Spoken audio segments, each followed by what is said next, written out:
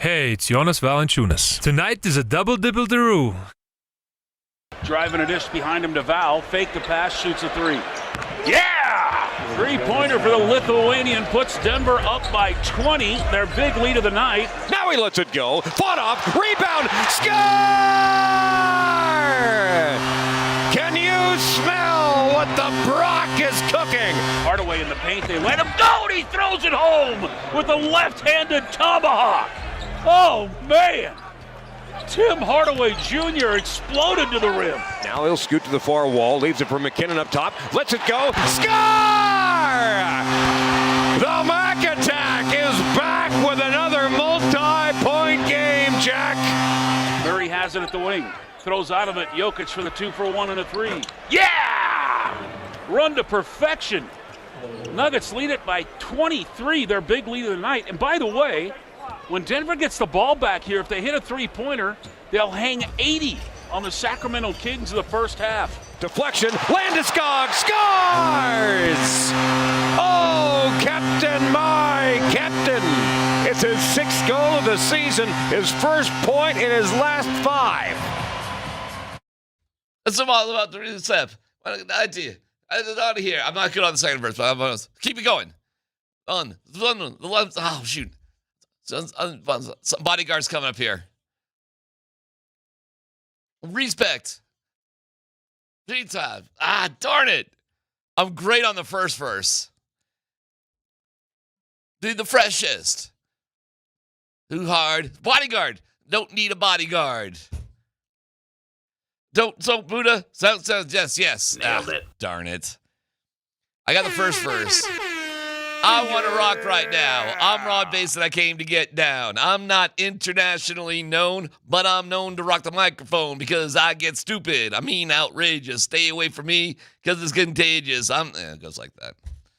Would your close personal friend, Robert Van Winkle, take offense to the fact that you're rapping a separate one-hit wonder? Might. I'm so terrible with the lyrics. I could never be a singer because I can't sing. But that's not even the main reason. There's loads of singers, as you can attest, who can't sing. I can't remember the lyrics. It would be the worst part of me trying to be a singer. Good morning. How are you? Oh, man, if you're shaking it out tonight because you're watching sports. Sports.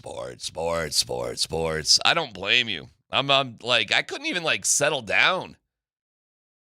It was like sports overload. Tonight is a double-dibble-daroo. Double-dibble-daroo. I mean, it was awesome last night. So awesome. Double-dipperoo. Double-dibble-daroo. David Adelman was talking about how funny Jonas Valanciunas is. He is funny. And he's a great leader. What a great pickup.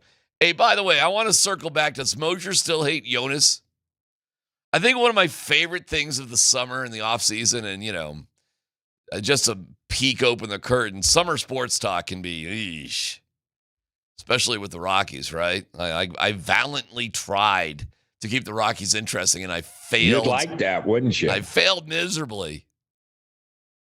But I think one of the funniest thing of the entire summer was the morning show's beef with the country of Greece.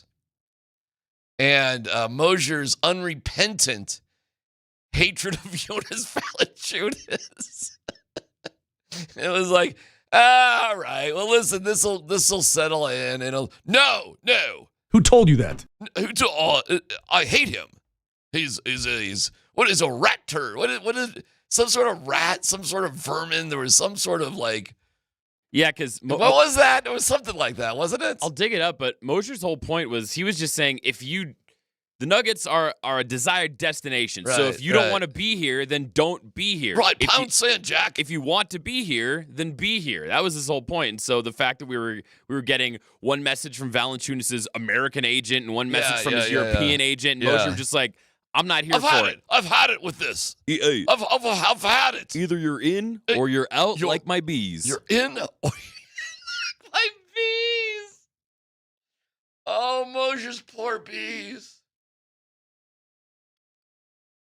God, Why doesn't a camera just follow him around? Seriously. I would just want a camera follow, and just him commenting on just like this drive-through. Whatever it is.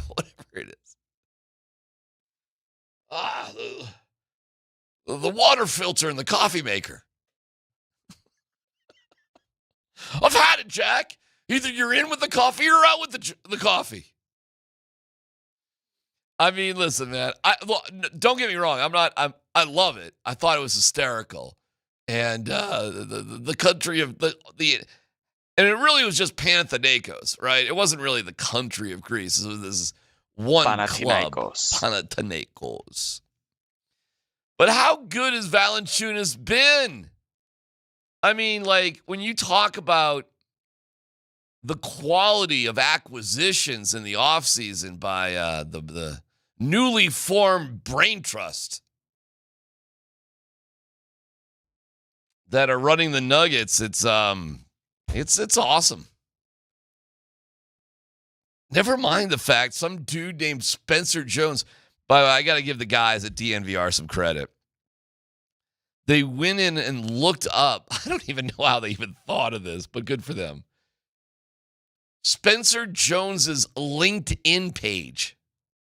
Like, what guys in the NBA have a LinkedIn page? Let's just start there.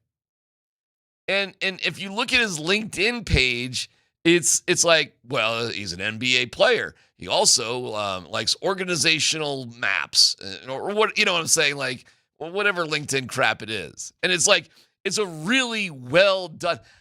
I believe I do have a LinkedIn page that I think my wife set up for me like 20 years ago. Based how often I've been fired, I probably should keep that up better.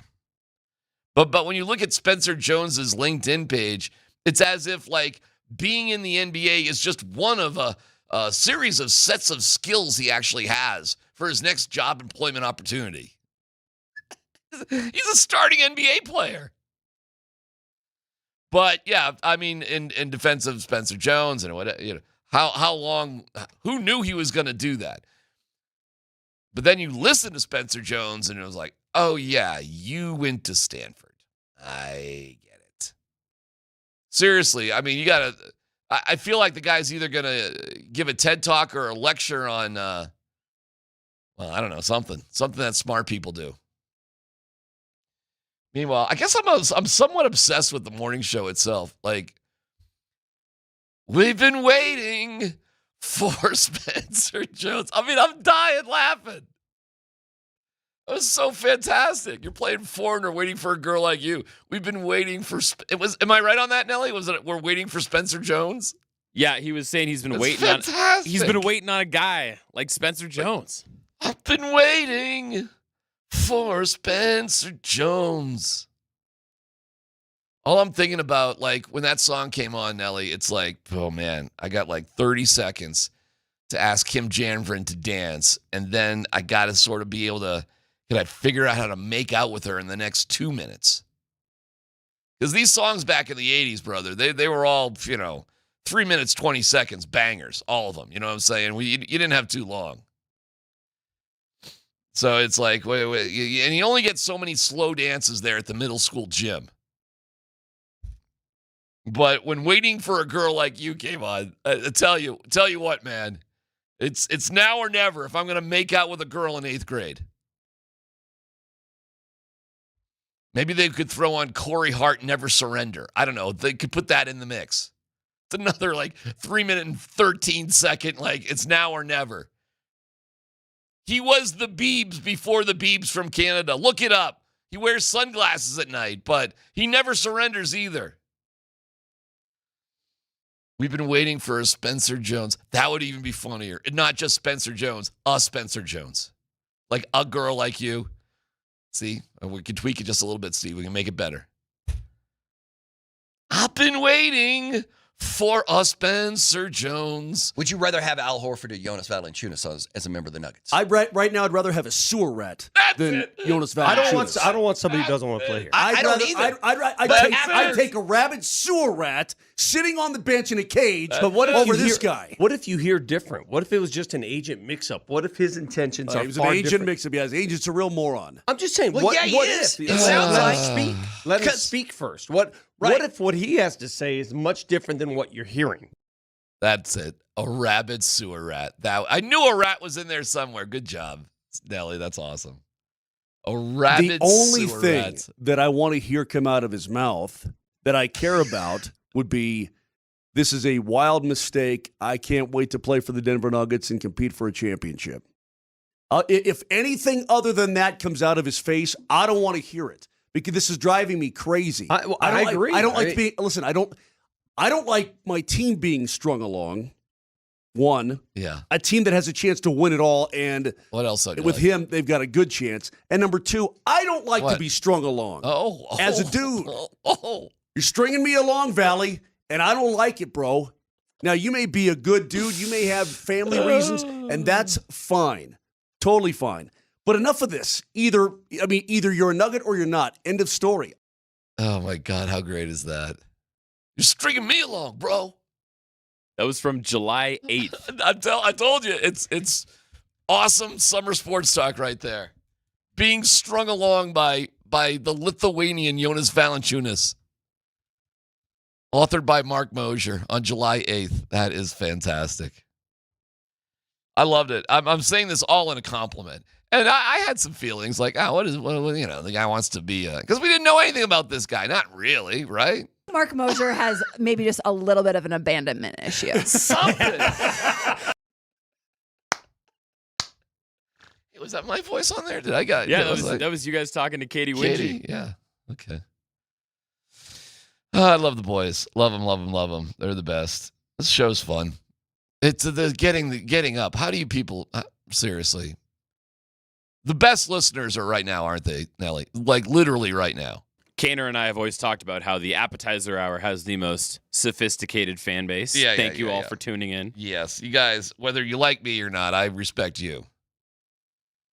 It's probably a coin flip, at this point. It's probably...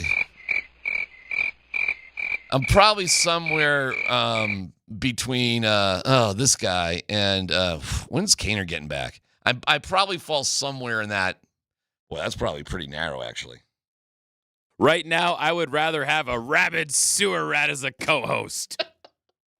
I know what Moj would say too. Well, he's on the team now, so it's fine. It's all good.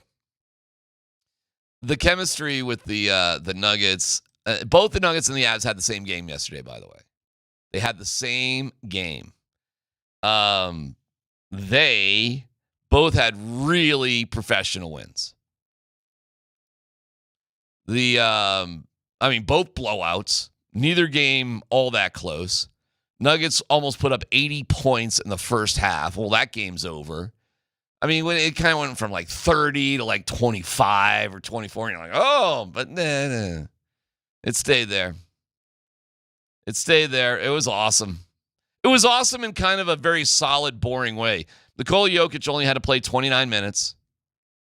We talked about that quite a bit on the other show I'm on. And we're looking at Oklahoma City. Oklahoma City, not only have they only lost one game all year, their games aren't close. I think we counted it up. They only lost once. Aside from that, I think they only have 4 games that are decided by 5 or less points. And recently they won by 49 over Phoenix.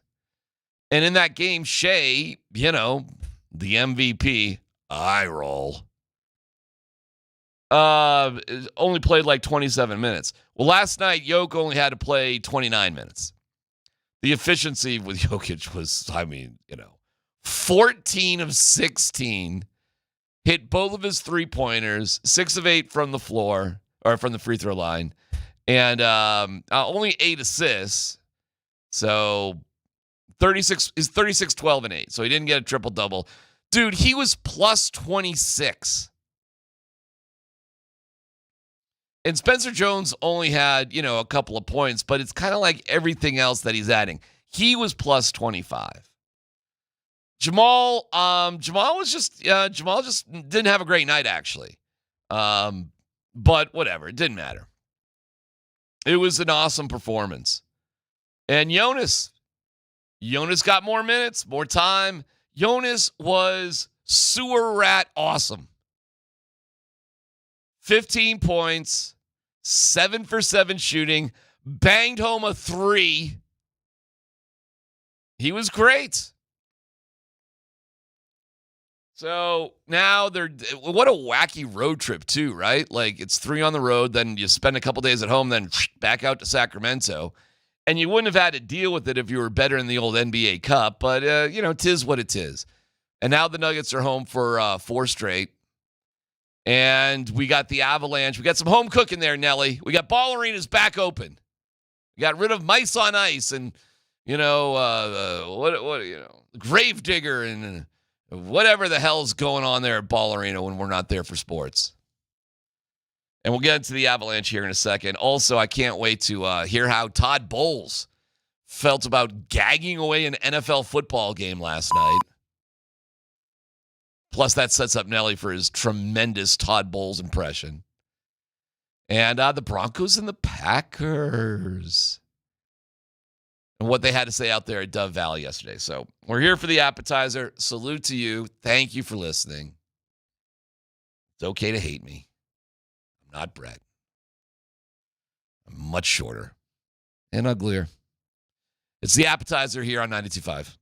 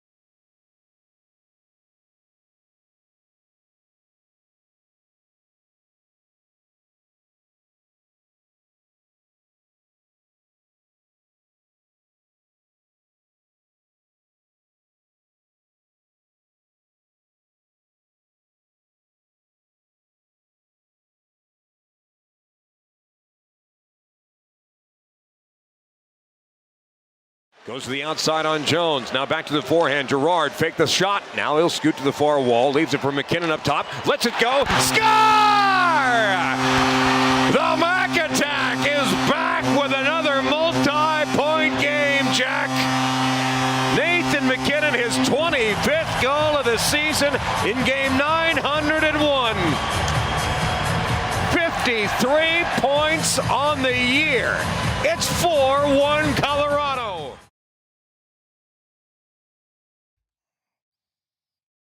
Oh man, we are returning the Mac.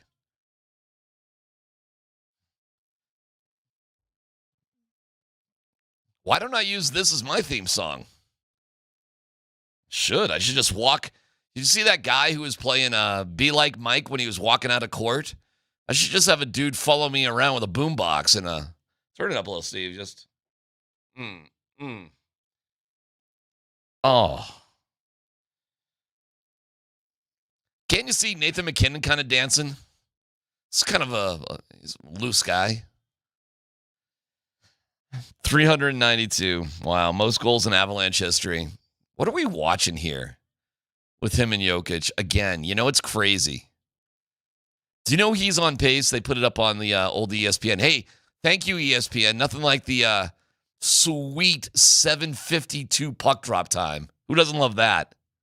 Oh, yeah. God, that is so great.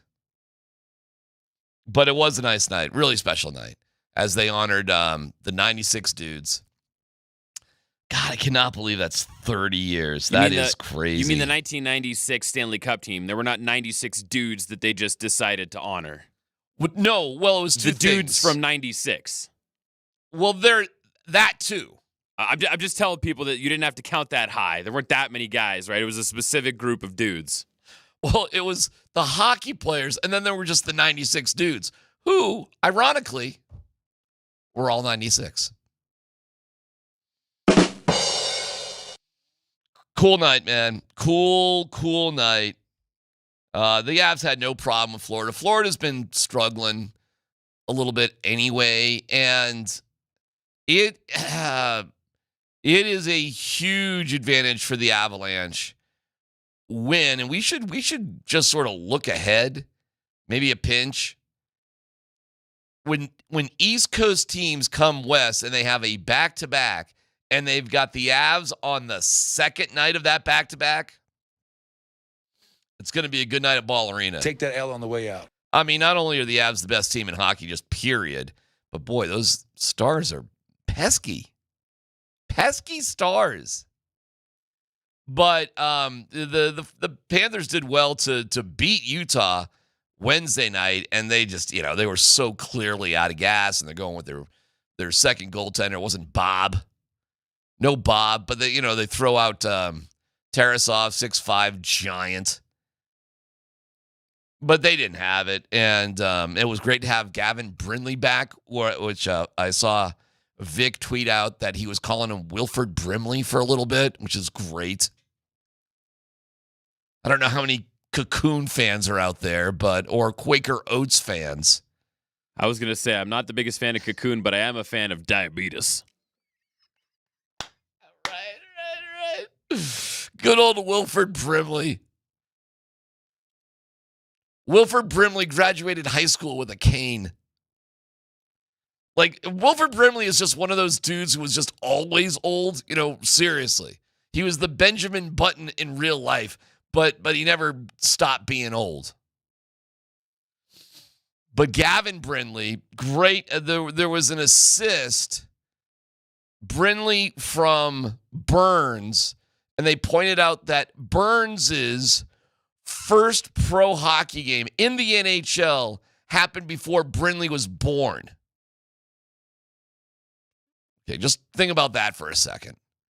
And they combined for a goal last night. And then Nate's just, I don't know what to say. He's unbelievable. It's been awesome to watch this year at Ball Arena. Watching him and Yoke again, and it's kind of funny. Like, they've done this before. They have done this before. I mean, if you're voting right now, God, would you give it to Shea right now? You can't. You got to give it to the Joker right now. You got to. So the question is that, like, at what point is that going to change? And it's a 2-horse race right now. There's not a third person. You know how they kind of start this ESPN's relentless, who's going to win the MVP discussion? It'll be boring this year. It'll be funny because Charles Barkley will just be like, it's Joker. That's it. Very poor Charles Barkley impression. We'll get actually, what Chuck will say is, he'll go, I understand that Joker is the best player on the globe right now. As one big fella to another, I know he's the best, but I got to give another second MVP to SGA. He's the most valuable one. It's like, well, what are you talking about? Shaq's going to do the same thing. He's going to say, well, Shaq is, but he's going to say that Jokic is the best player on the globe. But I got to give it to SGA. SGA, what he's doing out there in Oklahoma City is unparalleled. Shaq is the most petty color analyst out there. Chuck would favor Joker. I mean, he wouldn't necessarily, but there's zero chance. Do you remember like when Joker won it? I was down there at Ball Arena for the, little presser there when Joker won it. So Joker wins it, and we're going to talk to him, but first he's going to talk to Shaquille O'Neal. And Shaquille O'Neal's like, I didn't vote for you, but, like you didn't deserve it. Like you're doing an interview with a guy that just won the MVP. Like, just let you know, Joker, I didn't vote for you. Like, who cares who you voted for? And that bugs me. But I do love Shaq, and those guys are great. But I think it's going to happen again, which is awesome. I think it's going to happen again, folks. I think they're both going to win their respective MVPs. I don't know how Nate doesn't. I mean, at what point is Nate? Oh, man. See, I feel like might be in a jinxie cat here with injuries. Hope not. But what a night last night. Oh, seriously, it was really, really cool. Let me just ask you, do you like kind of stress-free watching Avs and Nuggets? Do you like that? Or would you rather have it a tight game?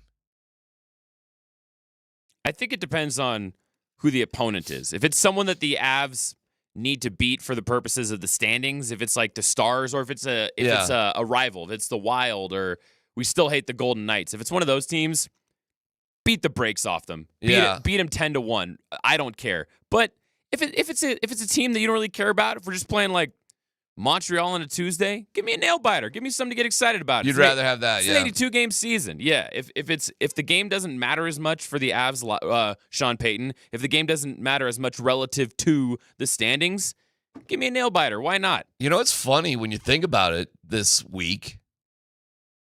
The Broncos game wasn't stressful. It wasn't.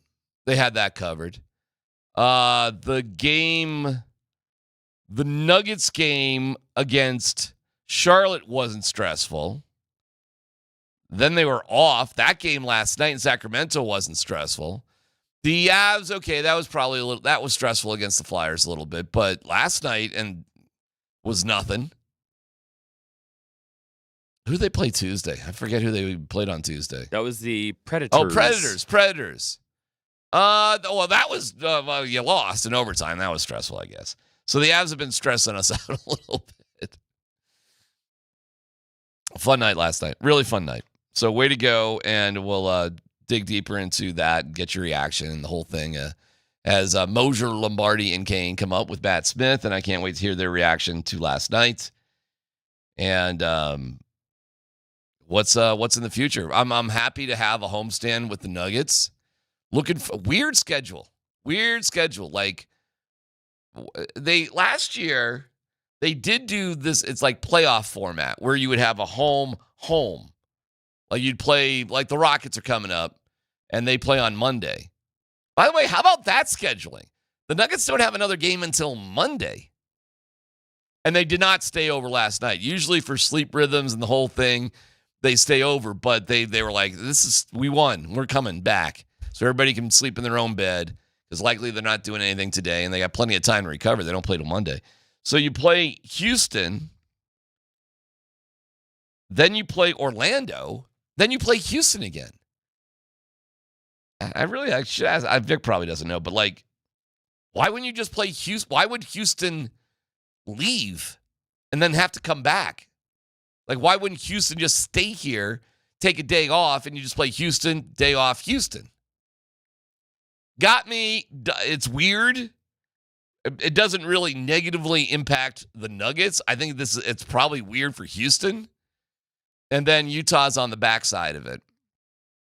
And you're right around the corner from a absurd road trip for the Nuggets. The day after Christmas, they're gone for 7 games. Yikes. So when you bank a win like you did last night, it's really, really cool. It doesn't stress you out. You're probably pretty well rested. I know Aaron Gordon was at least warming up before the game. Christian Brown, who knows? Strother, who knows? But you're getting through this time period, pretty good. Really good, actually.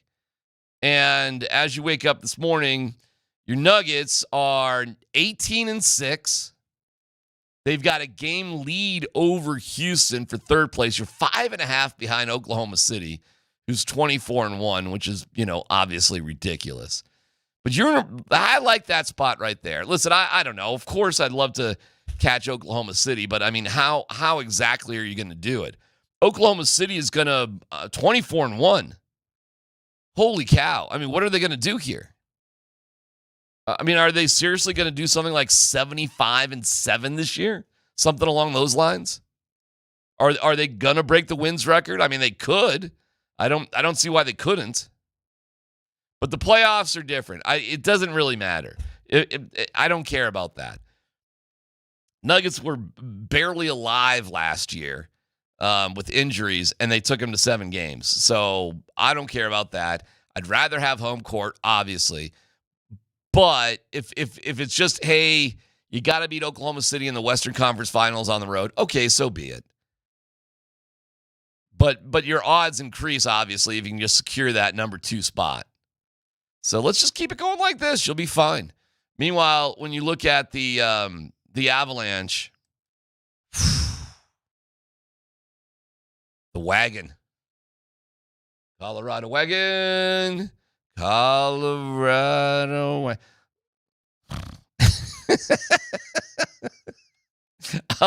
51. Colorado wagon. Colorado wagon. Why? When they sing Colorado wagon the second time, why do they almost all fall asleep at the same time? Like it's chugging along. Colorado wagon. Colorado. Well, you're a musician. You're a music man. When you slow down at the end of a song for an effect, do you know what that is called? Do you know what the fancy music term for that is called? El Slobo? No, that's what you and I are. It's a retard is what it's called. That is true. So that was just a nice retard by the fellas there in the studio. Okay. Yeah, neither of us want to touch that one there. I know. We're both thinking it. It's okay. I don't know. I'm thinking like Pianissimo or, the other music terms there. I used to know them all there. Setup. The Avs have 51 points. The Stars have 47. The Avs do have a game in hand. So, and then it's hysterical. Nobody else in the league is close to these two teams. It's insane. Nobody's even close. Behind Dallas, there's Minnesota at 39, and then it drops off a cliff with Chicago. That's in the Central. If I go over to the Pacific, so the Avs 51, the Golden Knights 39, tied with the Ducks leading the Pacific. All right, that's nowhere close. How about the East?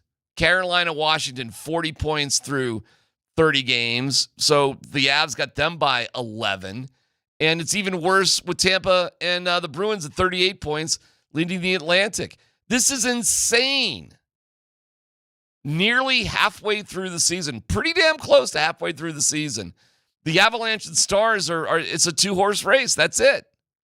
And it's got to be the Stars. It has to be the Stars. Like, we can't just see, like, I don't know, Tampa Or some other Eastern team? I don't know. It's got to be the Stars, huh? Oh, I hate the Stars. We don't see them again until March, though, by the way. So there's that. All right. Oh, you got some football stuff. Okay, cool. We can do football in a nice little. It's a football Friday, right, Nelly? That's what it's called. It's Bud Light Football Friday. Bud Light Football Friday. All right. We'll take a quick break. Thank you for listening. We'll get to Nelly's impression of Todd. Todd Bowles had a night last night. Yeesh. And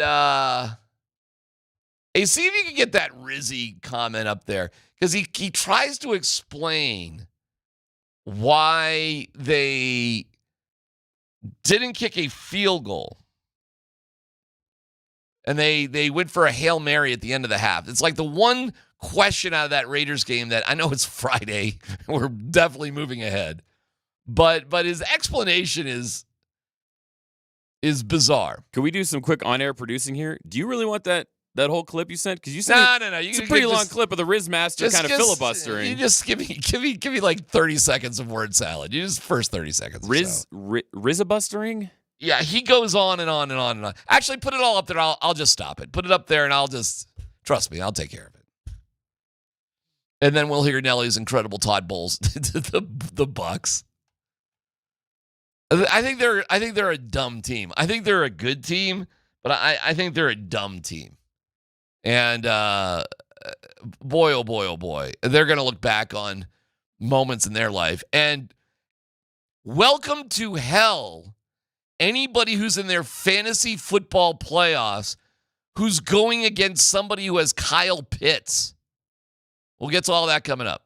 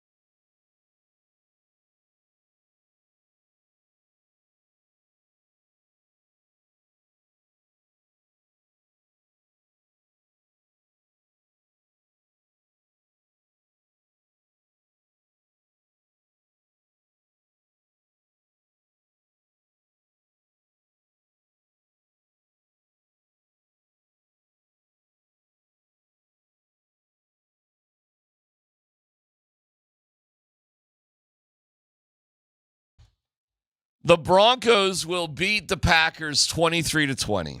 There you go. That's my official prediction for this game. I still haven't figured out why the Broncos are an underdog in this, and that's been a nice little theme. I love that theme, by the way, at Dove Valley. You want to get somebody's attention, tell a team and tell some players who have won 10 games in a row they're an underdog at home.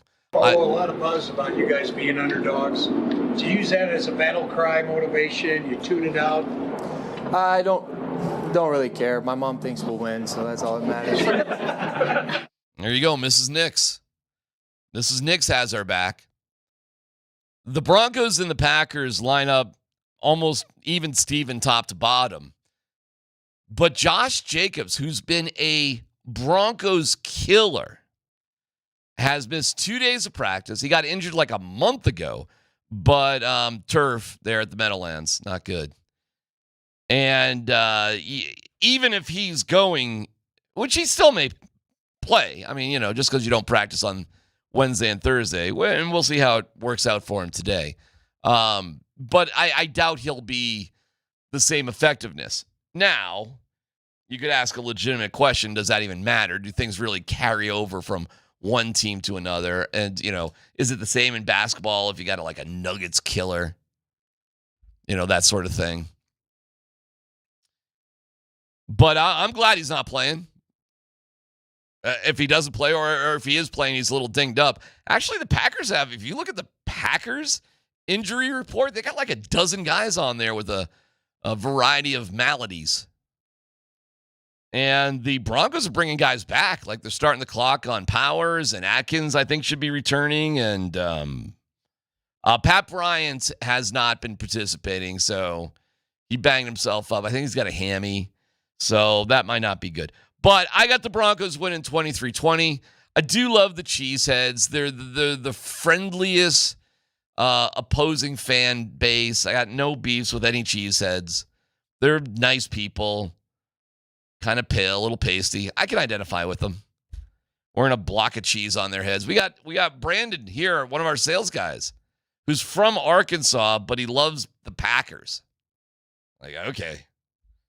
And by the way, I got to finally witness it with my own eyes in Arkansas, in Fayetteville. They have those cheesehead type hats, but for the hog head. Yeah. And so Brandon doubles up. He's got cheese heads. He's got hog heads. His head is never exposed. Yeah, it begs the question, what team that you love would make you want to put something on your head?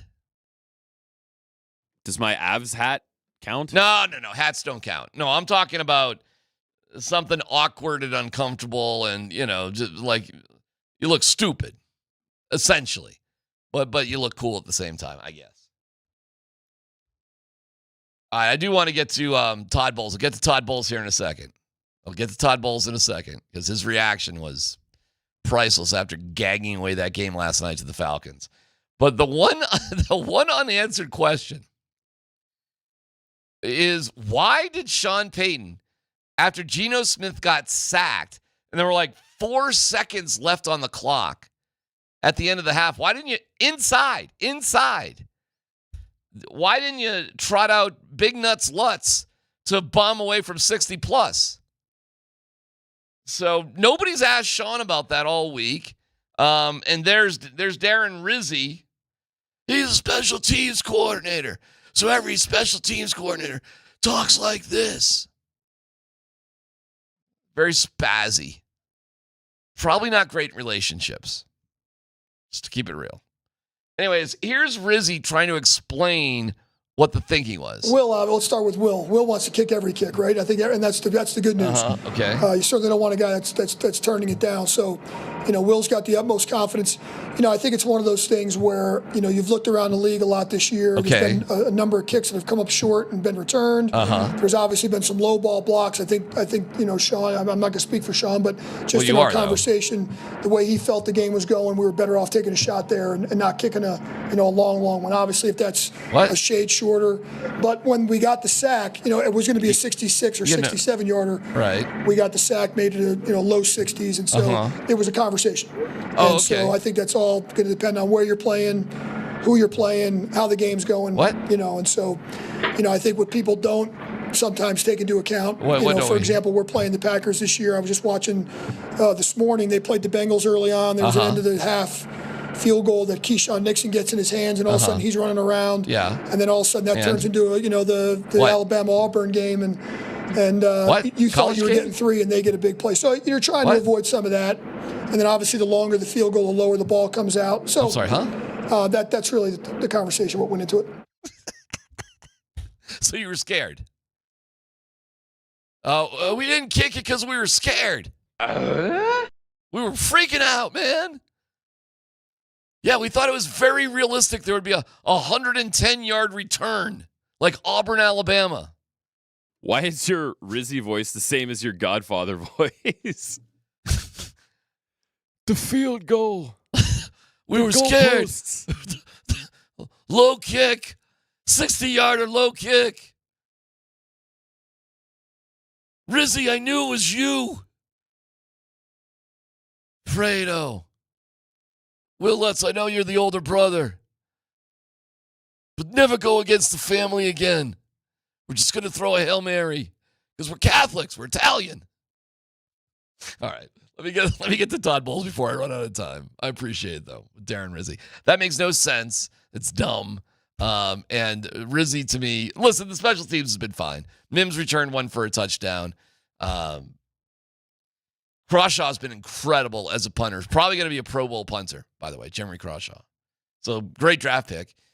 Big Nuts Lutz has been awesome. I would have just let him bomb away from 60.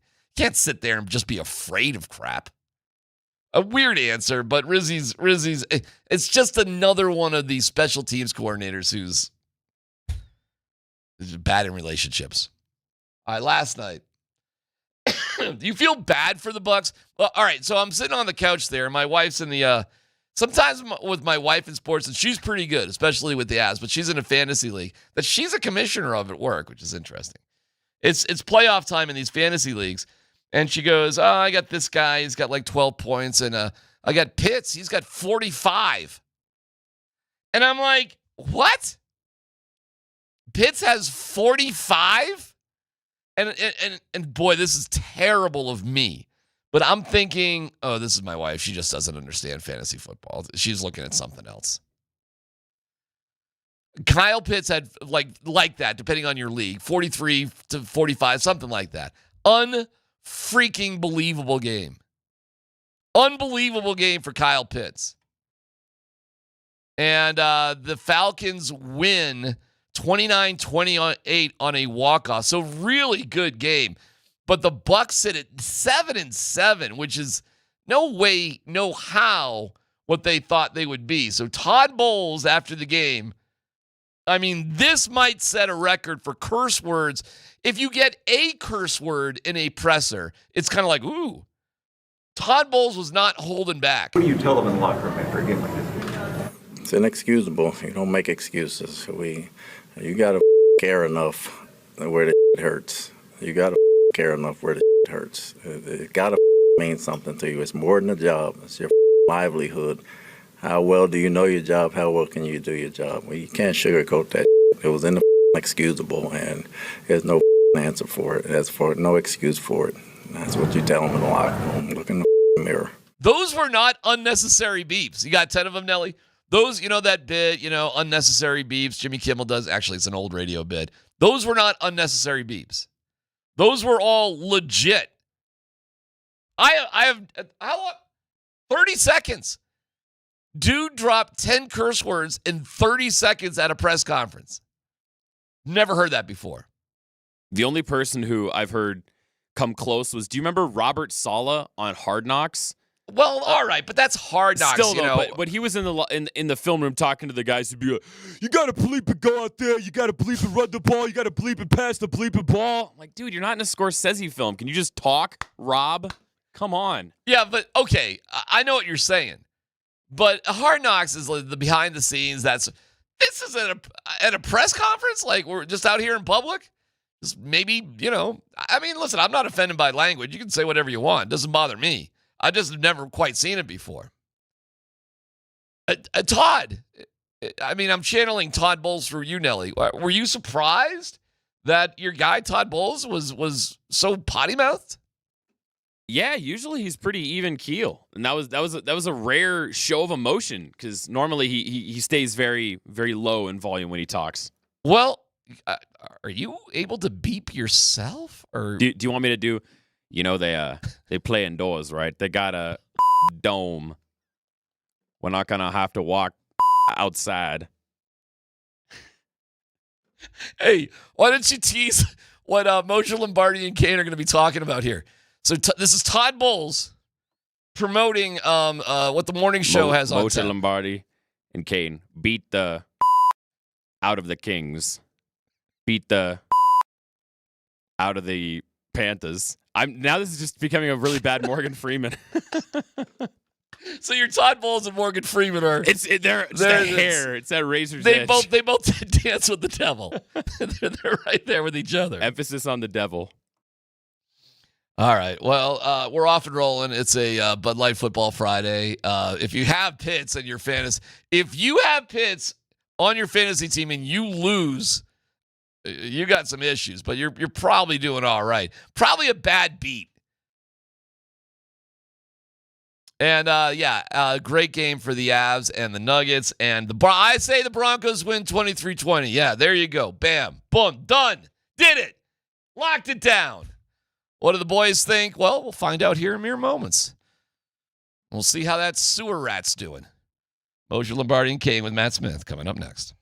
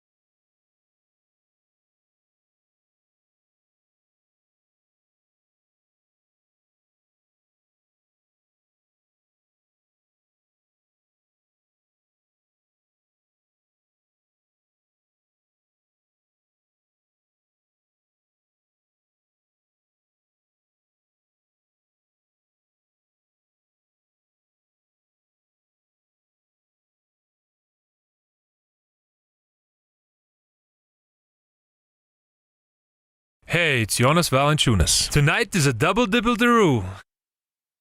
Driving a dish behind him to Val. Fake the pass, shoots a three. Yeah! Three-pointer for the Lithuanian puts Denver up by 20. Their big lead of the night. Now he lets it go. Fought off. Rebound. Score! Can you smell what the Brock is cooking? Hardaway in the paint. They let him go, and he throws it home with a left-handed tomahawk. Oh, man. Tim Hardaway Jr. exploded to the rim. Now he'll scoot to the far wall, leaves it for McKinnon up top, lets it go, score! The Mac attack is back with another multi-point game, Jack. Murray has it at the wing. Throws out of it. Jokic for the 2-for-1 and a three. Yeah! Run to perfection. Nuggets lead it by 23, their big lead of the night. And by the way, when Denver gets the ball back here, if they hit a three-pointer, they'll hang 80 on the Sacramento Kings in the first half. Deflection, Landeskog scores! Oh, Captain, my Captain! It's his 6th goal of the season, his first point in his last 5. Anybody sick of winning yet? Can you possibly be sick of winning? It just gets boring. It gets old. It's like, come on, do we have to win all this time? I mean, every time? No. That's funny that you say that, though, Matt, because it really is fun, is it not? Oh, my God, it's a blast. Is it not fun just to expect when you're seeing these games to win? It's pretty cool, man. Absolute blast. I mean, Vic, 136-105 for the Nuggets over the Kings last night as they extend their franchise record road winning streak to 11. And then for the Avs, it was an onslaught at Ball Arena, and they absolutely work over the 2-time defending Cup champs. Like I said, it's just, I mean, it feels good living the high life here in Denver, doesn't it? As I said last night on the postgame show, that's what it's like doing Oklahoma City games, like when they're over by halftime and the starters don't play in the fourth quarter. That's what that game was like for the Nuggets. And I'm looking at the Avs on the screen. I'm going, oh, okay, so that one's done too. Oh, all right, I got it. Yeah, domination is great, and especially what's the Avs record at home now, Moshe? What is it? Well, they're unbeaten overall. I believe it's 12-0-2. 12-0-2. There you go. Okay, because the Nuggets on the road are 12-2. They've won 11 straight. 11 straight. That's ridiculous. It's beyond absurd. It's beyond absurd. And last night, 12 threes for the Nuggets, but 136 points, Vic. It's just efficiency. And we talked about this heading into the Sacramento game. This was one that was added because you didn't make the next round of the NBA Cup. Was this the 4th time they played the Kings already? Yeah.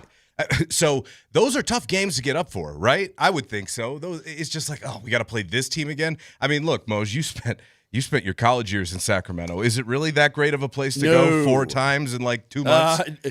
You know what? Used to could be, but it's not now. No, and I didn't even know that building. It's a new building. I have no idea what that building's nice. About. It looks nice, yeah. They have a purple laser beam or something like that, whatever. But here's the thing. Sports-wise, Matt, I think it's important for the Denver Nuggets at times to remind teams like the Kings who they are. Because there are times around these parts when you were just a wee lad that the Nuggets were continually reminded who they were. They stunk. They were not good. And teams would wax them. And they'd come to McNichols Arena and wax them. And they'd come to Ball Arena and wax them. And that's what good teams should do. So when you're a good team and you're in the good team era, behave like a good team. Behave like a great team, and that's what the Nuggets did last night. Yeah, Adelin called it a professional win. Yeah. They got a halftime lead of 23 points and then added to that lead. Never took the foot off the pedal. That's a professional win. Of course, Sacramento's terrible, and they were missing 3 key players, so they just didn't have the horses. And Dempsey and I were talking after the game. Mo, just imagine. We're so spoiled now over the last decade. Could you imagine having to cover and do games for a team like Sacramento every single night? Could you imagine that? Well, imagine doing an hour pregame, an hour postgame on that. No. Whatever that is. I've done it. You've done it. We've done it. I don't remember it. Yeah, well, thank God. You know what? It's like just whitewash my brain. Just whatever portion of my brain, Matt, you need to get in there with a scrubby pad. Wire brush? Yeah, but that's even better. Get in with a wire brush and just wire brush that portion of my brain, wipe it all out.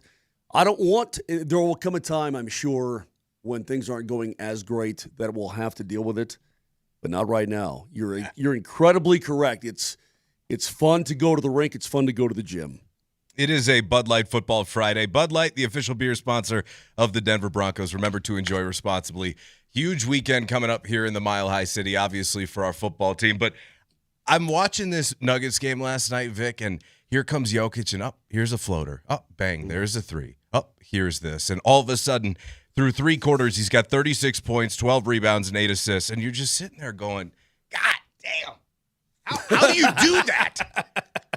How do you He only do missed that? 2 shots. Well, he only missed 2 shots. I mean, the efficiency with which he plays is ridiculous, and it was obvious from the get-go. And I don't know if you guys noticed, not just Joker, but Joker's replacement. When Jonas Valanciunas came in the game, he went 7 for 7. He didn't miss. Jonas Valanciunas, 7 for 7, 6 boards, 15 points. Best backup center they've had since when? I mean, you name it. Better than even Plum Dog. Okay, better than Plum Dog. Do you think that was a Sacramento thing going back there? Was there any oomph? I don't know, but he was asked after the game, do you like the move to Denver? How do you compare your move from Sacramento? And he laughed. He literally laughed. He guffawed afterwards and said, well, we're winning. I mean, that tells you the story. But I need to know this. Somebody, investigation, somebody out there, somebody who listens to this show and is willing to conduct an investigation. I've got one for you. How, in the name of James Naismith, do the Sacramento Kings straight up trade Jonas Valanciunas for Dario Saric? Dario Saric got the DNP last night. Again, he doesn't play for them. How does that trade happen? Straight up. Somebody explain that to me. It's one of the great mysteries of Earth. I don't know, Vic. I want to ask you gentlemen one thing. Nikola Jokic, and I watched him again, 14 of 16 last night, 2 of 2 from three-point range, 36, 12, and 8. And Nelly, I'm going to include you in this because you play the flute pretty well. What is it you play? The saxophone. Saxophone. Okay. I do not play the Yaz big flute. Big fat gold flute with a wide bell. How's that? I'll take it. Okay. Is there anything that you guys do in your life as efficiently as Nikola Jokic plays basketball? Yes, I do. Okay, what is that? I'm not going to be doing it for a while, but I argue with folks on the text line pretty efficiently. Okay, Matt. Take a pause from that for a while. I can't share mine on there. Good. Yeah. Good. Well, okay, that's good. Yeah. That's a good thing. By the way, it's great when you have a blowout win like that, and Jamal has a very inefficient type of night. You know, he was not great last night. Had a little bit of the shoot-itis, but you know, I'm just trying to think. Take a night off. Take a night off, Blue Arrow. Exactly. Didn't need him. Put your quiver up. Exactly. I don't know that I do anything as efficiently. I mean, maybe I did have to. My wife made ribs, and I had to wash some things. Like, I'm a good pan washer. I'm a good, cookie sheet scrubber. You know, pretty efficient at that. I can dry it really well, put it back away in its side thing. Smoked ribs? But this guy, they were so good. But this is crazy, man. It's just crazy that we're witnessing what this guy's able to do on a nightly basis. After the game, Katie asked him, she said, how are you able to score at will? And he said, well, they were missing Domantas Sabonis. And he didn't want to rip the kid who got the start. But he was like, that man that was in there, he was a rookie. And he was just trying to do it in the nicest way. Who was that pretty they had boy? No chance. Who was that pretty boy? Maxime Renal. He played with Spencer Jones at Sanford. Oh, that's that kid. Yeah. Oh, Yeah. okay. I had no idea. That's so funny that you bring it up. And the point you made about Jonas's efficiency, in 12 and a half minutes per game or less, Valanciunas is the only player in NBA history to average 8 or more points per game and 4.5 more rebounds per game. Like it's incredible efficiency what he's doing in a very limited opportunity. Vic. Did you guys see that bucket he had in Moser? I'm not sure you were at the Avs game where he moseyed through the lane, palmed the ball, and it was as if he's a father playing with the children, Nerf ball, because he palmed it all the way to the rim, and all the kids were trying like, Daddy, Daddy. It was so stupid. You know, you said it earlier. It was last week, earlier this week. No, it was last week for sure. You know, enjoy what you have right now and try to cherish it the best you possibly can. And you guys gave me such a hard time for it. And the reason I did is because you're not wrong. It's just that people don't listen. Okay. And I'm like, brother, you're wasting your breath. But I'm gonna reiterate it. People watch this guy play and then enjoy it and then cherish it and then caress it like a newborn, that kind of thing, because you won't see it again. Ever. Meanwhile, back at the Hall of Justice at Ball Arena, isn't that what it kind of feels like? I'm watching both of these games side by side on my screen. It's like, oh, there's the best player in the world. Oh, there's the best player in the world. Meanwhile, 6-2 over the Panthers. And a good start. Noah Gregor, by the way, Panthers, what a sick goal he scored to tie that thing up, wasn't it, on the rush like that? Dude, I was right there. I was sitting right there. By the way, that's his first goal of the year. Right. And I said to somebody, I said, that's a career goal for him. Right. He's not top of the highlight reel. You're not going to see that guy come in being checked like that and then go top shelf by Mackenzie Blackwood's ear ever again in your life. But it was a beautiful goal. But what did I say? I said what we need to do is just jump on him right away. Right. So Sam Malinsky gets that first goal. The Avs were pressing early, out shooting them 9-1 in the early going and blah blah blah. But even though they scored that goal and Noah Gregor had a great goal, didn't you feel like it was like the Avs were controlling the play? Oh, it's no big deal. Yeah. Oh, well, we'll get it back. Don't worry about it. Didn't it kind of feel like that? Nice shot, kid. Yeah. That's what it kind of felt like, that the Avs were controlling the play, and I didn't feel worried. Even though Noah Gregor scored, I didn't feel worried. They were playing in the back-to-back, but it was the way the Avs were playing, not even what Florida's doing, not even how they're doing it. And by the way, they were pretty damn healthy last night. It's the way the Avs dictated the pace of play that made me so confident. And so once it's 2-1, you get that Nelson goal before the end of the first. It's 2-1 with a buck and a half to go in that first period of play. You come on out in the second, Gavin Brindley scores, and you're like, okay, here we go. And that was it. That was it, Vic. They didn't look back. Yeah, when Wilfred Brimley got on the board, I knew it was over. All I'm looking at and it's crazy because for the Nuggets schedule, now it starts to gets tough. Let's get honest. It gets tough. That Sacramento game, I think, was the last of the easies. They got Utah coming up, but every game on the Nuggets schedule for the next month, much tougher game than what they just played. If there was a time for those two players to be injured, this was it. For the Avalanche, I'm looking at the schedule right now because the team that they're what are they, 3 points or 4 points ahead of Dallas? Dallas just keeps winning. They're 4. Dallas lost last night. They lost to Minnesota 5-2, yeah. When do they play Dallas again? March 18th? That can't be right. It's something like that. No, it's somewhere March down the road. 6th. Yeah, somewhere down the road. March 6th at Dallas. That's got to be right after the deadline, huh? Or like right before. It's got to be right. You're right. It's got to be like, I don't know the exact date, but it's right there. Right there. Yep. So you won't see them for a while, which is actually lovely. I don't need to see those guys for a while, to be honest with you. Well, the Nuggets don't play the OKC Thunder until February. Hey, it's going to be a nice couple of months here. AG back, a little CB back. That'd be great. But you brought up the Brindley goal. I mean, first game back. Wait, hold. Oh, sorry. What do you mean you hope? If AG's not back by if he's not back by February, then I'm really scared. Well, you hope that if he's back, that he's still back. Vic, there are there are a lot of things on you that between now and then I could transplant and you'd be back.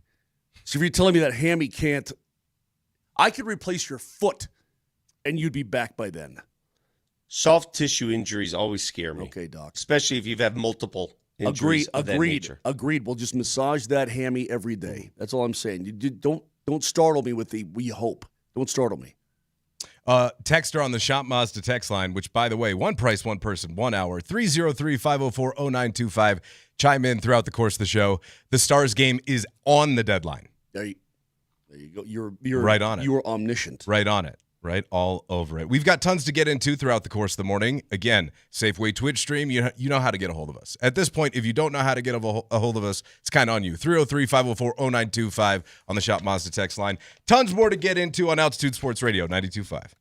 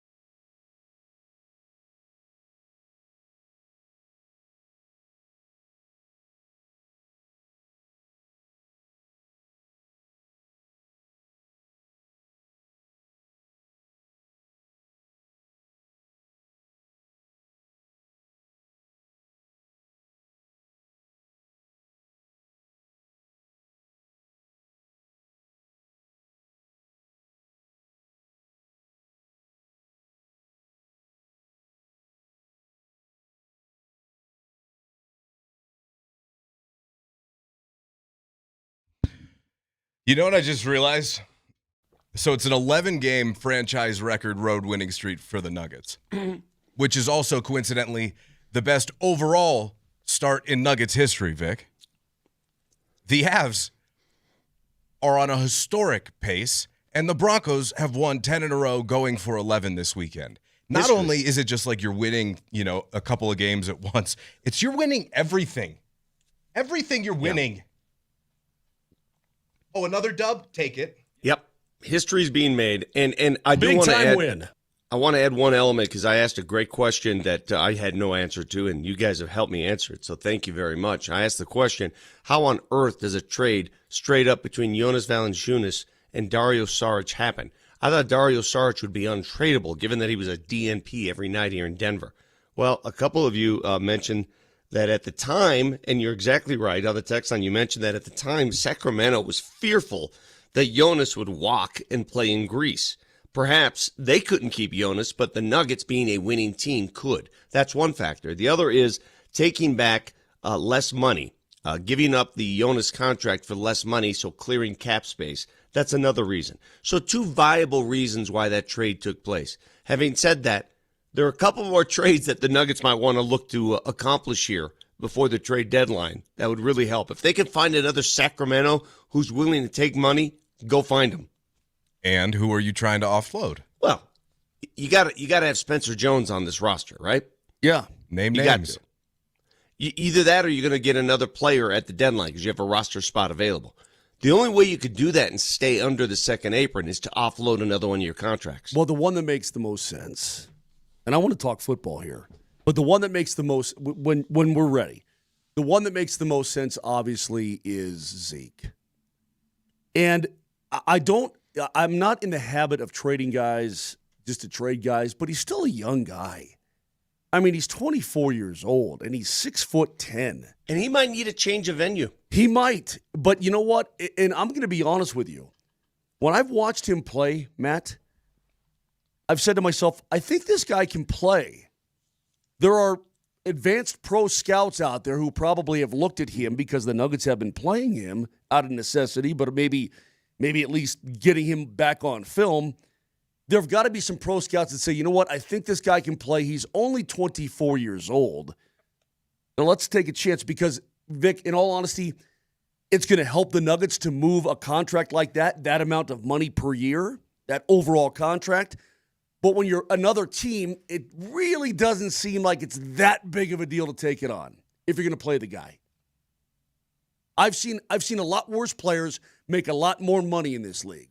Timofey Mozgov got $64 million from the LA freaking Lakers, and that guy couldn't play a lick. It's all about opportunity. You know, I'm watching a post by Austin Rivers. Do you remember Austin Rivers? Oh, yeah. He was referring to Bones Highland. He was watching Bones Highland at a Minnesota T-Wolves practice. Bones is now with the Minnesota Timberwolves. And he said, here's a case in point where a guy who has tons of talent, offensive talent. I mean, the guy can score whenever he wants. But he's been cast on these rosters that are just so darn talented. The Nuggets roster, the Clippers roster at the time, the Minnesota roster right now. And he just doesn't have the opportunity. Sometimes, you know, these guys go to good teams and they never see the light of day. If Bones Highland played for Brooklyn, if he played for the Brooklyn Nets right now, or if he played for the Sacramento Kings, he would have that opportunity. He's not going to get it on those teams. Well, if he had shown that he could be a responsible contributor, then he would still be here, or he would still be with the Clippers. He would still be someplace because then you'd find a place for him. They would have the conversation about Bones Highland the way they're having it about Spencer Jones, and that is, we got to find a way to keep this guy around. Instead, they're finding a way for him to go someplace else. You know it, and I know it. There's more to Bones Highland than being stuck behind other guards. Sure, but I'm talking about pure talent. Okay. There are a lot of people that, you know, could be head cases that are playing, just playing. They're playing for bad teams. On the Shop Mazda text line, same question can be asked about Gavin Brindley in the trade with the Jackets. Do you agree with that? That's such a good trade. Oh, my gosh. I love Miles Wood. Charlie Coyle's a great dude. But if you unload both those contracts, and you get a Brindley back and a pick, that's pretty good, right? Kid's been amazing. I'm blown away. The Avs haven't had youth like him in a minute. Like when they brought in Newhook, that's who they wanted a Newhook to be. That type of a guy. You're totally right. You are 1,000% correct. I'm just saying they haven't had this type of spark in a minute, and I'm pretty excited about it, to be honest. You know what, Matt? I think you're right on the dang money. I think that he's not a homegrown guy. Okay, so again, when you're talking about drafting and developing your own guys, that's what you ultimately want. But if you can acquire a guy who's okay, let me go back to my movie reference. Hey Vic, you ever see the movie Untouchables? Of course I have. Okay, so when Sean Connery and Kevin Costner, they need a new guy, where do they go? Huh? Okay, you're an idiot. They don't go and recruit another cop on the force. They go to the police academy. A guy who has not yet been who has not yet been involved in the cops. He's a pure guy you can mold into your own. That's a Gavin Brindley. Okay, your ability to remember things from movies is truly remarkable. I don't understand anything that you said. It really is. Well, but it's a remarkable trait. His name was George Stone, right? Andy Garcia. George Stone. No, what was your name before you changed it? Just how do you remember all this stuff? Because I've seen Untouchables 500,000 times, and I love that movie. But it's the analogy is what I'm getting at. So don't talk about movie reference. It's the you go get it off the vine. You don't buy it at the store, right? Because it may be rotten when you get it at the store. That's what you got to do with your guys with a team like this, because you need to mold them into what the Avs are, who they are as a team, how they think as a team, what they do as a team, the guys who lead the team. You need to bring guys in and say, this is the way we do business. And you need to find the right guys who are going to do business the way that you do business. So that's an excellent point. Brindley is that guy. And look, he's only 21 years old, man. And he terrific college guy, so on and so forth. But you get him over, and his motor is going. His motor's really going. I'm really happy with what I saw, and it's his first game back, playing great. Another comment on the text line, because I think it was you, Vic, who asked if we could do anything as efficiently as Nikola Jokic plays basketball, and somebody says, well, Moser can house gas station burritos better than Jokic. Yeah, he's got that one. Hey, man, don't even try. You polished that one. Yeah, don't even try. You polished that one yesterday in record time, I have to say. You saw it? Hey, you saw one firsthand? I did. Good. I was like, where did the burrito start and where did it finish? This is a bear-made burrito that I brought in from home. It was frozen in the freezer, but nonetheless. Do you notice how he breathes when he eats? Yeah, You're wheezing. It's Slow like down. He's fighting. It's like a fight. It's like he's fighting the food. It's like the burrito's alive. It's like he's a snake eating a live rat. And he wants to swallow it before it's crazy to me. Anyway, from the text line, Vic, do you think MPJ will be an all-star this year? No. MPJ's lighting it up in Brooklyn, but I do not think he'll be an all-star. I just don't. Not that I'm happy for him. I'm glad he's scoring. I really do. I'm glad he's scoring. I just don't think it's going to be enough to become an all-star. I want to get into the Broncos, but briefly, did anybody see Tampa Bay, down their leg again last night? They were up 14? Is that what it was? 14. And Atlanta, of all teams, Kirk Cousins and his wheelchair rolled right over you. 15 points in the fourth quarter. Ugh. They lose 29-28. Atlanta won a game in which they had 19 penalties. It's egregious. How do you do that? They had 14 more penalties than the opposition, and they were down 14, and they win. Matt, I'm so glad you're here, because then we're allowed to expose you to things in life that you've never seen or heard before. You are? And one of the great ones of all time is Steve Nelson's impression of Todd Bowles. So, Nelly, if you would, please give me your impression of Todd Bowles. Well, they play indoors. You know they got a dome, right? Mm-hmm. Okay. Now give us your impression of Todd Bowles after last night's loss.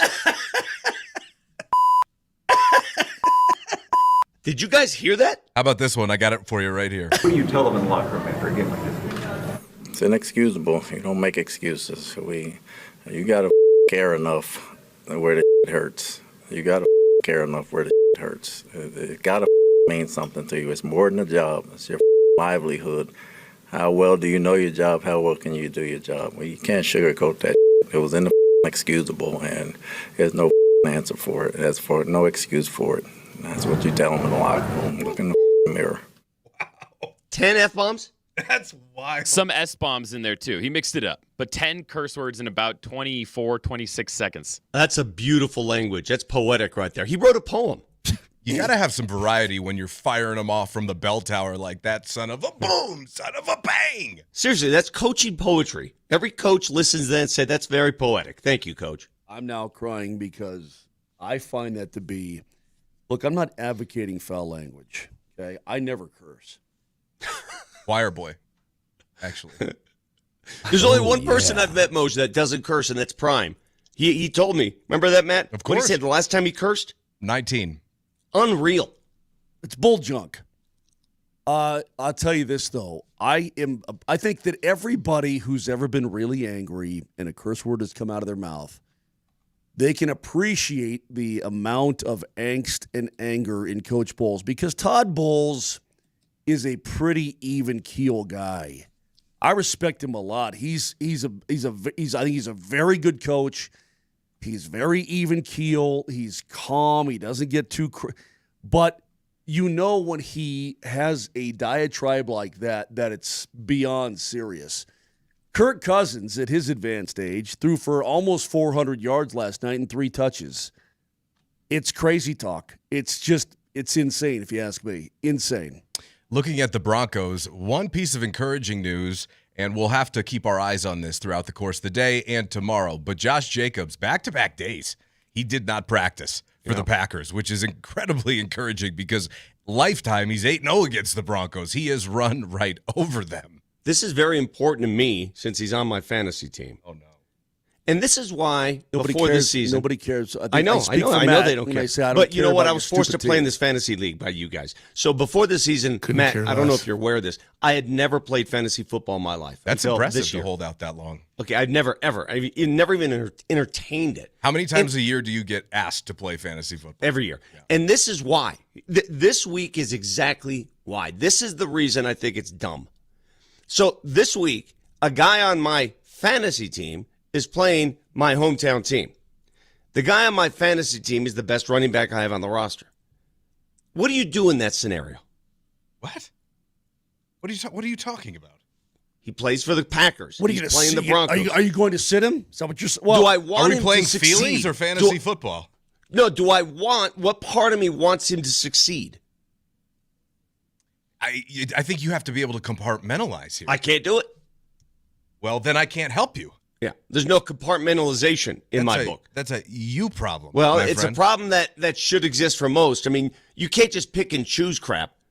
You can't just do that. I think you can. Most people do. Moser, do you pick and choose? I try. Yeah, I try to pick and choose. By the way, don't you want to have your cake and eat it too? By the way, I beat your boy Shockey by 0.5 points last week. Yeah, Vic is 0.5. Vic is currently tied for 3rd in the league. My team, Taste My Pigskin, has been eliminated. So wait, how does this work? In all honesty, I'm not trying to be facetious. Okay. When does this end? How does it work? Where are we in this fantasy stuff? You play it off through week 17. So we're in the playoffs right now, essentially, I think. We are? Yeah. Yes, and then it'll end by the time the regular season ends. Oh, so that's the Super Bowl? Yes. So you got eliminated too, so why don't you shut it? I did? No, I did. And, Nelly. You know who eliminated me? Darren frickin' McKee and his bike. I lost by a few points. That guy knocked me out of. I was right at the cut line, and sayonara. Yeah, which is surprising. Does he even know he's playing fantasy football? I don't even. Yeah, he sets his lineup when he's biking to school every day. I have not set my lineup for the last children? 5 weeks, and I've won 4 of the 5 games, mind you. Juggernaut. That's all that says to me. Well, the Packers are coming off snapping Chicago's 5-game winning streak with that 28-21 victory in the bitter cold at Lambeau, which, by the way, I don't know if you guys paid attention to any of the reaction on Milwaukee or Wisconsin radio, which why the hell would you? Wisconsin radio. I think Wisconsin accents have to be the worst of all the Midwest dialects. Right or wrong? By a million miles. They all blend together up there. North Dakota, Minnesota, Wisconsin. Yeah, Wisconsin, Minnesota, and Dakotas. There's maybe a slight dialect change, but it's mostly, don't you know? Don't you? It's one of those kind. You're right, Matt.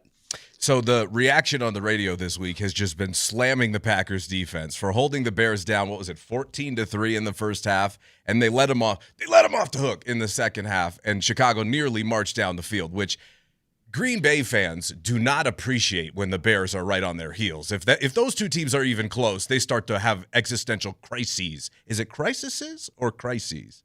Crises. I think that the sophisticates like to say crises because it makes them sound smarter. Guys like McGahee? Yeah, well, he is kind of a sophisticate. Just say, yeah. I mean, if you say it like that, then it makes you sound like, you went someplace smart. But just say, man, it's a big crisis. Like, say it like a normal human being. Instead of, we are involved in these crises. Crises. So here come the Packers into town, and the Friday before game day, how are we feeling, Vic?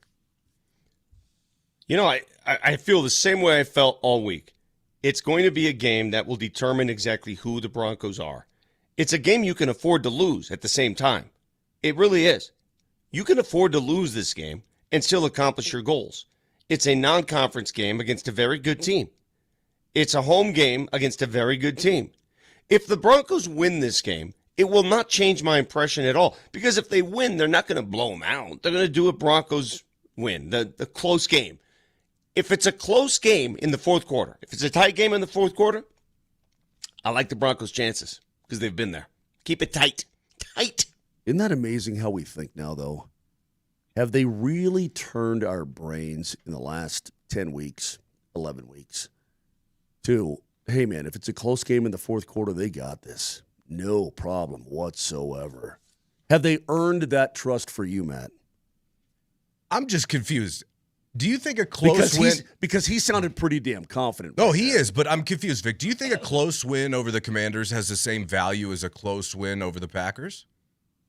I just think you play a certain style of football that attracts close wins.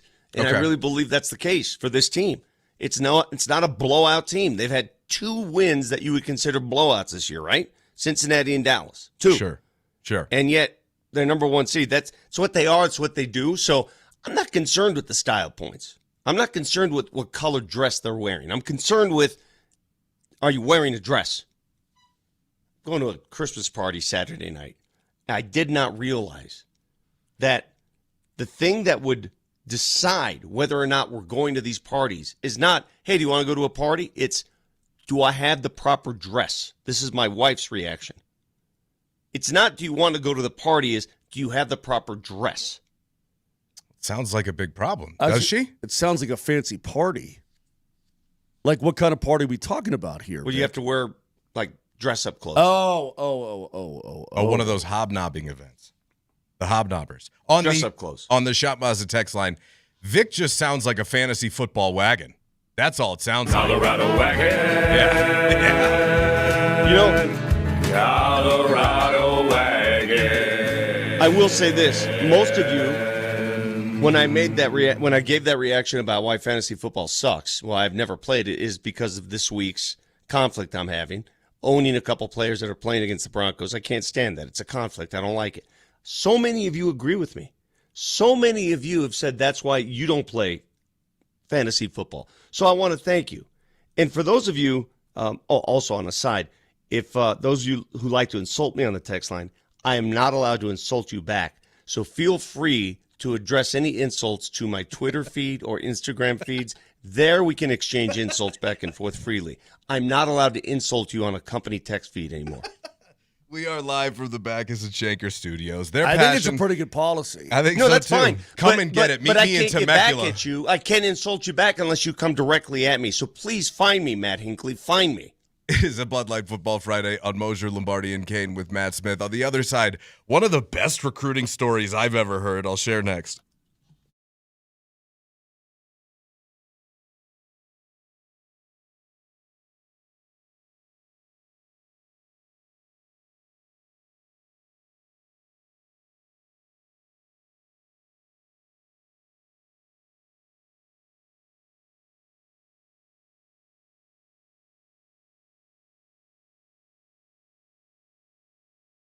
Nobody wants to talk about erectile dysfunction. Why would you want to talk about it? Private thing. It's a personal thing. But if you're dealing with it as a dude, do something about it. If you're over 50, it's likely that maybe it's creeping up on you or it will or something of that nature. Rocky Mountain Men's Clinic can take care of you. Get treated. If you got a bad ankle, you got a bad elbow, bad wrist, whatever, you're going to get it taken care of. And the Rocky Mountain Men's Clinic, well, their treatments work when the pills or the herbals fail. Success rates well over 90%, and they've served the front range here for nearly a decade, successfully treating tens of thousands of men. So if that's you, don't worry about it. Don't slough it off. Don't laugh it off. Don't be embarrassed. Get it taken care of. Give them a call today at 720-440-7900. 5 locations in Colorado, Fort Collins all the way down to Colorado Springs. So there's going to be an office that you can get to relatively easy. 720-440-7900 or go online at RockyMountainMen'sClinic.com.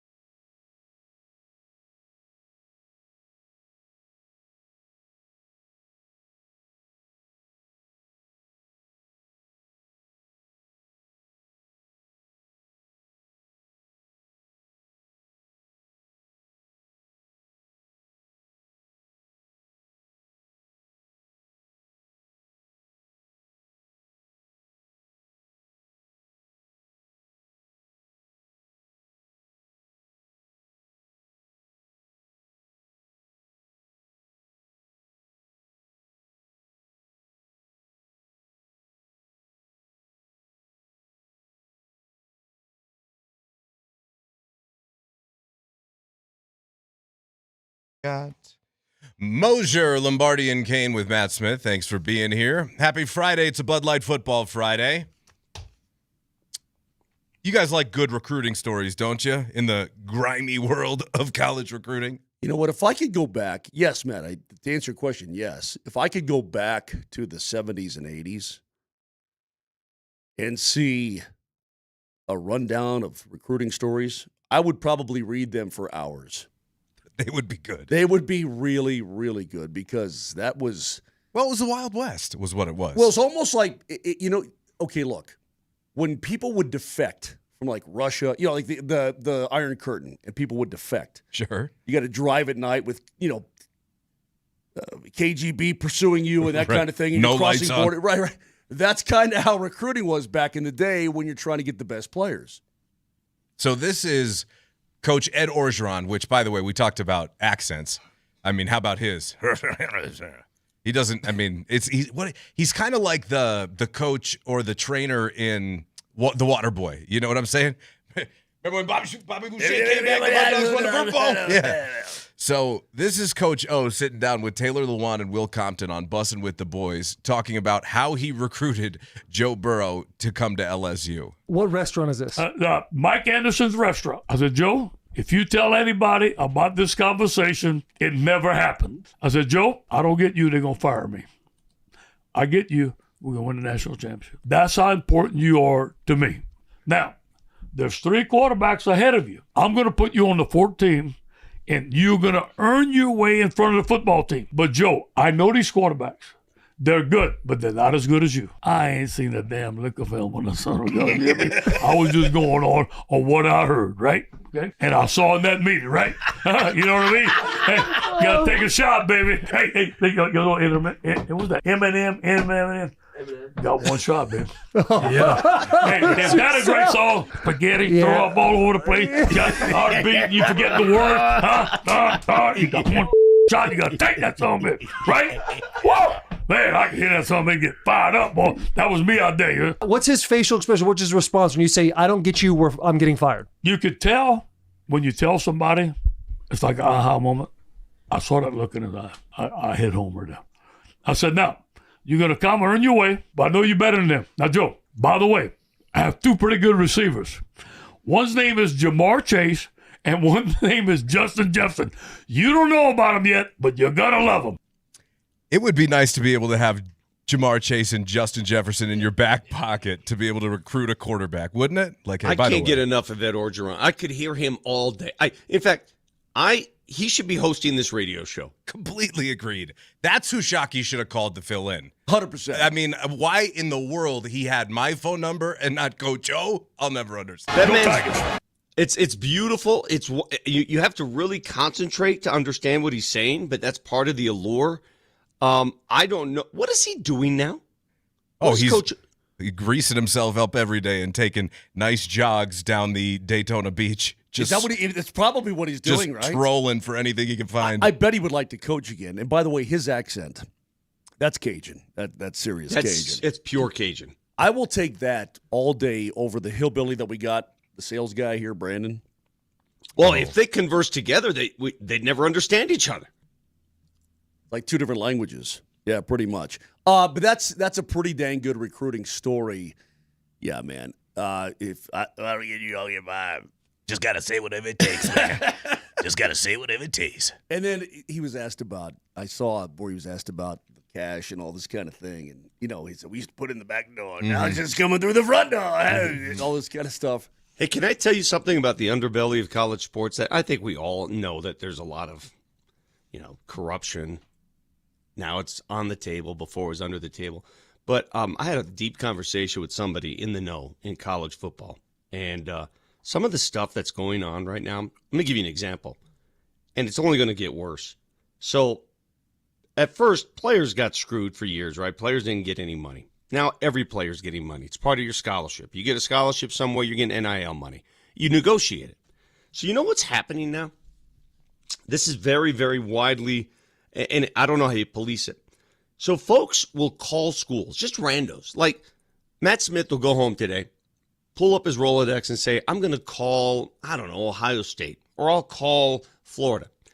And he'll call the recruiting folks at Florida, Ohio State and say, hey, if I can get you so-and-so, this player from Oregon, would you pay him $500,000 in NIL. Here are his numbers. If I can get you, would you do that? Yeah, you will? Okay, great.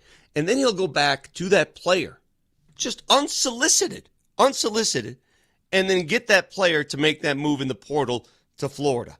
It is happening everywhere. Wait, Registered agents. Stop. You're talking about just like unregistered brokers. Unregistered brokers. You don't have to be an agent to be an NIL rep.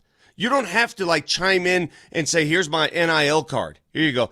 You can be a 12-year-old at home and make the necessary phone calls if you have those connections and broker that deal. It is happening everywhere. So if you're an athlete at Colorado and you as a fan are thinking, well, here's who's coming back next year. Not so fast, my friend. Not so fast. Because there are people all over the country trying to move these products, these assets, to other teams for more money. And you know what's happening? You know what's sad? A lot of these players are doing it because it's not about the school anymore. It's not about, I wanted to play for so-and-so because it's been my lifelong dream. It's not about that. Can you double my salary? That's what it's about. So you're telling me if Rudy was offered by Michigan or Georgia Tech, he's like, I'm out. Yeah, he would have taken that money elsewhere. And that is what's happening in college football. And a lot of you who are idealists don't want to think that, but it's the truth. It's happening behind the scenes. There is absolutely zero restriction. There are no guardrails. We went into this sight unseen. And a lot of these kids, I call them kids. I'm not even going to call them kids anymore. They're businessmen. As they should be, because there's coin on the table to be had. And if I were that age, I'd be trying to get as much of it as I could.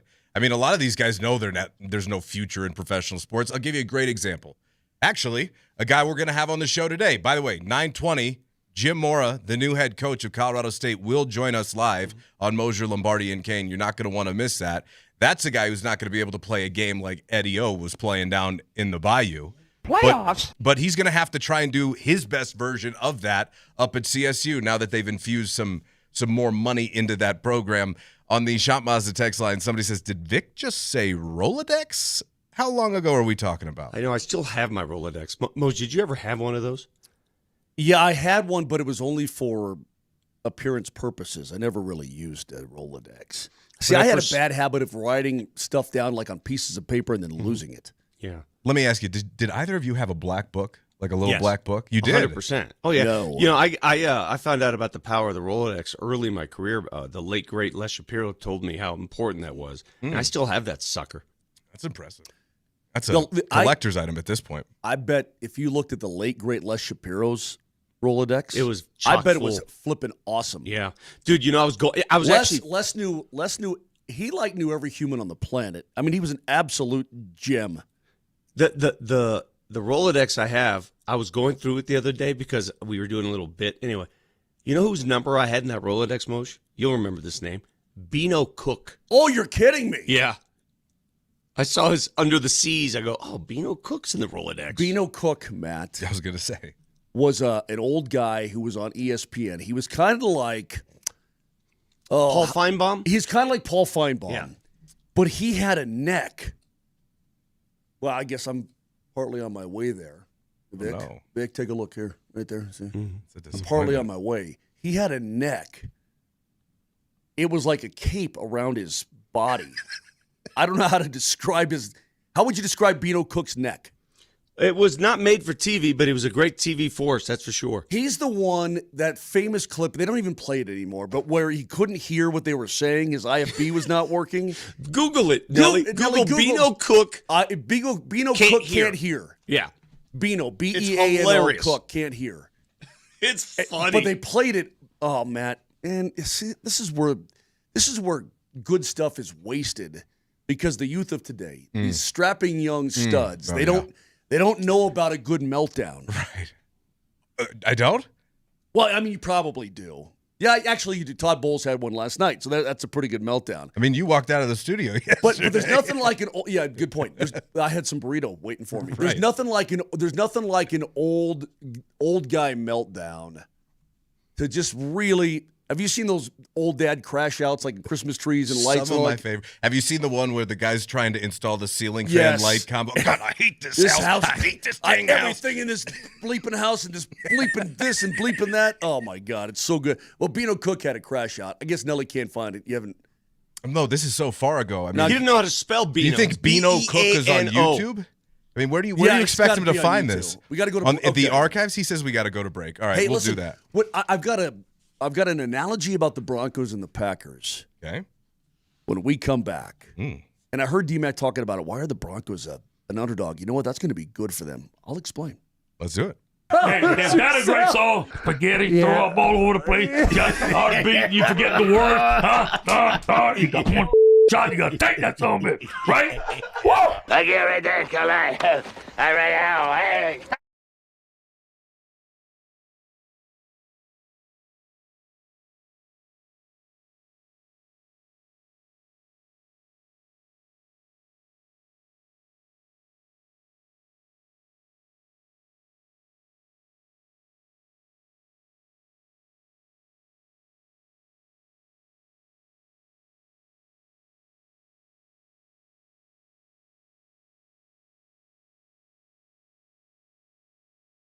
I'm going to give you a telephone number right now. And if you're thinking about a mountain property, you're going to want it.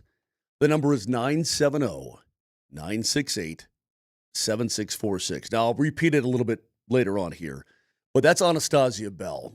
Awesome name, even better agent. A broker associate with Breckenridge Associates Real Estate in Breckenridge.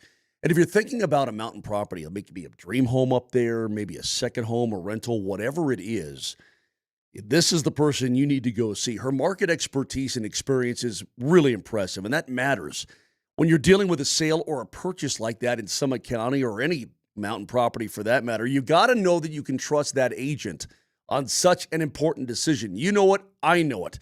So give her a call. Here's the number one more time, 970-968-7646. If you're ready to enjoy that mountain lifestyle and the snow is flying right now, now is the time. Get in right now and enjoy yourself all winter long and beyond. She has personalized guidance, exceptional service. Remember that name, Anastasia Bell.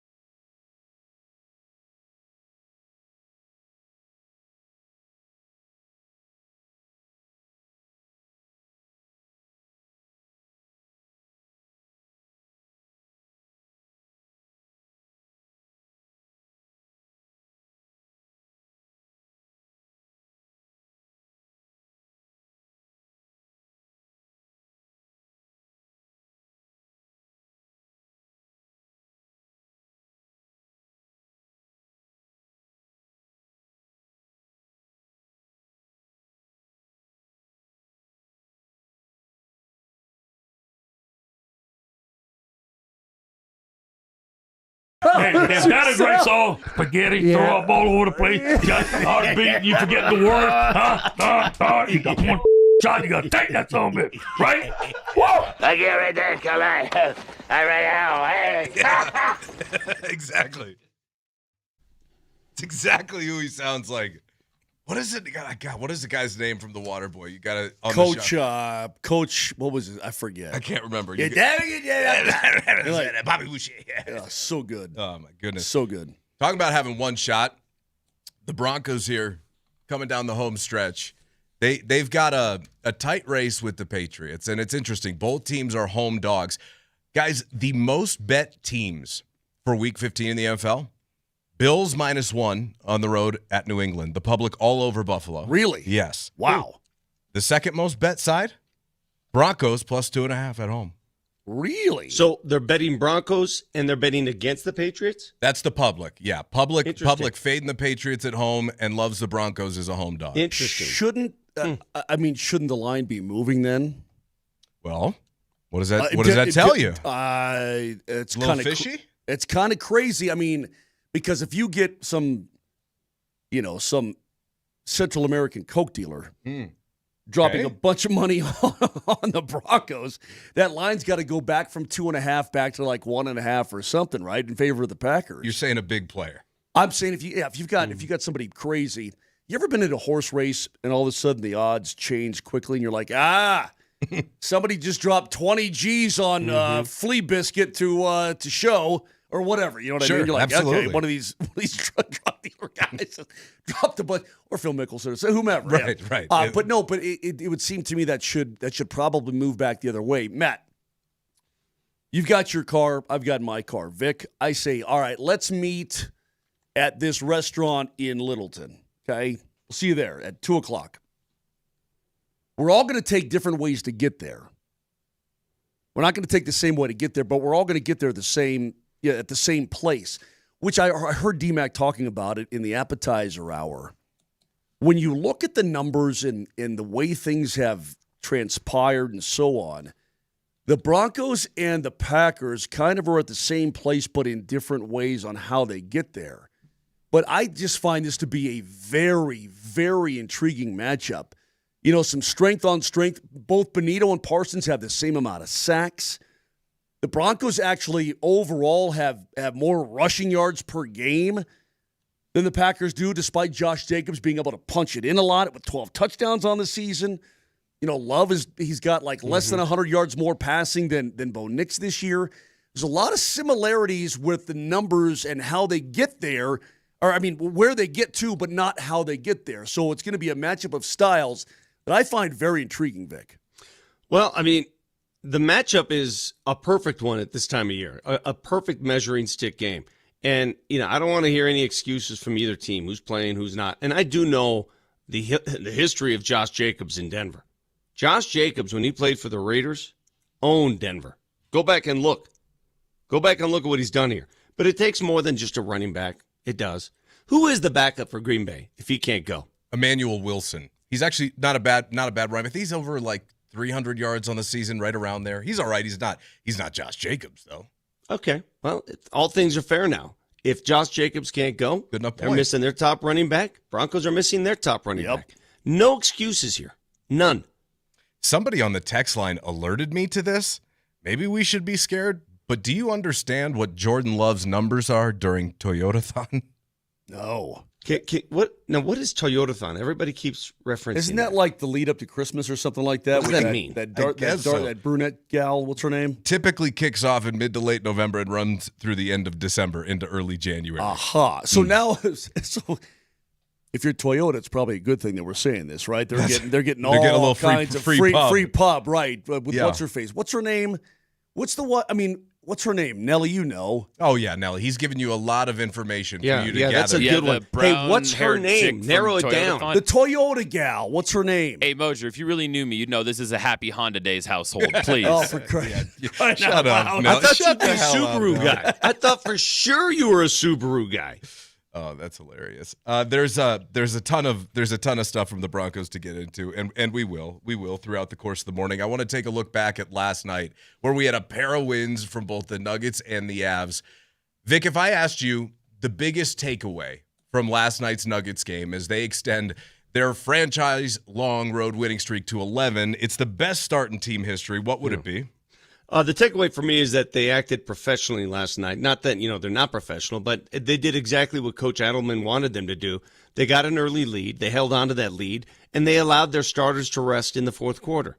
So that's what great teams do against middling teams. That's what Oklahoma City seems to do every damn night. And they did it. They didn't let them hang around. They didn't go through this third quarter valley where they let Sacramento cut it to 5 or anything like that. They kept the pedal down the entire night, and that's how you win these kind of games. So good on them. They didn't even need Joker in the fourth, and he still ends up with 36 points. So that's my takeaway. Professional road victory. It's been fun to watch the depth of this Nuggets team step forward, because if they're going to knock off Oklahoma City in the playoffs this year, it's because they're a deeper team, right? Are we agreed on that? Yeah. Like, if they're going to get it done this time around, it's because they're better 1 through 10 than they were last year. That end you can lean on your backups, but I would slightly disagree with you. If Denver beats OKC, it's because Denver's best players, collection of best players, are better than OKC's collection of best players, and that you lean on your backups to just make sure the boat doesn't sink, make sure we stay afloat. But I think it's going to come down playoff time. The best players usually play the most, and they play a lot of minutes. So I think that is the one thing the Nuggets look at come playoff time. Regular season's a different beast, and I think that's why OKC is so damn good in the regular season, because their second, I said this yesterday, their second unit could vie for a playoff by itself. That's how good they are. That's how talented they are. But I think come playoff time, who are your best players? Well, agreed. So if you're talking about playing Joker, 38 minutes listen, when you get to the postseason, I guess you just play him as much as you need to. Well, and so I'm looking back at the numbers from last year's series, and so I'm trying to test that theory. Mm-hmm. Shea averaged 29, 6, and 6. Jalen Williams averaged 17, 5, and 6. Jokic at 28, 13. See, and here's the difference. And this is where I think it strengthens my argument, quite frankly. Jokic averaged 28, 14, and 6. Mm-hmm. Only 6 assists in that series.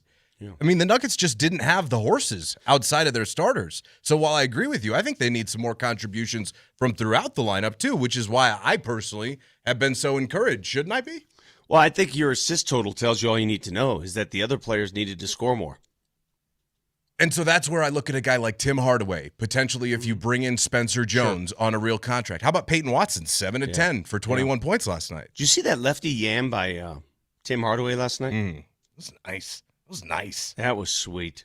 That guy's shooting 43% from 3. Do you know the Nuggets have two of the top 5 3-point shooters in the league? Tim Hardaway Jr. and Jamal Murray. 2 of the top 5 in terms of percentage. You're telling me stuff that I didn't know. Tell me something I don't know. You kind of put me on the spot there. About the Nuggets? No, about the Avs.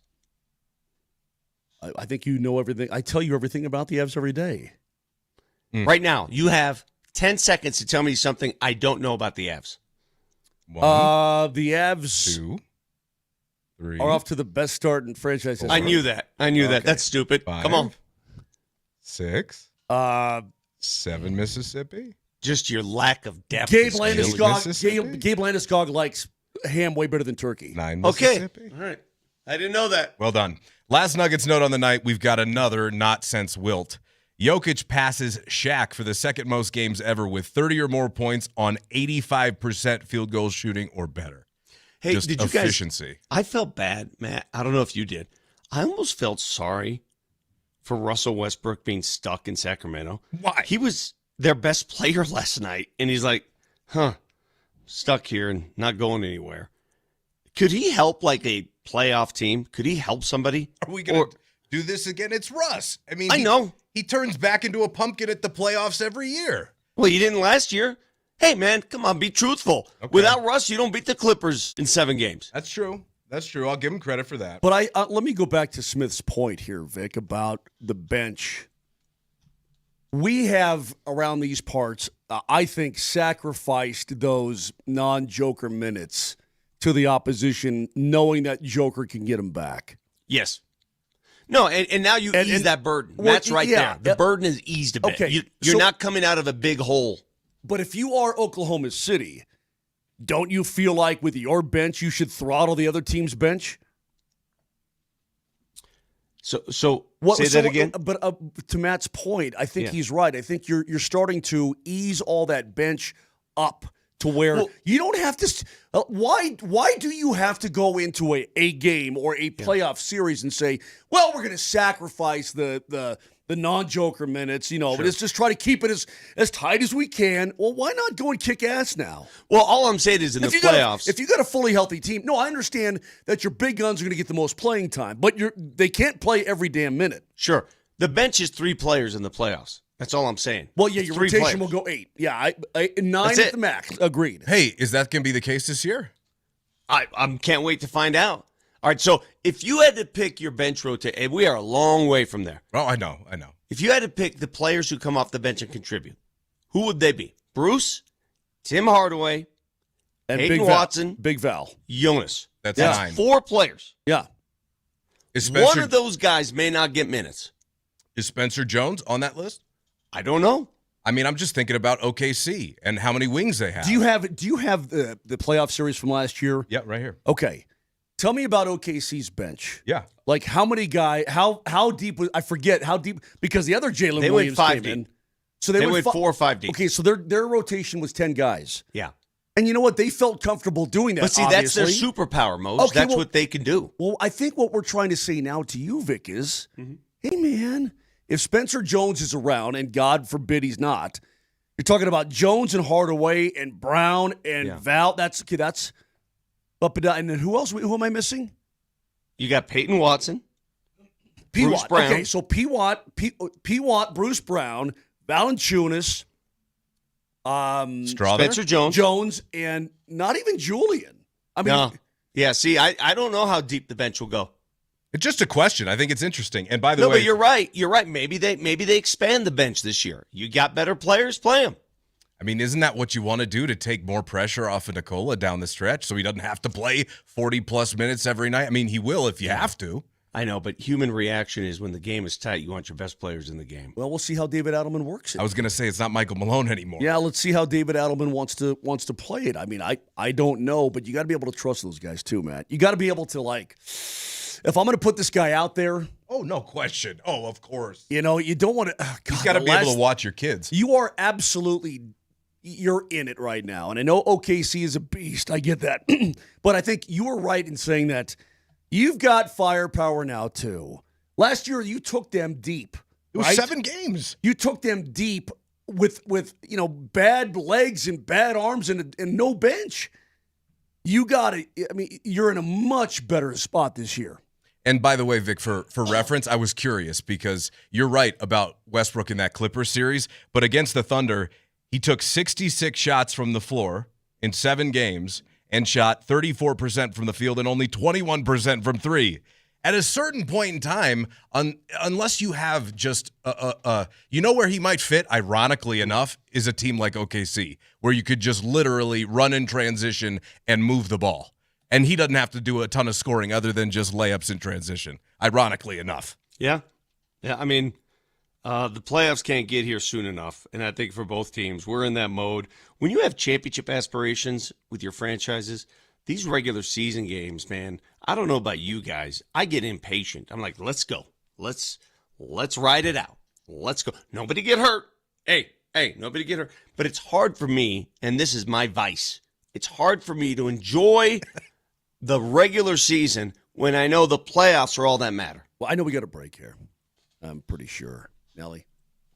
But have you pulled out every piece of Notre Dame paraphernalia you have this week to wear it all week? Oh, I got a lot more. I'm going to wear it until the end of the CFP. Every single damn day, every day. It's something new. Every day what it's are a you different doing? item. Will you put something on next segment for something different for next segment? I can give you something different for every segment for the rest of the year. I'm gonna put on my Fighting Irish jock. Hi. By the way, on the text line, do you know what Mark's record is during McRib season? If you know what Jordan Love's record is during the Toyota-thon? 100 no.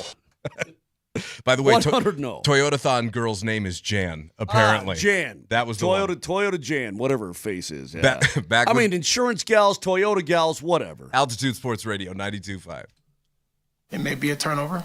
It may be a missed shot, but it may be a steal, maybe a dunk, maybe a missed three, maybe a made three. It's going to be all of that.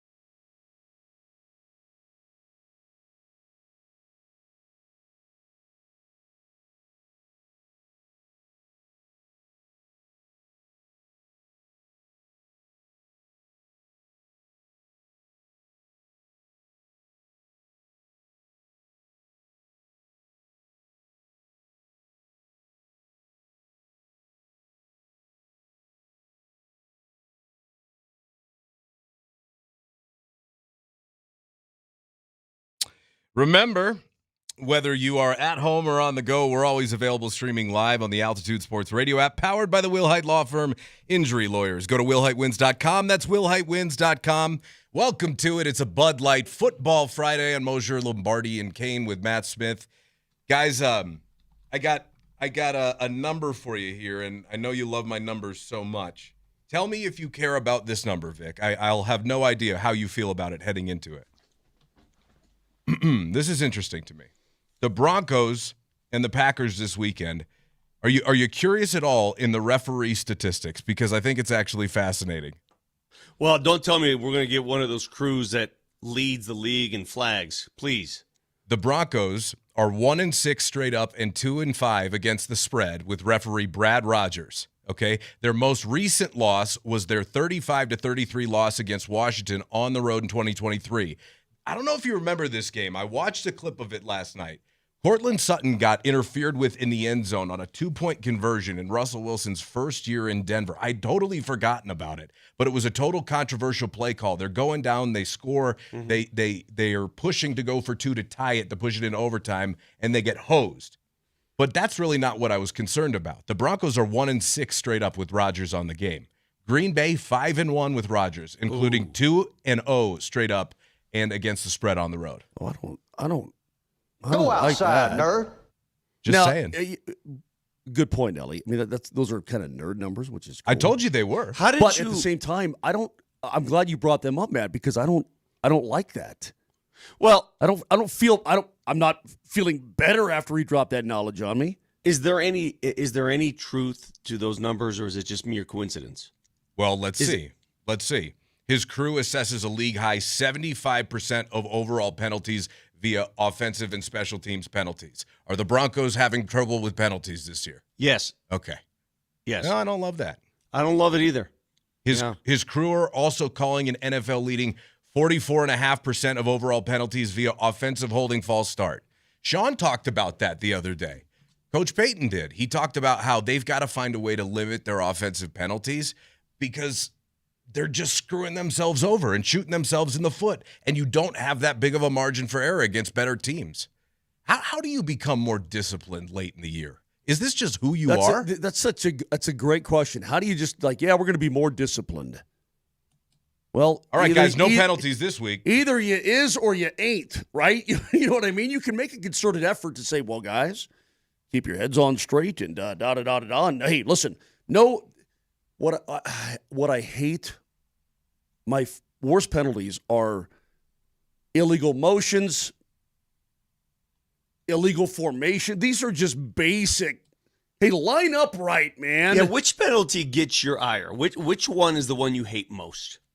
Listen, holds and PIs and so on. Game penalties. Those are try-hard penalties, that's right? exactly right. But it's the illegal formation. The tight end didn't cover. I'm like, what are we doing? Yeah, those ones get me too. That's, Matt, hey, timeout. Do me a favor, if you would, please. Number 76. Pull your head straight out. Get yourself together. Get it together. Have you ever played sports where, I'm just going to refer to football, at whatever level, where you're in the huddle, and nobody even huddles these days, it seems, but you're in the huddle, and you point to a teammate of yours who's notorious for jumping off sides or making mistakes, and you sort of look at that teammate and say, please, for the love of God, can you hold yourself to the count of 2 here? Holding offense. Number 72. That's not fair. That's yesteryear, bro. That's not fair. That's a try-hard penalty. I'm talking about just the mental, please don't jump. Please line up. You know, and I'm sure even at the professional level, I guarantee that still happens. By the way, that Commanders game was actually not on the road, but the Broncos wore white at home in that game. So thank you. When I went back and watched that clip, I was like, oh, it's on the road. They're wearing white. Thank you, Texter. I appreciate the clarification. Are you telling me, Vic, you think that in NFL huddles, yes, quarterbacks calling the play and Johnny, yes, just calm your butt down. Yes, please line up in the right spot. Hey, we're going to have an extra tight end on this package. Get off the line of scrimmage.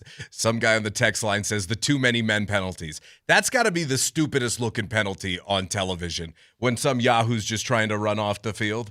That's got to be the dumbest one. It's that or taunting. Because, what? I mean, is this the no fun league, really? I mean, you can't do anything. I thought smack talk used to be a part of the league. What happened? I mean, when they started flagging the deuces. Oh, yeah. Then I'm like, man, deuces is pretty cool. Well, tell me you don't. Tyreek's deuces were pretty good, man. Tell me you're not going to think this way when you're watching Jordan Love throw deep passes, because he does that very well. He's the best deep passer statistically in the league, correct? All right. So tell me you're not going to think this. Every time a pass is thrown, and let's say it falls incomplete or it's broken up, what are you going to be thinking for about 1001, 1002, 1003? PI. You're going to hope that there's no flag. I'm going to hope that they're not trying to pick on 21. I no guess. matter what. Yeah, that's what when I'm watching a game and I'm seeing a pass downfield, I'm like, please, please, please, please, please. I'm waiting for the scoreboard to light up with the flag. I'm looking at the field. That's the first thing I'm thinking of. See, now this guy brings up a good point. The worst call in the NFL, he says, is a legal man downfield. That's definitely true because it's an absolute tease. Some guy hits a hole, goes 60 yards for a touchdown, and some lineman is more than 5 yards down the field. It's kind of like offsides in the NHL, I feel like. Did that really affect the play? You know what I'm saying? You get a call completely away from the play side of the ball. That one might be the worst. You know what? That's a point. Yeah, because that offensive lineman doesn't figure into the play whatsoever. At all. The guy, his block has been disengaged for 6 seconds, and you're totally right. It's the same as the offside trying to go through the door in the NHL. Right. The guy is completely removed from the play. It just drives me insane. The Broncos offense is number 1 in the NFL on third down this year. They convert a whopping, the Packers offense. I don't know why I said Broncos. They convert a whopping 50.5% of their third downs, which that means they stay on the field. Now, the Broncos do something really well. They get teams off of the field. The Broncos defense is number 1 on third down, allowing just 30.5%. So somebody's going to win here. We're going to find out which one of these units is actually better at getting the job done. Is it the Broncos defense or is it the Packers offense? Yesterday, Vance Joseph spoke because it's coordinator day, right? Thursday, coordinator day. Right. This was VJ on Jordan Love and that side of the football. Every game they've played this year, man, I mean, he is right on, and he's taking care of the ball. He has great skill, as far as the receivers, tight ends, and backs. It's a well-coached unit also. The O-line is a really well-coached run game and pass game, so it's going to be a challenge. But he is playing at a high level. He's accurate, man. He's making big plays. He's being aggressive, which is scary for a defense. His time, in big plays has killed defenses. So it's going to be a challenge for us to get him stopped. Do the Broncos lose VJ this offseason? I think he probably gets another job. I mean, the cycle is going to involve him in pretty much every job. All right, how many jobs are going to become available in the offseason? It's like 5-6 a year normally. All right, his name is going to be bandied about in every job. So I'd be surprised if he stuck around another year. I would. Now, I wonder who they would go to if he, well, let's save that conversation for down the road. Okay. Because I'm sure that Sean Payton ain't no dummy. Hey, why don't you save it, Vic? I mean, Jim Leonard. Jim Leonard comes to mind. Save it. That's fine. I'll save it. But I could tell you this. Here's why I like the Broncos' chances this week. Green Bay has played 2 very difficult defenses. Cleveland's defense, very good, right? Bad team, good defense, right? They lost that game. They were held to 13 points. Philadelphia is a pretty good defense at times. They've shown holes. They lost that game. Every other team they've played, there's no dominant defenses there. This is a dominant defense. They got to prove that they can beat a good defense. I was also told yesterday that special teams coach Darren Rizzi had a fascinating exchange with the media. I have not heard it yet, though, so let's all enjoy it live together, shall we? Will, let's start with Will. Will wants to kick every kick, right? I think, and that's the good news. You certainly don't want a guy that's turning it down. So, Will's got the utmost confidence. I think it's one of those things where, you've looked around the league a lot this year. There's been a number of kicks that have come up short and been returned. There's obviously been some low ball blocks. I think Sean, I'm not going to speak for Sean, but just in our conversation, the way he felt the game was going, we were better off taking a shot there and not kicking a long one. Obviously, if that's a shade shorter, but when we got the sack, it was going to be a 66 or 67 yarder. We got the sack, made it a low 60s, and so it was a conversation. And so I think that's all going to depend on where you're playing, who you're playing, how the game's going. And so, I think what people don't sometimes take into account, for example, we're playing the Packers this year. I was just watching this morning. They played the Bengals early on. There was an end of the half field goal that Keyshawn Nixon gets in his hands, and all of a sudden he's running around, and then all of a sudden that turns into the Alabama-Auburn game. And oh my God, he's still going. He's still going. You're getting 3, and they get a big play. So you're trying to avoid some of that. And then obviously the longer the field goal, the lower the ball comes out. So that's really the conversation. I got it. So Lord let me get this straight. So this is him explaining why they opted for a Hail Mary instead of a field goal at the end of the game last week, or at the end of the first half. That's correct. Okay. They didn't want to get it blocked, and they didn't want them to return it for 100 yards or what. I don't know. I don't know, man. There's a lot of thinking that goes on the sidelines. I never imagined the game being that complex. I guess as a coach, you have to take it to that extra level, right? It's such an easy game. Like football to me, beat the guy in front of you. Out physical the guy in front of you, make some room for the guy behind you, score the ball. Apparently it's not that easy. By the way, somebody else on the text line, Vic, says you should be, well, I can't say what they said, but they said good things should not happen to you if you start Josh Jacobs this week in fantasy football. That's what they said. Said you're not really a Broncos fan. That's what this texter said. Well, let me see who my backup running back. See, this is why the fantasy league stuff is for the birds. That's why I don't play it, because you got to make these kind of decisions. And you know what's crazy is I don't even win anything in this league. There's nothing at stake. Hold on. Let me see who my backup is. So right now, Josh Jacobs is my starter, my full roster. I haven't even checked my roster for weeks.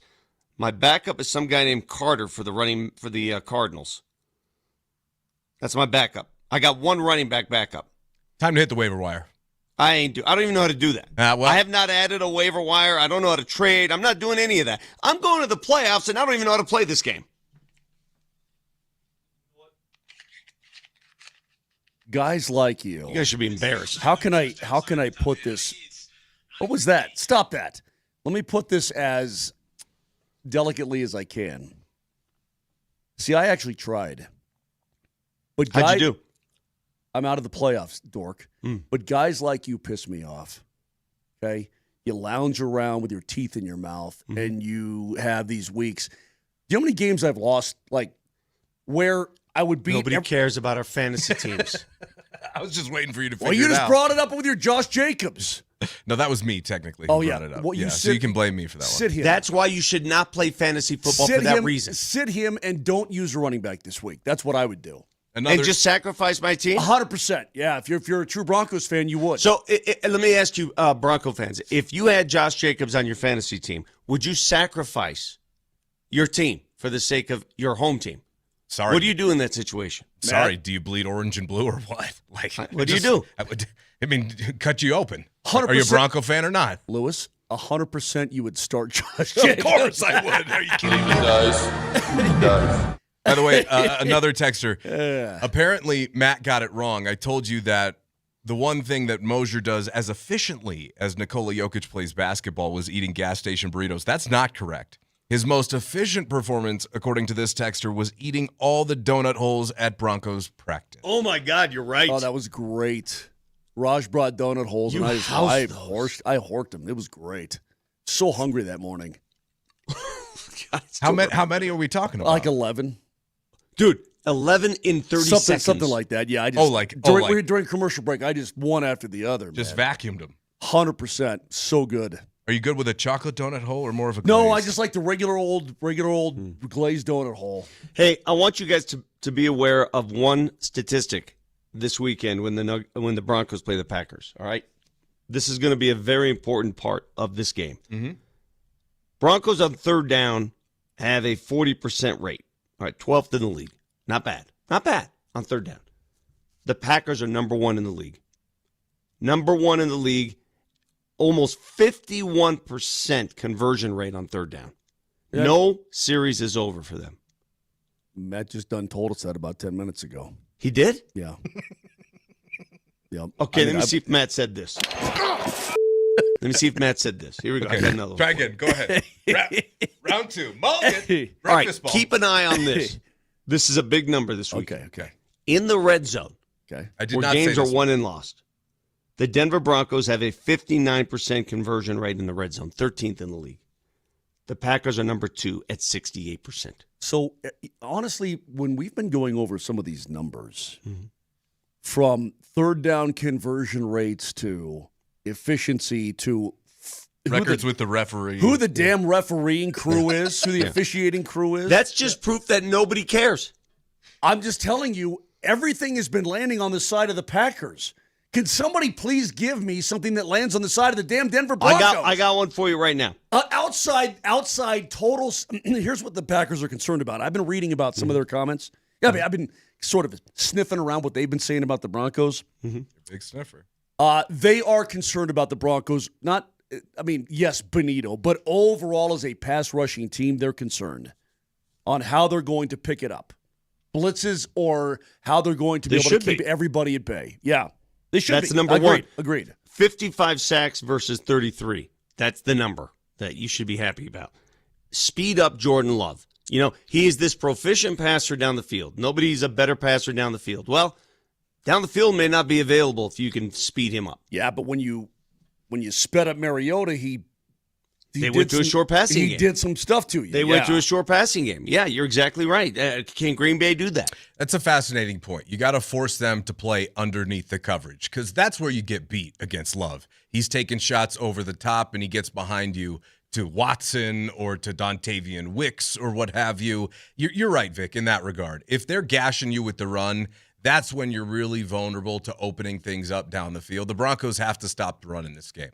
I think that's a good point, and I think that all connects and plays a factor here. By the way, something happened to me last night, full-on panic attack, and the only people who could possibly relate are you two, and I'll explain next.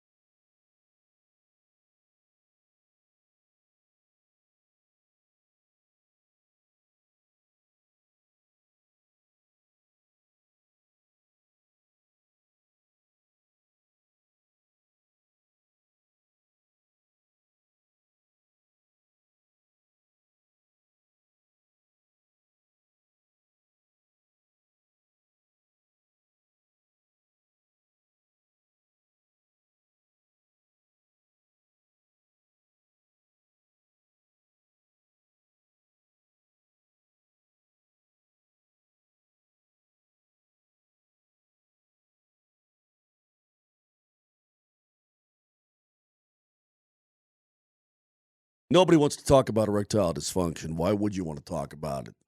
Private thing. It's a personal thing. But if you're dealing with it as a dude, do something about it. If you're over 50, it's likely that maybe it's creeping up on you or it will or something of that nature. Rocky Mountain Men's Clinic can take care of you. Get treated. You got a bad ankle, you got a bad elbow, bad wrist, whatever, you're going to get it taken care of. And the Rocky Mountain Men's Clinic, well, their treatments work when the pills or the herbals fail. Success rates well over 90%, and they've served the Front Range here for nearly a decade, successfully treating tens of thousands of men. So if that's you, don't worry about it. Don't slough it off. Don't laugh it off. Don't be embarrassed. Get it taken care of. Give them a call today at 720-440-7900. 5 locations in Colorado, Fort Collins all the way down to Colorado Springs. So there's going to be an office that you can get to relatively easy. 720-440-7900 or go online at RockyMountainMen'sClinic.com.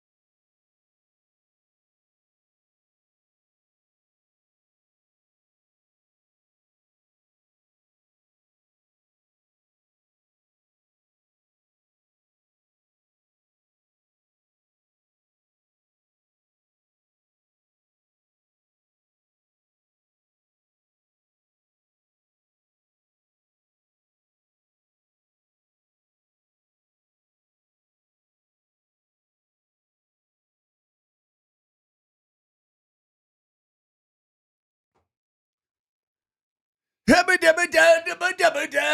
don't know what that is, but Moser, Lombardi, and Kane with Matt Smith. Thanks for being here. On the Shot Mazda text line, boys, tell Lewis not to be so like an East Coast radio guy with all these teases. You know what? I'm going to tease even more now, just because you said that, Texter.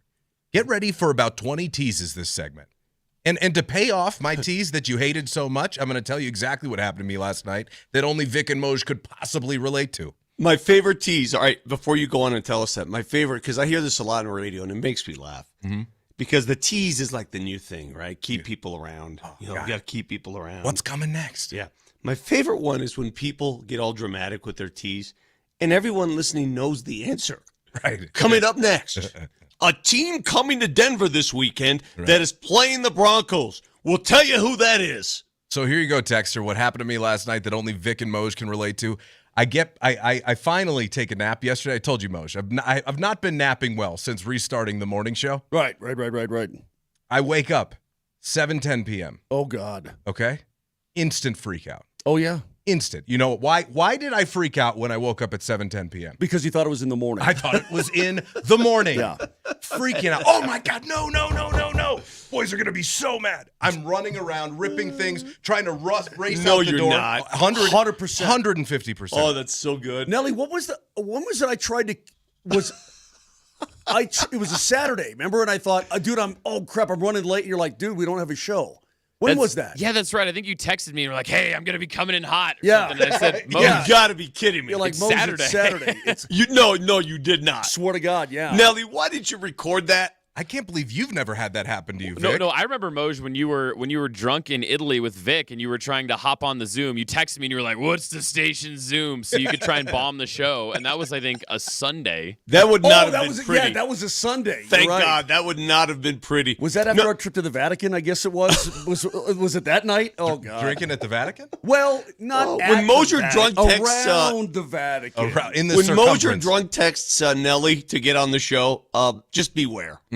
I can't wait. Anyway, I hope that time I comes. think everybody, there's not a person out there right now listening who hasn't had that happen to them. Well, Not Vic a single- apparently not. Yeah, he has. He's I've woken up. had that happen for Okay. different reasons. Yeah. Okay. But I've woken up on days off and thought it was game day and like, oh my God, I got to get to the rink. That happens because, when through the course of a season, everything sort of bleeds together. You know what I mean? You're just like, oh my God.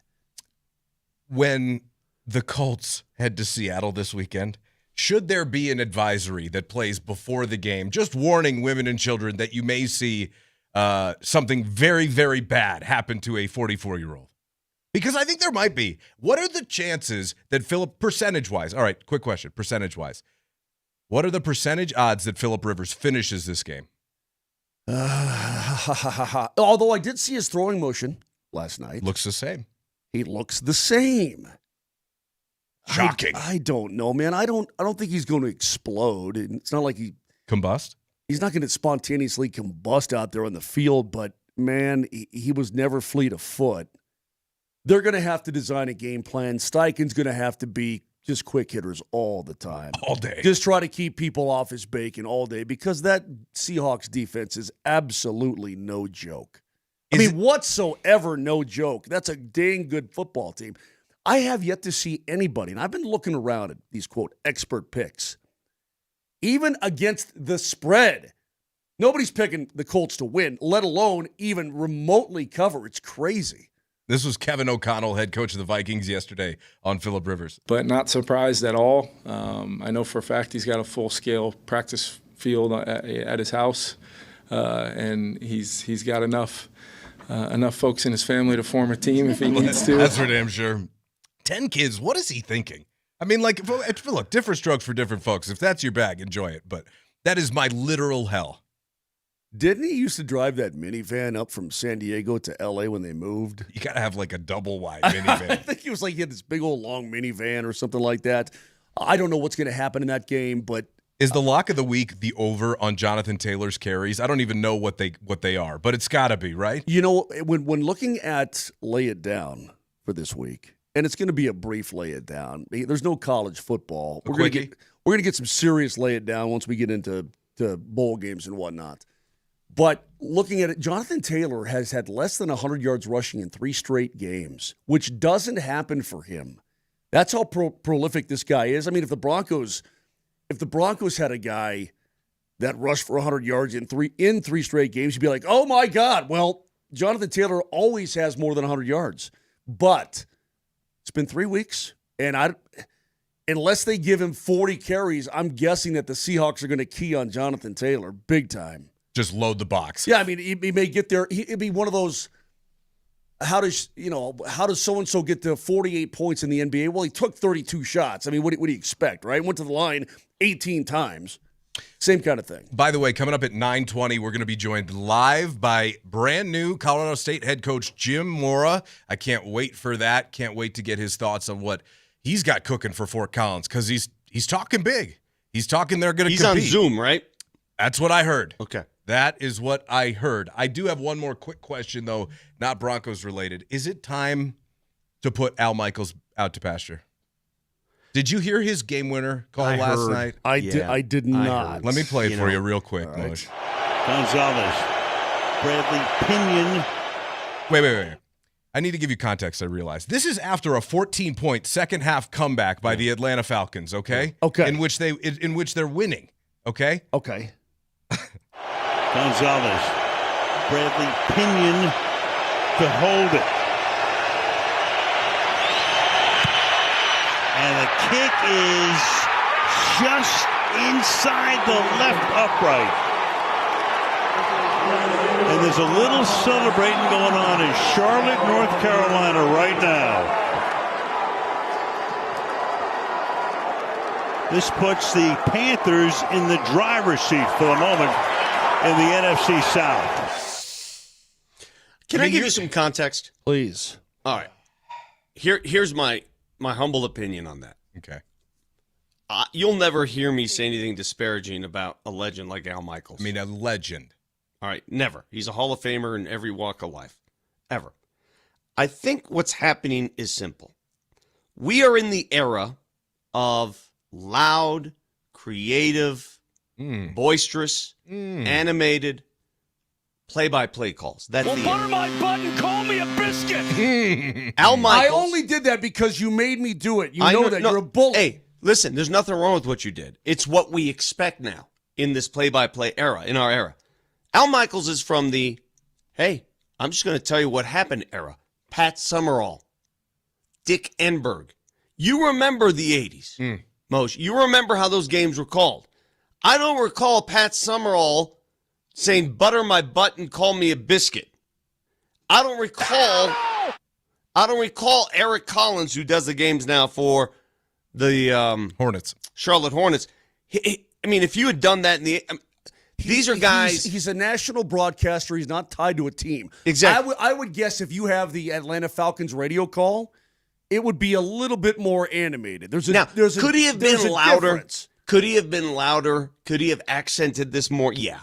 But at the end of the day, big deal. Paint my reindeer and call me a goblin. Okay, that's also a bully. That's what I also... want. I know, because that's where we are today, though, Matt. You got to understand. If you had done that when Al Michaels was coming up, people would probably put you in an insane asylum. 100%. They would. But he's also a national broadcaster, so he's got to be independent. Fine. At the same time, what would Ian Eagle do in that situation? Would he be louder? He'd be more animated. Would he be more? I mean, yes. Everybody who does these, but that's a new generation. Ian's a new generation broadcaster, dude. Do you know how old Al Michaels is? 81. Yeah, I mean, he has been around, bro. Yeah. Oh, my God, he's a legend. Are you kidding me? And look, it's no disrespect, but I kind of see the argument for it. So that means when he called the Miracle on Ice, and by the way, if you go back and watch that game, it's the first hockey game Al Michaels has ever done in his life, the Miracle on Ice game. Guy's a legend. Just like Tim Tebow is in Denver. He and Ken Dryden, they were great. I mean, they were great. So he was 36 at that time. Holy crap. That's crazy talk. That's amazing. Xavier League! Yeah. Now, who's that? That's Eric Collins. It's the guy who does the Hornets games. Okay. Yeah, sign me up for him. The Mark Mosers But of the world. find the Nelly, if you can't find the Falcons call. I'm sure it's exotic. It's exotic. All right. Well, yeah. I'm sure that's for lack exactly of a better term. what I it don't, is. But he's simply the greatest of all time. He could have been like, and it's inside the post, instead of like, and that just gets inside the post or something. What he said. It doesn't really matter. It doesn't really matter. I'm not going to say anything. Someone else on the text line's calling you guys yella. Really? Yeah. You're getting called yellow, Vic. You wonder why? Why is that? Well, I'll tell you next.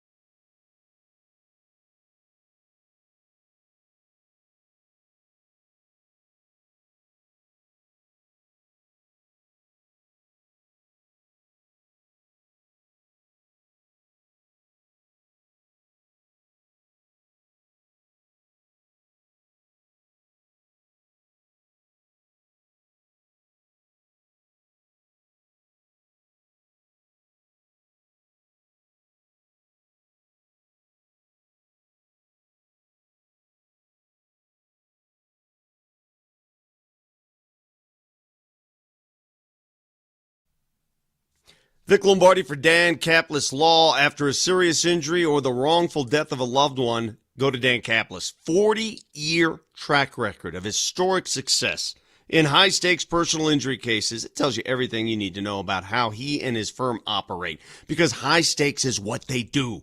They're fought at a different level. They win these cases. That's why Dan Kaplis Law is the official law firm partner of the Denver Nuggets and the Colorado Avalanche. Serious firm for serious cases, accepting righteous injury cases right now on a percentage fee basis. Give them a call, 303-770-5551.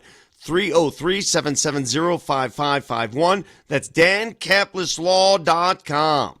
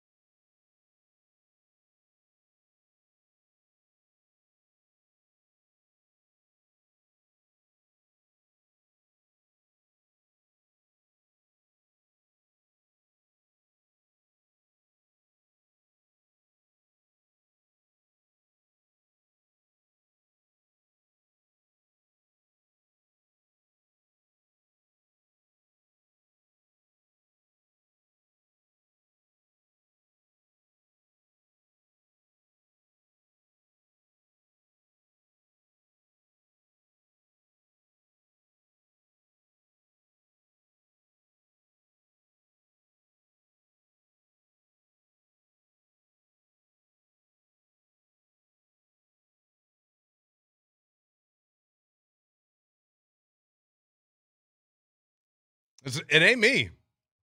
Oh, I get it now. Leave it. I get it now. I see what Nelly was doing here. Moser, Lombardi, and Kane with Matt Smith. Thanks for being here. A Bud Light Football Friday indeed. This gets back to, who is that, by the way? What? Hold on. Nobody tell him. You don't know who this is? Counting Crows? No. Are you kidding? This is Dean Martin. Yeah. All right, Nelly, just pause it real quick. Don't turn it. Just pause it, please, if you can. Len Dawson. It's Cody Bennett, Dean Martin. This is something you have to learn about me. That's Perry Como. It could be. Paul Anka. No, it's that I hate whiny singers. And that guy's whiny?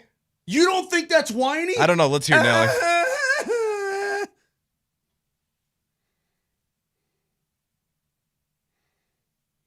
I don't think whiny. Vic, do you think whiny? Listen.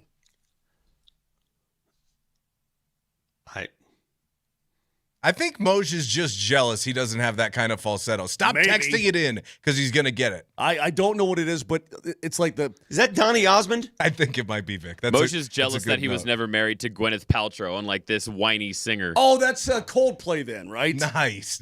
Believe me, I'm not jealous of that. Have a new candle. You want a candle? You're not a Paltrow fan? She's insufferable.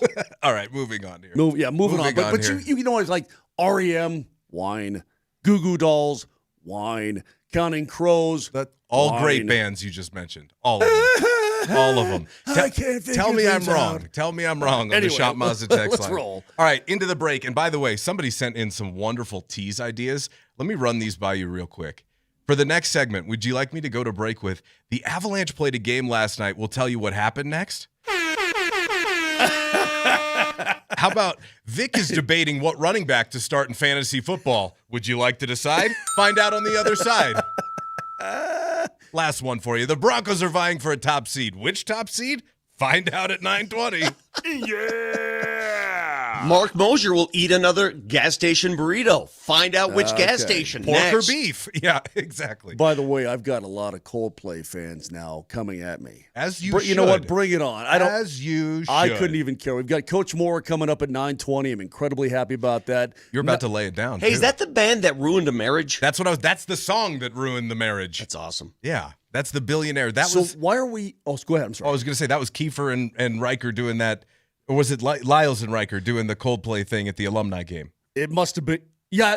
Yes. It was. No. It was Johnny Lyles and Mark Rycroft. That's what I thought it was. Yeah. That's what that moment was. That's what that moment was. By the way, I said somebody on the text line was calling you yellow. They say that aren't the Broncos the better team? Vic and Moj sound like they're afraid of the Packers. Boy, I don't know. Are you afraid? You know what? I don't know that I'm afraid of the Packers. I just think they're good. I'm not afraid of anybody. I think it's a great measuring stick game. I think it's one of the better teams in the NFC. And the Broncos have something they don't. They have a lockdown defense. Let's go. Let's ball. So no concern. So are we picking a Broncos win this weekend, or are we? I'm just telling you. Would you be answer this question? Okay. Would you be surprised if the Broncos win? Nope. No. Okay. Answer this question. Would you be surprised if the Broncos lose? No. Okay. That's a great game. Let's go. Okay. Hey, I think that's good. That's pretty simple, right? Plain English. What else nobody's afraid. For me, speaking just for my point of view, and I guess I have a tendency at times to sort of get over the top with my Broncos predictions. I haven't felt this way in quite a long time. The way I feel about this Broncos and Packers game, where I'm not confident the Broncos are going to win the game because I think the Packers match up against them very well. This is going to be, you know what I think, Matt? I think this is going to be a Sean Payton game. All right, let's see. Let's see how, and the Packers may be feeling the same way. Let's see what you draw up against another very good team. And the Packers have sort of scratched their way by at times. They've sort of done that. And I look at some of these wins and the Bears. I mean, they beat the Bears, but the Bears were coming back on them and so on. But they also have some quality wins. I mean, they won on the road at Detroit. That's not an easy thing to do. They pounded the division rival Vikings, There are a couple of losses. The defense played pretty damn well outside of, and that one tie the defense did not. But here are their losses. They gave up 13, 16, and 10. In their losses, they're not giving up 30 points a game and getting, losing 30-13. So their defense is virtually as good as the Broncos on paper. It's going to be a really interesting coaching type of game to me. Yeah, Matt LaFleur is a good schemer, right? He's a good game planner, so yes. that should be interesting. And Sean gets off on that stuff. I'm sure he's over there right now at the facility with the candles lit, watching film in his office, which is what he does. I'm sure he needs to be, because this is the real deal. What do you think Your of own little internet shows are driving me crazy. I'm sure they are, Coach. What do you think of the return, though? Christian Watson is back. He's a stud. All of a sudden, when did he come back? Week what? He's been back 2 weeks ago. He's been playing better every week, too. He is a threat to score every time. Here's the thing about Christian Watson. Again, you're talking about a deep threat. And you're talking about a guy, Vic, I know that you're not panicky, but you're curious as to what happens when Jordan Love goes deep and the PI. Christian Watson is a big dude. He's a tall guy. He's a fast guy. He's a guy that can get vertical big time. And so it's like, hey, you're not wrong for being at least a little bit concerned in that regard on the possible PIs, because I guarantee you Jordan Love is going to take a couple of cracks deep. No doubt about it. With that big arm and that guy that can stretch the field. Well, let's go. Well, you do have a crush on him, don't you? I love Jordan Love. Hey, you don't think Jordan Love of the Packers, you don't think they saw tape? You don't think they know that not one. You know what? It's two Broncos corners who are now getting flagged a lot for PIs, because in the last game it was PS2. They got 2 flags for PIs, right? So you don't think they know that? You don't think they're going to throw that deep ball waiting for a flag? This guy just shoved Moj right in a locker on the text line. I know. Right in a stinking locker. I mean, why don't you answer this guy? Because he says, quote, I'm not afraid of the Packers, but I just think they're scary. Mark Moser. Pick a lane. Well, how can I'm not? I guess I don't fear them. I just know how good they are. By the way, so I guess I'm afraid of the Packers because all good things must end at some point. Put it this way: the Broncos are going to lose a game sometime. I don't know when that is, but if you look at their winning streak right now, which is 10, right? Let's say they win out. That's 14. They get a bye, and then 1, 2, 3. You're telling me the Denver Broncos will finish the season with 17 straight wins? That math don't math. That's just, it's unheard of in modern football. So they're going to lose some point. This might be it. I mean, so are you saying that they're better off losing a game before the playoffs just to get that feeling? 1,000%. Does that sound counterintuitive? It sounds stupid, doesn't it? But the math would tell you, hey, you go to Vegas. Do you gamble at all? A little taste. You dabble. Okay, right. A little taste. Okay. I mean, a little debauchery. I mean, you're 80 G's at home, but I'm saying, could you roll hard 6 17 times in a row? I guess you could. It's you know what I mean. The casino would be on fire. Right. Can you imagine? Can you imagine? I had a roll one time at Circus in Reno. Uh-huh. This is when I was really young. What game is this? Craps. I rolled one time. The game Moj plays after the gas station burritos. I have no idea how to play that game. I don't know, and I made money. I'm just betting, on the pass line, right? Yeah. I'm not placing all these. I was too scared at the time. Okay. But I had a roll one time. I don't know how long it went, but the table was 4 deep, and when I finally 7'd out, they scooped. Moser, yeah, Moser, I swear to Moser. God, they scooped. I mean, dude, it was a mountain of chips they scooped in. Yeah, and everybody was happy. These high roller guys are all high fiving me and whatnot. I'm like, I guess I made you some. I mean, these guys are walking away with 20 G's, 30 G's. I'm like, whoa. Did they tip you? Did you get tipped? No, I did not get tipped. Me being the baby I am, I think I won like $180. I don't know. You ready? Yeah, let's do it. Go ahead, pal.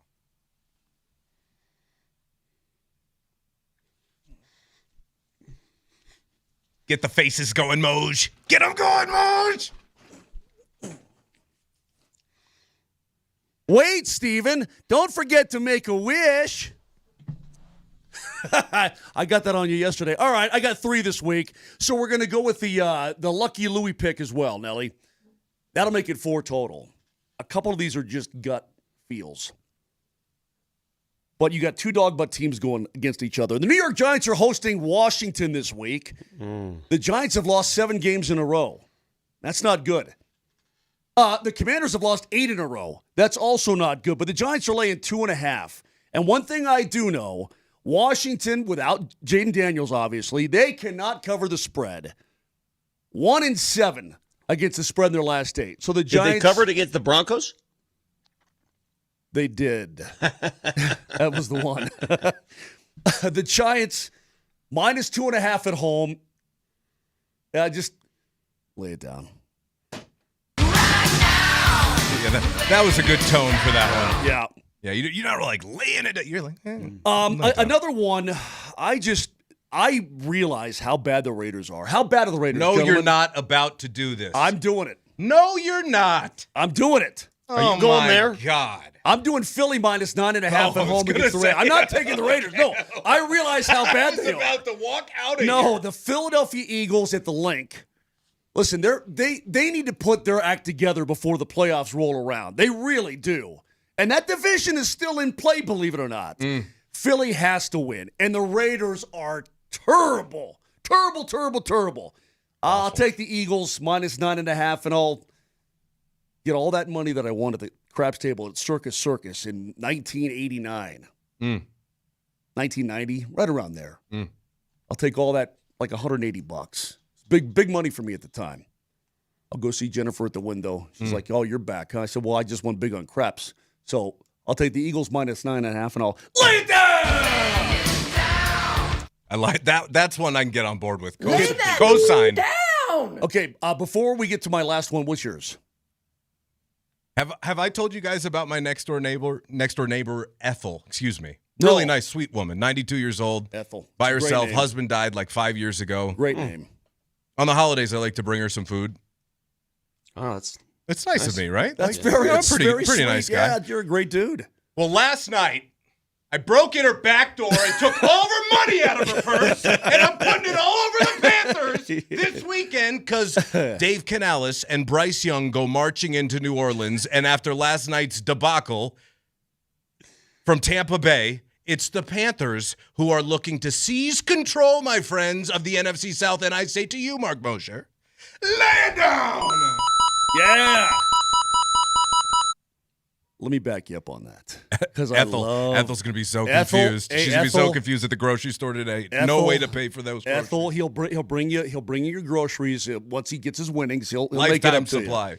I love this game. I don't know why I love this game, but I absolutely love this game. Those dang Saints, they're pesky, and Tyler's shucking all over the place, running the ball, so on and so forth. But the Panthers in Week 10 lost to the New Orleans Saints at home, 17-7, and they looked like crap. But you have a chance. I mean, if you have any sort of cojones whatsoever as a football team, you have a chance to take a power grip on that division by a game. But nonetheless, you got a chance this weekend because the Buccaneers can't get out of their own way. Bryce Young was awful in that game against the Saints earlier. And ready for this, Vic? You're going to hate this. Carolina has lost 11 straight games as a favorite, which is the longest streak in the Super Bowl era. That is since 1967. They've lost 11 straight as a favorite. This is only the second time this season they are a favorite. I was going to say, how many times have they been a favorite? Twice now. But New Orleans stinks, and it's just time to get it done. Bryce Young, all the numbers tell you that you should not pick Carolina. Bryce Young is 1-4 all time against the Saints. They can't win in the Big Easy. All of that changes this week. Give me some. Oh, we're right. It's a team ride here? We're taking Carolina. Everybody rides. Hey, I'm sorry, Ethel. But Matt is absolutely correct. She's going to be screwed. Take the Panthers. Everything's going to change this week.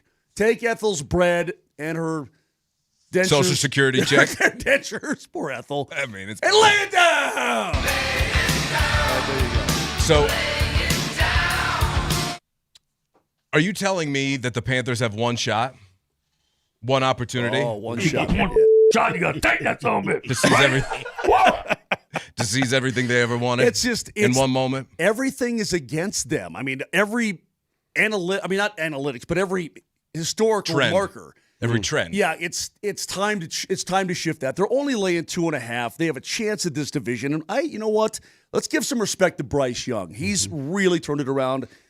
I like him. There you go. I want to talk a little more about Ethel because I think it's noble what you do. And I know this is a sports show. Yeah. But our society, we're getting older every day, and there are a lot of old folks who are lonely. So the fact that you take this lady food, isn't that nice of me? We used to have an old Myrtle and Elaine when I was growing up. Old folks that lived right next door. And, man, they loved us until the day we broke their window playing baseball. Exactly. Yeah. When's the last time you met a person named Myrtle? Pesky neighbor kids. Yeah.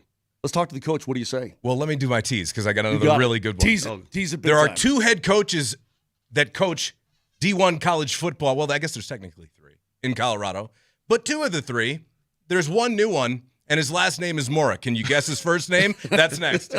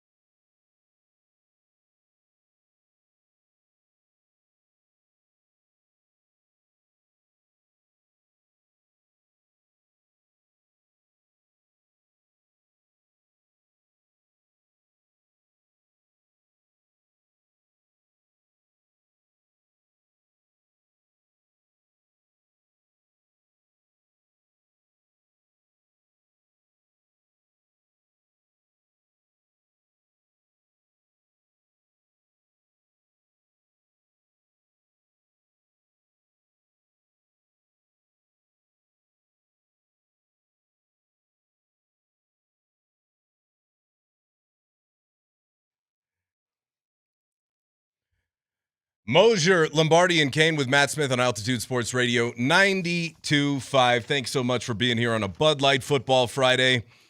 Joining us now on the Ramos Law Hotline. Car accident? You need Ramos Law. Medical doctor and attorney, RamosLaw.com. The brand new head coach of Colorado State, Mr. Jim Mora. Thanks for joining the show, Coach. Well, thanks for having me.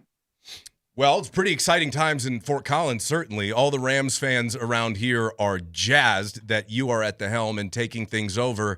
What has this process been like for you the last couple of weeks? Just take us through from a personal perspective. What is it like to have to move your entire family across the country and, I guess, stop the plans that you had at UConn and then somehow get them right back going at CSU? It's been exciting. I've had a lot of great support here at Colorado State from a lot of great people, just making this transition really smooth and comfortable for me and my family. And, that's what you really want when you go into a new situation. And this is a community that's rallied around us, and it is exactly what I thought it would be. When I interviewed, the people were super, and nothing's changed. Really, it's just enhanced. So me and my family are really excited to be in Fort Collins and can't wait to see what the future brings. Coach, I was really excited to see your name come on board. When you got that job, I said, wow, Jim Mora, he's done it before. He's done it at every level. What was it about the job that was the main attraction? Was it the people that you'll be working with, or was it the job itself? You're going to the Pac, you have the stadium. What was it that got you here? It was really not a main thing. It was a package of things. So let's start with this. It was the people. John Weber and our president, President Amy Parsons, Scott Sidwell, who I've known a long time, they were the people that I initially connected with. The opportunity to compete for a championship in the Pac-12, having an avenue to the college football playoff, moving to a part of the country, a region I'm very familiar with, have spent time in, a stadium on campus, the general overall support for football and the desire to be great as a football program, it just all made perfect sense to me. So it was a combination of all of those things. And then since I've been here, the people that I've met have just reinforced that it was the right decision. I've met with, the staff. I've met with every player. I've gotten to meet with people on campus in person rather than Zoom. And everything just, has told me that my family and I made the right decision to come to Colorado State.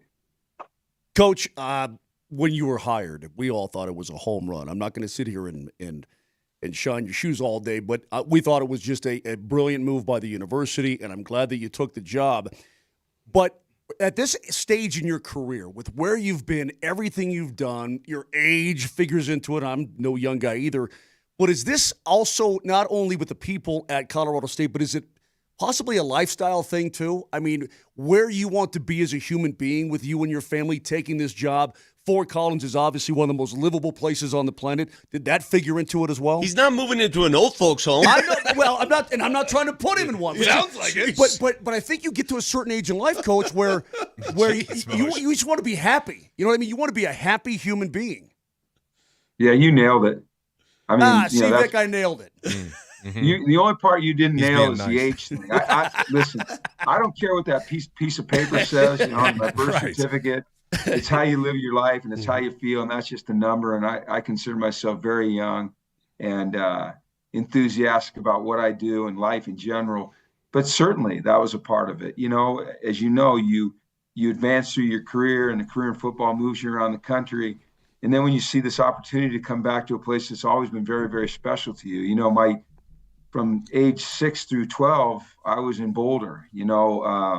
My son went to CU. My nephew just graduated from Colorado State. I've spent a ton of time in this region. My wife and I have a place in Idaho, just, a 10-hour drive from here.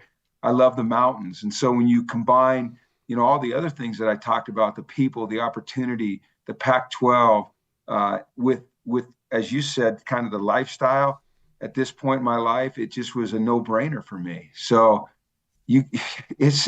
I'm so lucky. I'm lucky to be here. I'm grateful to be here, and I'm excited to get to work and build this thing into something special. New head coach of Colorado State, Jim Mora, is our guest on Moser, Lombardi, and Kane. Coach, you guys are getting set to transition here, a big one, to the Pac-12. What are the biggest challenges that face the program as you make the shift? Well, in terms of the transition, I don't think there's anything. You know, we're playing football. I think there's advantages. You know, I think the Pac-12 name is a brand that describes excellence. When you think of the great teams that have been in this conference, and you know, my dad coached in the Pac-8. I played in the Pac-12, Pac-10, and then coached in the Pac-12. So I've been a part of this conference for a long time. So that's exciting. I think there's a brand recognition that'll help in recruiting. I think that the challenges are more, you know, just creating the right atmosphere here within our team, getting the right people on board, creating the right culture, and those types of things. What I'm really excited about is, you know, we were an independent at UConn, and so you didn't have rivalries. So my wife and I were sitting in the hotel lobby last night, and there was a Christmas party going on. There's a bunch of guys from up north, and they kept coming up to me. They had these. It was like a disco themed deal. They had these disco outfits on. So at first I thought what the hell is going on? But they were a bunch of Wyoming grads, and they started giving me the whole history of the border war. And I knew a little bit of it, but I didn't know the entire history. And they work down here in Fort Collins, so they're Wyoming grads, but they know the whole history. And so just like opportunities to participate in games like that are so meaningful to people in this region, that's really exciting, you know, and that's something you sell to recruits. And it makes a job like this really special. You know, you're talking about the border war. You're talking about the boot, which was worn by a Vietnam vet, you know. You're talking about running the football from their campus to our campus. So those are the types of things that I'm really excited about. And I think they're not challenges going to the Pac-12, they're advantages. And we're going to lean into that stuff. Okay, Coach, I have a two-parter. So, guys, allow me a couple of questions here. Number one, I was up in your neck of the woods over the weekend at the high school championship games at Canvas, and I counted, and I ask every coach in Colorado about this because it's always a question you ask a coach. How do we keep the Colorado kids in state? I counted at least 14 to 15 Division I athletes in the 4A and 5A games. How do we keep Colorado kids in Colorado? And is that a goal of yours? It's absolutely a goal. And I think it's a credit to Colorado high school coaches and the programs around this state that there's that many really good football players in this state. And so our goal is to make sure that, you know, anyone that is a really good football player that, you know, we think can enhance our program as a person, as a player, grows up dreaming about coming to Colorado State. So what we have to do is create great, meaningful, genuine relationships with the people in the state that are coaches at high school level or have influence over these young men. And we have to put a product on the field that they say, hey, we want to be a part of that. We have to put a program together, a group of people that they say, hey, I want to be mentored and coached by these people. These are the people I want in my life, that their parents say, I want my son with these people. And if we do that, if we put a great product on the field, if we create a great environment where student athletes can come and feel like they're being nurtured and learned or nurtured and developed and given every opportunity to succeed and supported at a high level, then we're going to have success in this state. So it's all about focus and making this state a priority and making sure that, you know, we're fighting to the bitter end for any player that's a good player and a good person that's trying to leave this state. So it's probably the number one, not probably, in recruiting, it is the number one priority for us, is keeping good Colorado football players in Colorado so that they can build a brand in this state, so that their parents and their families and their friends can come and watch them play and not have to get on an airplane to do so that they can have a future in this state when they're done playing, because people got to watch them play every Saturday. And so they can win a lot of games. There's a certain sense of pride in playing for a school that's in your state. So we're excited about the opportunity to really recruit Colorado hard. I mean, really hard. Having said that, I don't want to put you on the spot, but you had a Colorado kid that was committed there, and I know you have to have those difficult conversations with recruits. When there's a coaching change, you might have your own plans, your own blueprint. How hard was it to tell Zeke Andrews that he was not going to be a CSU Ram? Incredibly hard. But it's so important to be transparent with young men and their families, and they don't want to hear it, and I don't want to tell them. But more than anything, you have to be fair with them. And, a guy like Zeke, who's a really good player, really good person, I talked to him, I talked to his dad. And before they signed, I explained what our offense was going to be, what the style of player that we were looking for. And I told Zeke, you can come here. All right. The scholarship offer stands, but it would probably be something that you and your family need to do is sit down and think about, is this the best opportunity for you, given the direction that we're going on offense? And I left the decision up to him. He called me back and he said, I'm going to decommit. And I wish him the best of luck. Those are impossibly hard conversations to have, but they're more difficult to hear when you're a guy like Zeke who's in state. And, if you do that after your first year, you lose credibility. When you come in as a new coach, you haven't recruited these kids, you don't know them, I didn't have a chance to meet him. It was a dead period. I had to make decisions based on tape that I'd seen and style that we were going to play. You don't want to do it. Now, if you do that going forward, you're a bad guy. You lose integrity. But when you do it your first year coming in, it's an unfortunate part of this business. See how easy that is? It hurts the kids. It hurts the kids, and I have 6 kids, they're D1 athletes. I did the whole recruiting thing. I understand it from the parents' perspective, and I don't like it for them at all. But this business has changed so much, as you guys know, and it's not always for the better. You see, that's what I want to ask you about, Coach, because I get on this program every single day, and I can't believe the Wild West that we live in terms of college football nowadays. And I know for you and every other coach around the country, you have to navigate waters that they're uncharted. You still don't even know kind of where you're going or where it's going to end. But it's about the players, and it's about getting good players. That's how you win. Players win. So in today's day and age, how do you formulate a game plan, with NIL and things that you can promise and so on, not knowing what the ultimate end is going to be? How do you pursue that starting today? You define what's important to you and your program. And that's number one, what kind of person do you want to bring? The character attributes of the person. Talking about personal character, we're talking about football character. You want guys that love football, but men that are really accountable to themselves, to their family, to their teammates, to this program, to this university, to this state. You look for young men that have toughness, and that's not a physical toughness. That's more a mental and an emotional toughness to be able to handle the rigors of college football. And then certainly you look at the physical attributes. And so you try to make the best decisions you can for your program moving forward, and you populate your staff with good people that are good evaluators that want to invest in these young men. And you hope you hit on the right recruits, but it's become so fluid. And the portal season is just about to get started. And you talk about chaos. I mean, it's madness, and you have to have a great plan. And I believe we have a really good plan in place to identify the players that we think can come in and help us and add value to this program on and off the field. But it's so fluid right now. And, the players want, and I believe they deserve the ability to go better their situation, should that be their wish.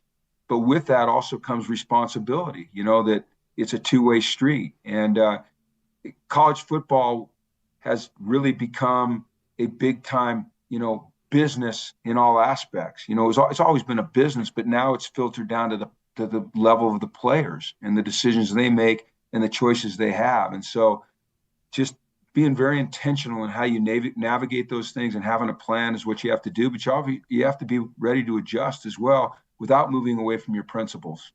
Newly appointed CSU head coach Jim Mora is our guest. Coach, I was listening to Jeff Choate at Nevada the other day, and he was talking about the reality, following up on what you're just talking about, of coaching in your position at that level. And he said, look, the reality is here. If a player comes here, has a great season, he goes and makes $1.5 million at Oregon.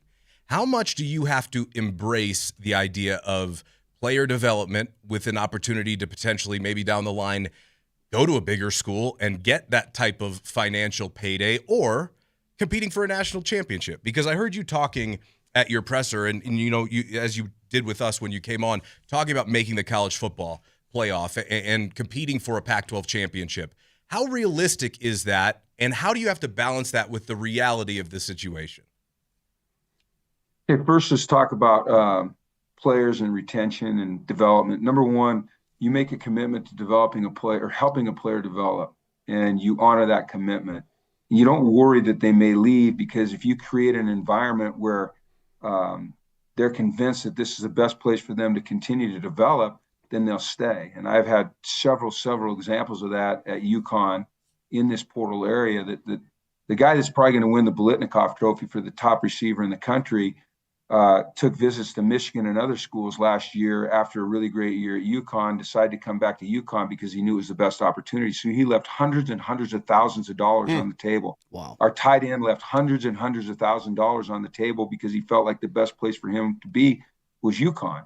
So if you create a program where they know that they're cared for, they're being developed, you have their best interests in mind, you care about them more as a person than a player, then they want to be here. If you're providing the resources to be great players and great people off the field, and you create a path for success beyond football for them, then they want to be here. So that's the most important thing to me. How real is, how much reality is in the statement that we want to compete for a national championship? If we do the work, if we have the right people, if we create the right culture, if we work at a dogged pace, if we take it one day at a time and respect the process, then it's absolutely possible. But if we fall off and we don't do things right, then it's not going to be as possible. So it's all about doing things right, making good decisions. As I said earlier, being intentional, not putting limitations on who we can be, but understanding that our actions better match our goals. The habits we create better match our goals, our aspirations. And if they don't, then we're just spitting in the wind. So that's our objective. Yeah, prepare for the wind, by the way. It gets windy up there. It changes the game. I know. Yeah. Well, I lived in Boulder as a kid, and that wind would shoot down through we were in Table Mesa. Oh, the and ripped Chinooks. roofs off the buildings and stuff. It got windy the other night. I said, honey, this is something you need to know. It gets a little windy here in Colorado. And I know Moser here wanted to put you in an old folks home, but here's what we got to do. You got to drag his butt up Long's Peak, because I know you're a frontiersman and you do some climbs. Drag his butt up Long's Peak and see how long he lasts, Coach. Okay. Yeah, no, it'll kill me. I'll tell you what we'll do. Get you a boat. That's I what I will was come gonna up say. and we'll boat on Horsetooth Reservoir in the summertime, okay? Right before Okay, camp, I'm for that. we'll go boating on Horsetooth. It's one of the greatest reservoirs in the history of mankind. That'll be great. But I'm just pumped that you're here. I think I have so many. Look, I went to Sac State, which is embarrassing, but nonetheless. You went to Sac State? Yeah. My best friend went to Sac State. You remember Greg Knapp and all that? Oh, name? yeah, Oh, God. man. I love The Greg. late, great may he Greg rest in Knapp. peace. Yeah, so may he Greg- rest in peace. Greg left Just a us, but great he was dude. my best friend. No kidding. so- I did not know that. Brilliant offensive mind too, by the way. Yeah. Last thing, but we have so many Rams fans up and down the Front Ranges. You, I'm sure, have been told and are well aware that are just waiting for anything to pop there. And so I think it's a wonderful opportunity for you, Coach, because if you can get it to pop, you'll never buy a steak again in the history of Colorado. I'll tell you that much. Well, we're going to do all we can every day to make these Ram fans that are in this state and across the country really proud of their football team, and we want to make this place to be on Saturdays.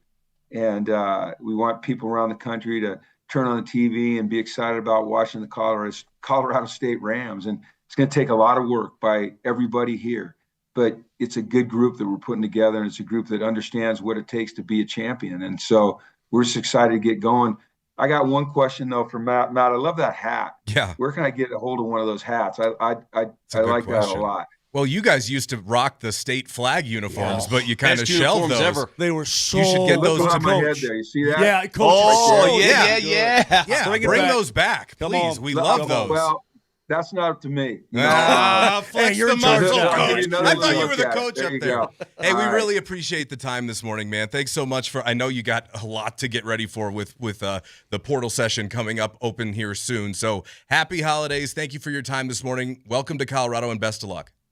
All right. Thanks, guys. Appreciate you having me on. That is head coach Jim Mora of the Colorado State Rams. Can't wait to see what he does in his tenure up in Fort Collins. On the other side, back to the Avs, some drunk takes and Broncos and Packers predictions. You ready, boys? Let's do it. Was that a good enough tease? Absolutely. That's coming Very up good next. tease.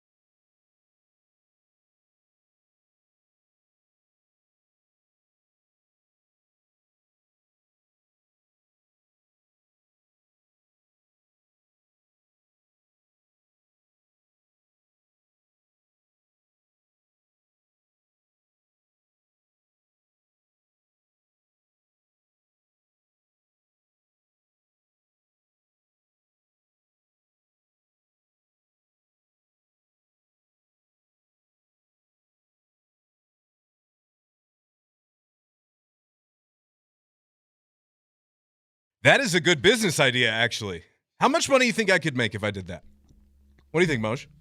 I'd pay you not to. For doing what? Well, I'll tell you later. Yeah. Unfortunately. I will tell. That's the I will only tell you downside later. of you not being here is not He's bare being chested and that joke. banging his chest. Hey, Matt, I am thankful that I missed the halftime entertainment when, trust me, that's not something I aspire to hear. Because I know what it is. It's usually Moser squawking about some video that he found, and he wants you to look at it. That was pretty, that's The guy pretty is accurate. drunk. You're not he had far you pegged. off. Yeah, you're not far off, Holmes. Yeah. By the way, big trade just went down in the NHL. Moj, details? Tristan Jarry going from the biggest Jarry going from the Penguins to the Oilers for Stuart Skinner. And to me, this is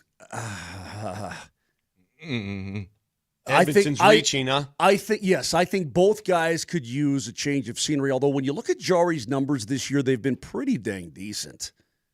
They really have. It's just that I don't know.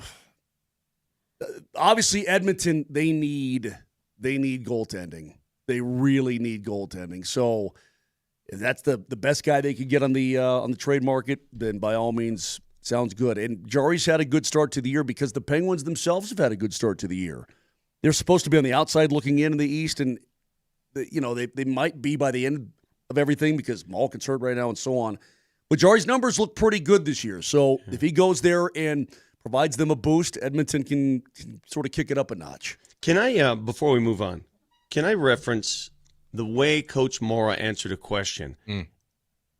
I asked him a hard question about Zeke Andrews, who's the Ralston Valley quarterback that played in the 5A title game, who was originally committed to CSU, and as soon as Mora took the job, he decommitted. And that's got to be a very difficult conversation. But the way Mora laid that out with such honesty and fairness, I have more respect for him now than I ever. I mean, that's how you answer a question like that.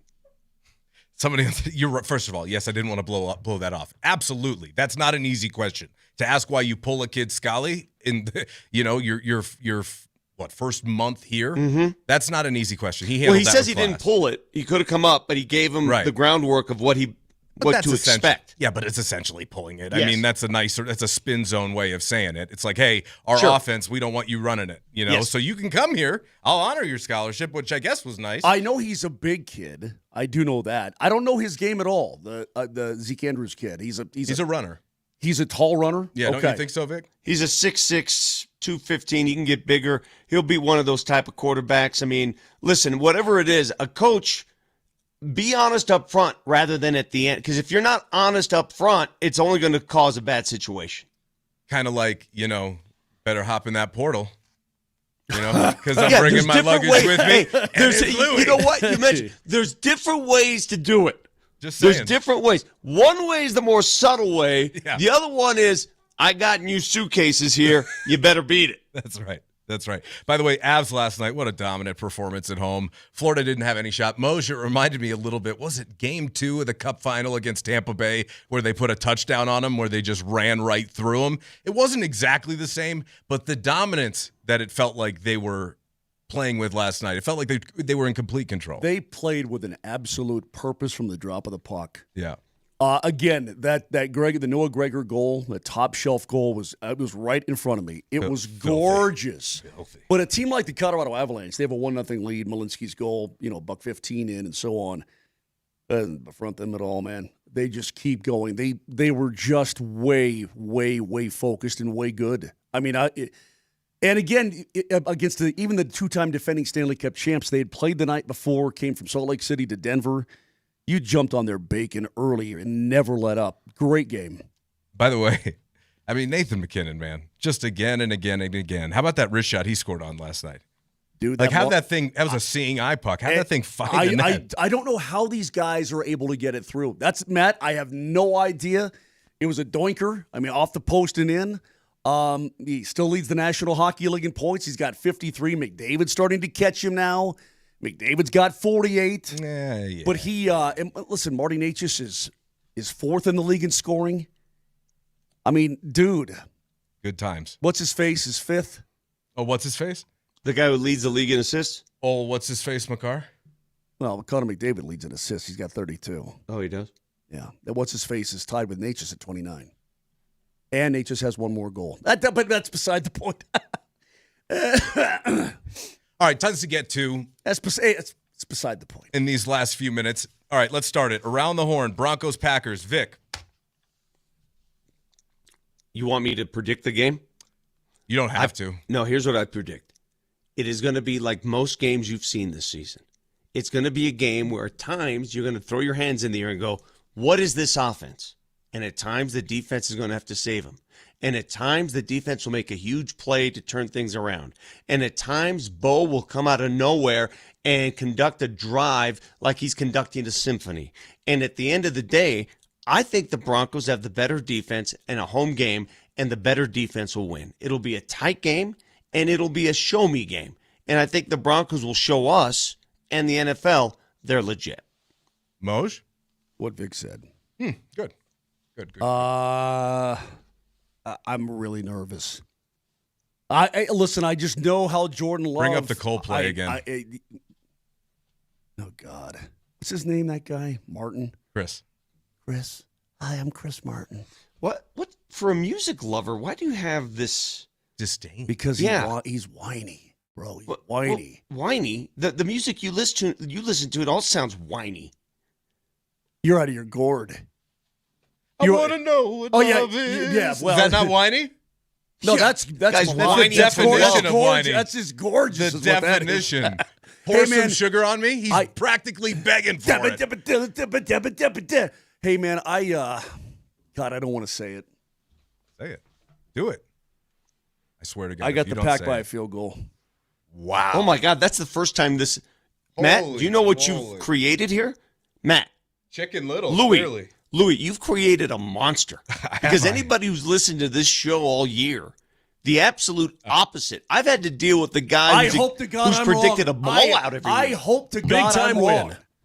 I do. That is a dub. The Broncos are not going to win 17 straight games to close out this season. They're just not going to do it. Hey, Moj, you know who doesn't care what you think about the Packers winning or not? Bo Nix's mom. Follow a lot of buzz about you guys being underdogs. Do you use that as a battle cry motivation? You tune it out? I don't really care. My mom thinks we'll win, so that's all that matters. You know what? It doesn't matter what you think, Moj, because Bo Nix's mom thinks I hope they're to going to win. God she's right. Listen, I want the Broncos to win. You know what's funny? To me, this is a coin. I can't think of a more coin flip game than this game. You know what's funny is players and coaches during the week before a game, they'll all say, who cares what anybody else thinks? But if they prove everybody else at the end of the game, what do they say after every game? Nobody believed that we were going to win this game. It's so we were funny. home underdogs. I think they can use that as motivation.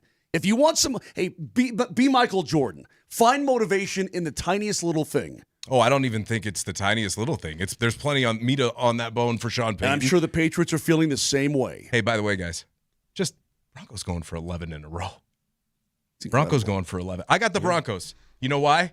Because the Packers can get the hell out of here.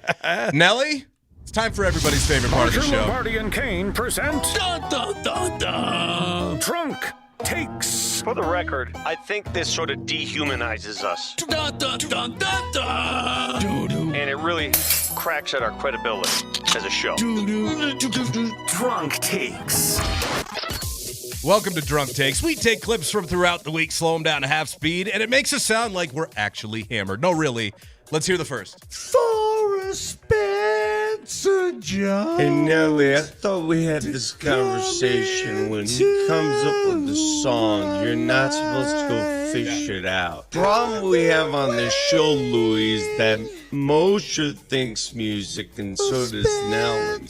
So everything we do on this show goes back to music. I'm not complaining. This is a fantastic song. Great song. And again, it's my first album. Yeah, that was good. hell is that? That is Moj walking out of the bar just about every night. I forgot I sang. That's where you just got the song a few moments ago. I forgot that I did the Spencer Jones song earlier. Next up. So I understand where your pleasure is coming from. I've just moved on to a new space of pleasure. The fact that I don't have a trash can full of paper to throw away, that's what brings me joy now. Transferred pleasure. I got it. Is that Chad Brown? That was Chad Brown. Welcome to Drunk Takes, Chad. He loves his little Christmas bags. No more wrapping paper. That's not the type of transferred pleasure that I'm aware of. Moving on. You gotta care enough. Oh, God. Where the hurts. This might take an hour. You gotta care enough where the hurts. It gotta mean something to you. It's more than a job. It's your livelihood. That is exactly drunk guy being like, you gotta care about it, man. Bull Next sounds up, the now. same, fast or slow. It doesn't matter. I was gonna say. The coach is a reserve guy. When he's dropping those, man, he's really upset. You son of a gun. Nelly? Colorado Wagon.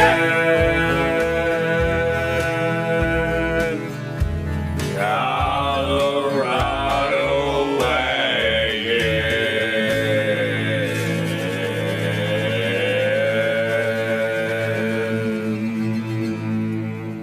Number one head. Nobody drunker than those guys all week long. By the way, shout out to Jared Bednar for being totally a nice chiller about that. Listening to YouTube buffoons on a Wednesday morning. He just barely tolerates us. He did. What did he say? You look like Yikes. a band, but No, you no, don't he sound said like a yikes. band. He said Yeah, he did yikes. say yikes. All right, last one now. I know there's a guy that I'd like to deal. A guy that's actually been getting some PT. A guy that's been playing some basketball, but does anybody want him at that price? Talking about Z? I ain't talking about your mom. Yeah. Great way to end the show. Yeah, he hasn't been here long enough to go there, but that's fine. Louie, welcome to the show. You got mommed. Well, hopefully next week I won't get mom. Thank you for tuning in. Moser, Lombardi, and Kane with Matt Smith. Big Broncos weekend. We'll talk to you to break it all down Monday. Louie, welcome to the show. You got mommed.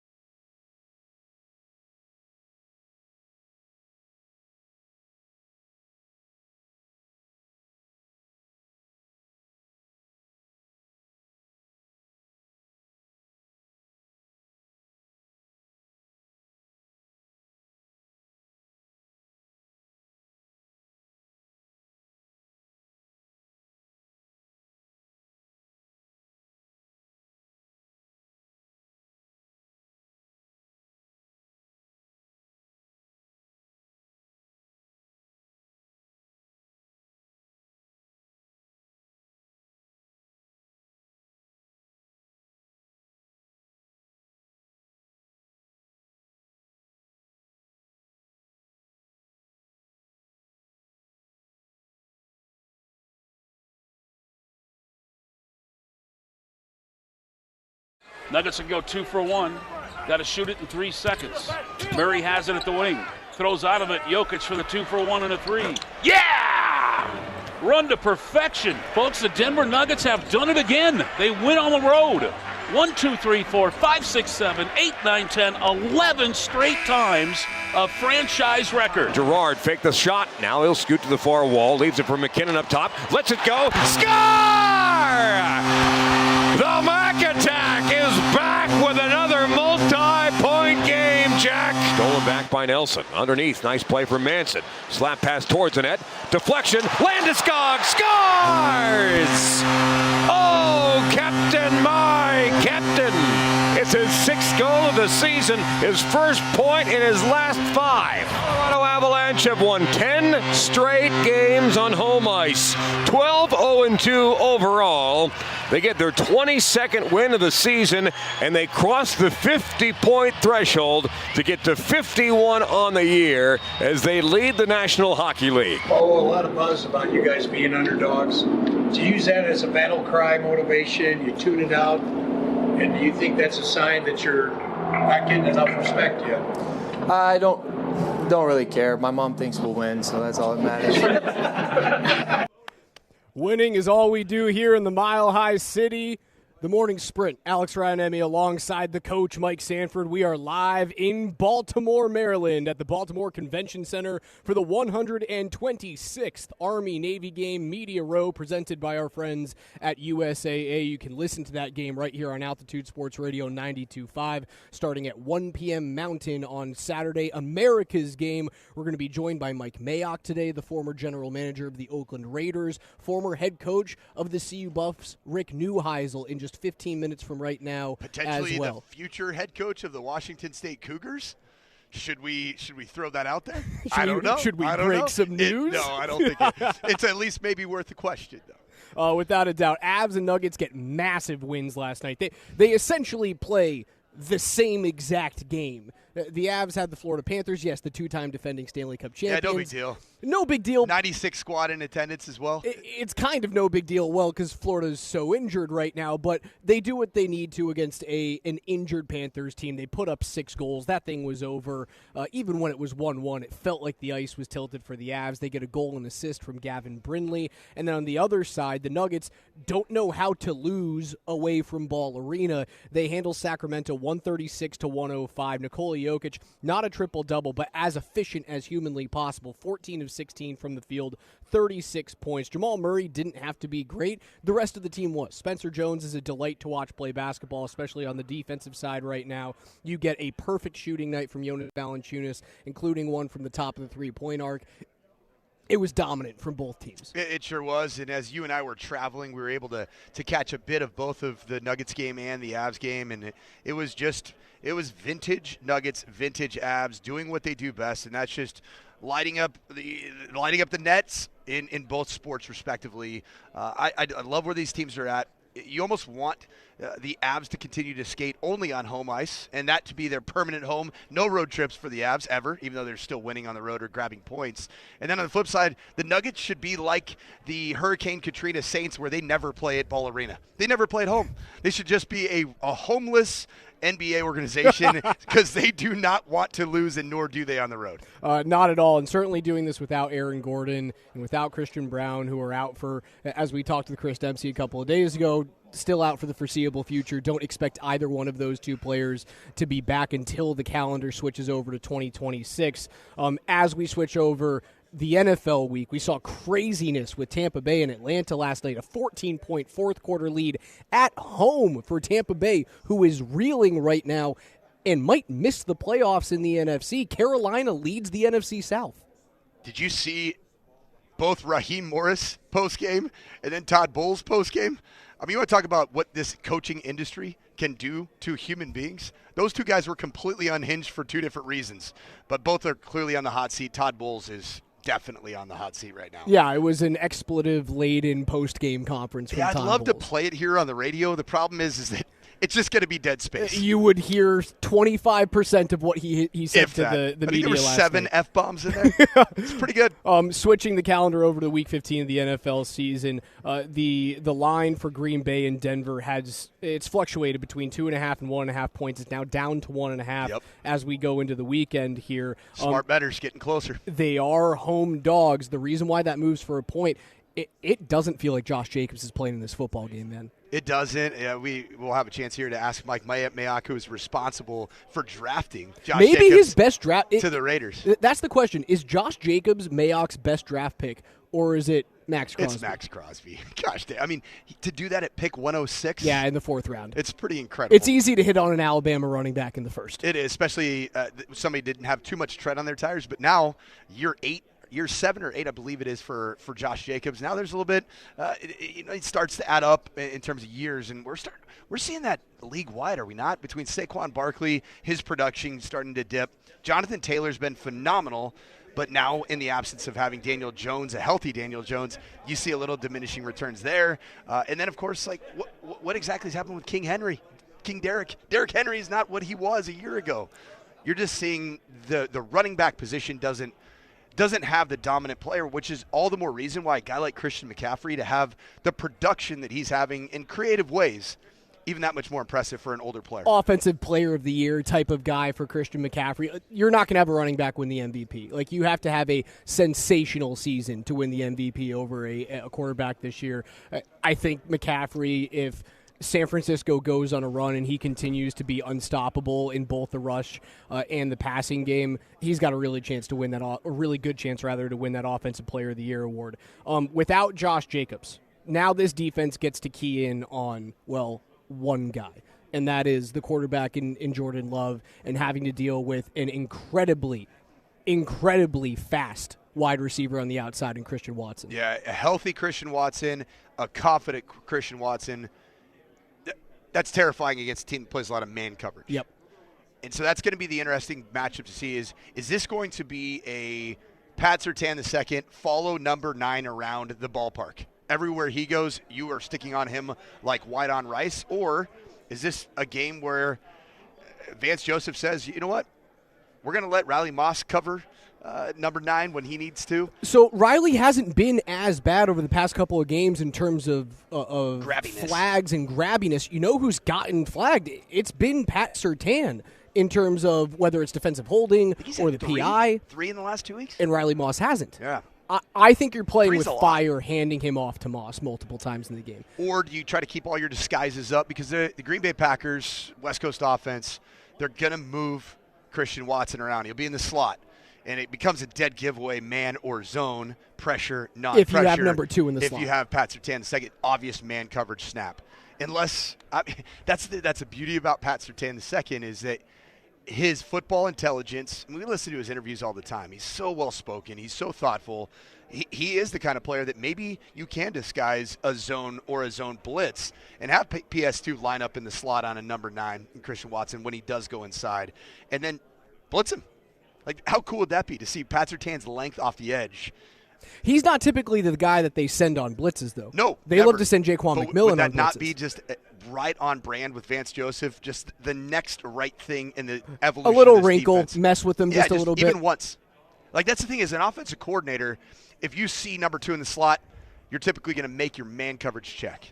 You're saying there's no way that human being's coming, so then you would also take. They're not going to take him out of coverage. Why would they? Correct. And then your other piece would be, okay, so I'm gonna take my offensive line and re-mic into the box and potentially give it to, the O-line's now responsible for the 4 down or the 3 down and overhang Nick Benito plus we'll say Dre Greenlaw. Now all of a sudden you got Pat Surtain coming off the edge and a running back that's not even scanning to protect. Those are the things that become very interesting. So game that out as a defensive coach, or rather an offensive coordinator. Sorry, not a defensive coach. Offensive coordinator. You see Pat Surtain in the slot once, and he's a corner blitz once. How often is that in your head for the rest of the game? The entire game, because even though you've really never seen Vance Joseph or this defense do it.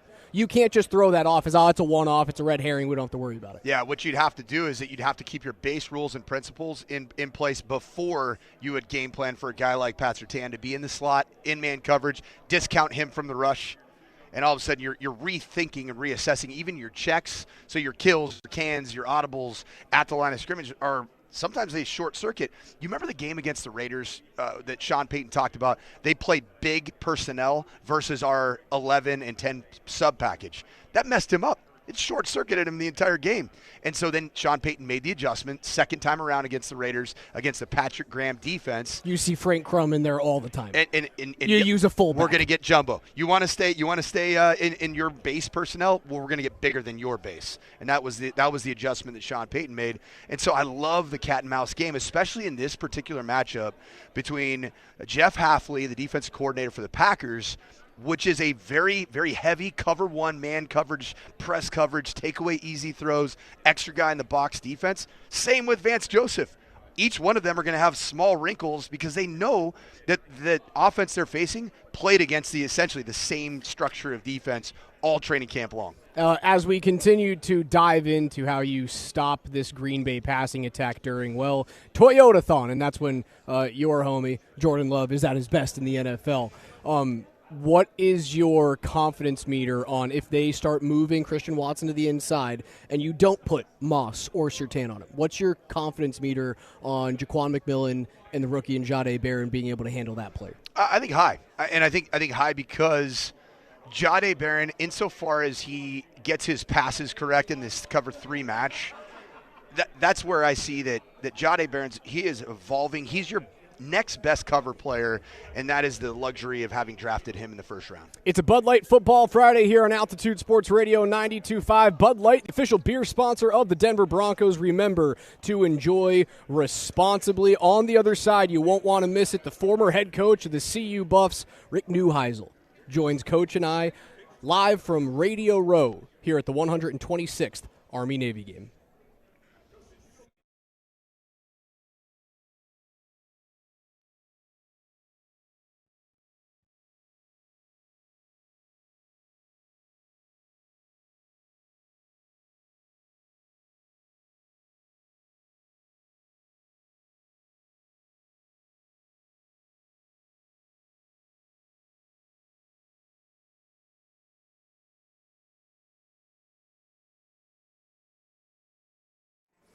Hey, Colorado, Coach Mike Sanford. As the weather gets colder, the sports action in Denver, it's never been hotter.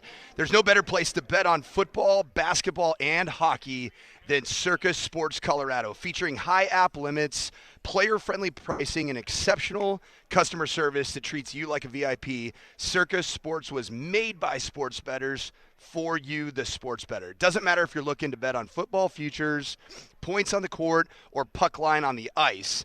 Bet where the pros bet with Circa Sports. So download the Circa Sports Colorado app or visit circasports.com today. And as a reminder, you got to be 21 years or older. Gambling problem? Call 1-800-GAMBLER.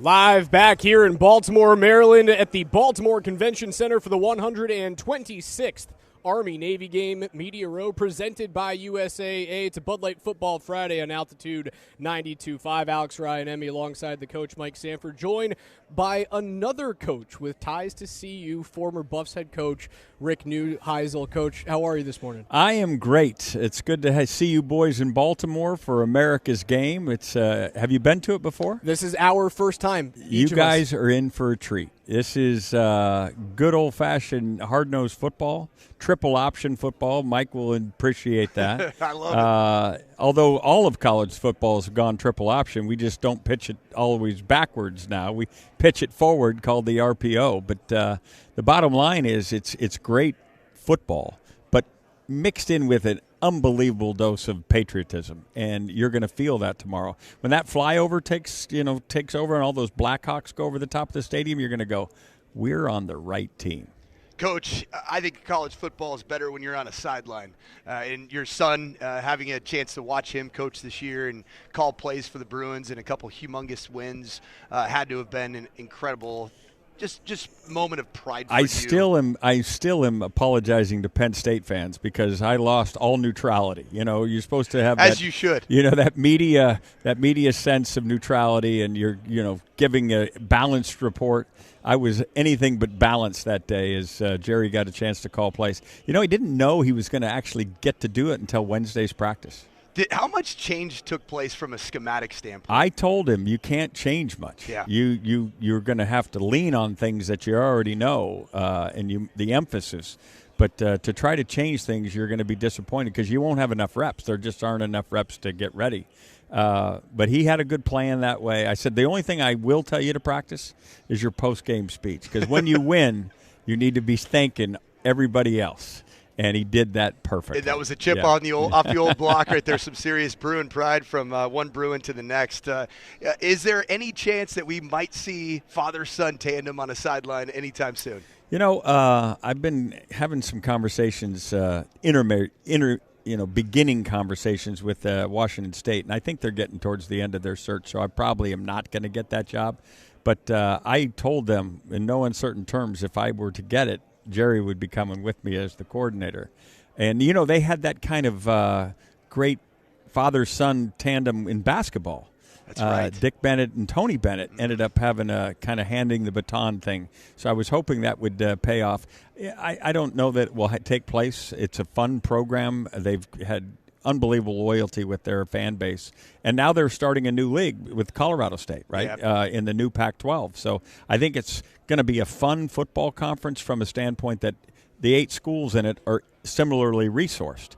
Right now, this game's about money. We're watching Texas Tech, go to one of the top 4 schools in the country with a bye because they put enormous resources in it. A couple of guys who made a bunch of money in oil and energy just said, hey, we'll buy a team. And I don't fault anybody. There's no bad guys. Don't hate the player, hate the game. But we've got to get our arms around college football because what we're going to watch tomorrow is kind of what we remember, and I think what we kind of look forward to having again, sharing a proportionate amount with the players, but having it a little bit not so much the Wild Wild West. How does Colorado survive in this type of environment in college football now that they've changed everything with Deion? Well, it's an interesting time. Deion obviously brought so much attention to the program. I mean, when both Game Day and Big Noon are in Boulder, Colorado, that's the pinnacle of attention. And Deion is that kind of a lightning rod. I was actually in Baltimore. Deion's last year of pro football was with the Ravens, and I was on the staff. So I have full appreciation for the Prime effect, full appreciation. And I wish him nothing but the best. Matter of fact, Jerry interviewed there for an opportunity to be on that staff. And so who knows what will come of that. But at the end of the day, they have to, and he has to, get out there and recruit. I mean, the money is that he's made that available, but there's money to combat it. So now it's about recruiting. And I don't know that you can do that just from sitting in a chair and being on the telephone. Similar program as we've talked about with Washington State. See you in a little bit different space with the Big 12 being a known Power 4 conference, but another college football program in the state that I think a former friend of yours or a friend of yours and Jim Mora Jr. just took over at Colorado State. Those types of programs where the revenue share might be in that $7, $8, $9 million range, as opposed to some of these are getting that $18 to $24 million range. The guy for CBS who does all the inside stuff, he just went on and told the Matt Campbell at Penn State was going to have $30 million. There's a college sports commission was supposed to take the role of the NCAA and be the kind of enforcement arm to make sure no one was spending over the 20.5, which everybody agreed upon. But just a couple of weeks ago, they asked for everybody's signatures to say, okay, but you won't sue us if we find you in offense of this. No one signed. We're in a free agent deal. When the ESPN reporter saying that $30 million has been promised to Matt Campbell to go out and get a deal, well, that means those who can afford $30 million are going to win the day. And this doesn't make them bad. They just have the money. So that's what I love about this new Pac-12 and Colorado State's place in it, because they're going to be playing teams that have the same amount of money. And that makes college football more fun. From recruiting to the actual product on the field, did the committee get it right leaving Notre Dame out? They got it right at the end. I was fighting for Miami all along because Miami had won the game on the field. But why 5 weeks would you tease Notre Dame like that? That's ridiculous. I mean, it wasn't like that game had been played after that. I mean, that game was the first game of the week. They're sitting there at 10-2, and they were both 6-2, and they were both 7-2, and 8-2, and 9-2, and then you choose the week when neither one plays to make the flip. That is inherently suspect.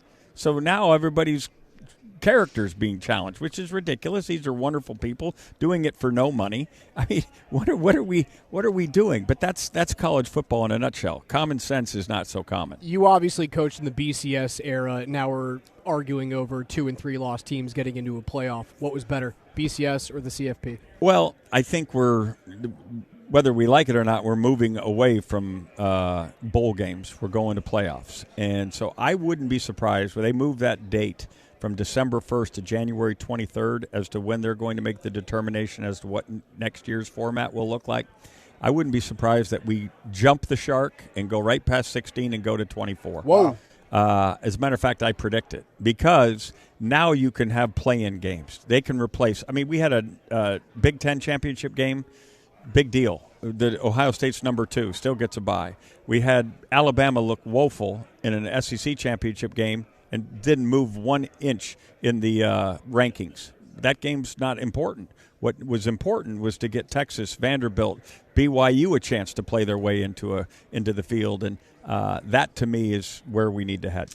What do you make of the Denver Broncos turnaround? We're obviously watching that in real time in the Denver market and seeing Bo Nix, a quarterback that you know well from covering that conference. What do you make of where the Broncos are at and Sean Payton, the job he's done? Sean Payton has been magnificent, and he's done it an old school way. You know, he's stuck to his roots. Football's still football. And Bo Nix's maturity and his ability to keep from making the bad play has been the secret. He's not always perfect, but he's made less mistakes, and that was the reason he was kind of considered reckless while at Auburn. Kenny Dillingham had a real calming influence on him in year 1 at Oregon, and then Will Stein, who's now the new coach at Kentucky, had a nice impact on him in that final year, and he's such a wonderful kid. I had a chance to talk to Bo. It's really fun to watch this success, and the Broncos and my guy Vance Joseph on defense. He was my quarterback behind Cordell Stewart at CU. VJ is doing an unbelievable job, and I wish him well. Tell us a little bit about VJ as a quarterback. What was he? So Cordell and VJ were both Louisiana kids, okay, and they both had been kind of recruited by Bob Simmons and had come to Colorado, and I inherited the two of them, and I had a blast with those guys. It's a good inheritance. That was, yeah, listen, you want to talk about good coaches, it isn't X's and O's, it's Jimmy's and Joe's, Amen. right? Amen. And I had a couple of them in those two guys, and absolute blast to coach. And in an era where we're kind of talking about it's about me, and if I ain't starting, I'm departing in the transfer portal. VJ didn't have all those vehicles, so he was just one of the great soldiers and had to watch Cordell play, but no better teammate out there. The former head coach of the CU Buffs, Rick Neuheisel of CBS Sports. We know you got to get out of here and get to a rehearsal. We thank you so much for your time and your expertise today. Can you believe they think I have to rehearse? I mean, how many times do I have to do this? How many times have you done this? Come on now. Well, after hearing some of what Jerry said inside that locker room after not the game. Not getting his headset. He needed to rehearse. Well, exactly and right. he needed some expletive buttons on a couple of those post-game celebrations, which is what, I'll tell you what, he nailed they have a beep button on that deal. Coach, you know people get excited with victory, Mike. Oh, it was my favorite. Thank you so much for your time All the today. best, we'll boys. see you soon. Appreciate All right, you, Coach. go Buffs, go Broncos. The former head coach of the University of Colorado. Was it nearly 20 years, 25 years before you took over in your interim role? Rick Neuheisel. Was this an Altitude Sports Radio first? Two head coaches for the Buffs at one table? It has to be. Football It's got to coaches? be a first in Denver sports I'm a big, definitely an asterisk next to my name. Hey, now, there's a head coach title right there. There is an interim there tag. was an I next to it. But there's a lowercase I. There's a head coach tag right there. Really interesting. And that I is essentially a Roman numeral for the amount of victories that I had in that role. Interesting. He was able to coach Vance Joseph as a quarterback. How does that help him as a defensive coordinator? A lot. I've always. And why don't you see more former quarterbacks going into that role? It's a really, really good, who knows how Vance. I'd love to actually ask Vance Joseph how that all transpired, that he ended up becoming a defensive backs guy, then becoming a defensive coordinator. But I always look at my own personal journey through coaching, and the one area that I regret is having never coached on the defensive side of the ball.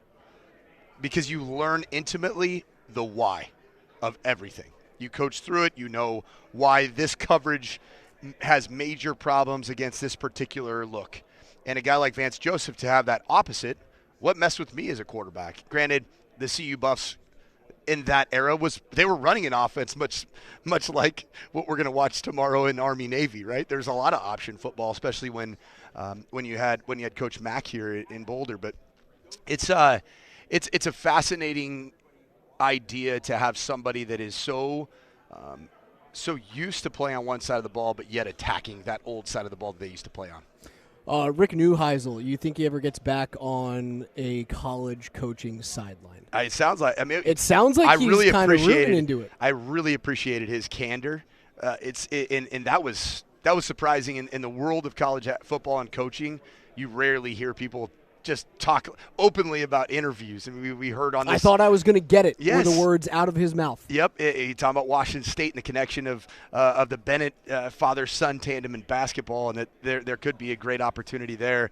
When I look at his resume, I feel like Rick Neuheisel's been on the sideline in the last several years because he is so young, he is so energetic, he is so connected to the game of college football. But it's been 14 years. I coached against him. His last game at UCLA was actually a Pac-12 championship against Sanford when I was coaching there, because USC was on sanctions. So UCLA, a 6-6 team, played against Stanford in the Rose Bowl game, and it was a great game. It was not an easy game for us whatsoever. Interesting thought from him. Jump right to 24 teams in a college football playoff, rather than expanding to 16, rather than expanding to 18 where you have more buys, something like that, directly to 24. So my question of, we're arguing over 2 and 3 loss teams, we'll be arguing over 4 and 5 loss teams at that point, won't we? Basically the entire SEC is going to be in the tournament. Is that what we're going to be expecting? I mean, pretty much. It is a television product, and you saw the CFP want to put in another SEC school. It makes sense. So we'll actually be conservative on this. We'll say that 12 SEC teams would get in, and we'll say 8 Big Ten teams will get in, and then every other team from those two conferences they'll still shut out in, the ACC. Yeah, no, the other teams, all their coaches will get fired. Every single one of them. So if you don't make the playoffs, you're fired. That's basically what it'll be. That can't be a fun way to live your college football coaching lives. have you seen the bags under my eyes, man? 20 years worth of it. That's how I live my life. You're scrubbing them off right now, Coach. You're looking younger and younger by the day. I don't know if the amount of crab and 1 beers that we consumed last night, our first night in Baltimore, if that helped with the inflammation whatsoever. No, I don't think you woke up and had your morning run today either. Neither did I, Coach. We're out here live in Baltimore, Maryland, at the Baltimore Convention Center for the 126th Army-Navy game. We're on Media Row, presented by USAA. Make sure you guys tune into the game tomorrow on Altitude Sports Radio 92.5, starting at 1 p.m. Mountain Time. You can also watch the game on CBS as well. 126 years of this amazing game. Cannot wait to see the pageantry tomorrow, just a day before the Broncos take on the Packers in what will be their most difficult game of the season, arguably the best opponent that they have, not only on the season thus far, but on the season remaining, right? You have an injured offensive line for Los Angeles. You have a Kansas City team that is still sputtering right now and playing for their playoff lives. This Packers team, this game, it could be a Super Bowl preview. A lot of people are saying on our 92.5 on our call letters there that this is probably the game that the Broncos can afford to lose. C-A-N as opposed to C-A-N''T. You don't share that thought process. Not one bit, and here's why. How big of a deal was it to beat the Raiders because you knew that you controlled your own destiny in head-to-heads versus the New England Patriots? You want to know what's a more significant head-to-head with the New England Patriots and the Denver Broncos? Is your win-loss record overall. So right now you do control both the head-to-head and potentially your win-loss record. You lose this game against the Packers, you're putting it in the hands of Drake May and the New England Patriots. The Broncos need to go out and get after Jordan Love early in this game, and they need to assert their dominance and how they play defensively at Empower Field. And Broncos country needs to listen to the advice of Sean Payton. Be loud, show up early, and make your noise, not just at the line of scrimmage. Do it when Jordan Love and the Packers are in the huddle. I think it's more nuanced than the head-to-head record.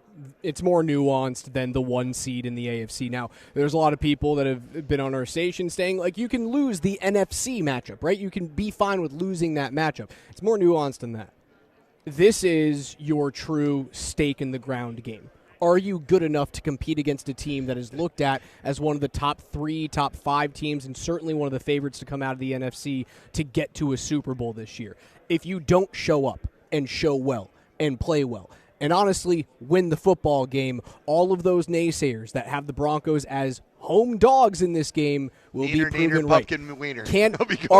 Are you truly an 11-2 team, or are you the Minnesota Vikings from last year?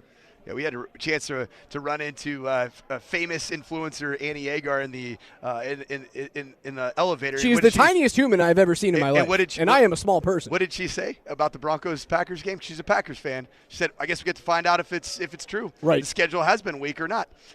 So that's the word on the street. Everybody wants to know.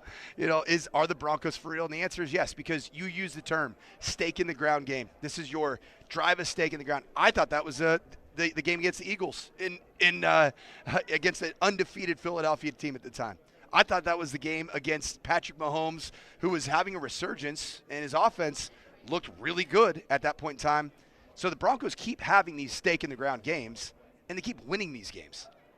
At what point are people going to just buy in and even say maybe the Broncos, maybe they ruined the Eagles. Maybe the Broncos ruined Patrick Mahomes, as we said right after that game. That felt like it was a passing of the baton in the AFC West, and it proved to be so. It's a Bud Light Football Friday. Bud Light, the official beer sponsor of the Denver Broncos. Remember to enjoy responsibly, live from Baltimore, Maryland for the 126th Army-Navy game. It's America's game. That's Coach Mike Sanford. I'm Alex Ryanemi on Altitude 92.5.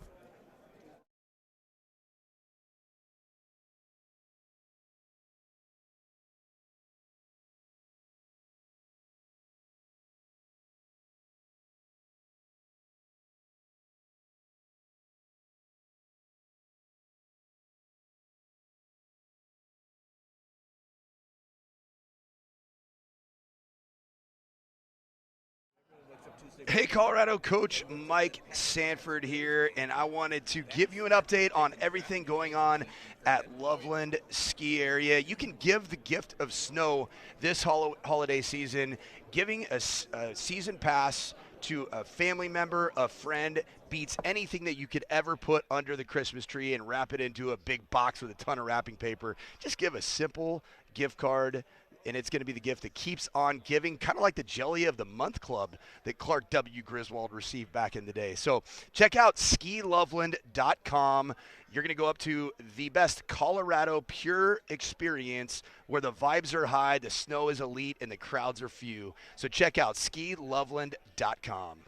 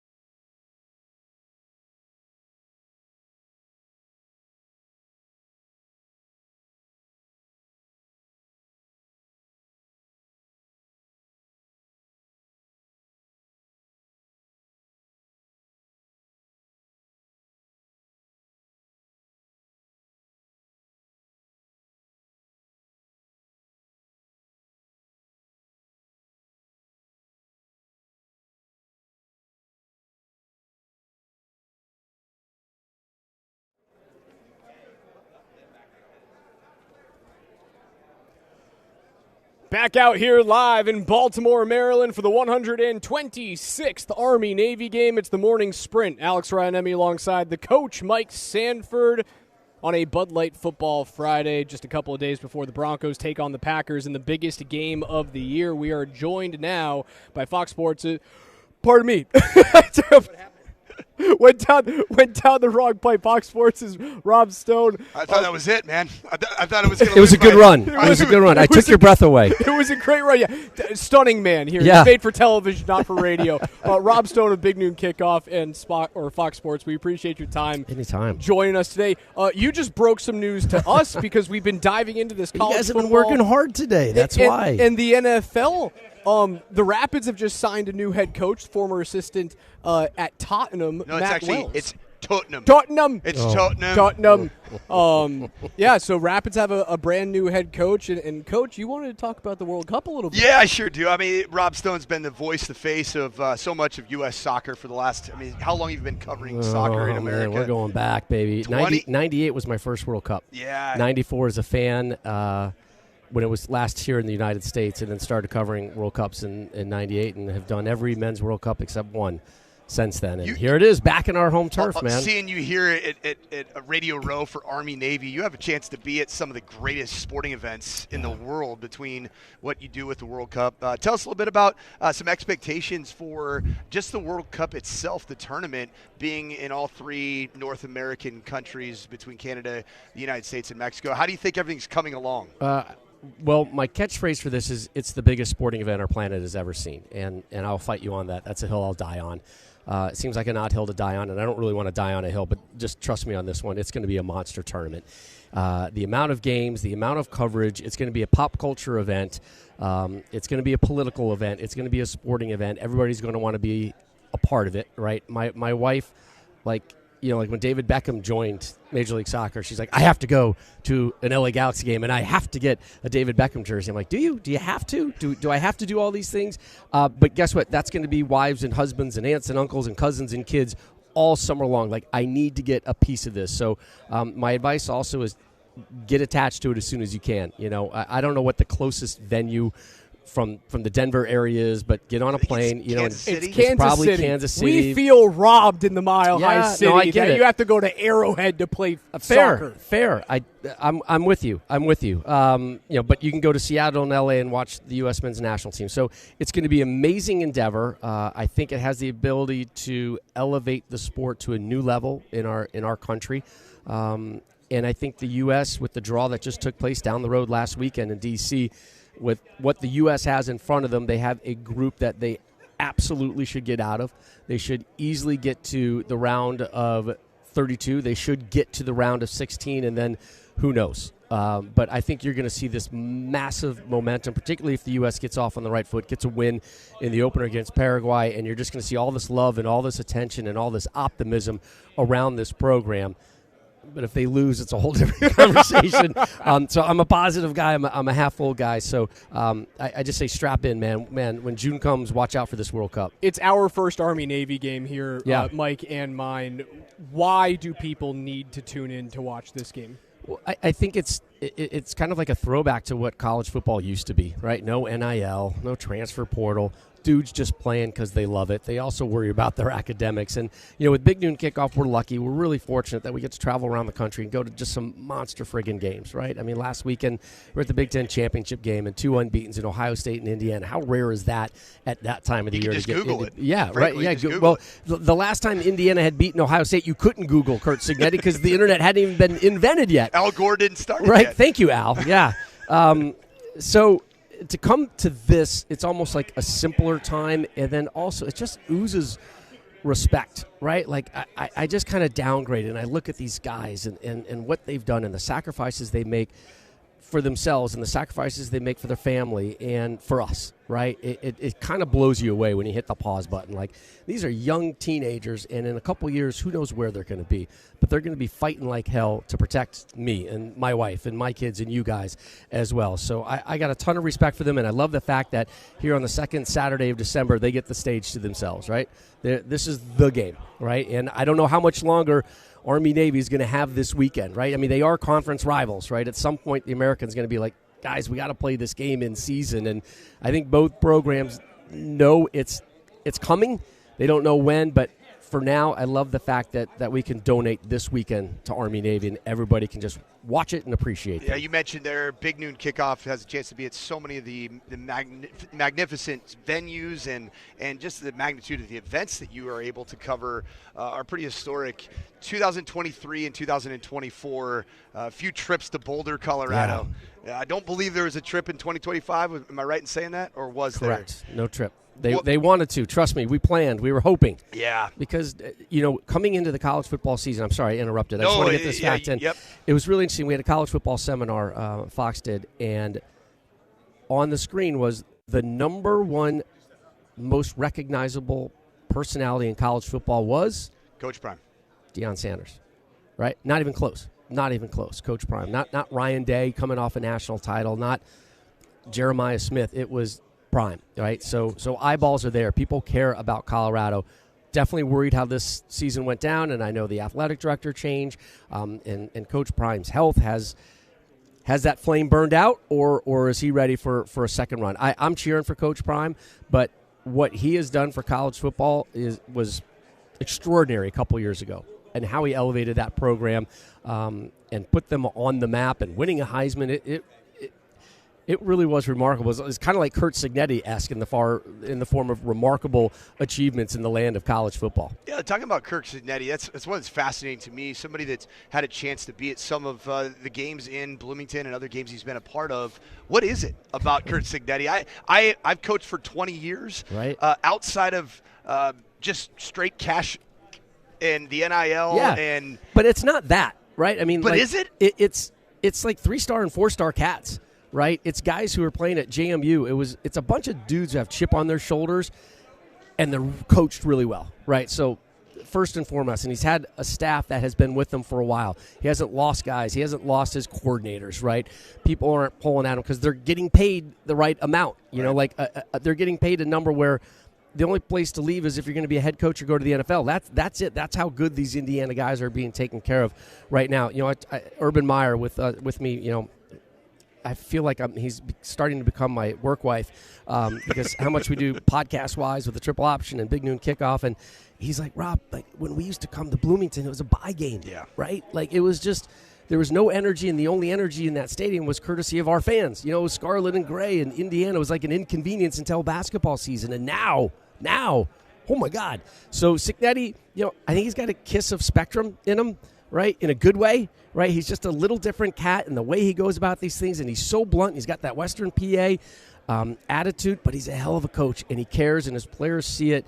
And the fact that he was able to maintain it, right? Like he was no one-hit wonder, right? Able to do it back-to-back years, and arguably better this year. Definitely better this year. I mean, they're going to have a Heisman Trophy winning quarterback. Is he your Heisman Trophy winner? Yeah, he already got my vote. After Saturday's game, I walked out of Lucas Oil Stadium, and myself and Mark Ingram and I were talking, and I was like, well, that made it easy, right? Like, it was a little bit. No, I'm going back doing the hand. Yeah. I know, I'm sorry. We outlawed it on yeah, this good, station. good. Yeah. As you should. Unfortunately, I brought it to Colorado, kind of. It's your fault. It was like 4 months ago. It's you coaching the kids. I was ahead of it, fault. But we won't get there. Stupid. Rob, Julian Sayin was up there, and Jeremiah Love were up there, but Mendoza with the two big pass plays and the way they won it in the fourth quarter, it's a no-brainer. Rob, who wins the national championship this year?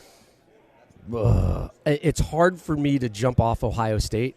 They're younger than they were last year. And again, remember, last year they went into the playoffs like this year off a loss, right? And that served as that springboard, as that moment. And I think Ryan Day almost kind of needed it. Like, hey, guys, enough with the press clippings, enough with, like, your defense is better than last year, enough about you going to the Heisman and you're the greatest wide receiver in college football. Hey, just win. Right, and if you go back to that game, there were two crucial 4th-and-1 moments in that second half, which could have flipped the game. Right, saying that quarterback sneak originally ruled a first down inside the 5, and then you go to commercial break and you come back and Indiana's under center. Like, what happened right here?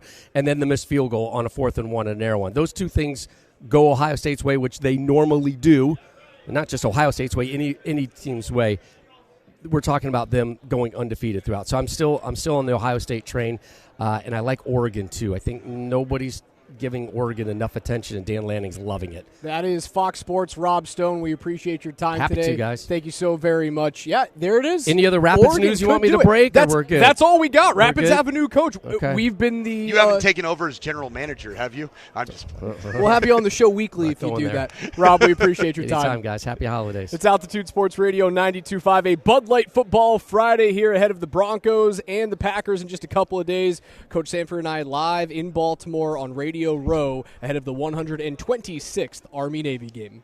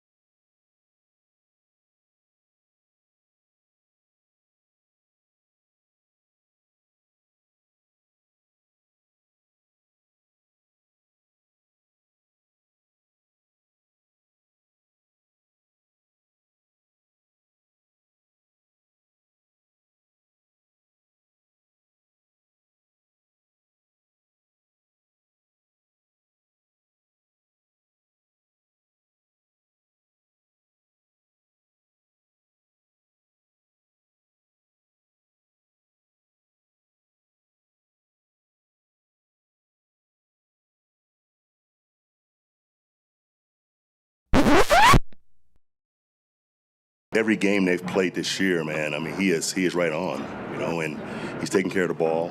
He has great skill, as far as the receivers, tight ends, and backs. It's a well-coached unit also. The O-line is really well-coached in the run game and pass game, so it's going to be a challenge. But he is playing at a high level. He's accurate, man. He's making big plays. He's being aggressive, which is scary for a defense. His timing on big plays has killed defenses, so it's going to be a challenge for us to get him stopped.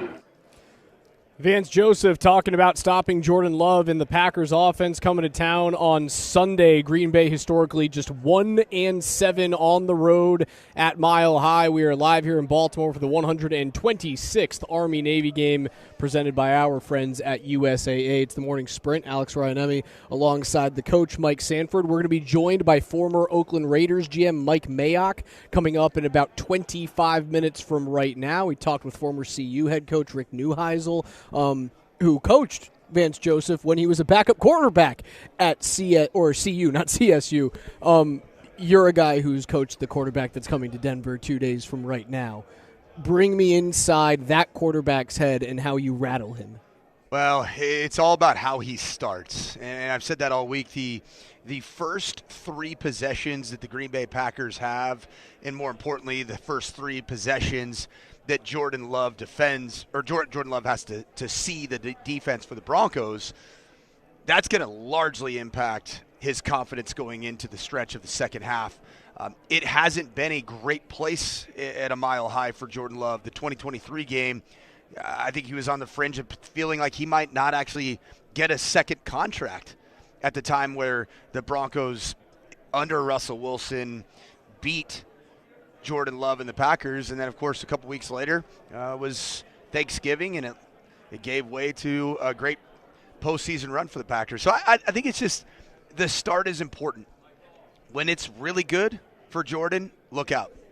He's really good. And Vance Joseph talked about all of his plus traits there, the timing on the deep ball, the natural throwing ability in so many different capacities. He changes arm angles naturally. He doesn't work at it. Like Bo Nix is the kind of quarterback that I think he is wired like a traditional quarterback, but he trains all of those unique no-look passes and changing the arm slot. That's who Jordan Love is. It's like I always say that Jordan Love's an AAU basketball player, and Bo Nix, he is a trained football quarterbacking robot. Okay. They're 2 completely different types of players. That 2023 game on the road, Week 6, as Denver won by 2 points, 19-17 was the final in that game. On the road for the Packers. On the road for the Packers, Correct. yes. Jordan Love blitzed 14 times in that game, pressured 5 times. Pressure percentage of all of his snaps was just north of 12% in that game. He was 21 of 31, did have 12 first downs there, so not terrible, but like they did get after him heavily. Do you expect more or less? Let's put the over-under at 14. 14 times he's blitzed in this game, over-under. Over. Well over. Way over. And that's the key, is that if you could create pressure on him, and this is an offensive line for the Green Bay Packers that has had its fair share of ups and downs from an injury perspective. Zach Tom, questionable. I'm curious to see if he will be up and running. Eldon Jenkins, another player that had played the center position, he is on the IR, out for the season. So you need to pressure Jordan early and often and force the football out of his hand. All 5 times that he has been blitzed, double digits this year, the Green Bay Packers have won the football game. Interesting. So 14 blitzes against Washington, they win by 9 points.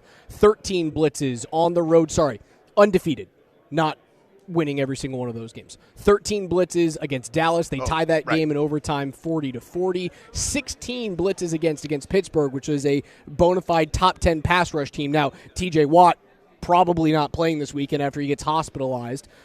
16 blitzes in that game, 10 blitzes against the Giants on the road, and 13 last weekend at home against Chicago. They have won or tied every single one of those games. Tell me about the games that they've lost in terms of blitzes, because did Cleveland just 4-man rush him, or was it just shy of 10? 7. Okay. But he was sacked 5 times in that game, and I think that was a Myles Garrett statement game. No, Myles Garrett only had half a sack in that game. Pressure's up the wazoo, only half a sack. He probably moved Jordan off his spot into another pass rusher's arms, basically. Your 3 losses on the season for Green Bay this year in terms of blitz rate against. 7 blitzes for Cleveland in a 3-point loss. 5 blitzes in a 3-point loss for Philadelphia, and the week prior 8 for Carolina in yet another 3-point loss. Yeah, it's interesting. When you look at Philadelphia, I mean, Vic Fangio, just not a blitzing defensive coordinator. So the thing that's interesting about blitzing and the statistic that you're reading off there, Raj, is that implies that there is a 5th rusher or a 6th rusher added to the general pass rush. A team like even the Broncos, Vance Joseph doesn't always bring that 5th or 6th rusher. A lot of times it's the illusion of all 6 coming and then not being able to figure out which one is going to drop out in coverage.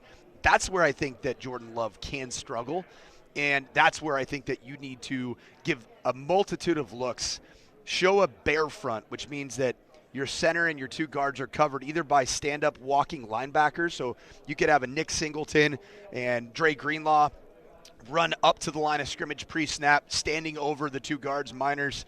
And by the way, Ben Powers. Ben Powers looks back. Like, yeah, is he playing? Do we know? He has been activated off of IR, not expected to play on Sunday. Does he immediately get his spot back? Alex Walczewski has been awesome. The money says yes. Yeah, you're right. And the money says yes. And there was nothing that Ben Powers ever did that you would say. Not this year. Yeah, he's been good. He's powerful. Paul Chesky is going to be a very valuable commodity somehow, some way for the Broncos, whether they re-sign him or they use him, because he is now a proven NFL starting guard for a team that I don't think that they've lost since Palczewski has been playing guard for this team. No, they haven't. He's an undefeated guard. I think he's probably has won 10 games. Undefeated guard and on a team that doesn't take sacks. Now his quarterback's helping him out certainly because he has been programmed. The Bobot has been programmed by Sean Payton. Broncos fan that's out there listening right now, have you ever noticed Alex Palczewski? No. That's awesome. That's a good thing. That is a really good thing. That is a very good thing for an offensive lineman. If I don't notice you. Now, like if you're a left tackle. When was the last time people noticed Alex Palczewski?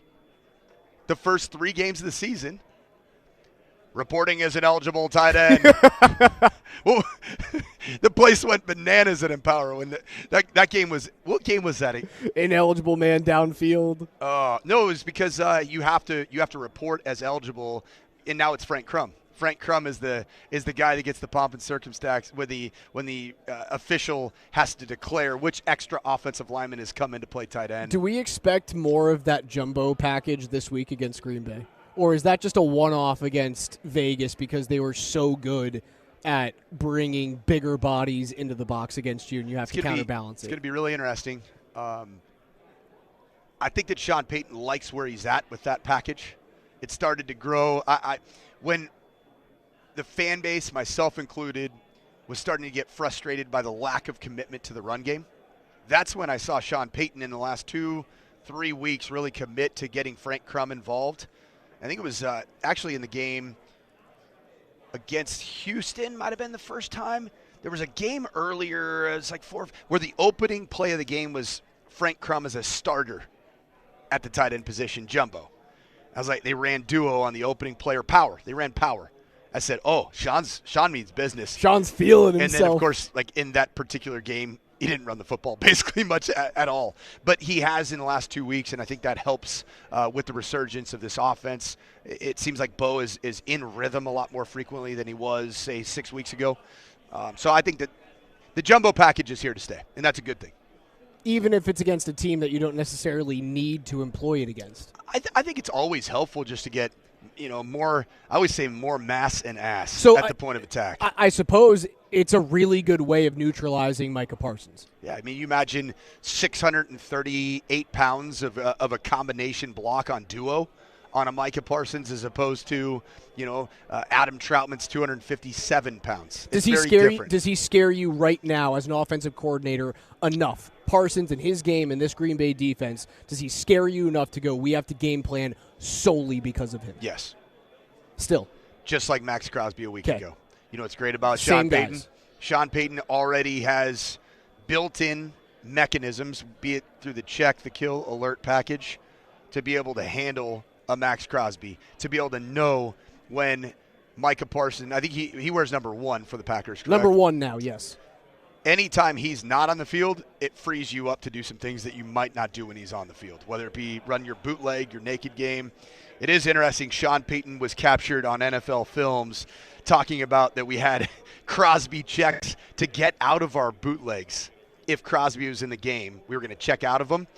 Do you think that was some Sean Payton playing? Like, do you think he wanted that out there into the universe so that the Packers are like, oh, they're gonna do the same thing for Parsons? Probably. When in reality, he's gonna boot. And this is what I would say: when you have an elite player, you actually want the play fake to go to his side and then boot away from him, because you get all the offensive line working at that player, and then you boot away. The Bronco fan in me goes, yeah, but remember what Von Miller did to quarterbacks on play-action boot from the blind side in those strip sacks? And Micah feels like that type of like bendy, Gumby player who can strip sack you. And that's I scary. get very nervous I'll say about that, it from that the weak is side. terrifying, because the play-action side, if you're running stretch zone and you show the prize and all the offensive line is blocking outside zone to Micah Parsons or to Von Miller, and somehow, some way he finds a way to get skinny through, like you said, bend through and hit your quarterback blindside, that's terrifying. Yeah, the ball is no longer yours at that point. There's nothing. So I almost fun would about rather calling a game run. like that. I would almost rather run. And again, I could be so dumb and so naive. Run the ball so at that's him? why I have you.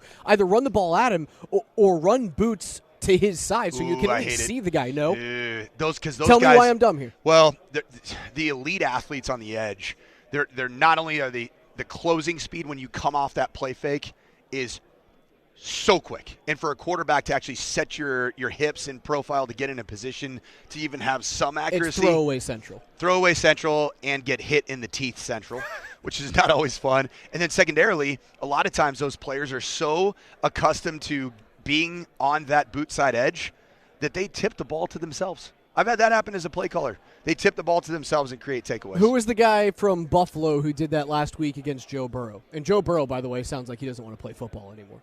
He's having some very serious, dark life conversations at the podium. So I saw an interesting trade. Joe Burrow to the New York Jets for basically all of the every Bengals. pick for the next decade? Yes. Yep. The Bengals get every pick for the next decade, and Joe Burrow is with Garrett Herschel Wilson Walker in New York. all over again? Yeah. Just can you imagine? If There is not a value I can put now. Where his value is diminished is he doesn't stay on the field, right? He gets hurt. But when he is playing, he is, for my money, without a doubt, one of the Top 3 2. best quarterbacks. 2 is fine. You As a can make that thrower. argument any day of the week. And he's actually a good runner, too. People forget about that. He's just never he There hasn't is- been healthy. There is not trade compensation enough for me to make that move. Now, if he goes, I'm not playing in Cincinnati anymore, sure, I'll make the deal. It's his home state, which is wild, right? He grew up playing high school football with his dad coaching at Ohio University.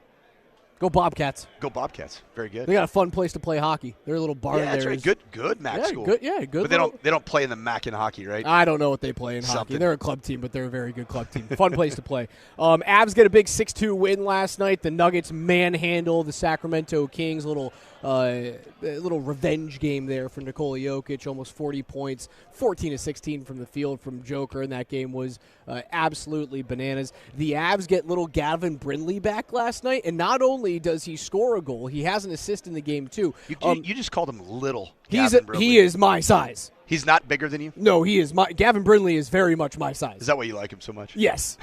Hand to God, man, I have a soft spot in my heart. It tugs at my heartstrings to see a little dude play with as much nail as Gavin Brindley does. Yeah, that dude is a nail gun. What I love about him is that he when he was acquired, he felt like he was a couple years away.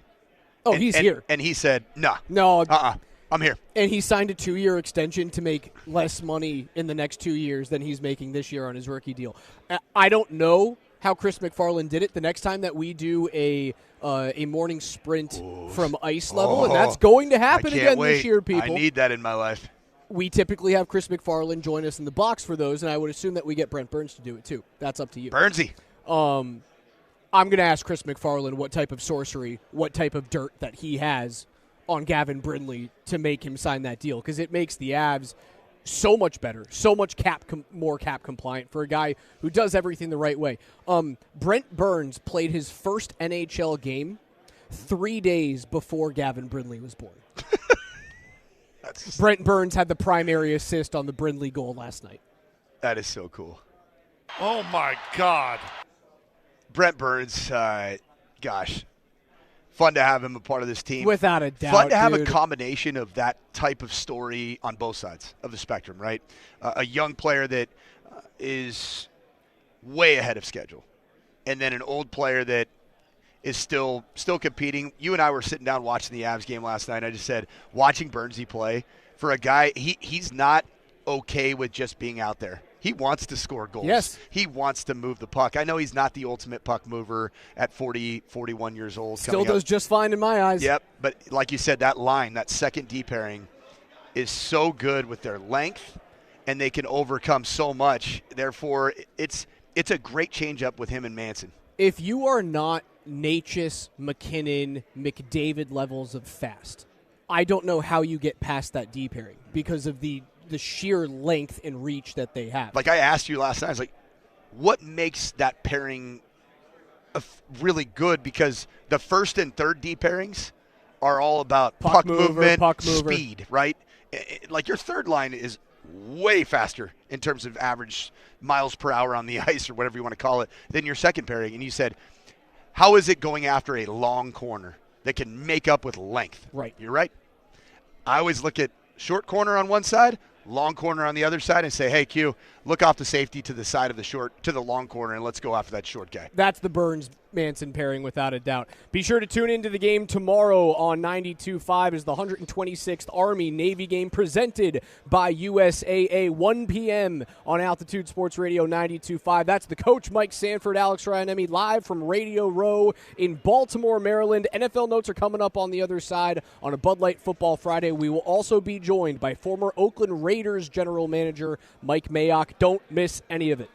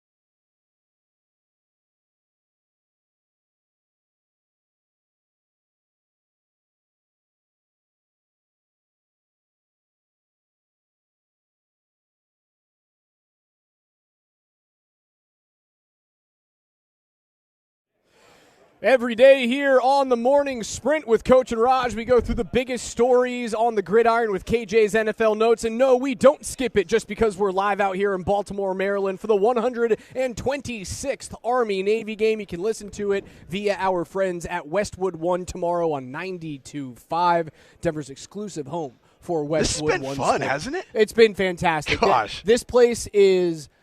It's as close to a Super Bowl Radio Row as you'll get, and I would argue you are better kept care of here. Like, it's the people at USAA from top to bottom have been fantastic. I mean, you and I are Rochambeauing over this Army-Navy helmet. Rochambeauing. I have already beat your ass at that. No, you It's said my helmet. in the event that we actually were going to Rochambeau for the helmet. In the event, tell the people you've already lost. Yeah, you got to own up to you, that. You won. Best of 3. You won. But we get to take home the helmet. I went to the scissor too much, man. Can't scissor that much in life. You sure can't, Coach. Can't do it. KJ, get us on track, my friend. All right, here we go. So because we have Mike Mayock coming up here in just a few moments, I'm going to roll through a couple of quick hitters real quick here. Canadian Football League star wide receiver Dante Myers stopped by the Broncos facility today for a workout. So we don't know exactly what that means, if they're looking to sign him, if it was just a workout. We are not particularly for sure, but Sean Payton will talk later today.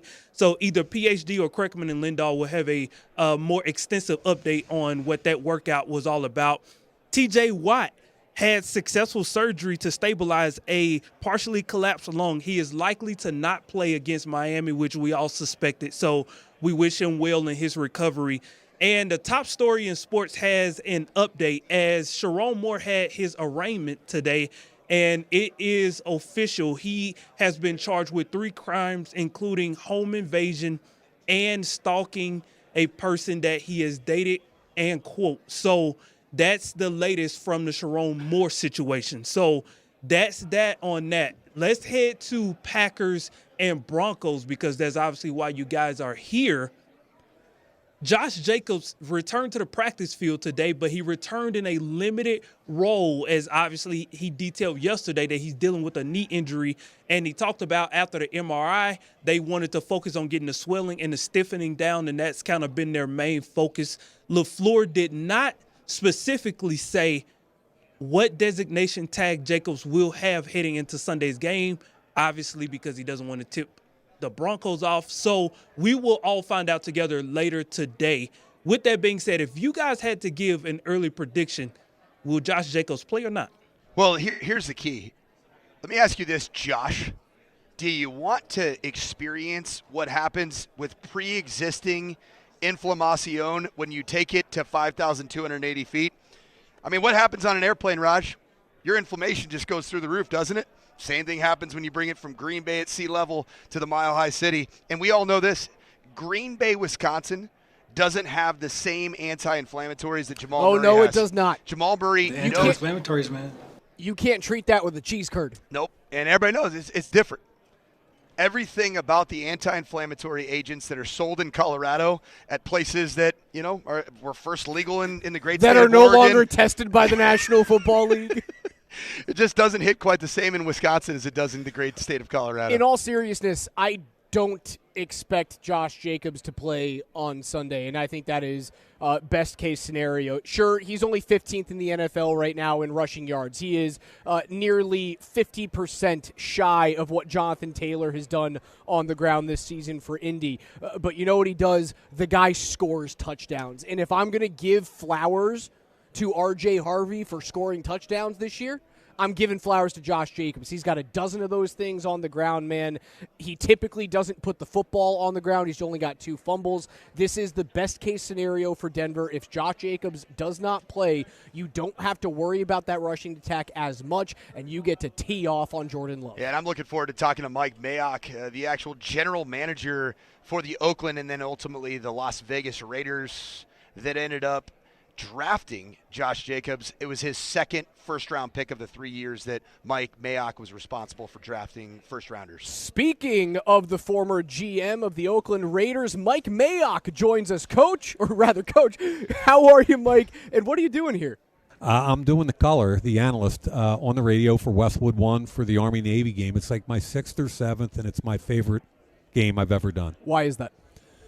If somebody asked me, you can do the Super Bowl or you can do the Army-Navy game, I wouldn't even hesitate. It'd be Army-Navy. And the reality to me is the football's really good, and I've watched a bunch of tape, and I'm ready to go from an X and O perspective, but it's way bigger than that. It's way different.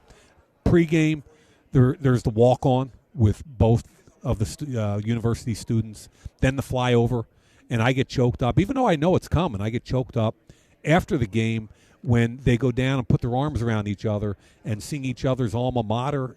The visual is powerful because they just beat the crap out of each other for 3 hours, and someday they might be protecting all of us sitting here together, So the visual, man, it blows me away every year. Well, all of our fine listeners back in Denver will have a chance to listen to your illustrious pipes on the radio, Westwood One, carrying the USAA Army-Navy game, and you'll be on the color, so we're looking forward to that.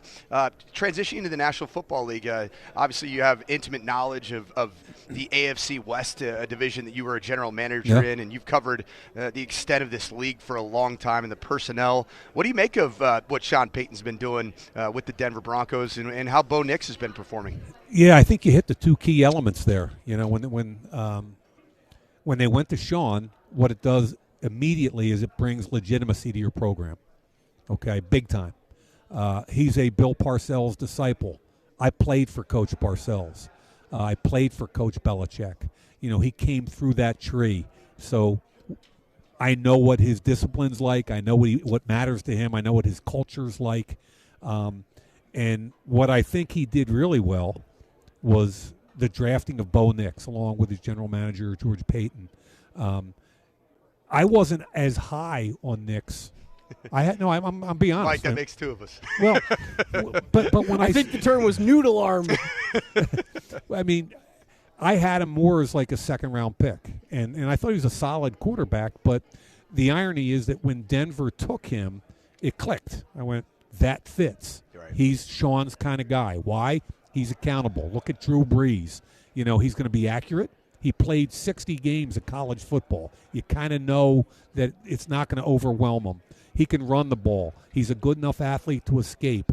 So I kind of went and I'm a big believer in fit with NFL teams, and especially at the quarterback position. Look at all the quarterbacks. Start with Sam Darnold and go right down the row. Daniel Jones and Geno Smith, all those guys. Go right down the row until they found the right fit. Everybody thought they were castaways. Mm-hmm. And to the credit of Sean and for Bo Nix, what that did for his career, I mean, the kid's been, they don't spoon feed him. He gets to training camp, and they're giving him whatever he can maximum take, and he's taken a lot. And I thought they were a year or two away from being legitimate contenders heading into the season. And now they're 11-2. I mean, the Patriots are 11-2 with Vrabel, another kind of a coach that I respect a lot. So you hit it, Mike, right on. The key there is you're starting with a coach that's totally legit, and you're getting a quarterback that you're developing the way you want. Mike, I think we're hitting on a conversation that I'm learning more and more in the NFL about the industry you were in for a very long time, which is evaluating prospects. Yeah. There's the evaluation piece, like we talked about, Bo Nix, second-round talent probably. But then there's the nurture. So this nature versus nurture conversation, you see it across the NFL. Going into the right situation. Cam Ward didn't go into the right situation. Maybe that might be a nature or a nurture situation. How important do you think that nurture part is for particularly the quarterback position? You call it nature, nurture. I call it fit. And we're talking about the same thing, effectively. Okay, so Sam Darnold gets drafted, top of the draft, and he's a nobody for a bunch of years until Kevin O'Donnell sees him in Minnesota and says, "I can work with that." And what happens? I mean, he has an all-time season. Kevin, they didn't necessarily love what they saw the last two games for whatever reason, and now all of a sudden, John Schneider and Mike McDonald out in Seattle see something like Peyton did with Nix, and they say, I can work with that. And he's having another big-time year. They're 10-3. So the nurture, to your point, I would call development. I would call fit. Stick-to-itiveness as well. Yeah, like seeing that prospect through. The hard thing I thought in the NFL, being a general manager, is that the scouts go at it 11 months of the year as far as preparing for a draft. 11 months. It's a lot of work. You write your report, and then the coaches kind of parachute in the last month and a half or two at the most. And have all the answers. Well, sometimes. You're a former coach. I know exactly what you're so talking I'd be a little about. careful. But no, I mean, the coach. Here's what I learned years ago from some really good coaches and GMs. The first thing you got to do is evaluate your evaluators. And I mean both scouts and coaches. You got to know which one. Like, I knew which one of my scouts were tough graders and which ones weren't. I knew which one of my scouts thought that every player from a certain region was awesome and players from other regions weren't. I used to talk to offensive line coaches. My dad was an offensive line coach when I was, at the University of Penn when I was a kid. And I used to laugh because, what do you look for in a tackle? And they'd go wax poetic. Oh, long 34.5-inch arms and an ability to grow into their length. And they got to be able to bend and move. And I want a sub 9.5, 40. And the 10 split has to be whatever. I want 30-plus on the bench. They go into this long thing. And then you get in the draft, and you're like, we're coming. What do you like? And they give you the kid from Fresno State with 29-inch arms that's tough as hell. White knuckler. Yeah, and really well coached. Yep. You're like, wait a minute, that's not what we talked about. That's not the guy we talked about. But anyway, I think that Denver's done a great job with your nature development and my fit. Yeah. Famously drafted Max Crosby, one of the most overutilized players in the game. The guy is on the field for 98% of his snaps. Yep. We in Denver have the luxury of watching Nick Bonito get after the quarterback. What did you see out of Crosby that you went, he could be a star, and what do you see so far out of Bonito? I love Bonito because he played with the same kind of urgency and finish that Max did in college. Okay, I think if I remember, and I hope I don't misspeak, I thought he had some potential injury concerns coming out, maybe knees. It's the reason why he fell to the second round. Exactly. That's what I'm trying to get to. I might be wrong with what it was, but there was something. But he could rush the quarterback. When you get to Max Crosby, and I can say this because Max himself has been out with it, and he had an addiction problem at Eastern Michigan. He had an alcohol problem, and he had some drug problem. So you looked at this really lengthy kid that could bend like Gumby, and on tape he finished every play. This is one of my favorite people in the entire world. Was at his wedding 2 years ago, year and a half ago.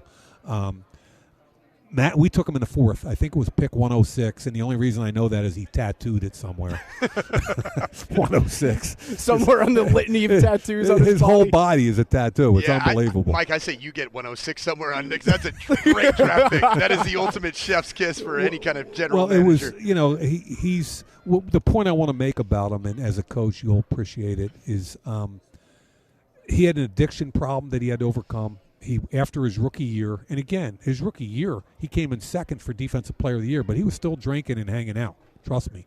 And I think his girlfriend, Rachel, who's now his wife, had a huge part of him going and taking care of that problem after the season was over. She basically said, I'm leaving you. And she did. She went back to her family in Florida. And that was his wake-up call. And then we supported him, Coach Gruden and I. We went and saw him at the facility. I mean, the kid wanted to leave every day, but he stuck to it. More nurture. Nurture, thank you. It's exactly development, nurture, fit. Call it whatever you want, but it's really it's to Max's credit. Nobody else except maybe Rachel. And we got him back year 2, and he was sober. And what he did was he took all of that. I mean, everything that Max an addictive personality. I'll put it that way. He took all of that and funneled it into being a great husband and a great football player.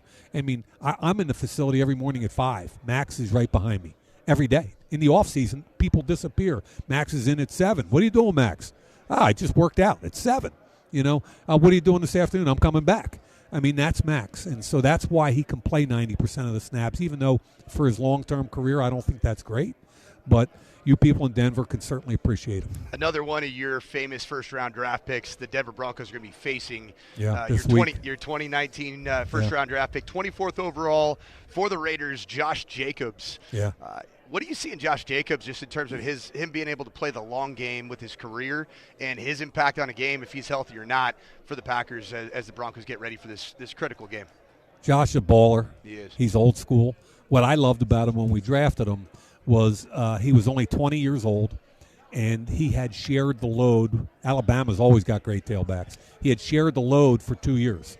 Okay, so we got a 20-year-old running back with not a lot of tread on the tires, and that's one of the things you worry about with running backs, right?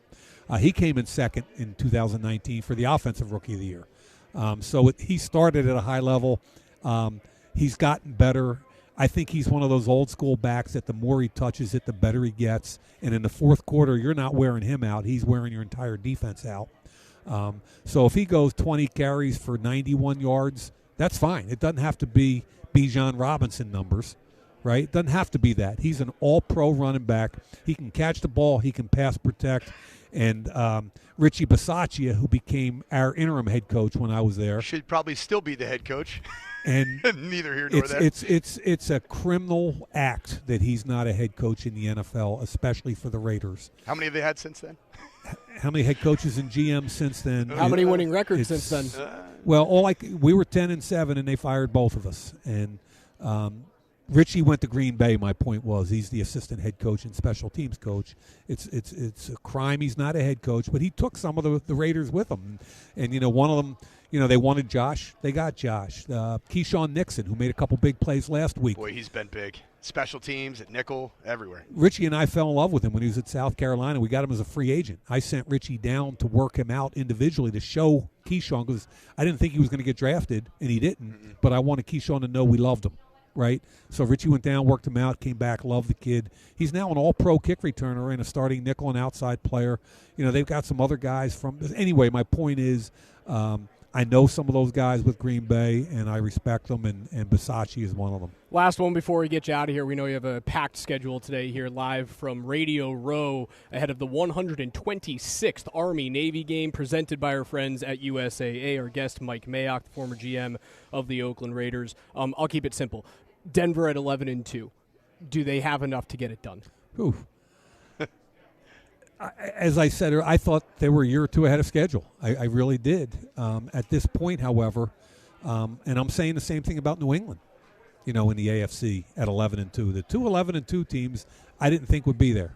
I thought New England would be good, and I thought Denver would be pretty good, good, but a year or two away. Right now, the way their defense is playing, man, the defense is going to keep them in every game. Vance Joseph is doing a great job. That corner, Surtain, special. Benito, special. They get after the quarterback.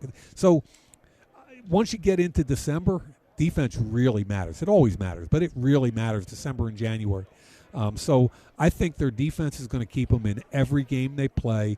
And if they get enough offense and if, Bo takes care of the football, they can do anything, because the bottom line is they're going to be in every game going into the fourth quarter. Mike Mayock, you can hear him live on Altitude Sports Radio 92.5, courtesy of Westwood One, Saturday at 1 p.m. Mountain, Army-Navy game. He'll be on the call with Westwood for color. Mike, we appreciate your time. I appreciate you guys. Thank you. We'll be back in a few minutes here. Altitude Sports Radio 92.5's Bud Light Football Friday coverage continues with the Morning Sprint.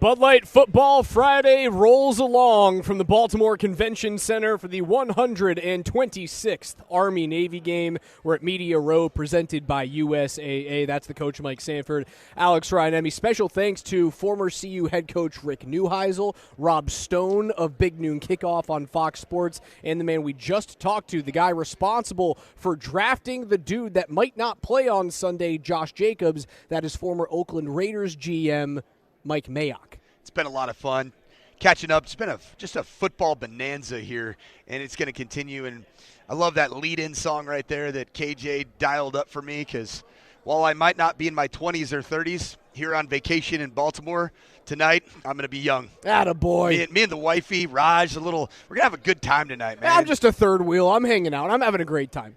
Can you have crab again after how much crab was consumed last night? I certainly can. I can too. I felt a little bad, because we were that group that went into a kitchen that was about 10 minutes away from closing. And ordered everything. On the menu. We rage ordered. I learned that term last night. Great. Yeah, you know what? For a guy who doesn't eat all that much, I did rage order some potato skins, and they're still sitting in my fridge. And my wife apparently wants me to be obese because she rage ordered for me while I was doing Altitude After Dark with DMac live from Baltimore at Angie's Kitchen. Wild. Broncos and Packers, 2:25 kickoff on CBS coming up on Sunday. Packers 9-3-1. The Denver's at 11-2. This game has gone back down to 1.5. It was as big as 2.5 points in the middle of the week. The Josh Jacobs news likely bringing that closer and closer to a pick'em game if he doesn't play. Now, he did return to practice, but was limited in terms of his participation today.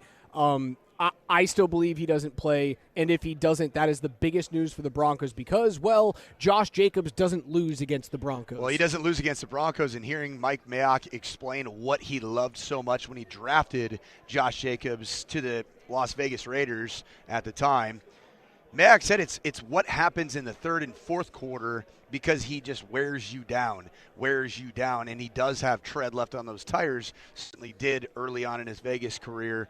Are you starting to get to the point with a guy like Josh Jacobs that every NFL running back eventually does face, which is you might not be what you once were in terms of being able to wear teams down. Now, the majority of his success against Denver came earlier on in his career. He does have 9 total touchdowns. He's run for 770 yards in those 8 games, but yeah, he had the 3 straight games of 100-plus yards in 22 and 21. But the last time that he played against Denver and in Denver came in 2023. You held him to just 48 rushing yards on 19 attempts. Now, it feels like a boogeyman. It feels like Matt Duchene playing against the Avs, right? The Av killer.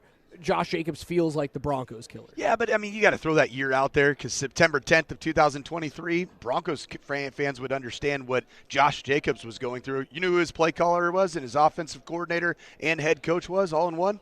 It was Josh McDaniel, if I'm not mistaken. The McDaniel effect. McDaniels with an S. I thought that's Mike. Mike McDaniel, Josh McDaniels. What about Michael Parson? That guy just doesn't exist. Okay, so what's his name? Micah Parsons. Okay, good now. You got to get my plurality right. Got to figure that out, man. I need to move to Utah and get plural. You without Jacobs, without Love, without Watkins in the conversation, who is the scariest Packer to you this weekend? Watson? Without Watson, without Love, without Jacobs in the conversation, who is the scariest Packer for this Broncos defense? I'd say that the next most important player that you need to shut down is probably Romeo Doubs. Okay. Because he can get on a heater. He's a big physical receiver, second-round draft pick out of the Nevada Wolfpack a couple years back.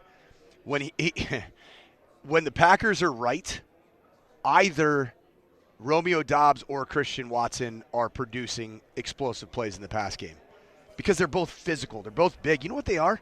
They're both Sean Payton prototype outside receivers.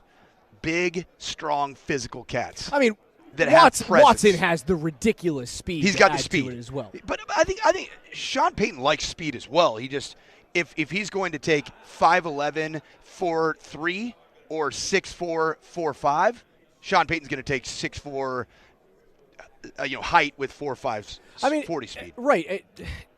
it always brings me back to why don't you utilize your, again, undersized receiver in Marvin Mims, that anytime he has the ball in his hands, it feels electric.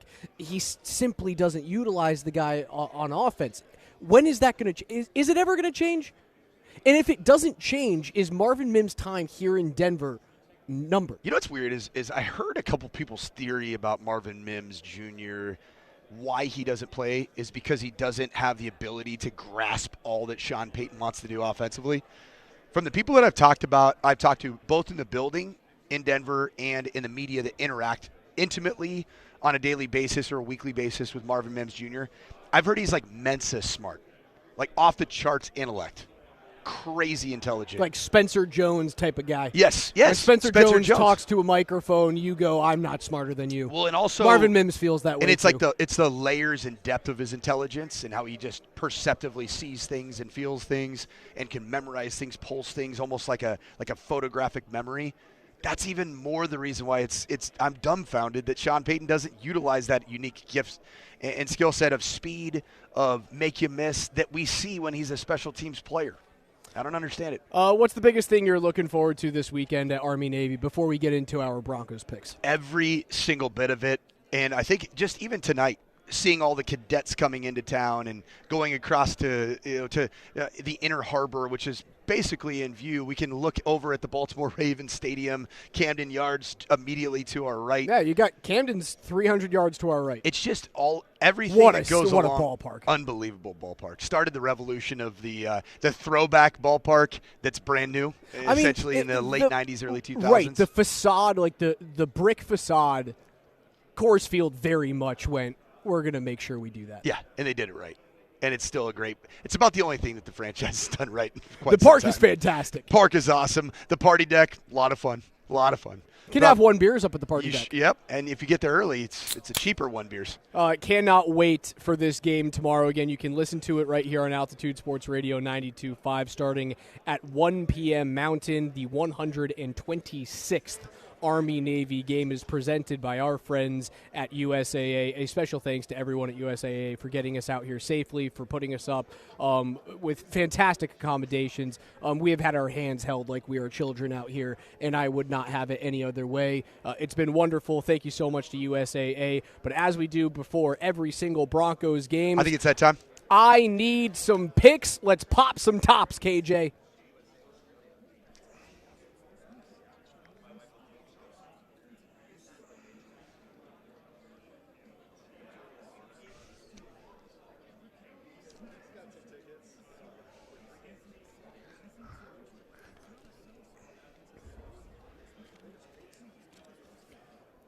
Coach, I'm popping my top on Saturday night, 6 p.m. Mountain Time. The Florida Panthers on the road against the Dallas Stars. You know why I'm popping my top here? Because the Dallas Stars lost last night to Minnesota. Okay. The Florida Panthers are coming off a 6-2 drubbing at the hands of the Colorado Avalanche. They're the back-to-back defending Stanley Cup champions. There's no way they go into Dallas and lay another egg. I'm popping my top because the Panthers are going to beat the Stars on the road. Well, you're going to go with the most ridiculous popping of a top known to mankind. You're going with the Stars and the Panthers that can't do anything right now? Well, I'm going to go equally as tongue-in-cheek and sarcastic because college football bowl season is here Saturday night after Army-Navy at 8 p.m. Eastern, 6 o'clock Mountain Time.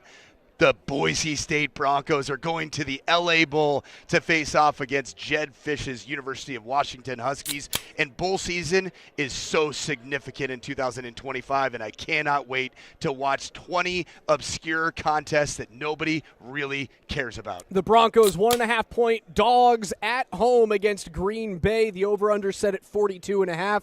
Coach, do the Broncos cover?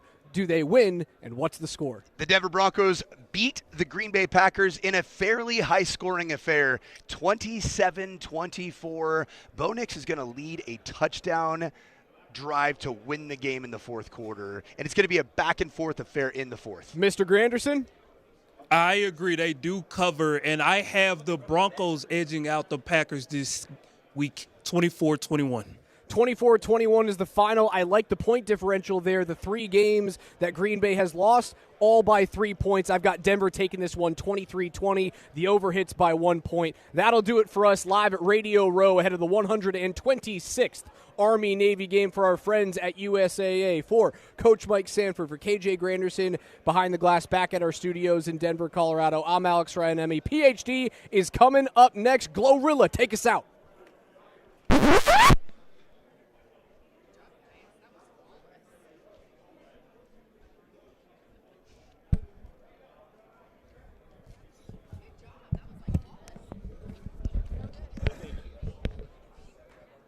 Good work, dude.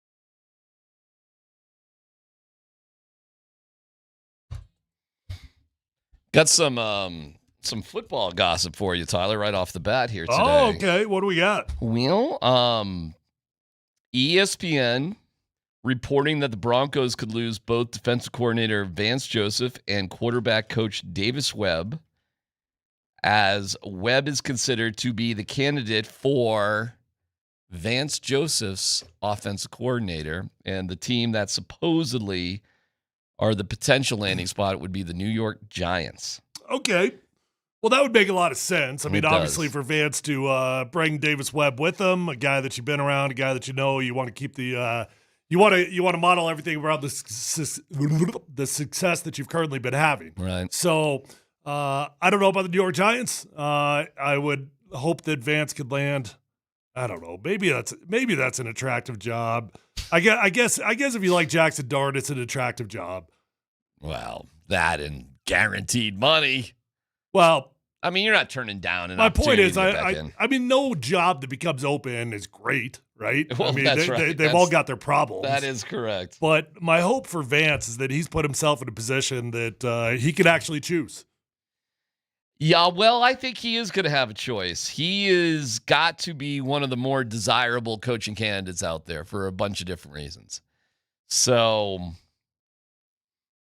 and that does, with Davis Webb, I was like, where's it going to go? What's it going to be? Oh, okay. No, that makes perfect sense. Yeah. That VJ would just bring him along and, okay, that's how that works. I mean, I do think Davis Webb is going to be an offensive coordinator sooner rather than later. Sure. It's inevitable. But the fastest path would be to follow Vance Joseph for sure. Correct.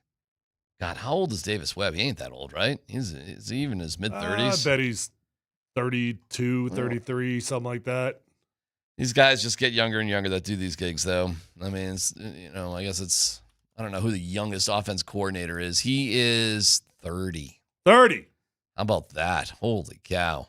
Well, he retired young. He's about to be 31. Well, no, hold on. I don't have his birthday. That's my bad. He is 30. When is he turning? January 22nd. Oh, he is about to be 31. Okay. Yep. Wow. Well, okay, cool. Kind of can stumble into that. So that's how we open things up here. Yeah, good today. for Vance, man. I mean, good for Vance. He's had to rehab himself a little bit, not in a public forum. That's not what I mean, but he's had to do a little bit of football rehab here. Obviously, the first tenure with the Broncos did not go well. I think he got a rough draw the first go-round here with Denver, and I think I'm pretty confident that Vance feels the same way. Yeah. He should. Yeah. So this will be cool for Vance to get another crack at this thing. Yeah, Vance. I root hard for Vance Joseph. I like Vance a lot. I do too.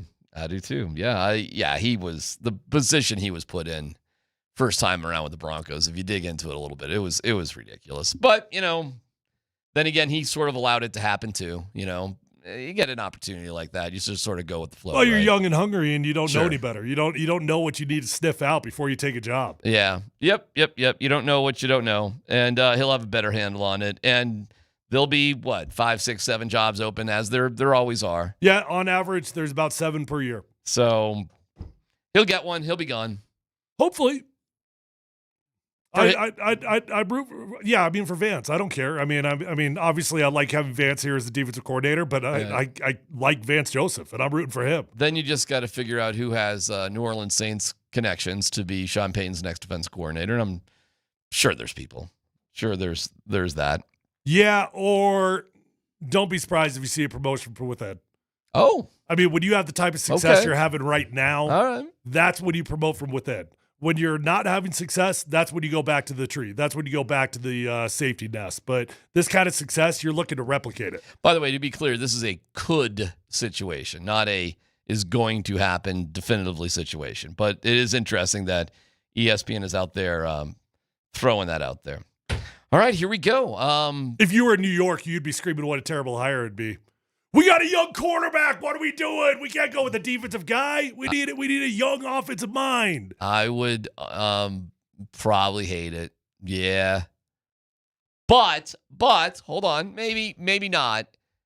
If I looked into Davis Webb a little bit and what kind of autonomy is he going to have? I mean, hey, you're hiring a guy, Davis Webb, who had to survive Russell Wilson and then really worked in developing Bo Nix.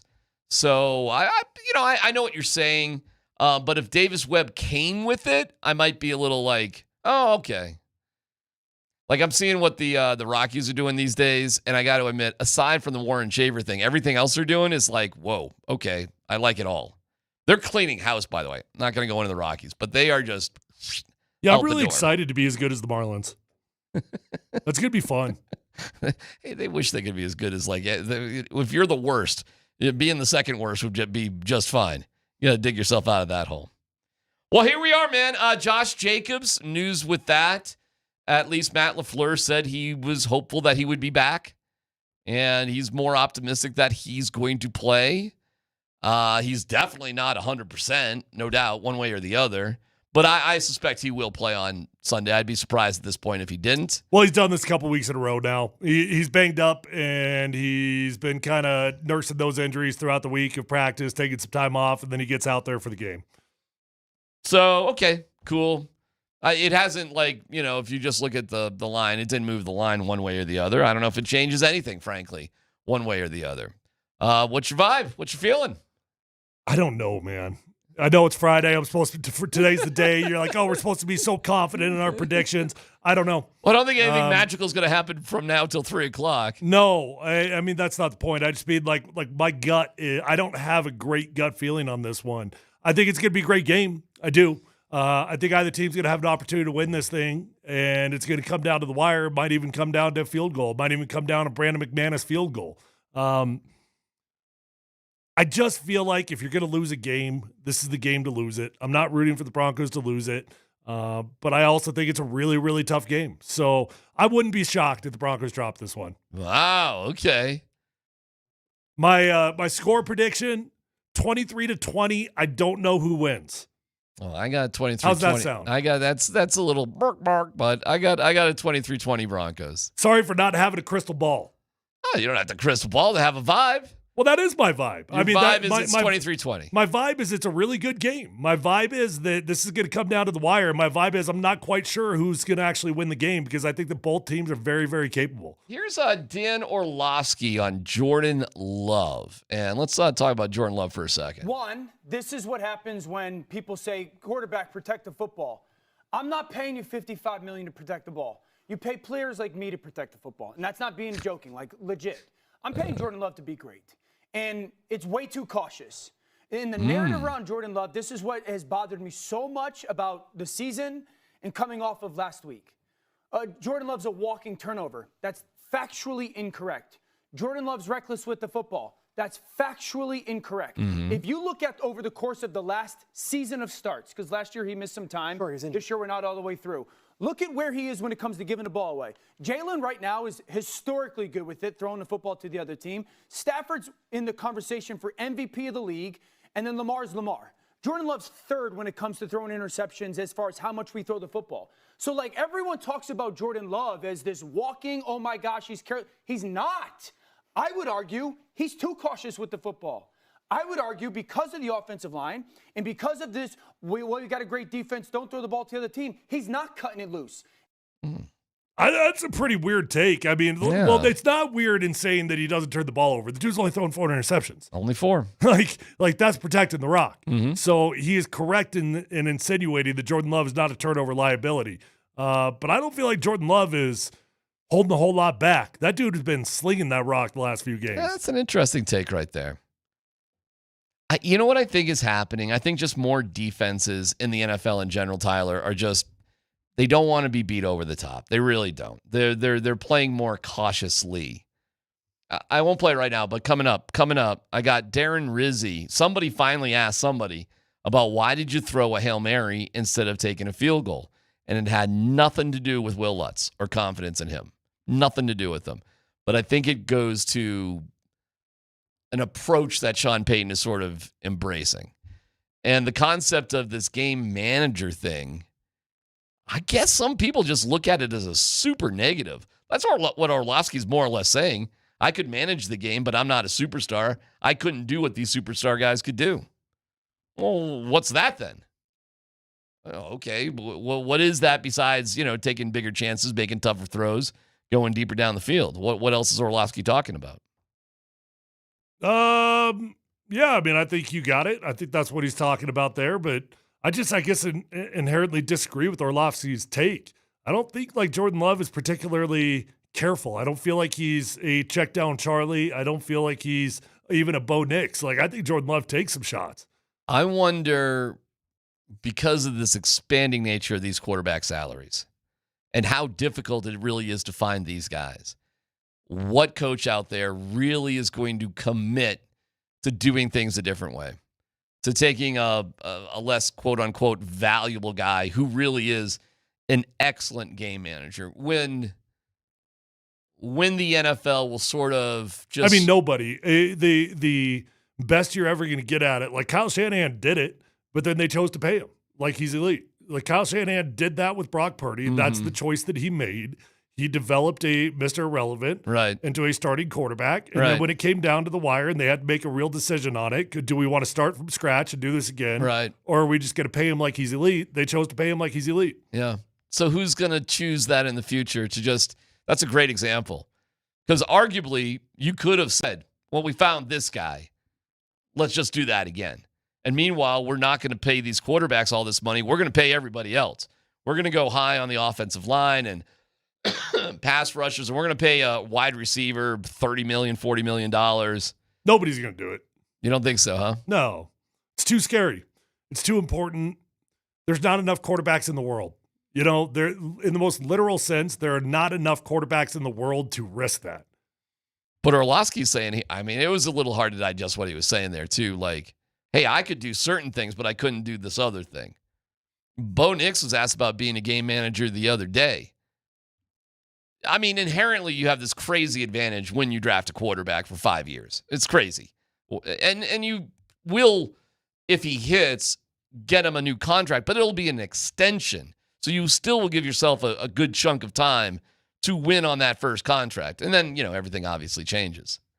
But the concept of having a lower paid quarterback that just manages thing, what Orlovsky's more or less saying is that, hey, man, you got to use Jordan Love. You got to get him out there more. We'll see. We'll see. Jordan Love's doing a great job with it. I mean, Matthew Stafford is 37. He's slinging it. And is Phillip Rivers starting? Do we know officially that Phillip Rivers got the nod? It has not been named, but all indications are leading in that direction. That he's going. Have you seen some of the memes with the fat people and the old people? So I saw the Madden character, looking like Jared Lorenzen. Oh, my God. Pretty funny. Listen, when we come back, we've got, who knew, Tyler, there was a sports talk station in Green Bay.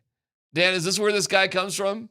Yes, sir. He does sports talk in Green Bay. It's the only sports talk station in Green Bay. Oh, you know who asked me to come on his show today, but I couldn't do it? Who? Mason Crosby. Get out of here. Yeah. Wait, he has a show out in Green Bay, I guess. Like a radio show or like a podcast? Radio show. Mason Crosby is like making his home or is he living somewhere else and just... I'm not entirely sure, to be honest. Oh, that's too funny. That'd have been fun to be on. Yeah, maybe we do a. That'd be great. What do they call that when you get both shows on at the same time? Simulcast. Simulcast. That's what I'm looking for. That would be. Should we try to set up a Mason Crosby simulcast? Absolutely. That would be fantastic. I'll see what I can do. All right. Well, we're going to talk to this joker, Bill Raybourn. Dan, can you handle that? Oh, can you handle a simulcast? I mean, as long as I don't know how the technology is in Green Bay, but theoretically it would look great because we could zoom it up and it'd be amazing, theoretically. All right, this guy, Bill Raybourn, when he's not doing his second job, he works at Sports Radio 107.5, The Fan, there in Green Bay. We'll go sort of behind enemy lines of that coming up next.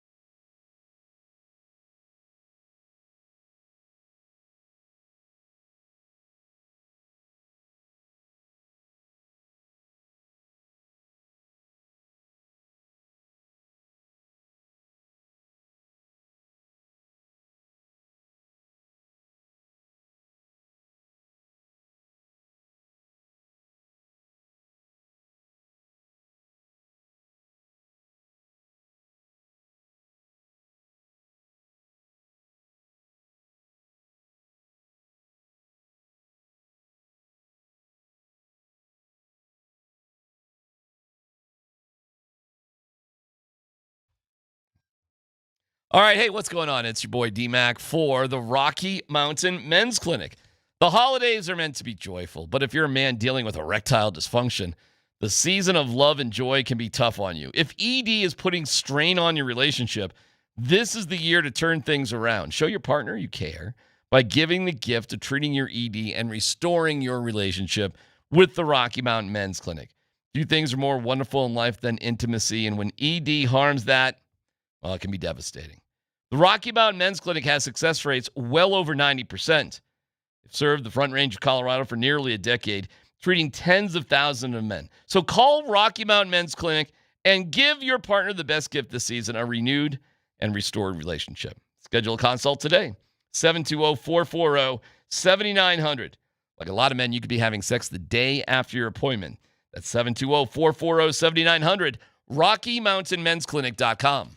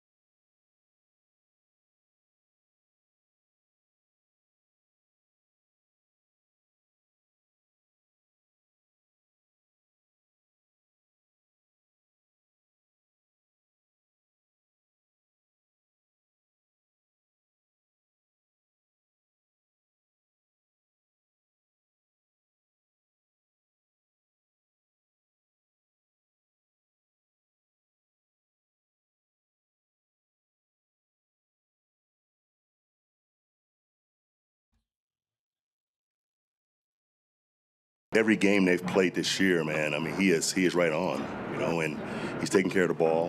He has great skill, as far as the receivers, tight ends, and backs. It's a well-coached unit also. The O-line it's a really well-coached run game and pass game, so it's going to be a challenge. But he is playing at a high level. He's accurate, man. He's making big plays. He's being aggressive, which is scary for a defense.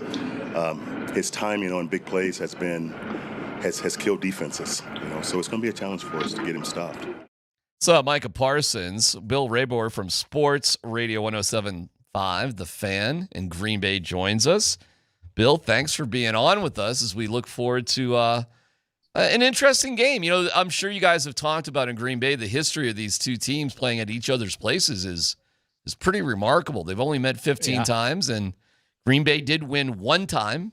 out of 8 here in Denver, and the Broncos have never won in Green Bay. Pretty remarkable, don't you think, history-wise? It is. It really is. And the one game that the Packers did win out there was pretty dramatic, too. That was actually my first year covering the Packers, 07. And overtime, I believe it was the first play of overtime. Brett Favre hit Greg Jennings on an 80-yard touchdown to end it. And that's, to this date, still the only time they've won in Denver. So they're gonna be hard pressed to do it again this year, I think. Oh, tell us more. Well, I mean, Denver's a pretty good football team. I from the outside looking in, they're really good. Now, I know sometimes when you have a more intimate relationship with the team, if you will, that you can be more critical, perhaps. But from the outside, I mean, I feel it here with the Packers all the time. People always look at the Packers and go, "Oh yeah, they're, this, that, and the other thing." Well, if you know the ins and outs a little bit, you might be a little bit more skeptical or a little more realistic, let's say. But from the outside, 11-2, that looks pretty good. Their defense is very strong. And when you talk about their pass rush versus the Packers' offensive line, which really has been a mismatch this year, I think that could be one area where this game could turn. Bill, we were just listening to some audio from Dan Orlovsky, and basically the gist of it was that he thinks that Jordan Love needs to take more chances, that he's too concerned with protecting the ball and not turning it over. Would you agree with that assessment? At times, I think. But, you could put some of that on the play caller, too. They haven't asked him to do a whole lot in terms of throwing the ball down the field that much. And I think that's been one of the criticisms, that he doesn't, throw it deep very often. But he did last week. I think that's changing a little bit. I think one area where his game has struggled is the long ball. But there's also this factor, I think. Consider his mentor for 3 seasons before he got to start was Aaron Rodgers, who was... Do you say that generously? Mentor? Yeah. Well, he at least... Yeah, actually, I do. I mean, Aaron was not shy about helping out Jordan Love. I mean, he didn't like when they drafted him and all that's pretty well documented, but he didn't dismiss him and he didn't ignore him. And I think when you look at how Jordan Love plays, if he took only one thing away from Aaron, it's that interceptions are bad. And he doesn't like to throw them. Aaron hates throwing them. Jordan Love has been very good at protecting the football too. And yeah, should he maybe have thrown the ball, or can he take a few more risks? Probably. But at the end of the day, when you don't turn it over, that's not a bad thing either. Why are cheeseheads so adorable? And why do we we really don't mind cheeseheads coming here to town? Well, that's a good question. I think they're nice. They treat other fans nicely. I hear that from other fans who come here to games all the time. All the Packer fans, they were so nice to us, and you don't see fights or anything like that very often. I'm sure they happen, but it's not a common thing. I mean, is the nature of a Packers fan just not steeped in trash talk and bullyism and all those other things that you get from fans that are fervent about their team? That's possible. It is the Midwest too. It's Midwestern nice. Yeah, how would you trash talk? How would you trash talk me right now? How would you trash talk a Broncos wonk that just says, what would you say? I don't know if I would know how to do that, quite honestly. Scoreboard, I guess. I mean, that's what you do. That's awesome. What really matters. Yeah. That's you awesome. Can yap all you want. Hey, Matt LaFleur is a good friend of mine, and I always root for him. But it does feel like every year he's under a lot of pressure to have more success in the playoffs. What kind of pressure is he under? I mean, would Green Bay move on from Matt at some point if he can have more success in the playoffs? Eventually, yeah. I mean, right now, though, I don't think there's much pressure on him. But 5 weeks ago, there was. Yeah. When they lost a couple of games, when they lost to Cleveland and then lose to Carolina, especially after that Carolina loss, it's like, okay, maybe the seat's getting a little bit warmer. But then you rattle off 4 in a row. You beat 3 straight divisional opponents. That was a huge stretch. Playing Detroit, or not in that order, Minnesota, Detroit, and then Chicago in that order. That was huge to come out of that 3-0. 2-1 would have been okay. But 3-0 is spectacular, and I think any heat that might have been on him is definitely cooled off for now. But that being said, it is about championships and playoff wins. And although they've gone to a couple of NFC championship games under Matt LaFleur with Aaron Rodgers, they haven't done it yet with Jordan Love. It looked like they might a couple years ago in his first year as a starter, but last year I think was a disappointment when it came to the postseason. So, eventually if they don't get it done, sure, every coach is eventually going to get fired probably, but I don't see that really happening anytime soon. All right, I got a couple guys to ask you about. Bill Rabor from Sports Radio 107.5, The Fan in Green Bay. What do you think of Nathaniel Hackett? What do I think of Nathaniel Hackett? He was great to talk to. I mean, the energy was unbelievable. His passion, his enthusiasm was off the charts. Clearly it didn't work out for him in Denver. I felt bad for him. I was pulling for him. Everybody here was pulling for him. And unfortunately, it went south quickly in Denver. But overall, I thought he was, like I said, fun to talk to, super energetic. Mhm. And, as far as how kind of coach he was. Yeah. Having not played for him, I'm not that sure. I know the players loved him. That much I can tell you. Yeah, so everybody's happy he's back and everything's cool and all sorts of things like that, right? Like it's all good. Yeah, I mean, no problems with him. You realize, like here in Denver, it didn't go well.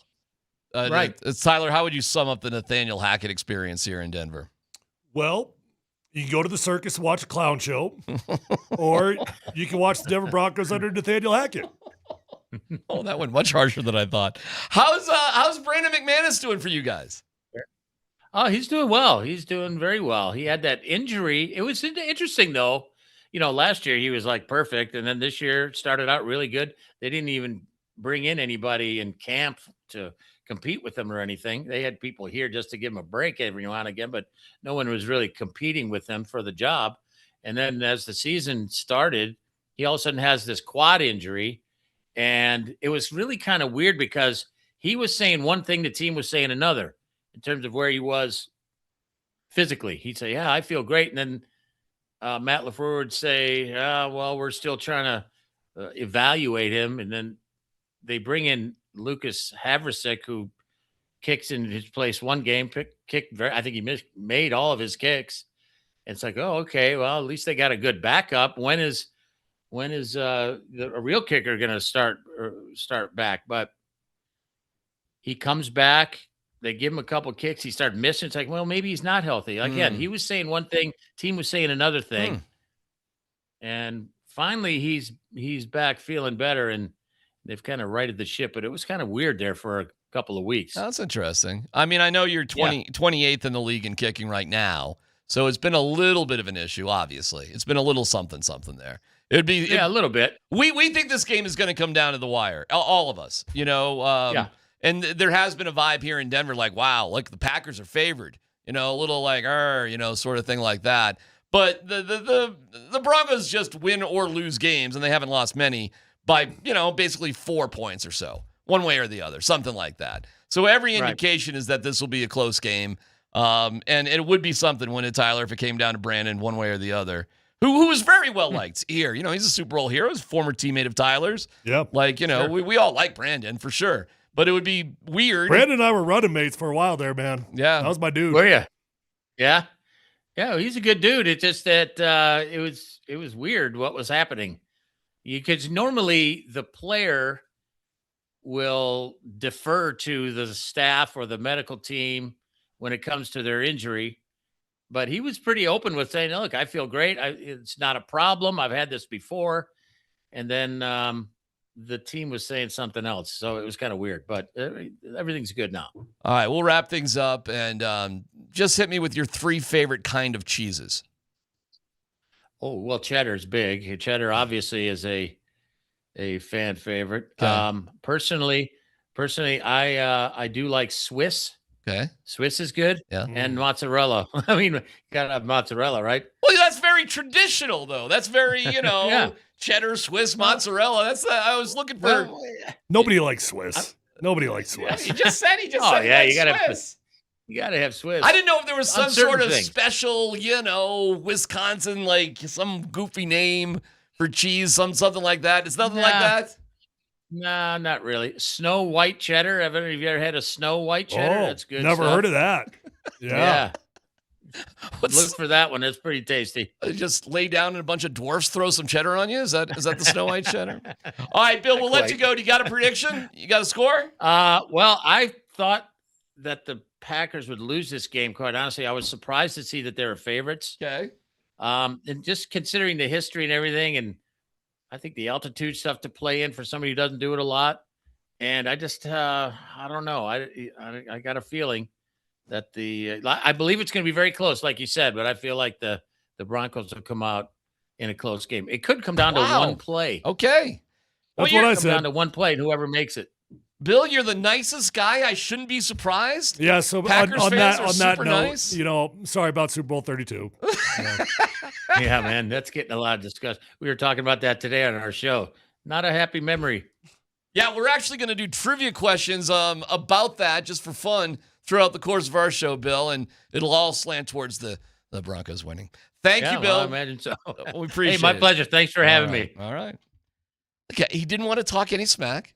I figured I'd get a couple zingers in there, I'm glad you did. Just for fun. He didn't want to predict that the Packers would win. No. He just was the nicest, sweetest guy. I mean, that was exactly what I pictured Green Bay radio to be like. Don't you think? Yeah. It's just like constant 12 hours of that all day long. Right. Scott? Be kind of pleasant, wouldn't it? It would be relaxing. I don't think you're living in the ratings, sort of grind. I think you just got to be comfortable talking about the Packers 365 days a year. Done that before. Yeah, so you guys are doing that across the street. No, not about the Packers. Well, that's true.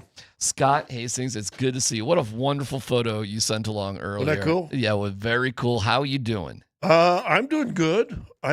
Congratulations. I didn't push out 9 pounds. We got 9 pounds. We have some measurements. 8.9. 8.9. 8.9. Okay. 8.9. Is that a thing? 8.9. 8.9. I don't know what you do for that. 21 inches. All right. With a penis. Yeah. Okay. And they asked me if I wanted to stick around. That's what I knew was my cue to kind of head back here. What do you mean? Oh, they're going to have the circumcision sometime afternoon. Oh. You want to stick around? I went, Yeah, no. I'm good on that one. No. Yeah. I said, no, I'm absolutely fine. Boy, the team needs me, We couldn't do it without you. I couldn't do it. Boom. Seriously, that was literally 2 minutes where I said, yeah. Did they ask you to do the circumcision? No.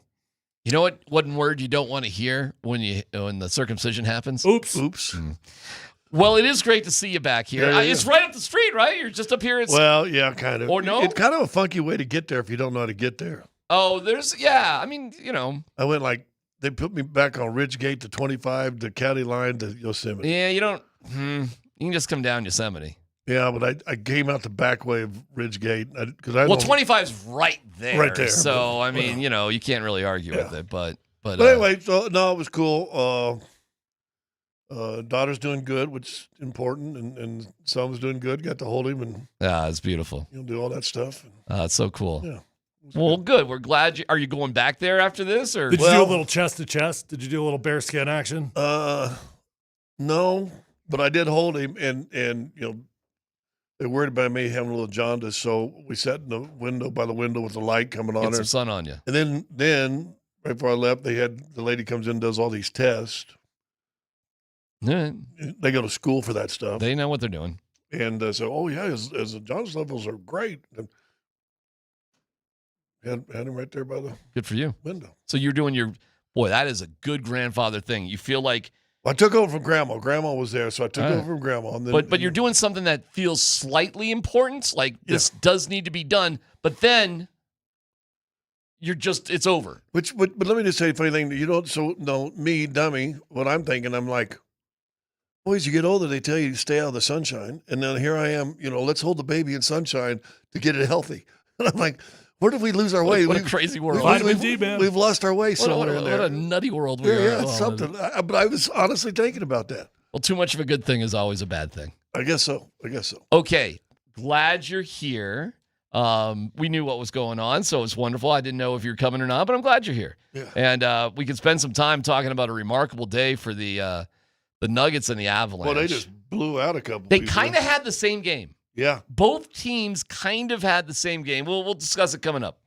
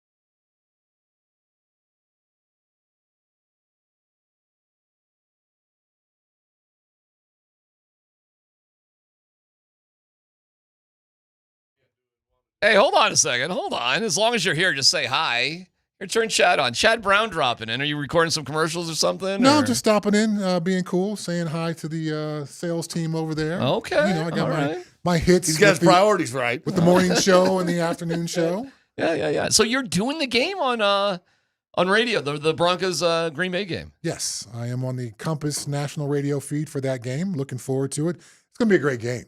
This may be the Broncos' biggest test since maybe Eagles earlier this year. What's your homework telling you? It's going to be a really good game. What do you think it's going to come down to? Gosh, both teams are towards the tops of leagues in sack ratio between offense and defense.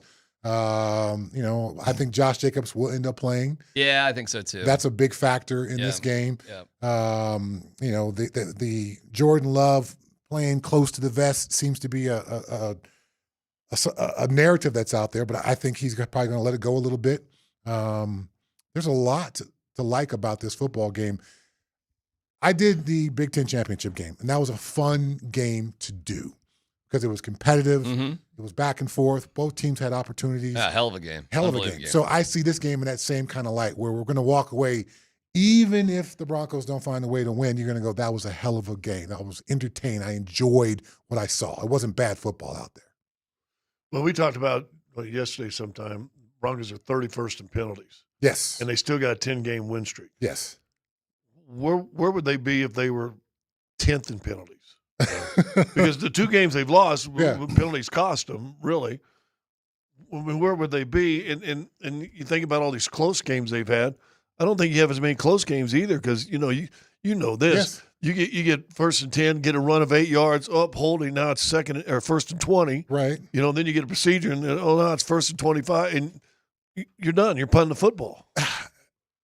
Part of me feels like we are revealing our age by griping about this because when I go around and do college football and people ask me about the Broncos, they say, well, they can't keep winning if they are towards the tops of the league as far as called penalties or penalty yards. Well, they can win. They've shown they can win. Yes, but they continue to find ways to do it. They can't keep winning if they don't turn their offense on until the fourth quarter. In some cases, overtime in the fifth quarter. But they find ways to get it done every time. Yeah. You can't keep winning if you're always going to play in one-score games. If you play down to the level of your opponent, the Raiders twice, essentially. But they find ways to keep doing it. So while these are certain football adages that always feel like they should ring true, they don't ring true for this team. Right. They find ways to get it done despite all these self-inflicted wounds. So, 2015, they won a Super Bowl with a great defense and an average offense. Yep. Yes. Yeah. Yep. So are you convinced? I mean, it sounds like you're convinced. Like you're buying what you're seeing? I am, but there's still this football core inside of me says you can't do that and expect to win. You can't do that and beat a good football team. You can't do that and go on a deep playoff run. So the fact that they've been able to do that, there's some good scheduling that's been in their favor. There's been some opponents' injuries that have been in their favor. But in the playoffs, that kind of gets eliminated. So can you still keep doing the mistakes that they're doing and find ways to win? We'll have to see. And I think this game is going to be a great barometer because the Packers are leading their division, an incredibly competitive division. They've got a quarterback. They've got a great coach. Their coach just set the most wins in the first 7 years of an NFL coach's career record. So he's got 76 wins in 7 years. So that sets an NFL record. This guy knows what he's doing. They got a back who can close out the half or go on a 4-minute drill to close out a football game. They've got receivers. They've got a great defense. They got a pass rusher who's probably better than any pass rusher that we have on our team, and we've got tremendous pass rushers. And I say we in the most because you did play for the Broncos. Yes, everybody everyone knows that. Tyler, everybody knows Everyone Chad knows that, played yes. for the Broncos. And Chad can say we about whatever he wants. I didn't know he played for the Broncos. Oh, he clearly played for the Broncos. Yes. You know, one of them years. But my Seattle point and is, Pittsburgh. I believe in the New Broncos, England. but they are facing a legitimate football team that will be very revealing after this game on Sunday. Who has a better quarterback? We got to think about that one. And that's not putting anybody we're down. thinking Only, about what, that so one. what, Jordan Love, only 4 interceptions? Yep. Yeah. So I think it's 22-4. Yeah, he's been sacked, I think, 16 times. I So- think that's misleading, though, because that's not necessarily a ton, but I think that offensive line's been struggling. Their right tackle is really good. Yeah. Yeah, but their offensive line's not great. And Vance Joseph and the pressure from the Broncos defense will be a factor in this game. I guess to answer your question, if I'm going to pick one to win me one football game, I'm probably going to go with Jordan Love, just from a full game consistency standpoint. I've just seen too much of, nothing from Bo and then turn it on at the end. Hey, by the way, you got to start buttering up VJ again. The hype on him is getting real. Like, well deserved. You want to be that linebackers coach for the Giants next year. You got to make sure you stay in contact with them. Yeah, I've got birdies who put little tweets in people's ears. All right. Just make sure you watch out for yourself. Yeah. How about Brennan Marion, Tyler's Chad, offensive coordinator for the Buffs? It just came out today, a 2-year, $3 million contract. Yeah, Livingston's got 1.7. 1.7 a year. Yeah. So he's behind Livingston. But, man, the college football thing is bananas, separate from whatever's happening at CU. To be a college football coach right now is just amazing. With the Michigan job opening up, there's probably going to be another $100 million given to college football coaches to ensure that they don't leave and go to Michigan. Right. So if you didn't I didn't even think of that. If you didn't sign an extension leverage with the LSU and the Penn State openings, you're going to get an extension now. Right. There was over $300 million given to college football coaches because those openings happened. Jeez. There's going to be another $100 million given to college football coaches I didn't even because it's think Michigan of that. opening. That is crazy. Yeah, so to be a college football coach right now is Well, you it's at. remember the day when college football, unless you were the head coach, you wasn't making nothing. Yeah, and now I think there's a $3 million coordinator in college football now. That's crazy. Yeah, and so, it's the money in college football is bananas, besides the money that the players are paid, but clearly these coaches are benefiting as well. And I'm sitting here talking to you guys, and I should be watching tape somewhere, getting paid tons of money by some football team. Well, again, make sure VJ is, instead of a box of roses. Yeah. All right, Chad, we'll see you on Sunday. Well, thanks for having me on, guys. Get the hell out of here. See you. Our guy, Chad Brown, our guy. Good to see him in here. Man, yeah, what do you think about that, Tyler? I think it's a whole lot of money. Good for him. The go offense, brother. Good for Colorado. With the reports just last week that Colorado's broke. Well, we keep finding money. We keep finding a way to pay these guys. How you doing it? So, it's good that we've still got that kind of money available for assistant coaches. Can I ask a dumb question here? Yep. Has Pat Shurmur been officially fired? I don't know. I haven't heard an official thing. Right? Or is it like... I'm going to say yes. I would say yes, too. I just haven't heard I didn't see the big presser. We fired Pat Shurmur presser? Yeah. I don't know how this works in college. I wonder if Dion, if they're really boys, so he's just going to be an advisor to me now. Yeah, but that's weird for Pat. I mean, that's a pretty humbling deal to you stick. I'm probably not sticking around if I got another opportunity. I wonder if Pat Shurmur, though, is at the end of that road. Would Prime just keep him around to be some sort of special assistant coach sort of deal to Prime? Because I haven't heard he's just gone. I mean, clearly isn't calling the plays. That was already taken away. We have a new offense coordinator. Okay, fine. I don't know. It's college. Who knows? Somehow you found the money, Tyler. Found the money. Last report. What did we hear? That CU was in a XYZ's deficit and had no money and $27 million. Did we just hear that just a couple days ago? Couldn't do anything. You know what's crazy? The amount that CU was in the deficit was only half of what Arizona State was. Half. Is that right? Yes, Arizona State was 52. 52 billion. ASU went to their bag, didn't they? To try to win. They tried. Gotta give them credit for trying. Yeah. Sam Levitt, the quarterback, still left. Or is leaving, or whatever it is, finding greener pasture someplace. The wacky world of college going football. out to Penn State? Is Levitt going? I don't know where he's going. I would assume he's going SEC or Big Ten. He's just going to go somewhere where the profile is a little bit bigger. I think he is a guy that needs to raise his profile in terms of the draft. If he just stayed at ASU, I don't think it would really work out the best for him. That's another weird recruiting tool because now it's going to happen twice to quarterbacks at ASU. You got Jaden Daniels who goes to LSU. Sam Levitt's going to go to a big school. That's an interesting recruiting tool. Hey, come here for a couple of years, and then you can go to a bigger school. Stepping stone. We used to say that colleges were stepping stones for coaches. Now we've got colleges are stepping stones for players. Wouldn't that be kind of a remarkable pitch, though, that actually might be kind of effective? I'll get you to the next level of college. Not I'll get you to the next level of the pros. You come here with me. I'll get you to the next level in a couple years. Hasta la vista, you're at LSU or wherever. Did a little grok on if Pat Shermer has been fired. Yeah. No, he has not been fired. However, his contract does come to an end after the 2025 season. Okay. So okay. they don't have to do anything. Okay, so he's just out of see you contract. later, bud. Okay. Yeah. I'll let you boy. All right. We will get to the Nuggets and the Avs and everything that was cooking last night. Interesting game. Good game. Like, really good game. Really solid game from both teams.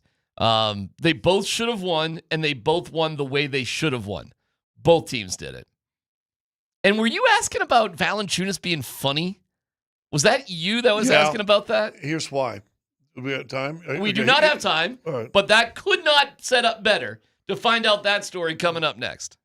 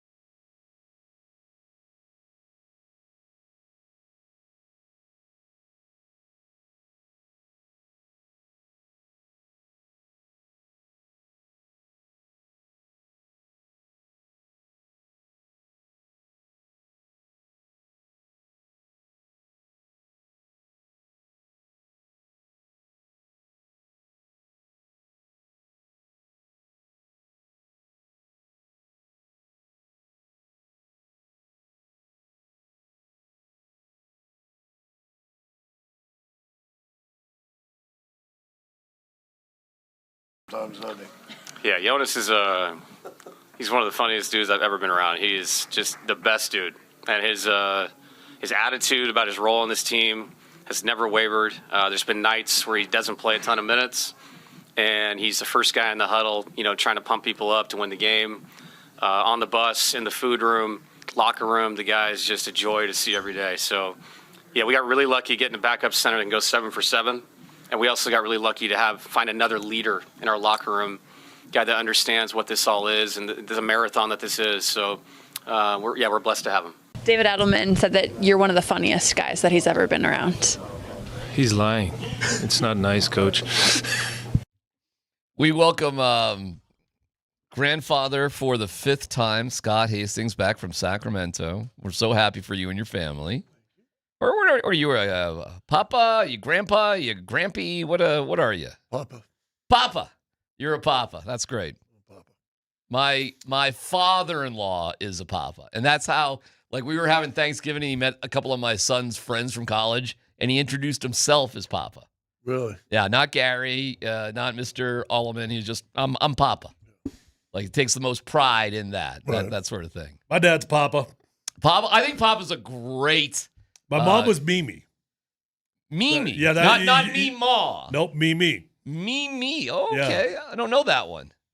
Mimi. Yeah, you don't hear that one all the time. Well, you get the Meemaws, but they're usually from Kentucky. I don't know.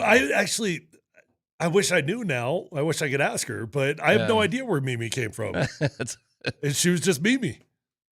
It's the women not want to be called grandma. Grandma's tough.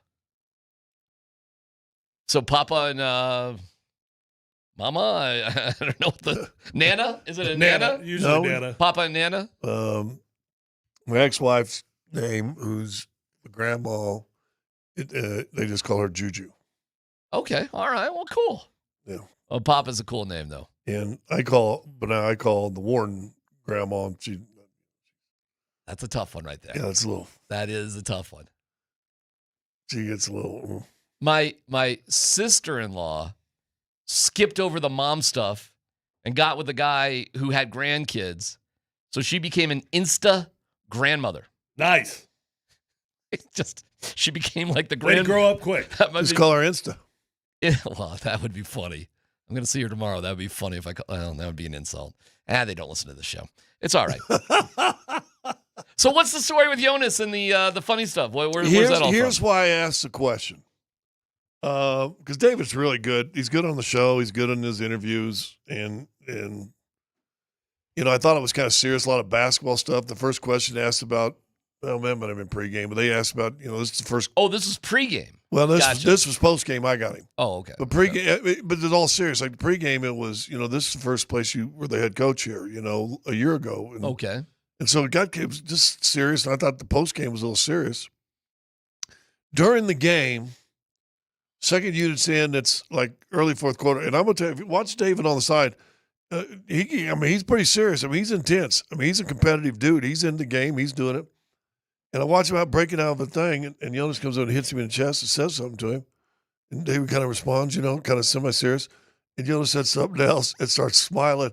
And right in the middle of the game, all of a sudden, Alabama's got this big kind of like smile laugh on. And it just stuck with me because I that's kind of how I see David. And so I asked him, I says, does Jonas make you laugh? Because it's right in the middle of the game. Mm-hmm. And he gets Adelman to break up on the sideline. I thought that was just cool. So that was my motivation. Boy, we are a long way from Moser calling him a sewer rat for going to Panathinaikos and all that. Remember all that fun summer sports talk radio we had with Jonas? When he listened to the media instead of this show. Oh, there you go. We are with Jonas. What a night they had last night, the big guys. Oh, my God. Wasn't it nice to just see the Nuggets go out and handle business the way they're supposed to handle business? Like Sacramento's not supposed to challenge them. It was. They didn't challenge him. Jokic is just he makes it look stupid easy. And I was waiting for the third quarter run to make it like a 7 or 8 point game or something. Didn't happen. Here's what happened, and I talked about it. It happened in the first quarter. What's the one guy started? No, he didn't start center. He was a backup center guy. He was in San Antonio for a while. But he comes in here, and him and Joker kind of got physical in that game. It's like when it was in Denver a week ago. He comes in here and decides he's going to elbow Joker. He's going to push him in the back. He's going to pop him. And Joker just went, okay. Whop, whop, whop, whop, whop. That's what we're doing? That's what we're going to do tonight? And I told a story. I probably told on this before, too. Willis Reed was my assistant coach one year. Great man. Loved him to death. One of the best assistants I ever had. Yeah. And I was always a historian kind of, and I said, well, when you played Jabbar, how'd you guard him? He said, man, whatever I'd do, I'd hit him as soon as the ball jumped in the air, because if I could hack him off, he couldn't play. Mm-hmm. He couldn't play, man. Are you talking about Maxime Reynaud? No, that's the guy that started. That's the young okay. guy. All he right. crushed that guy. He crushed him too, yeah. Jonas crushed him too. It's the backup. Okay. I'll look it up. And I said, whoa, so he couldn't play man? No, so you just beat him. I said, how'd you play Chamberlain? I said, nice move, Mr. Chamberlain. Good pass, Mr. Chamberlain. That was an awesome dunk, Mr. Chamberlain. He said, you didn't want to piss Wilt off because he might go out there and try to get 50 on you. This backup center comes in. Was it Drew Eubanks? Eubanks. Okay. Eubanks comes in. He didn't play much. He only played 4 minutes. And you know why? Because he came in and started popping Joker and hammering him, and Joker said, okay. You know what's funny? He played 4 minutes. He was minus 12. That's a rough 4 minutes, isn't it? I'm telling you, he came in and tried to get physical with Joker, and you woke the big fella up, and he just went. And no, that's listen, funny. There's been guys, defensive linemen like that. I've heard stories of defensive linemen. Trevor Price, I guess, was a little bit like that. Let Trevor Price just play. Yeah. Don't get him pissed off. Yeah. And some of those guys, you get him pissed off, oh, okay, well, I'm going to embarrass you now. Yep. And Eubanks comes in, he's throwing elbows, he's pushing Joker, gets a pushing foul. I'll show him. Yeah, he's doing all I'll this. show him. I'm going to show him I can be physical with him. And Joker just went, okay. Whop, whop, whop, whop, whop, whop. 36, missed 2 shots, right, or something like that, 3 shots. I'm like, and I think that's why Doug Christie said, dude, sit down. You know. This ain't going to work. There's an old adage, don't kick a sleeping dog. Yeah, that was exactly what should have happened. I mean, for a second there, I was like, ooh, and the Nuggets going to push this to 50? Where are we going to go here tonight? And they just kind of chilled out a little bit. But, I mean, they did exactly what they needed to do. It's a good game. Yeah. Good, solid game. And here's the thing. So I'm following on the app, and I see the Avs are just crushing Florida. I'm like, God, didn't Florida just win some championship? Yeah, but here's yes, they did. They won back-to-back. But here's the difference. That's a team that's a defending champion. Sacramento's in trouble. Yeah, there's another big difference. We're very happy with the Avs win, but we all need to understand something. Florida was playing back-to-back nights, and they had beat Utah the night before. I think for an East Coast team to come west and have the Avalanche on the back end of a back-to-back, you're in trouble. You're in big trouble. Yeah. And I don't know how many more of these. There's probably not a lot, frankly. But listen, I was happy they got the win. It was great. The Avs are a Colorado wagon, and they're doing great. They honored the 96 team. How cool was that? You see these guys like 30 years later, and you're like, ooh, man, that was a minute. And this is the 96 crew, not the 2001 crew that won again. It's the crew that came here from Quebec originally. And it was great to see. And they had a big night at the Paramount where it was packed. And they were taking fans. The Avs fans going to show up. Listen, hey, we're going to give away a bottle of sweat from Peter Forsberg in 1995. You're going to have line up around the block. And then Nathan McKinnon sets a new record for Avalanche goals. He passes Joe Sakic for Avalanche. Bednar said he can't keep track of it all. It's difficult a little bit at this point. They are playing, and Dallas did lose. So now they have 4 points up on Dallas, and they have a game in hand. So they beat Nashville on Tuesday, or Saturday, rather. Sorry, Saturday. They would be 6 points up with the same amount of games as Dallas. But Dallas probably has another game. You know how it goes. Real fast, I got a picture sent to me. She told me I couldn't broadcast it. Oh, well, then on the TV. Okay.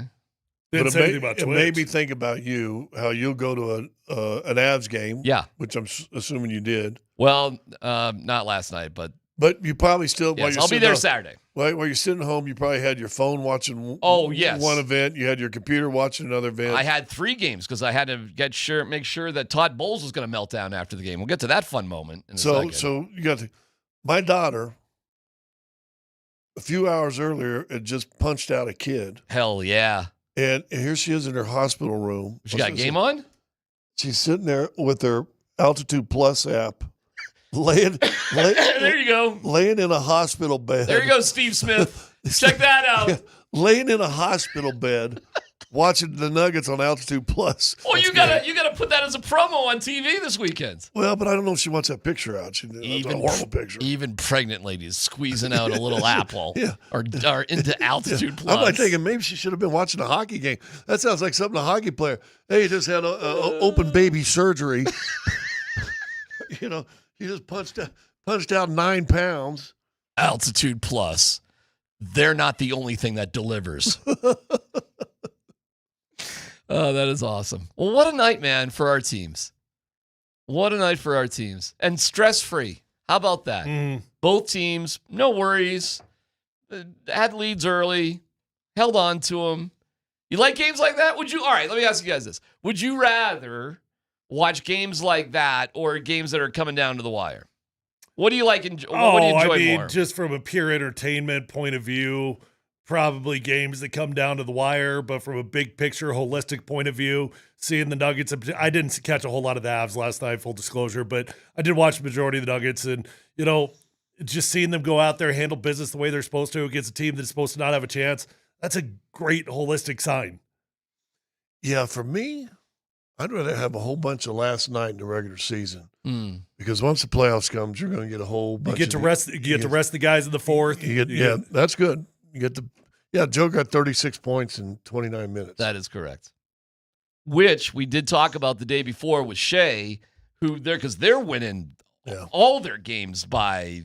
We counted it up. What, it was like 4 games were like within 5 points or something like that? I think there was like 7 games in single digits. Crazy. Yeah. So they are cruising, and they beat Phoenix by 49. Shea only played 27 minutes. Well, how great is it that the Nuggets won by 31 last night, and Joker played 29 minutes? Oh, that is fantastic. Get more reps for everybody else. Everybody's contributing. And Jamal, he didn't have a great game, but it's like, who cares? It's not even a big deal. But Pickett came in, played pretty well. I was glad to see him get the minutes. Yeah. I will say this. Saw Aaron Gordon running up and down the court in pregame. Saw that. Saw some video of it. Yeah, good. Yeah. Like we're running up and down? He was sprinting. We're running up that hill? Is the goal still like January 1st? Is that? He's sprinting up and down the court, shooting corner threes. Probably a conditioning and kind of shooting drill. Okay. Wasn't that what we were hitting at the start of the new year? He was doing that. See, he got hurt. He took like a couple games off, came back, and I saw him doing the same thing.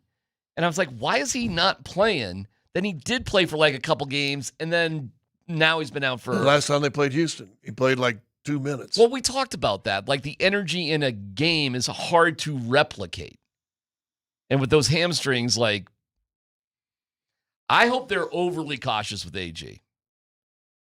I don't know how you feel about it. I'm with you on that. Yeah. Like, take your time. Where's Christian at? Well, I saw him in Atlanta and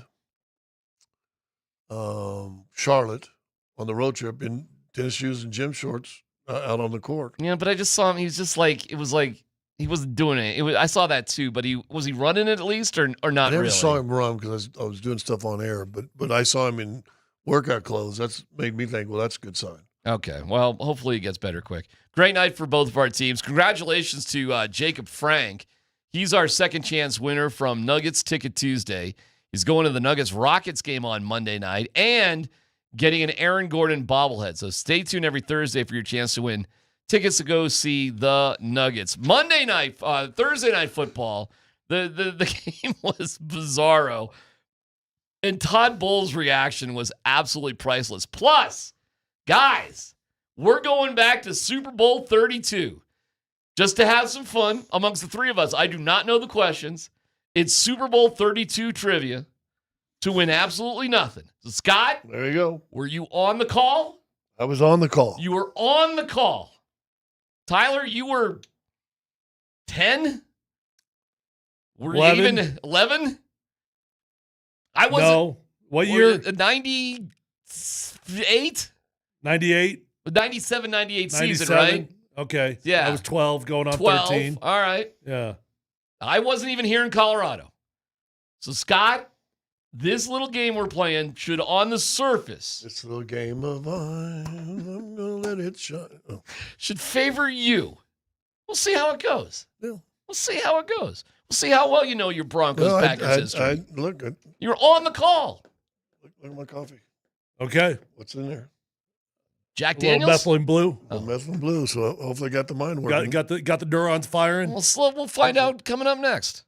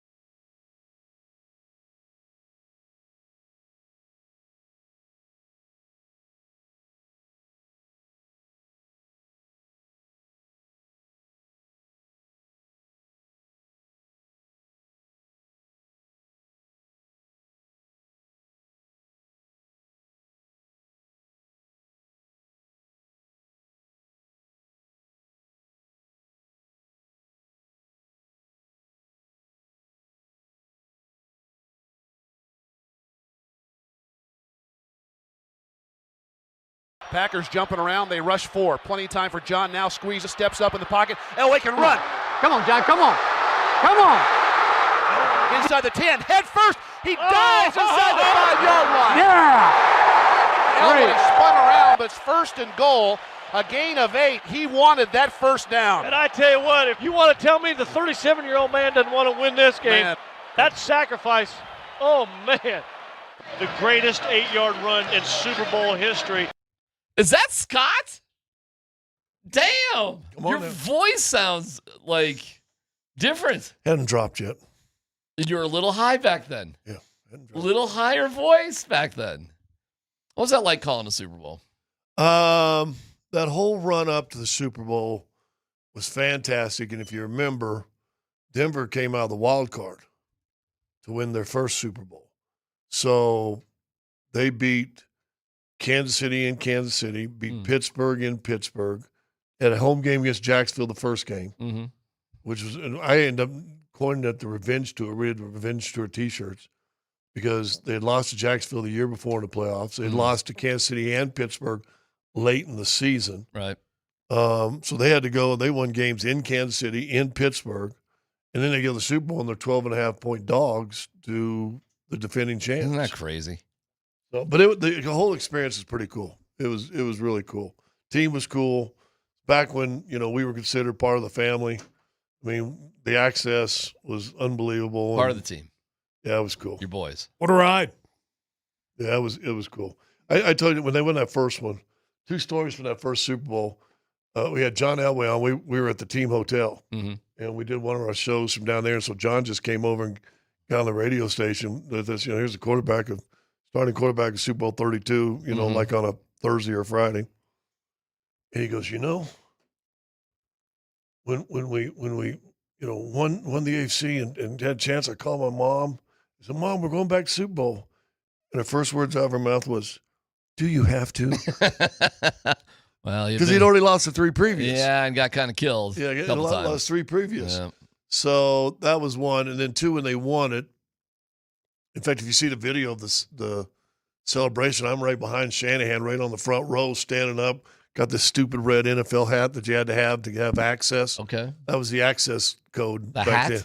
Yeah, it was a red hat. All right. It said NFL on it. And so All I'm right. down on the field, and I'm in the locker room, and blah, blah, blah. But Dave always did the coach, and I did John.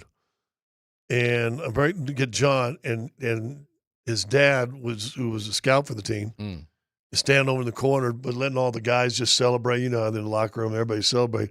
He doesn't try to get in the middle of it, but he goes over the side. You imagine a dad-son moment in that. Ugh. And I see John walk over there, and they just hug for 5 minutes, and they're both crying, and it was cool. And I'm sitting there going, I'm not going to interrupt this, man. I'm not going to say, hey, John, you got to do your hit now. But I'm like, because that was for a dad now, especially, you got, wow, that's a moment. Hard fought, tears, lost, ass kicked by the Giants in Washington and San Francisco. So that was a cool moment. That's the fondest memories I have, really. Tyler, when you guys won, is there just a surreal moment when it does go down to 0? Like, can you really sort of, when it goes 0, can you accept or even realize you will have that forever at that moment? Yeah, it's pretty wild, man. I mean, when you're on the field, like the utter jubilation, the confetti falling on your head, you bring your family down. I got my kids down there. They're doing snow angels and the confetti, and you're on the field for, I don't know, what feels like another hour after the game. Nobody's rushing you off. Nobody's rushing you off by any means, right? Yeah. So, you're getting all your selfies in with your buddies. I'll tell you the weirdest feeling, though, not to be anticlimactic, but the weirdest feeling is when you go from the field to the locker room and you go from like just utter chaos and jubilation back into the quiet of the locker room.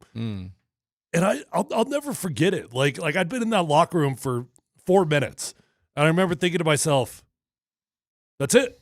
Like that's all. Like we did it. Like it's over. That's all. That's all. You get that adrenaline dump, right? It just kind of washes out of you. And it's gonna sound wild. Like I know, and I'm not discounting the moment at all, but it really is just a moment in life, like anything else that is fleeting. And then you get to go on the celebration tour, and of course that's awesome. And you get to do the parade, and we went to Vegas, and you make it last as long as you possibly can. Right. But that feeling of like, we're not chasing anything else. It's over. Like that's a weird feling when you're no longer chasing something. Let me ask both you guys this, because you both won championships at the highest level.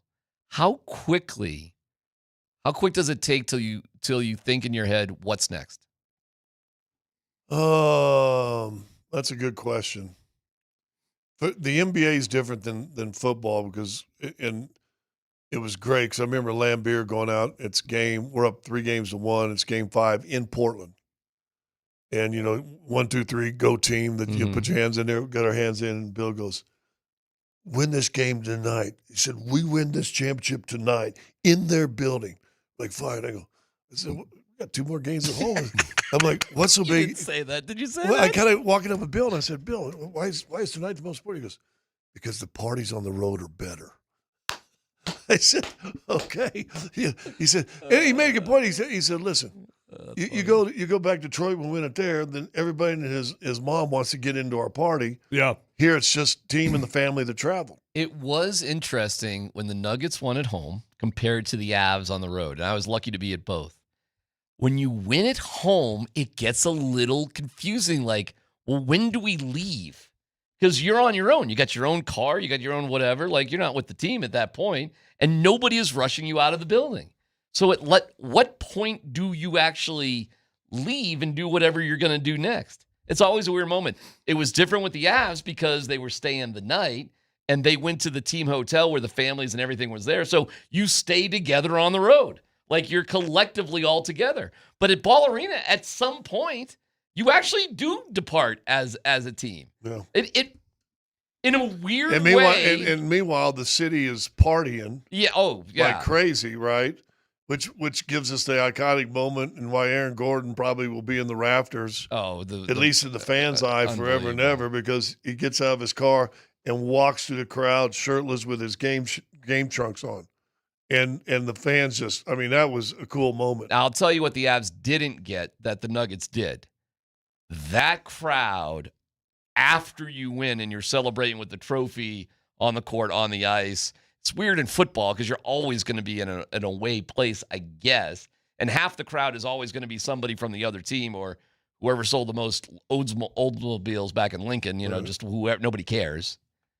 But that home crowd after the night, like that moment, and the Avs had that chance, and they didn't get it in Game 5, unfortunately. They had to go back to Tampa. That right there, my friend, is – I understand what Bill's saying, but I don't know if you can really replace that. Did you go down the locker room for the Nuggets when they won? Yeah, yep.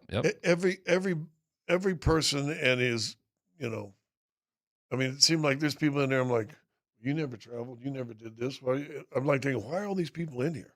I was blown away, but it goes back to what Bill said. When you win it on the road, it's just you and your family. Mm-hmm. You technically needed a specific credential, like a wristband, to get into the locker room. But it didn't. I think about 20 minutes into that is just, it was just really anybody. You got social media dudes chugging champagne. I'm like, dog, what are you doing? I know. I feel more like you do about that, but I'm not going to deprive anybody of their joy with all that stuff. It was great. It was not like that in Tampa for the Avs. Like, no, none of the media really, they didn't, you know why they didn't go in the locker room? Because you do all the interviews on the ice after you win a Stanley Cup. And that, my friend, was like, in terms of being a muggle, dude, being on the ice with the players and their families after you win a Stanley Cup? Come on. I got to go. I was in Miami when they won their first cup. And were you really? Yeah, and got to go down to the locker room afterward. Took like one step in the locker room. The smell was just overwhelming, and I'm like, ugh. And I'm like, and drunk. And there was a handful of celebrities there. I mean, they could hardly stand up that are big Avs fans. So I looked around. It's good to soak the moment up. And I don't know if Tyler still has recollections of when we won it. We went back to the locker room, champagne spewing over everywhere. No goggles, by the way, men. And we're just spewing champagne. I went and grabbed a bottle of champagne and sat with about 4 different wives in the shower, looking out to the locker as everybody celebrated. And somebody kept asking me, because I went in there and they, "What are you sitting there?" I go, "Because I want to remember this." Yeah. I sat down because I wanted to remember this. Did you guys do the champagne and stuff in the locker room? I don't. No, we didn't do that. I don't that's recall that's it. not a football thing. It's not. No. Isn't that kind of weird? No, we had smoke machines. And a music machine. I will say this, though. It still bothers me. Well, baseball celebrates too much. Oh, it's ridiculous. But it still bothers me now to see all these championships and everyone's got goggles. I'm like, a bunch of wimps. Toughen up, boys. Let's go blind for crying out loud. All right, Dan, we got some trivia questions based off of Super Bowl 32. And I have not seen these questions, so it's the three of us, Dan. Yep. Just kind of can keep track. Theoretically, Scott should own this. What are you getting your phone out for? I was going to try to see if I can. Yeah. Put the phone down. The roster. So the turn. In fact, turn your phone over. No devices. No devices. Turn your phone over there, Tyler. No devices here. You're trying to. Hey, do you like put the keyboard away. Put the keyboards do you like away. that thing on the back of your phone? Is that handy for you? All right, talking about my don't wallet? get distracted. Yeah. We're doing the game. Yeah, we'll We're doing the talk game. later. We're doing the game. All right, Dan, go ahead. Question number 1. Question number 1. What Packers receiver caught 2 touchdowns, including one on the opening drive? Jefferson. Jennings. Freeman, that's right. Tyler got it. Antonio. I couldn't remember his first name. I had no idea. Good job, Tyler. So, hey, Broncos trivia, Super Bowl 35, and the first question is a Green Bay question. 32.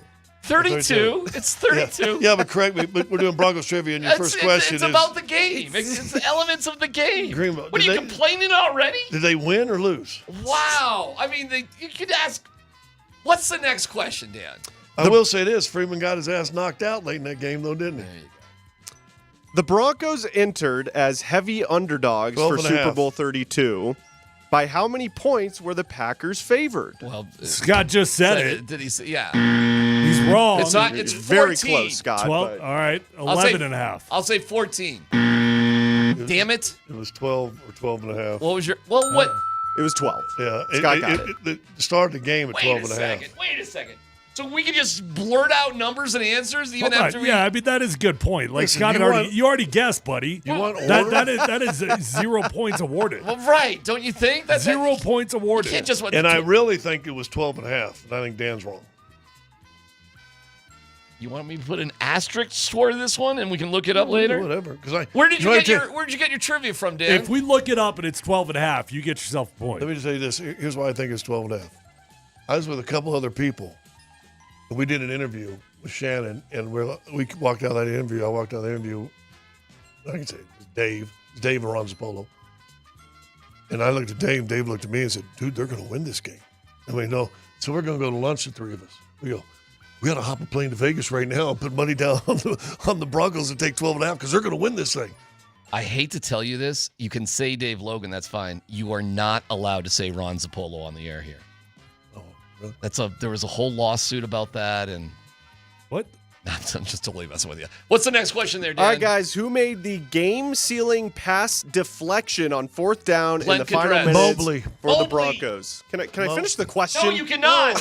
No, that's the nature of this game. Well, since they already got 2, I might as well get. Oh, well, no, it's John Mobley. I said Kadrez. It's Mobley, though. 51. What? I was going to go with Ray Crockett. Wouldn't have been a bad guess. I knew it was a linebacker, though. Gosh darn it. It was Mobley. John Mobley. All right, next question. All right, how long was the NFC's Super Bowl winning streak before the Broncos won 14, Super Bowl 32? 10. 14. That's wide open for you, Scott. 12 straight years. 17. 15. 13. Yes! I got it on the second Can you time believe that? around. The NFC won I was pretty 13 close. Super Bowls in a 14. row. Yeah, it was a ridiculous streak. Hold on, you can't give yourself a point after we already decided that Scott didn't get a point. No, but we all guessed, and then we were guessing all no, second you time. do not. I think I get a This point on exact the other same one, too. situation unfolded with Scott, and he did not get a point. I'm going to put an asterisk towards that one, too. Next You question. see how quickly he gave himself a point. Well, there's an asterisk. I should have two then. All right, next one. Oh, All right. Actually, wait. Yeah, what am I doing here? These are not Tyler. I don't know my TS. No, I do have a point. I got the very first one. What'd you guess? Freeman. I got the first one. Oh, all right. Yeah, And Tyler Scott, did get and the Scott first does one. not have two. What does he got? He has one asterisk. I have a Mobley and then the Oh, asterisk. you did one. get the mobile. Okay. Yeah, you got one. Okay. Which One and Packers an running asterisk. back led his Which who? team in rushing yards with 90?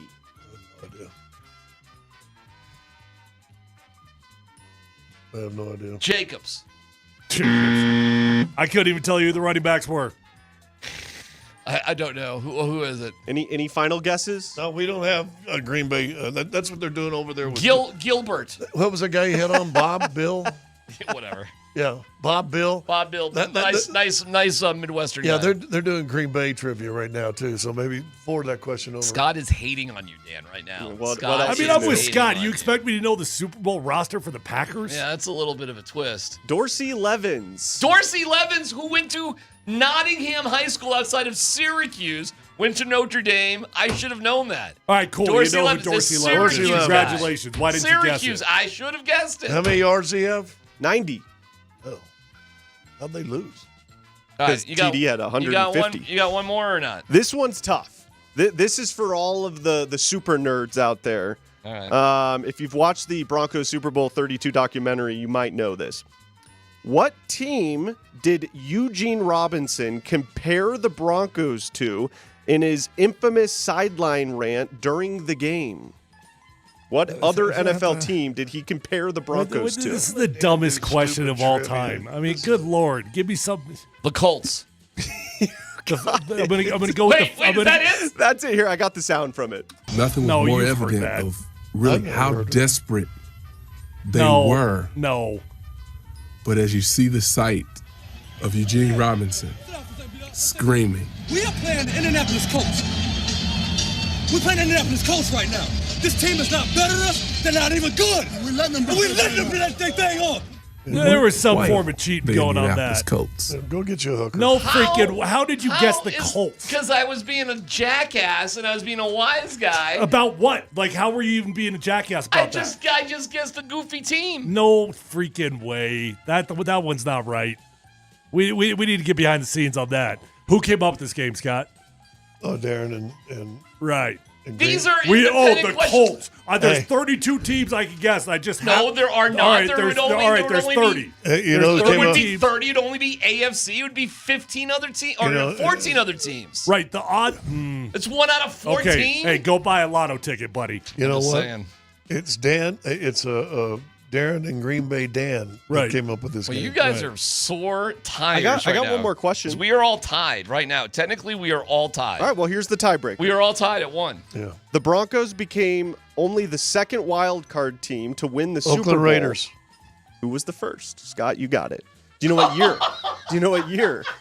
Oh, but that's not cheating. That's not. There's nothing. He actually knew that. There's nothing. That's it. How is that cheating? So wait, I'm cheating. Yes, because and you know it. Because that one he okay. can actually know. Oh, I will okay. actually give Scott All credit. right. He All had right. actual real life Right, knowledge right, with a right. confident answer. Right. You tried to fake it, Right, and we all right, know right. that you faked it. Right. Do you know the year that the Raiders won as a wild card team? I was in the league. I don't know why you knew that, but I you knew it.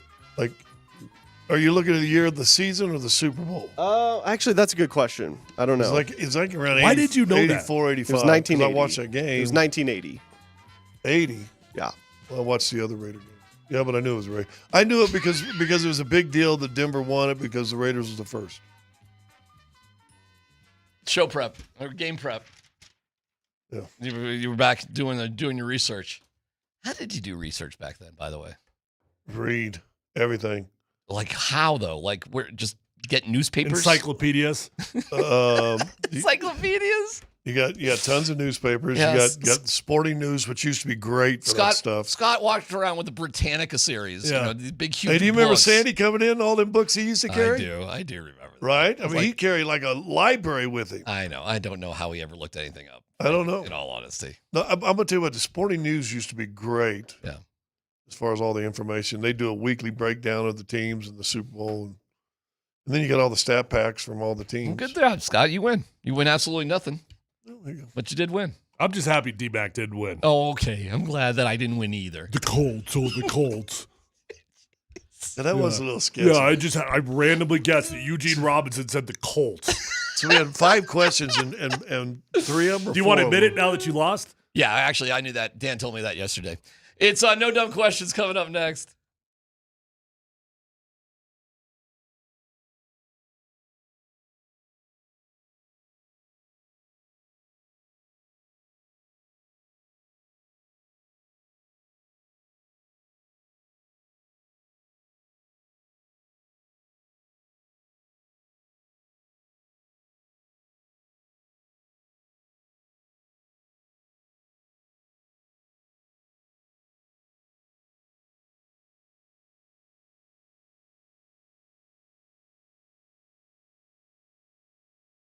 Hey, if you're out there struggling with hair loss, whether that's a bald spot, receding hairline, or thinning hair, do yourself a favor, pick up your phone and call my friends at Advanced Hair Restoration today at 720-459-HAIR. Call and ask about their Advanced FUE because nobody can offer anything like the Advanced FUE found at Advanced Hair Restoration.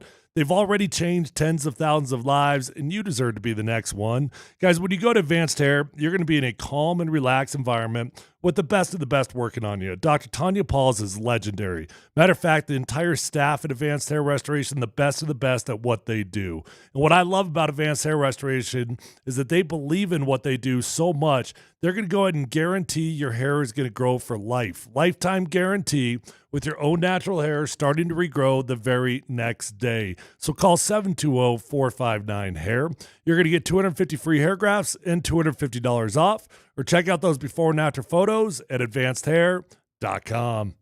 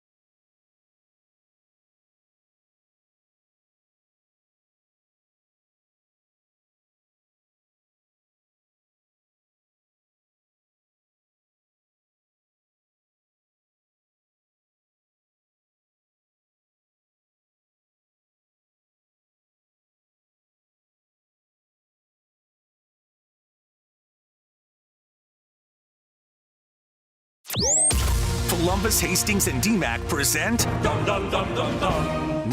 Dumb Questions. This is your safe space. Safe place. I'm leaning into the segment. You're a smart guy. Send us your not dumb question now. Tweet it, text it, or Twitch it. It's No Dumb Questions on Altitude Sports Radio 92.5.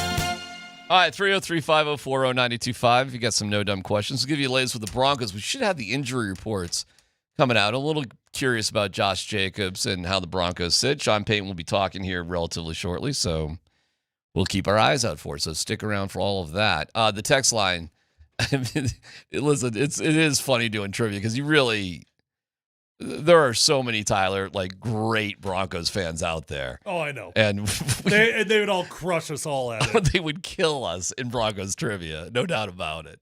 And we're seeing just like, those are the easiest questions ever. Everybody knows that answer. How did it feel? I'll start no dumb questions. Being 12, right? And the Broncos do win in your hometown. Mm-hmm. Like, what was that like for you? I was at the parades. I was there. Talk about a full circle life, man. I mean, I was at the parades when I was 12, 13 years old and got to come back and do it. The last thing I ever did in the NFL. I mean, that was basically my last. Did they do fire trucks back in the 90s for those? Or not? I'm drawing a blank. I was sitting in the park, and I was out there in front of the stage. You don't recall? I don't recall. Okay. No. Yeah. Anyways, my point is like, it'd be cool if you were like 12 and like, oh, I'd like to do that someday. And you did. Right. Right. And is that memory on stage, on the fire truck? Like, I can't tell you at 12 years old, I was thinking I was going to be doing that one day. No. Did you think to yourself, at 12, I wanted to be a professional baseball pitcher. That's what I wanted to do at 12. Gotcha. So you were just kind of like, whatever. Well, it was cool. I mean, somewhere in a box, I've still got one of those T-shirts with all the caricatures of Elway and TD and Shannon and, and they're like when you go to the theme park, you know what I'm talking about? Who was your guy? Like, who was like, everybody's got like a guy. Who was your guy? Probably TD. TD was your guy? Yeah. And then you're in a movie theater next to him. Then I was in a movie theater. Yeah, that's so funny. That is such a wild story. All right. No dumb questions. Let's go here. By the way, Scott, I'm nervous about Scott. I think Scott's just kind of wandering around at this point, just like, he probably was taking care of business. Getting lost? Well, he probably had some business to take care of. Do the Broncos have a slump on the horizon next year, regardless of how they do this year if they lose Davis Webb and VJ? Yeah, the ESPN was that was kind of in the rumor mill today with Davis Webb and VJ, specifically maybe with the Giants. I don't know, man. I mean, I don't like. Obviously, if you lost Vance Joseph, that would suck, and you'd have to find a good replacement. But if you think about when the slumps usually start, it's when the players are phasing out. We just phased everybody in. I mean, we signed like 5 or 6 guys this season to brand new contracts, all core members of this team. I thought the best year for the Broncos was going to be the 26 season. I thought this year was going to be 11 wins and a wild card win. And, hey, man, I look to be wrong here, big time. So I think they're a year ahead of time. So I think next year should be incredible. This is a year because of what you've done. And we've talked about on the show before. There ain't no clear choice going to dominate, kick everybody's butt. I mean, Green Bay's as good as there is in the NFC. The Rams are as good as anybody in the NFC. I mean, there's some good teams. Yep. Yeah. They're good teams. But I like what Chad said in here a while ago. Listen, you can't keep winning games but they are. You can't just keep having fourth quarter come, but they are. But they do. Yeah, and so listen, I think this year is as open as I can remember a football season close to the playoffs where there's multiple teams can win this thing. So let me ask you this, no dumb question.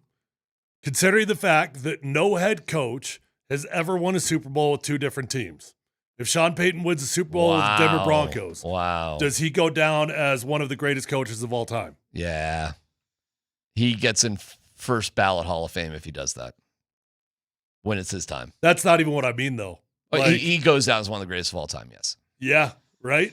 He would have done. Isn't that a wild ass stat? And I'll tell you in the this, history of the NFL, no coach has ever done it with 2 teams. And he would have built both teams from the ground up.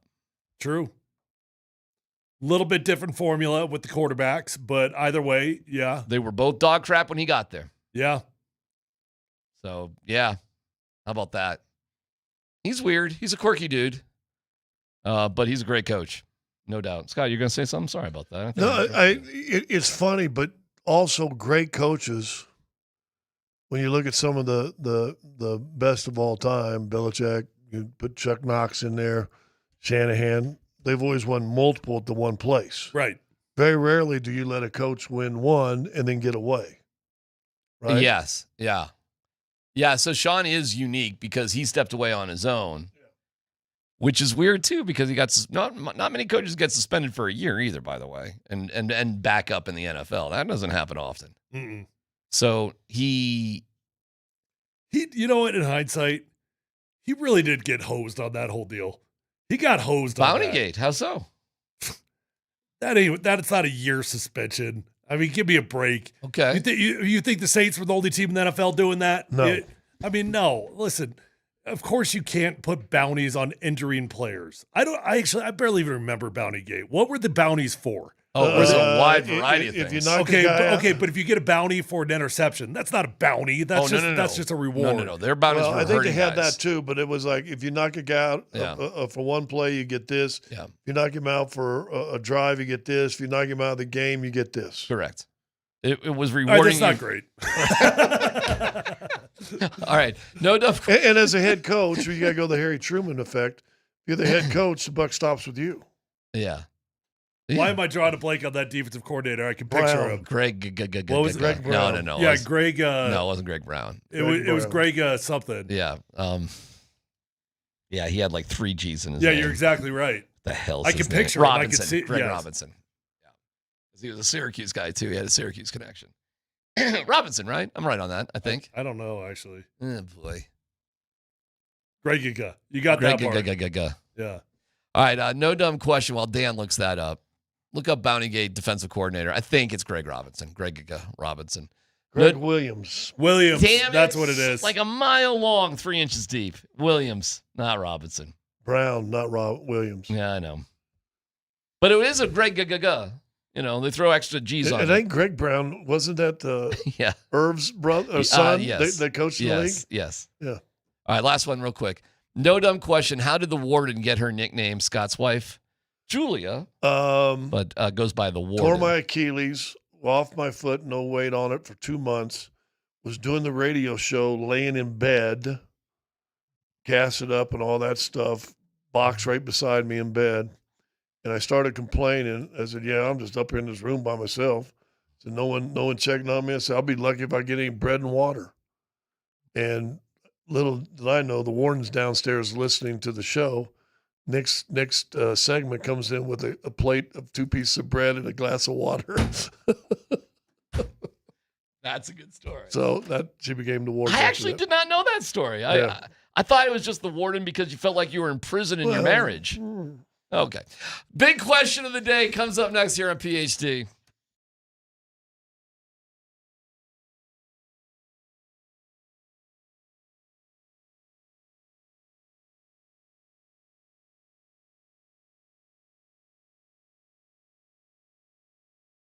Hey, it's the weekend, and I know a lot of you go out there car shopping over the weekend. Don't waste your time driving all over the state. Go to the best dealership in Colorado with the best prices, the best inventory, and the best customer service. It's my friends at Phil Long Ford. Guys, I've been buying cars there since my rookie year in the NFL, and I think relationships matter. I go back to do business with people that I trust. I trust Phil Long Ford. They always get me in, they get me out, they give me the best price, and I always find the vehicle of my dreams. There's over 8,000 cars, trucks, vans, SUVs, electric vehicles, even commercial fleet vehicles on their lot right this minute. So whether you're looking for a new vehicle or a pre-owned vehicle, the vehicle of your dreams is already at Phil Long Ford, and they've already got the best prices. They've got an award-winning service department, so keep that new car serviced at Phil Long Ford, and you're going to have a beautiful ride for a very long time. Let them know that Tyler sent you on over, and check them out online at phillongford.com.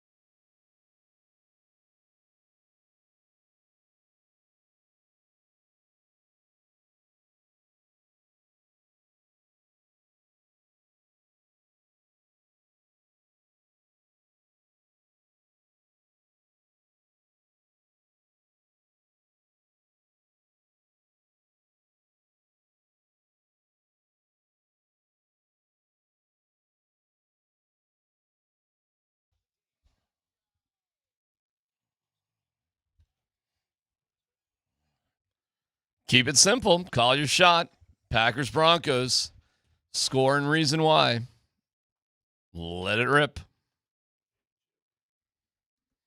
Well, you asked me this a little bit earlier, and I very rarely ever do this, but I'm being honest, man. I guess I'm taking the easy way out. I just don't know how to call this one. I think this is going to be such a good game. I think it's going to come down to the wire. And bottom line is this is going to be a low-scoring affair, relatively. 23-20 is my score prediction. And, God, dude, I really don't know how to call this one. I don't. It comes down to a field goal or something like that. And it's going to come down to, in all likelihood, whoever's got the ball last. So, sorry, Okay. I'm a You little want bit. to go with that? Whoever has the ball last. I'm a little bit boring on this one, I guess. So we're going for a walk-off field goal. That's kind of exciting. Well, I think so. Yeah. Whoever's got the ball last. Meaning. I mean, yeah, my crystal ball's not crystal clear here, you know. No, but I gotcha. you know, maybe we get a blocked kick and that's how you win it. But I do think whoever has the ball last is going to have a really good chance of winning this game. Scotty? 2017 Packers. Oh, man. Okay. All right. Talk to us. Why? I think your defense will be good and solid, and I think that I'm not sure your offense will produce enough points this game. What's making you feel a little about the offense? Season. Yeah? That was a good response. That was pretty good. You don't have the confidence in it? No. Little smoke and mirrors, huh? Yeah. Okay. All right. What are their rankings? What in what? I can tell you everything. I mean, just tell me. They're number 5 in defense. We're number 3 in defense. Statistically on offense, they're pretty dang similar. Third down defense. Except for they're great on Give me third point. down conversion offensively. They're fantastic They at third are down conversion. Denver's pretty good too, though. They they're are. On bad. offense or on defense? On defense. On defense, yeah. So it's good on good. It's good on good. The Packers, let's just go through this. They're first in the league offensively on third down. First. They're second in the league in red zone. They finish. The Broncos defensively on third down are first defensively. That is literally good on good. That's as good as it gets. Red zone, the Broncos defensively are first. Offensively, the Packers are second. So, like Tyler said, this is good on good in two huge areas of the game. The Broncos, if you flip it. Now flip it, yeah. It's still good on good. It's very similar. Third down for the Broncos on offense, they're 12th. Red zone, they're 13th. Defensively, the Packers are 19th and 18th third down in red zone. So it's very similar. So it's a really fascinating matchup when it comes to that. Yeah, which leads me to my point. I don't know how to call this one. I think it does come down to I think you're right. I think it comes down to a field goal, like at the end of the game. I do, because turnovers. It's hard to predict that it'd be a turnover. I think this. They don't turn it over a lot. I heard you say when I was flying or driving out. They don't turn it over a lot, and we don't take it away a lot. Correct. That's a bit of a push. Both teams like to get after quarterbacks. The quirky, yes. Yep. Micah Parsons has 12.5. Nick Benito has 12. I think if you're looking at the offensive line versus defensive line matchups, we win. Our offensive line is better than their offensive line. They've got a good pass rush. We've got a good pass rush, but I would expect our pass rush to do a better job against their offensive line than vice versa. Sacks allowed, Packers are 4th in the league. Broncos are 1st. It's a bit misleading, though. It is. One way or the other, the quarterbacks stay away from it. However it happens. The sack stat line for the Packers to me is misleading because that offensive line, they've had some issues, man. They definitely have. Well, yeah, and our guy who we had on admitted they've had they've turned around a little bit on their offensive line. Who is this guy? What does he do? He's the only sports talk host in Green Bay. It's called Nice Guy Radio. They just do nice guy sports talk. It's 12 straight hours a day about the Packers, just being super nice about everything. Nice guys coming first. They also sneak in a little fishing. I don't know what they do. He's the one sports talk guy in Green Bay. What do you think? We had a lot of choices? Who knew they even had a sports talk station in Green Bay? This is not in Milwaukee or something. This was in Green Bay. I have no idea how he strung the antenna up to his mom's house roof. If he's a nice guy, his mom, mom might be living with him now. What market size do you think Green Bay is for media? Green Bay.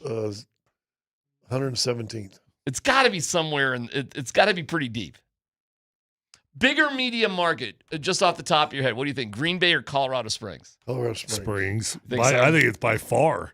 Dan, can you look up Green Bay media market, Colorado Springs media market? And bring us that information as soon as you can. That'd be great. Oh, hold on. Like that. Please. So please and thank you.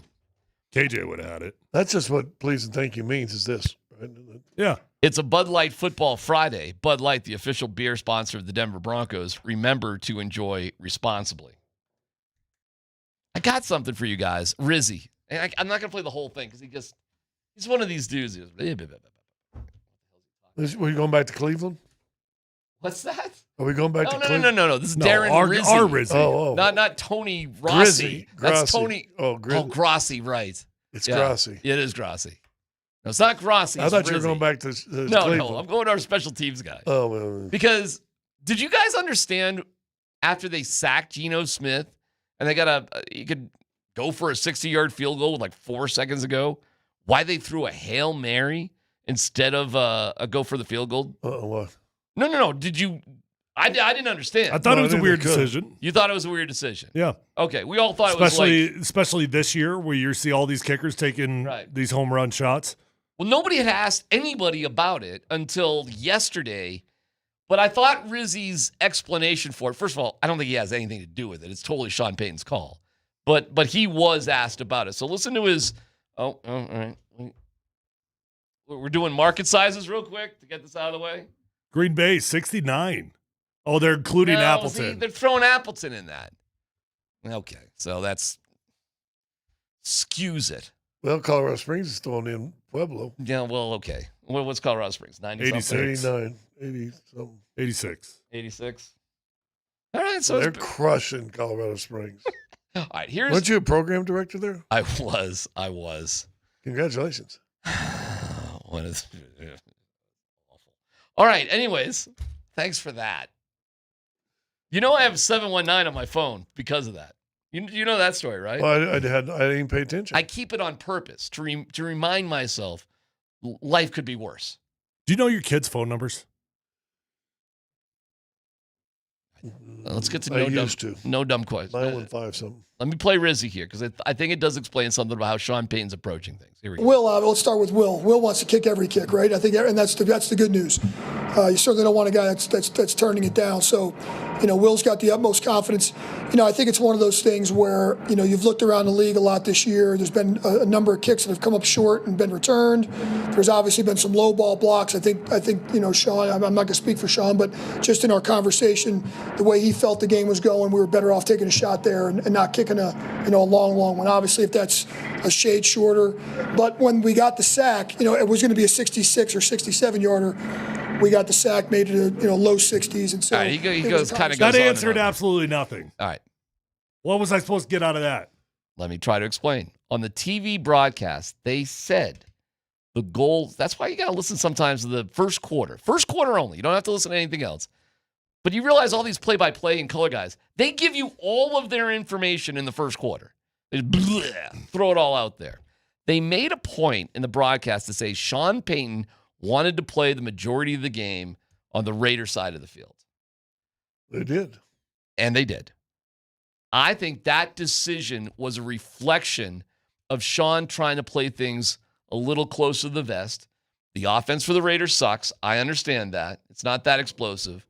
But I think it does reflect, and that answer does too, a more conservative approach. I don't get it. I don't get it. Putting Bo Nix under center, being more conservative, being more patient, and taking the 8-yard profit rather than pushing the ball down the field. No, but it's a Hail Mary. I actually don't get what the hell's different about a Hail Mary or a field goal. How is either one more aggressive or because you could return a missed field goal for a you can return an interception.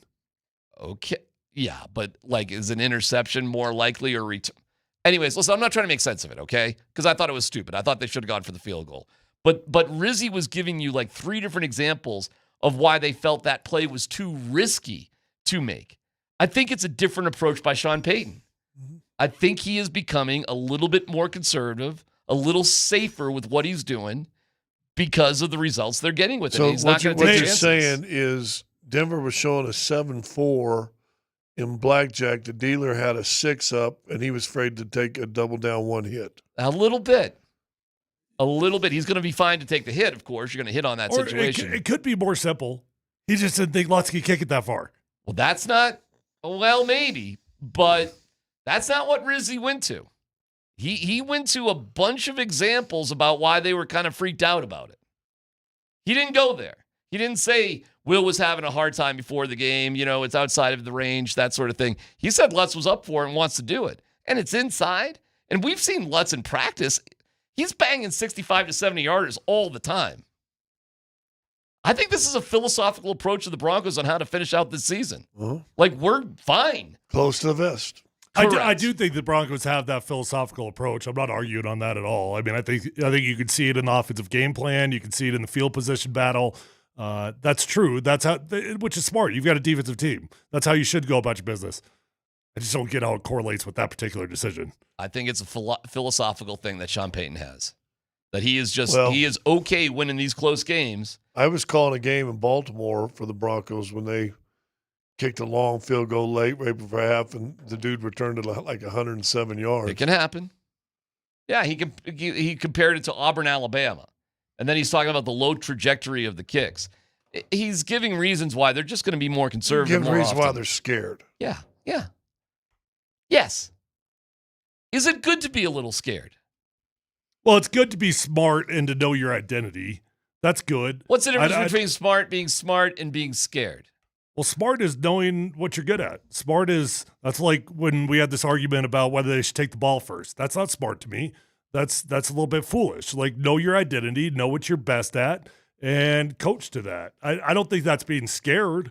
If you're saying we don't want to take too many chances offensively because we don't want to put our defense in a bad spot, we trust them. I think that's smart. Yeah, but I think not kicking a field goal is scared. We could get it blocked and they could run it back. It's kind of the old adage in the 40s, right, when all of a sudden the aerial game came up. So listen, 3 things can happen when you throw the football, and 2 of them are bad. That's that philosophy to me. My parents, I love them. I ask them, hey, it'd be great How to have. they doing? They're okay. Good. They're probably watching right now, so you can say hi to Pete and Eileen. Pete turns 89 on Monday. Wow. Happy birthday, Pete. Yeah. My mom said to me the other day, oh, Darren, flying. These planes are just dropping out of the sky. And I'm like, okay. So she saw that video in Colombia or wherever that was. You take one example of something bad that's happened and you correlate it as the most likely outcome. And that to me is what's going on here. Like, okay, there are examples of this, but is it likely? So to me, it is a pinch. I thought that too. I thought, you're a little scaredy cat here. Now, in defense of them, it's at the half. It's not the end of the game. They weren't in a must-win situation sort of thing. They had the lead already. But again, you said a while ago, win 11 this year, win a wild card game, and next year will be the year. That's go for it. Yes. They are now in go for it mode because Yes. of what's turned out in the schedule, what's turned out with the teams, and who's what and what. And again, I'll use my old gambling notion. You go to Vegas with the idea I got $1,000, I'm going to lose it. That's it. I'm stopping at 1,000. Right. All of a sudden, you get down, you lose your first 200. You go, well, if I came home with 7, that'd be like winning $700. Or it could go the other way. Or winning $1,500 and still playing with that $500 profit because you still got $1,000. Oh no, I'm gonna put it in my pocket. That's where they're at. Well, that's probably the smart way to play. We're just going to keep it in their pocket. How many people in Vegas can make the profit they said in their head they would be happy with and walk away? Not many. I've done it. It's the smart way to do Vegas. If you can do it, and then you're just going to blow the money on other stuff. Yeah. Yeah, I don't think you ever go into a season thinking, hey, we're going to be okay with low-scoring, close wins. I don't think that's the way you're happy. Not when you've got an offensive mind as the head coach. All right.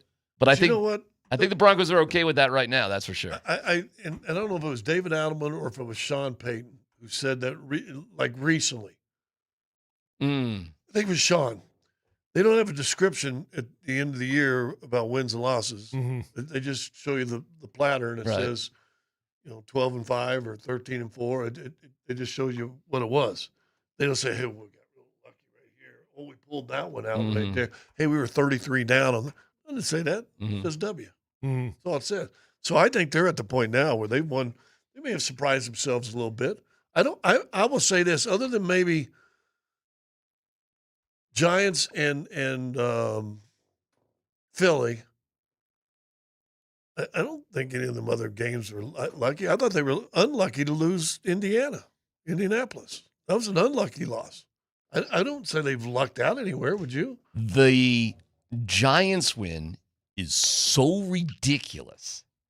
But it's funny to hear you say that because we kind of gloss over that and we kind of lean in, hey, they really should be undefeated. We're walking off that stupid leverage penalty in the Chargers game. Giants, like they kind of earned it, but there's an absurd amount of luck involved in that as well. That's lucky. Absurd. They got lucky. I'm not even sure I'd put the some people would say in. the Commanders game was lucky. It came down to a 2-point play. But you made a play. You did make a play, and I love the way the Broncos played in that game. I got a crazy question that I got texted. Crazy quarterback question. Nobody's even brought it up yet here on the airwaves. Yeah, no dumb question. Tell me next. We'll have Let's Football go. We'll get it in the mix coming up next.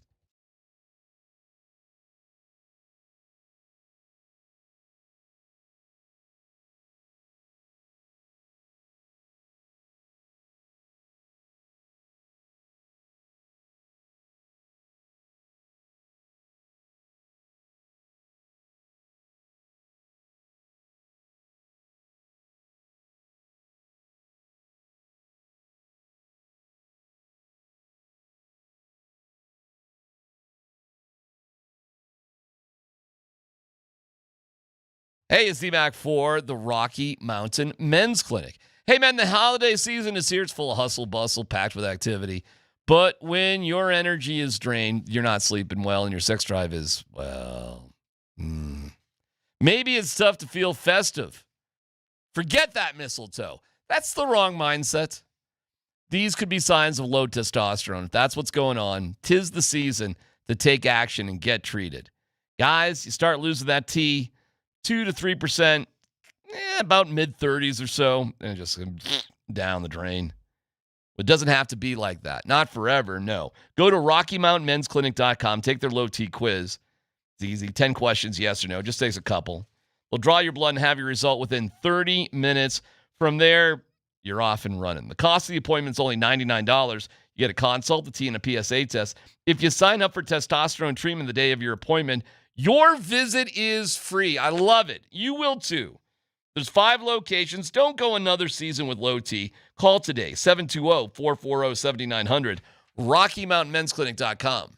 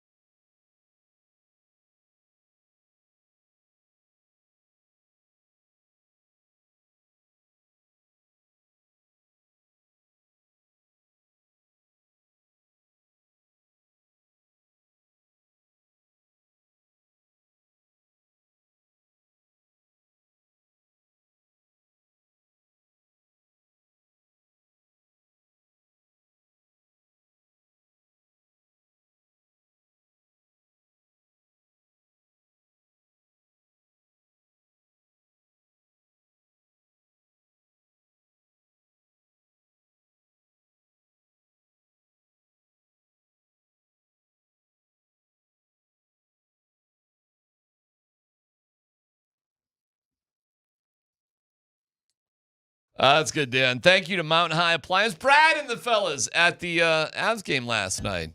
Good to see everybody there. Let's football go. Dan Buds, Quinn Stanner. All right, fellas. Pat Bryant did not practice today. That means he didn't practice all week. Here is Sean Payton on his injury. No, listen, and it's hard to describe. It's attached to the hamstring. We feel like if this was a playoff game, or in other words, he'd be able to go, and yet, in order to get him back to full strength, we feel like we've done the right thing this week.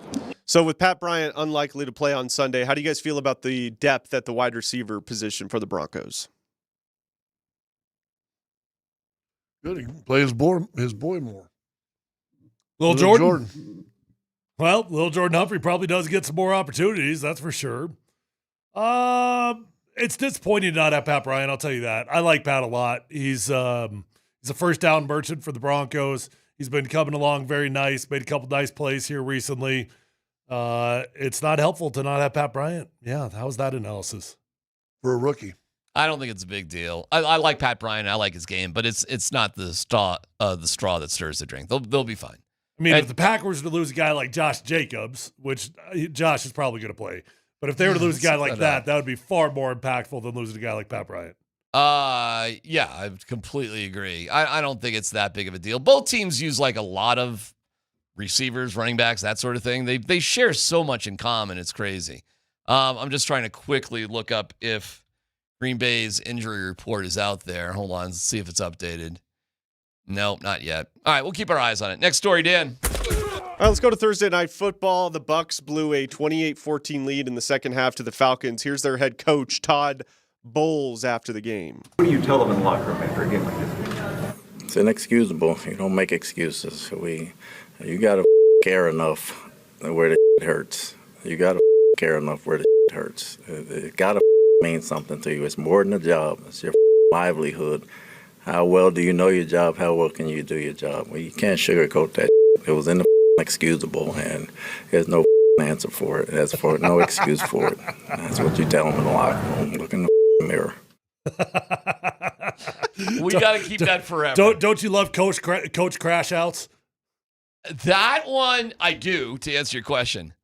10 curse words in a 30-second answer? I couldn't understand what he's saying, just all them beeping. By the way, those weren't like unnecessary beeps. He really was cursing, and it was the F-bomb more than anything. He had a couple S words in there, too. Dude. That's unusual. It was a wild ending. I mean, oh god, they choked the Bucs. They choked the hell out of that Oh thing. my When they threw God. that interception, I was just like, "Oh my gosh, they're actually going to lose to the Falcons right now." Who your boy played good though. He played all right. Yeah, threw a big pass there at the end of the game to. It was like they had like a third and 28. Yes. That they took down to a 2nd and 14, give or take. Or I mean a 4th and 14, give or take. And then they converted on the 4th and 14. It was unbelievable. Yeah. They're trying to come back. They scored 2 touchdowns. They miss both of their 2-point conversions. Yeah. And they still get a field goal to win the game. I mean, this is in the fourth quarter. It's absurd.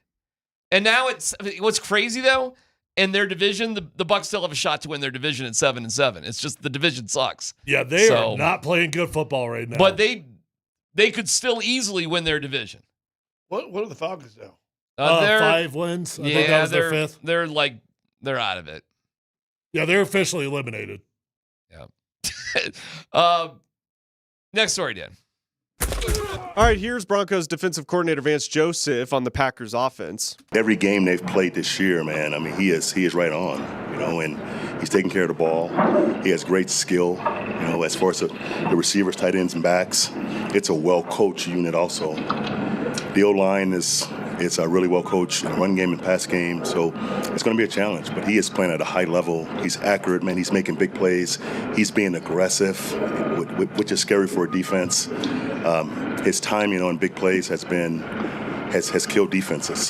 So it's going to be a challenge for us to get him stopped. What scares you guys the most about the Packers offense? Jordan Love and what he can do. The play caller. That is a really good play caller out there. And he knows how to game plan. He knows how to take advantage of weaknesses. Fortunately, the Broncos don't have very many weaknesses on the defensive side of the ball, but they've got a really good play caller. Yeah, great head coach. We heard Chad Brown tell us, 76 wins already in 7 seasons? Oh, okay. I'll go with you on that. Most wins for the first 7 years of any Not much coach. playoff success, though. No, LaFleur's been great, though. Nobody's really questioning him. Same system as Sean Payton, though. He calls the plays from the sideline with an offensive coordinator who just kind of helps him out. Same deal we have here. A lot of similarities with the Packers and the Broncos, man. It's a trip. Not much success historically here in Denver. Packers are 1-7. Wow. And the last time, and the Broncos in Green Bay, 0-6-1. And the tie wasn't even in Green Bay. Somebody reached out to me and they said it was in like somewhere else, municipal stadium in Milwaukee or something. Doing the renovation. Yeah, so technically the Broncos in Green Bay are 0-6. And the Packers in 8 attempts have only won one time here. And the last time they played was that 1917 game where after the game, Sean Payton was death gripping a steering wheel doing donuts in a sushi parking lot at the Cherry Creek Mall. Wondering to himself, as he said on a conference call, why do I hate myself? Let me count the ways. So that being said, what scares you? I think you got to. I'm a big Matt LaFleur fan, so I like him. I think Jordan Love, who 4 years ago, you say, well, this guy ain't gonna be nothing. To where now, the early season, he was an MVP candidate too. So he's turned into something. Remember all the heat that they got for drafting Jordan Love? Well, I mean, they're ready to fire LaFleur for that. All right, I got a fun one for you. Noshan reached out to me. Noshan Moreno, who's awesome. No dumb question from Noshan. Wants to play along. No dumb question. Would it be crazy to entertain packaging Bo Nix in a trade for Joe Burrow? No. Yeah, I don't think that's a dumb question at all. I mean, yeah, I'd take Joe Burrow. Scott, thank you. Would Cincinnati be interested in something like that? What would you package? What would you put together for something like that? Joe Burrow, the next 2 first-round picks. Like that. Or Bo Nix and the next 2 first-round You're mumbling now. Talk so we can hear you. Bo Nix and the next 2 first-round picks. Okay. And a player to be named later. That's a lot. And pay for Bo Nix's contract until his rookie deal. Scott's basically saying, what do you want? We got it. Okay. Would Cincinnati be interested in that deal? Heck no. Well, I don't know, man. We may be at the end of the road for Joe Burrow there in Cincinnati. I think if Joe Burrow, he might have to just flat out retire. Right. Because that organization, why would you let him go? I'd call his bluff. I'd just be like, no, we will not trade you. You're welcome to retire. Being realistically, if they were smart enough and said, listen, we're screwed. He don't want to be here. We owe him $50 million. He could just pull a hammy every day in practice and not play or whatever. We can get a young quarterback that has shown something, has won a lot of games, won 21 games in his first 2 seasons so far, and we get a couple first-round picks. All right. That is a fascinating conversation to have. Fascinating conversation. Answer the question.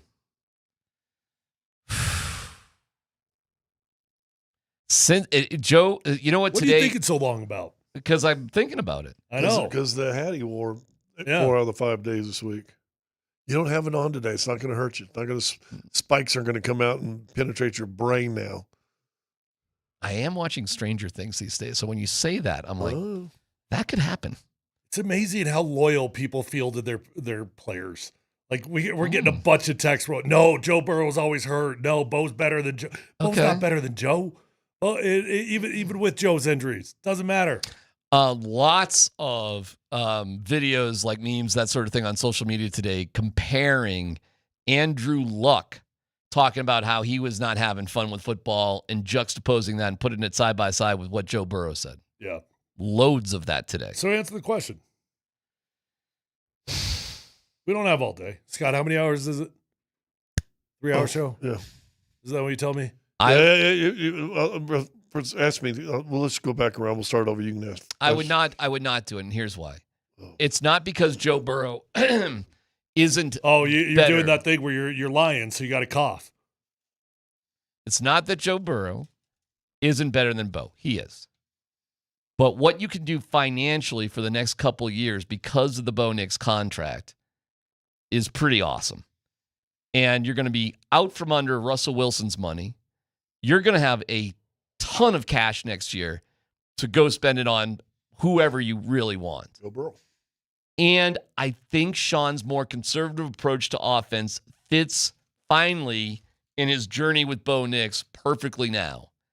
And the defense is so strong and the offensive line is so strong and set up right now. Let me ask you this. You actually I don't think you need a superstar quarterback like Burrow to win a Super Bowl the way the Broncos are set up. I don't think you need it. The holy, and I don't mean in a good way, offensive line of Cincinnati, I would think Joe Burrow has been used to throwing it short and underneath a lot more than maybe he really wants to anyway. So I don't think that approach could be better.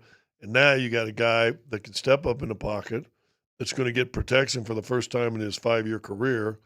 And when you do make a mistake, maybe even Troy Franklin could catch one of his balls. Ouch. I got to say, too, I am a little concerned about Burrow and his injuries. Where rank Bo Nix in the quarterbacks? Where's he land? Ish. In all quarterbacks? Don't overthink it. Just ish. 20. So would you trade the 20th best quarterback for the second or third best quarterback? Depends on the money. 1. I'm trying to answer quick. Depends on the money. Because you can just do so many other things. By the way, I don't know if you guys caught this. They did a quarterback ranking of 32 quarterbacks that are anticipated to start. Phillip Rivers was rated ahead of J.J. McCarthy. I can't wait to watch that game, man. Phillip Rivers in Seattle. Is that official yet? Where was Joe Burrows on that ranking? Oh, I have no idea. It was the funny part was it was 31 Phillip Rivers, 32 J.J. McCarthy. It wasn't like the entire list. It was just like, look at this. I'm like, oh, that's funny. Now that's funny. You think Minnesota would go out? Would you trade Goff for Phillip Rivers? Detroit for Joe Burrow? No, I probably wouldn't do that one. I think half the teams in the league yesterday spent a little time in their GM offices saying, what would we do for Joe Burrow? Oh, I agree with that. Yeah, that was a wake-up call for the NFL. Right? Well, you could name them real fast. Indy'd be one of those teams. I think half the teams in the NFL would be thinking like that. I think the Rams would think like that. San Francisco? I think, yes, sure, of course. Seattle even though Darnold's playing? Yes. Oh, man, Darnold. Okay, sure, yes. You don't say Detroit would. So why is it so hard for you to say that about Bo when you're saying that so easily about because the of other the teams? money? Because those other teams that we're talking about, Purdy's a $50 million guy. Darnold is, how much is Darnold getting? 40 million, something like that? 35. I mean, we're talking about big money for all those guys. I'll tell you who's not thinking about it. Bears wouldn't think about it. Patriots wouldn't think about it. And then the Broncos wouldn't think about it. Because you're having huge success on a rookie quarterback contract. I think the money is a little bit overthought because you're only 2 years removed from having to pay Bo. It's not like we've got an eternity of this. It's just 2 seasons. But you can get... And then you're going to be paying Bo exactly like Joe Burrow. If you probably, and then you have to reset your entire team. And guess what? You're going to have a new offensive coordinator. Well, not offensive coordinator. Yeah, but if I got to reset my team, I don't mind doing that with Joe Burrow. But next year, what's the biggest missing piece to the Broncos puzzle right now? Not a lot. Okay, good. A wide receiver that can catch a deep ball and a quarterback that can throw a deep ball. Playmaking wide receiver. Well, it ain't going to be a quarterback you replace it in free agency, but high-priced free agents do come available at the wide receiver position. That happens all the time. That is a position. Sell it, Mortimer. Sell it, but you ain't selling me. Sell it, Mortimer. I got it. Your finger snapped. Would you consider Trading Places a Christmas movie? Oh, my God. That is an awesome question. Because Dan Aykroyd is a hammered Santa with the fish in his Santa suit. It's all happening around Christmas. I guess I would. I had never thought of that. But I guess the whole movie centers around the holiday season. Yeah, right and there's a around there. lot of Christmas themes in that. Holiday Christmas parties, Santa Claus. Yeah, I guess it is. Pork Belly's coming out at the end of the year, that sort of thing. Great movie. Like one of the best movies of all time, Trading Places. Good for the whole family. Yeah. And it's about the stock market. Yeah. And old people. And young Jamie Lee Curtis. I don't think I've ever seen it. Well, there's a scene. There's a scene with Jamie Lee. Jamie Lee has two awesome scenes in her life. One is in Trading Places, coming out of the bathroom. True Lies. And True Lies. It's PhD on 92.5.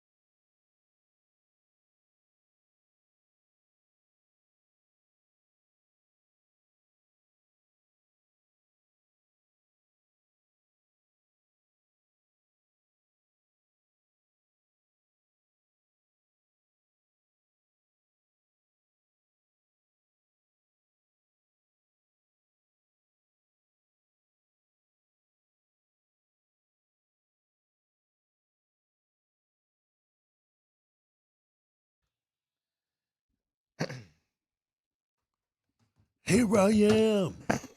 Oh. I am Klaus Meiner, and we are the Scorpions!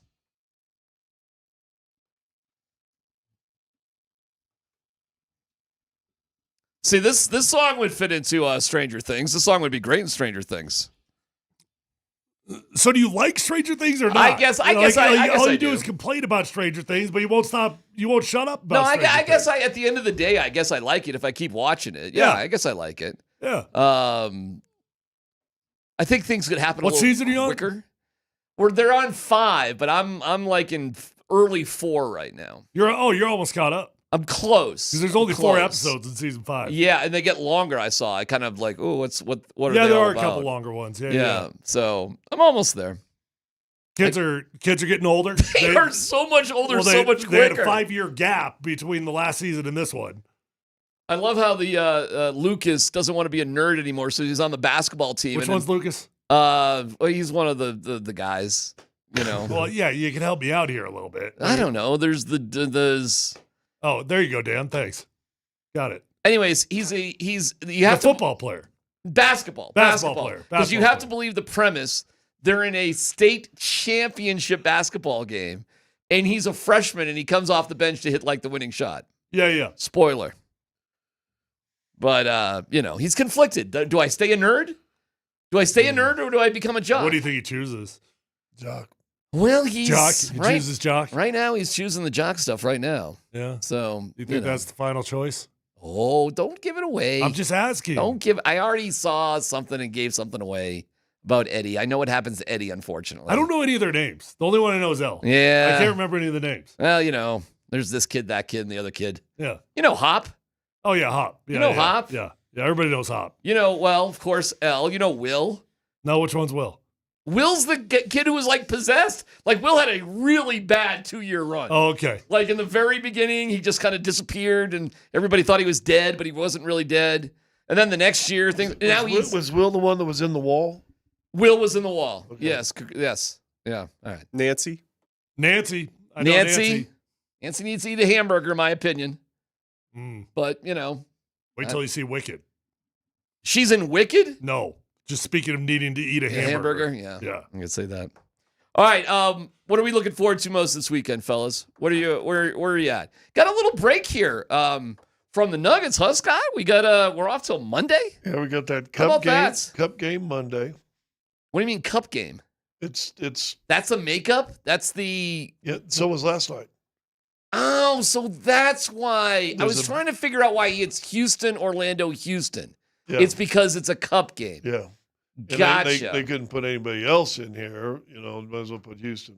Well, what a terrible trip for Houston then, because Houston must come to town, leave, and come back. They may have to go home for one, then come back. Yeah, so it should be interesting. So that should really theoretically I'll just say this. benefit the Nuggets. You're going to see Houston twice this week, and I'll make a prediction. Don't be surprised if one of those two teams aren't representing the West in the NBA Finals. I think they're that good. Really? They can beat Oklahoma City. I think they're that good. Oklahoma City's the favorite. You got to. Yeah, I mean, they're going to win 75 games this year. You got to dude. go through the champion to be a champion. How many games are they going to lose this year? Oklahoma City, seriously. 8. So they're going to go 74. Maybe 10. Well, are they going to break the record or not? No. What's the record? I think it's 73. I think it's 73. Nine losses. By who, do you know? Golden State. Golden State. And 10 losses was Jordan's Bulls. Right. Now, the thing, the Bulls team that won 72 and the Golden State team that won 73. Neither won the championship. No, the Bulls won. The Bulls won. Yeah. Both of that 10 and 9 loss season, the Nuggets won games against the Bull and the Golden State. They're I don't know how That's many. a nice little factoid right there. They're like That's one of the only teams that beat both the 72-win Bulls and the 73-win Golden State. Fun trivia question. How about that? That's a good one. Yeah. Good news, guys. Mercedes Lewis is back on the practice squad. Okay. Good news. He cleared waivers. Cleared waivers. Nobody claimed him. Didn't get claimed. The entire NFL passed, and we got him back. Well, he may be looking for some revenge over his former team, the Packers. He was a Packer. He You're was a right. Packer. For a minute. Yeah. Does At his best on what team? Mercedes Lewis? Well, I'd say the Jacksonville. Jaguars, I Yeah, guess. yeah. I suppose. He was pretty good for the Packers. He was pretty good for the Packers. Do you think the game will come down to Brandon McManus? I got no dumb question. What's that, Scott? Will we get back involved with actually throwing it to the tight end again?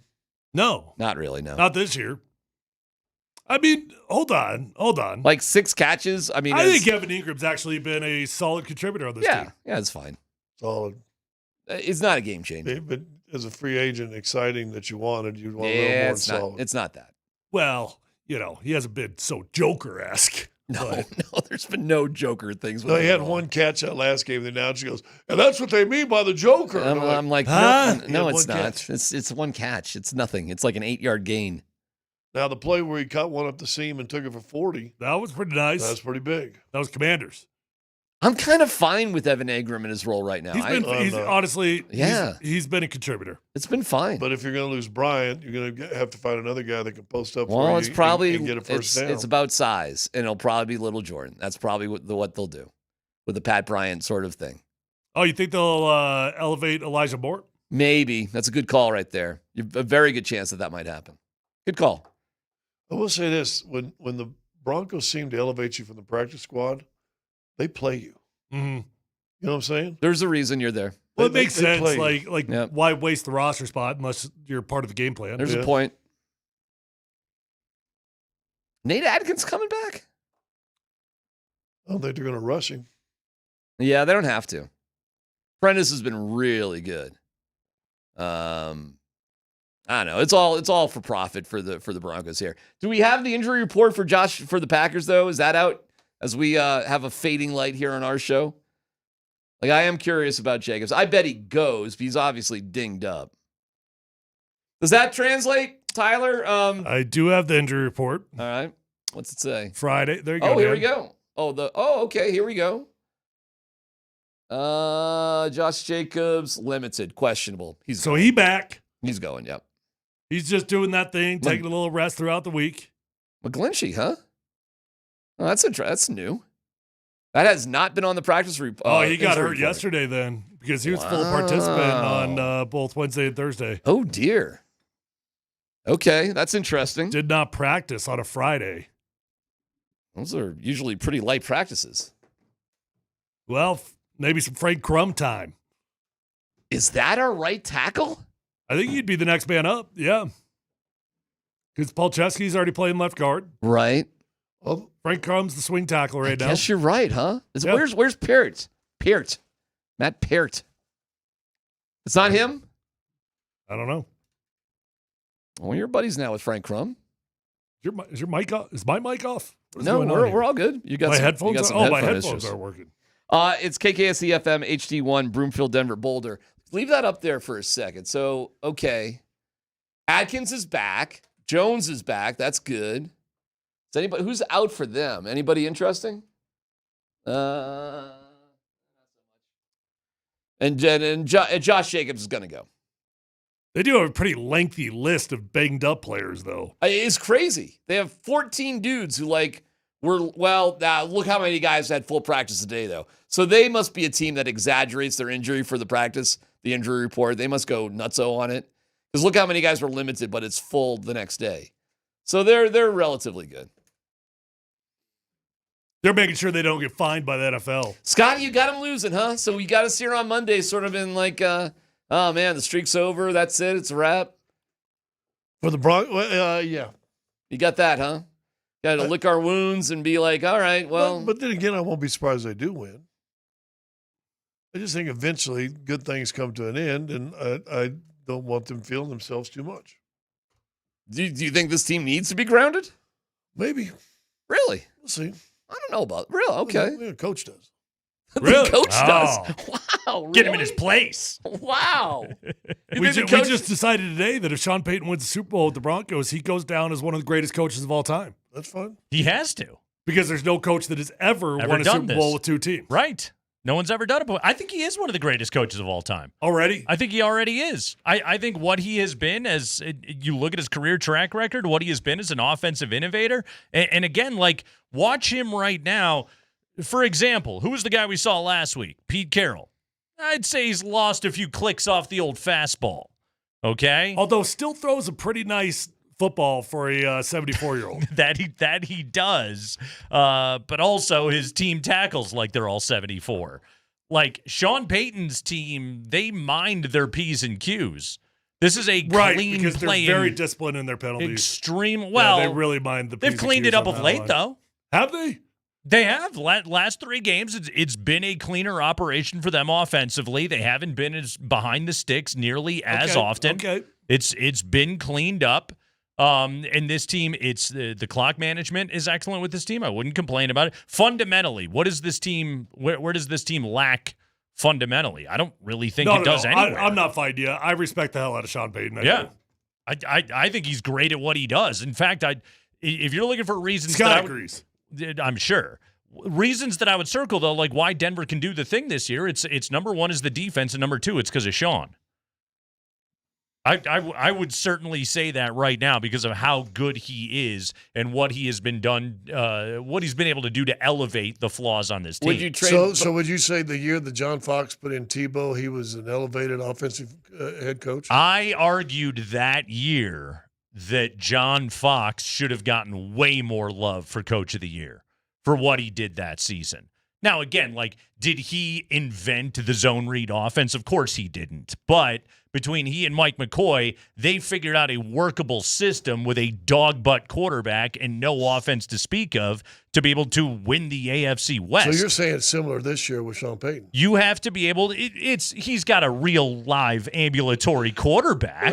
You're funny. There's man. no doubt about it. Foxy had nothing to do with the offense aside from saying, "Go ahead, everybody." No, but it was Gase and McCoy. But you've got to be able to say that, though. That's just it. You've got to be able to say eventually that. once they were 1-4 with Kyle Orton. They did exactly. It wasn't like the plan going into the season. No, it wasn't at all. But you've got to be able to adjust on the fly and say, "This is what my football team is. The only chance I have to be able to win games." And it has to be rubber stamped by the head coach. It was Tim Tebow. Boy, classic conversation. Here we go. Was he put into the mix because that was their best chance to win, or to prove all the fans wrong to end John Elway's nightmare? Fan outrage very rarely can affect decisions. I just think it was they were desperate and they had no other choice. They really didn't. I mean, Orton was struggling. They couldn't figure anything out. They really had no other choice. It's a great question. Sometimes when your back's against the wall, it's just like, okay, well, let's see what happens. And sometimes it works. But you also have to figure out a workable solution for it. Because what did Tebow look like when he first went out there? It was like, oh, my God, they're going to lose every game by 40. And they figured out a workable solution to it. His first game that year? His first game that year was the comeback in Miami. The Miami game, but what did it look like when he played at the end of the previous season? Wait, Scott, come back. Can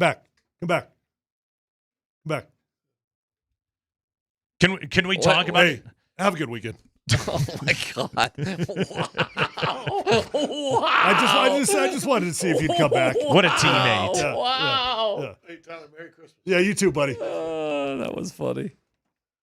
Okay, that was kind of funny. What just happened there? Tyler was I just wanted to make him walk back. That's all. Yeah, that's a good move. Yeah, that's a good move. What do you guys think? Do you think Denver gets this game on Sunday? I do. I think they win 23-20. Okay. I'm taking total cop out, dude. I'm so copping out on this game. And yeah. Only time this year I've done it, but I don't know how to call this one. It's going to come down to the wire. 23-20 is my score prediction, and I'm not sure who wins it. Oh, you guys got the same score. That's fun. Yeah, well, I said it first for the record. Okay. I just want to make that clear. Okay. I guess, like, I have a field goal game too, but even lower scoring. What do you got? I get 16-13 Denver. Okay. Yeah. Okay. Yeah. Oh, you go way under. What's the over-under? 43 and a half. Oh, I got the under too. Is the total on this game. We're both on the under, so no matter what, they both cash. Why do you have it so low? This is going to be a bad Bo Nix game. The offense is going to – I believe the offense is running into a bad matchup. The Packers just – they love to run a ton of zone, and Bo Nix is one of the worst quarterbacks in the NFL against zone coverage. So I think that this is a bad matchup for the Bronco offense. Deep nerd stats say that, or is that just your gut? What? That he's terrible against zone? No, it's what the numbers say. Yeah. Yeah, flat out. He's actually been pretty good against man this year. But if you look at, like, again, deep nerd stats, if you look at, like, his, like, completion He's pretty percentage. good last week in zone. Over expectation. Well, it was the Raiders. Yeah. It's the Packers are actually good at this stuff. So I think the Broncos are going to struggle to get going offensively. I think they're going to punt a lot in this game. Where I think this game gets won is the strength on strength, and that is the Broncos and Vance Joseph saying, "Okay, I'm going to man you up. You've got good receivers. You've got an excellent quarterback. He's very good against man. He's very good against the blitz.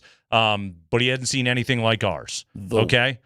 The weather is 61 degrees. It's going to be beautiful. It's going to be unbelievable on Sunday. Yeah, it's going to be beautiful. I don't know how windy it's going to be. That's kind of but on the surface, it looks incredible. Yeah, I've gone back and forth on this game all week long. That's like a low-scoring game in really good weather. And what I've determined is both of these defenses are really good.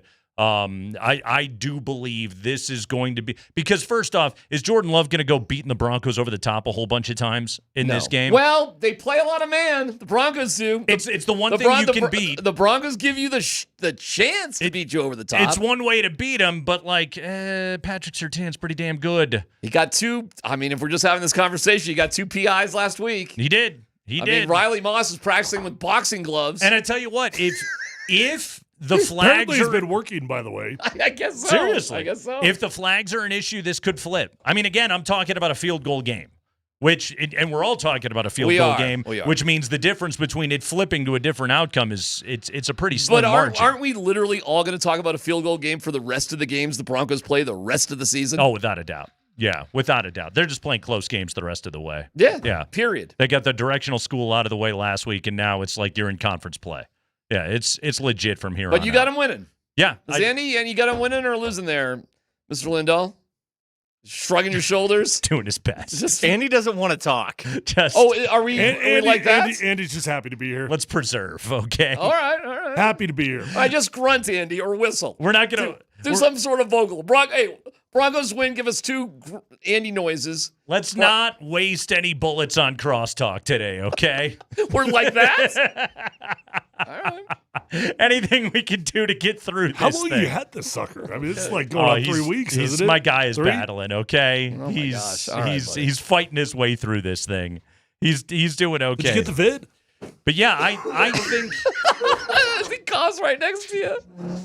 Did you get the vid? So can we joke or not joke about this? Is this too serious to joke about? Oh no, I've joked about Andy? it. About Andy, yeah. Trust me, I've joked about it. No bigger joke than you not wanting to trade Bo Nix for Joe Burrow. I mean, whatever. Okay. Wait, who said that? Hey, keep your Bo hat on. Who do you think said that? Who do you think said he's worried about injuries and he costs too much, but we'll spend money on everybody else? Oh, it's about the finances, not the question who's the better quarterback. I don't care about the money. Give Joe Burrow all the money. Give him all the money. Thank you. Yes, he's awesome. The finances is overrated because you only got 2 more seasons before you got to pay Bo Nix anyway. I'll take the profit in those 2 seasons. I'll go get some other high-paid guys at other positions you need. You can win. You can win with a quarterback in his first contract. It has happened before. Yeah, but you know what? You're saying it like that. If Joe Burrow was on Joe Burrow, by the way, who has played in a Super Bowl, who has played in multiple AFC championship games, if he was on a real life NFL franchise, like one that actually, tried, one that actually had a plan, like the Denver Broncos, we'd be talking about Joe Burrow as one of the great quarterbacks of his generation. I already think he is. He just doesn't have the hardware to prove it. If Joe, and I've said this, ask Andy, I've told him this 1,000 times, Joe Burrow will not win a Super Bowl until he leaves Cincinnati. But what about the 3657 that says Bo has way more upside than Joe? You're wrong. Incorrect. Okay. What's your game score? That ceiling starts at Joe's floor. What's your game this week? score? 23-20 Broncos. Tight one. Yeah. I got tight one. What do you got? What are you looking at? I hate to say it. I'm with Tyler. I don't know. Yeah. Might be the last team that has the ball. See, I don't like that, though, because I want to believe the Broncos defense is 2015 good, and you don't go down on the Broncos 2015 defense and win a game. You don't. Yeah. Do you guys think history matters with these 2 teams? No. Well, I mean, the Packers are 1-7 all time in Denver. And it means nothing. Okay. I mean we're going to go back 15 years and try to figure out what that means. No. Okay. Okay. I think it matters if Josh Jacobs plays. It's a substantial sample size of looking at, a team that plays in Green Bay, Wisconsin. But you'd have to break that down. Coming to altitude. So cold weather team comes to another cold weather team. I mean, it's not going to be cold. Well, okay. Well, what's fascinating about it is it's the complete inverse going the other direction. The Broncos have never won in Green Bay. Because I think crowd noise matters. Yeah. Yeah, Okay. And the Broncos, in theory, should have it on their side, but we all know the Packer fans travel well. It's gonna. I think it's also gonna be a factor in this game. Again, it's why I'm on the Denver defense in this game, and that's just a cop out. But I look at it and I go, the Broncos defense rules. When all things are it's the best unit on the field. When all things are relatively equal, as they are in this particular game, how do you not favor the team that's on a 10-game heater if everything is equal at home? Yeah. And then, I'll tell you, history, I gotcha, doesn't really matter, but there's got to be something about playing these two teams in these two cities. How did over that the Dallas years. offense look against this defense at home? I could see Green Bay's offense looking that same way. It's not like CeeDee Lamb and George Pickens went off for record days. They had their moments. I expect the Packers offense too. If I were the Broncos D, I'd be highly offended by what I'm seeing out there. Period. All the questions this week out there, everybody's been asked, how does it feel to be an underdog? See, but I don't agree with that point, though, because I don't think it has anything to do with the Denver defense. It's everything to do with the Bronco offense. No, I get that. But to me, the Denver defense is at home, thus they should get the nod. It's a dig on what Denver's offense is going up against Green Bay. Quite frankly, the Bronco defense is the reason probably the spread's not 4 or 5 with Green Bay in this building. So that to me is a vote of low confidence in the Bronco offense. Green Bay's had some stinkers. Yeah, they have. Yeah, they struggled against Cleveland this year. They had a bad luck game against Carolina, but they've been cooking of late. Like the Christian Watson being healthy, getting Jaden Reed back thing, they have been cooking of late. But also, they're hitting a lot of deep shots. Again, I think that's tough to do against Denver. Did you hear the Orlovsky audio? I did not. Okay, is Dan still on there? No. We've got it in the folder somewhere if you want to ask. But Orlovsky had his take of the day was that Jordan Love plays the game too safe. That he doesn't take any shots down the field. He said they pay people like Dan Orlovsky to play the game safe, but Jordan Love isn't pushing the ball down the field. I disagree. I think Jordan Love takes shots down the field. Sometimes I think to the detriment. Now, Jordan Love is tremendous at protecting the football right now. He's only got 4 turnovers. So if we're just going to look at the stat line and we're be like, okay, the guy's clearly playing it safe, I guess the stats might say that. Yeah. I just disagree with the take. So Rob Demovsky had this in ESPN today. Since week 8, when Christian Watson made his season debut, came back from the ACL, Jordan Love has completed 13 passes that have traveled 20 or more yards in the air. Okay. 7 different players have caught them. Watson has the most. Romeo Doubs has a couple. Dontavian Wicks has a couple. Weeks 1 through 7, Jordan Love did not have a single touchdown pass on a ball thrown at least 20 yards. He has thrown 2 interceptions on such throws since week 8 after not having one in the first 7. So Dan Orlovsky's, I think that critique of Jordan Love would have been fair a month ago. It just hasn't aged well. Yeah. Yeah.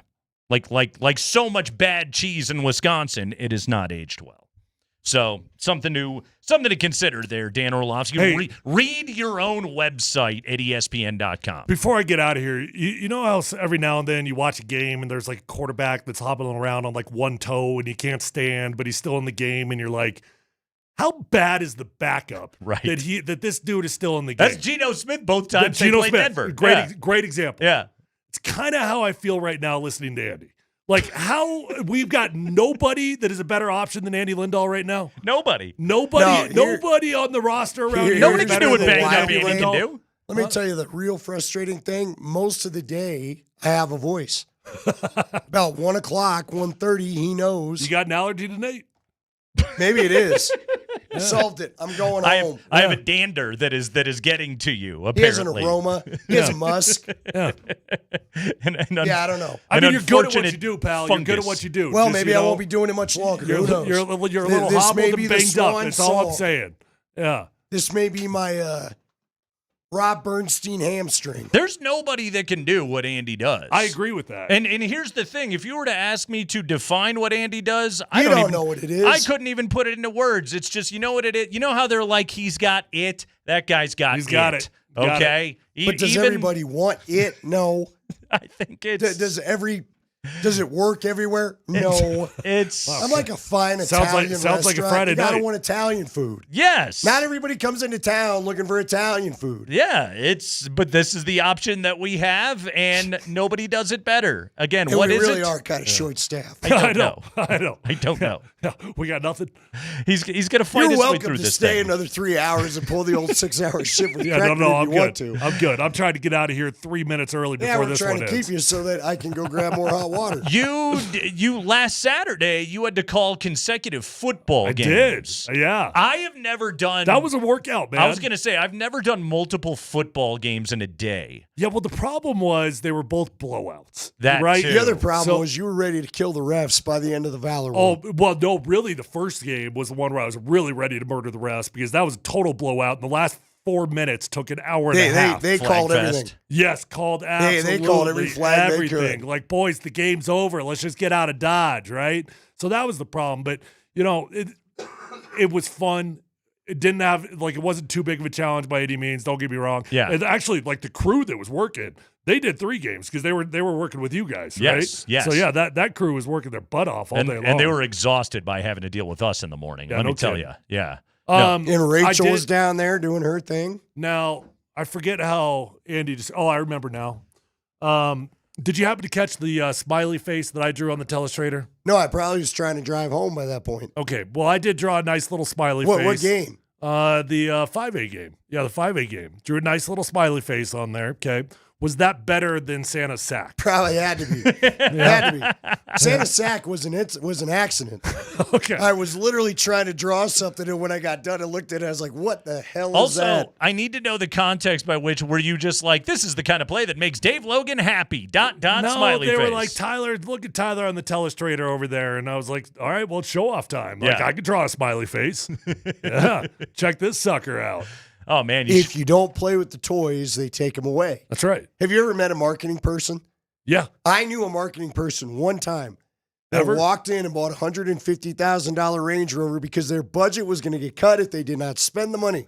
Well, that's pretty So all of a smart. sudden they had a Range Rover that they were promoting everything with. Yeah. That's us. Yeah. If you want the telestrator for future events, You have you to better use it. use it. That's right. That's right. Yeah. Andy was, you were a young Mike Fratello over there. You were the Not czar for a half, though. of the Well, I don't know why My in the favorite second part half is- I'm like, I better draw on this thing. My favorite part, and I didn't see it, but I did hear your aggressive circling of the clock. That's my favorite part. Well, Nate and I did that Regis game, right before Halloween. Yeah. And it was a really good game between them and Pine Creek. Yeah. But Nate and I realized 5 minutes, 6 minutes left to go. We are like, oh, wait, they have no timeouts. This clock's going to be a real big issue. And I was having flashbacks because Pomona, who had a very multiple offense to that point, all of a sudden they're running the Wildcat replay. And I'm like, oh, he's just trying to, he's going to run the clock down. Yeah. So I got nothing to circle. It's the same, same play every time. I can't draw that, so let's just circle a clock. Hey, that Regis quarterback's pretty legit, huh? Yeah. Why am I drawing a blank? Oh, it's he's a sophomore. It's too. TJ's son. Why am I drawing a blank in the last name? Oh my gosh. Yeah. Anyways, good player. Good player. Yeah. Younger dude. He is gonna be something special. Tyler Polumbus, everybody. All right, Tyler, boys. excellent work, man. It's Kreckman and Lindahl. We're off and running here on a Friday afternoon. We will step aside for a moment. When we come back, what will be the Monday morning headline? Headlines next on the Kreckman and Lindahl Show.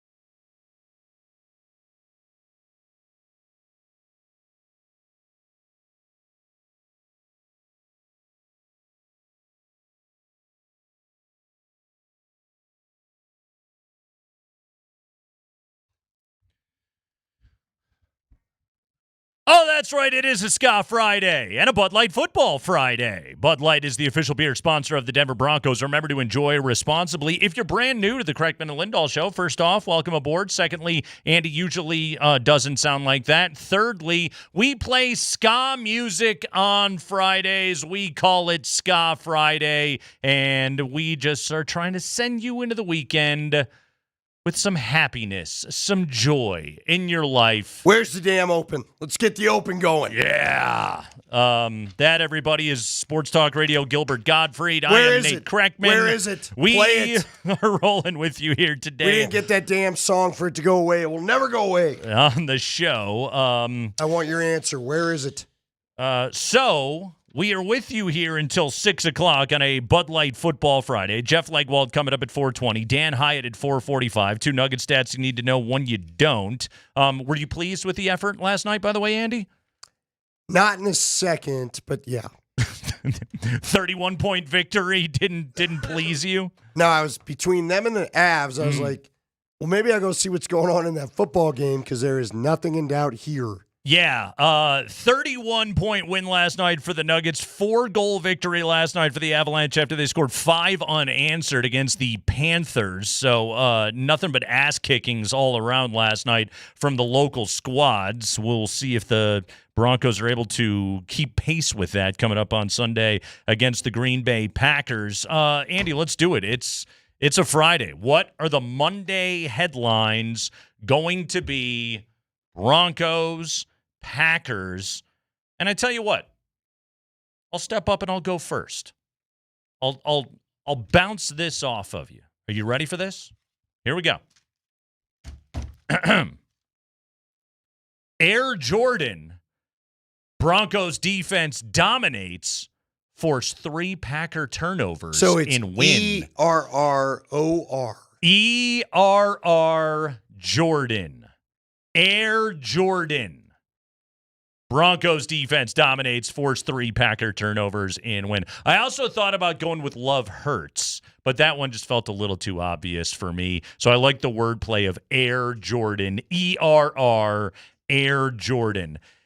Andy, I think this is a game that the Broncos defense, number one, has to win, and number two, I believe they're going to win.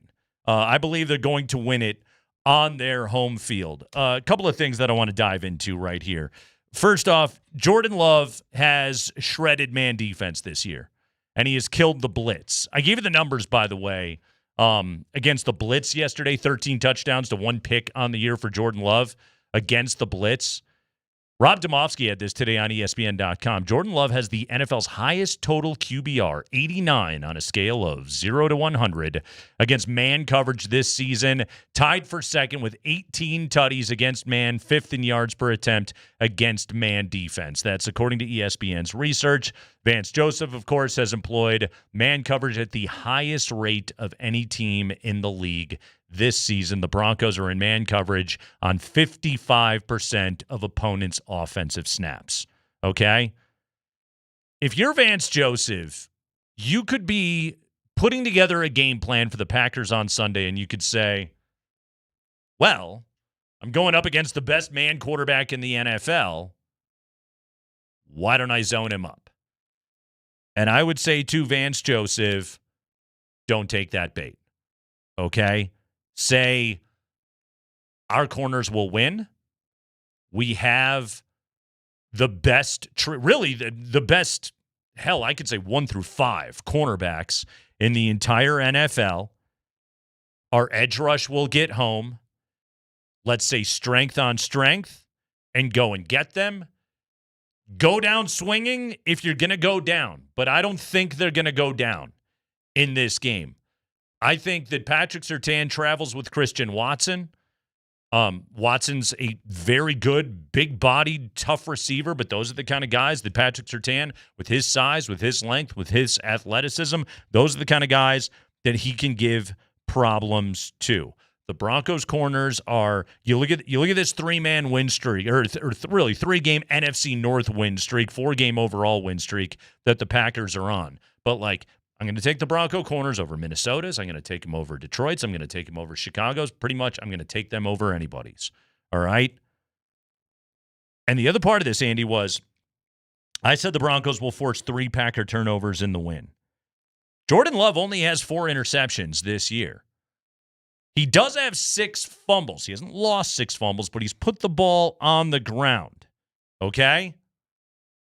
I think this pass rush has a strip sack in them. I think there is an interception somewhere in there, and there is another turnover to be had. Broncos force 3 turnovers, and I think Denver wins this game. My predicted final score is 16-13.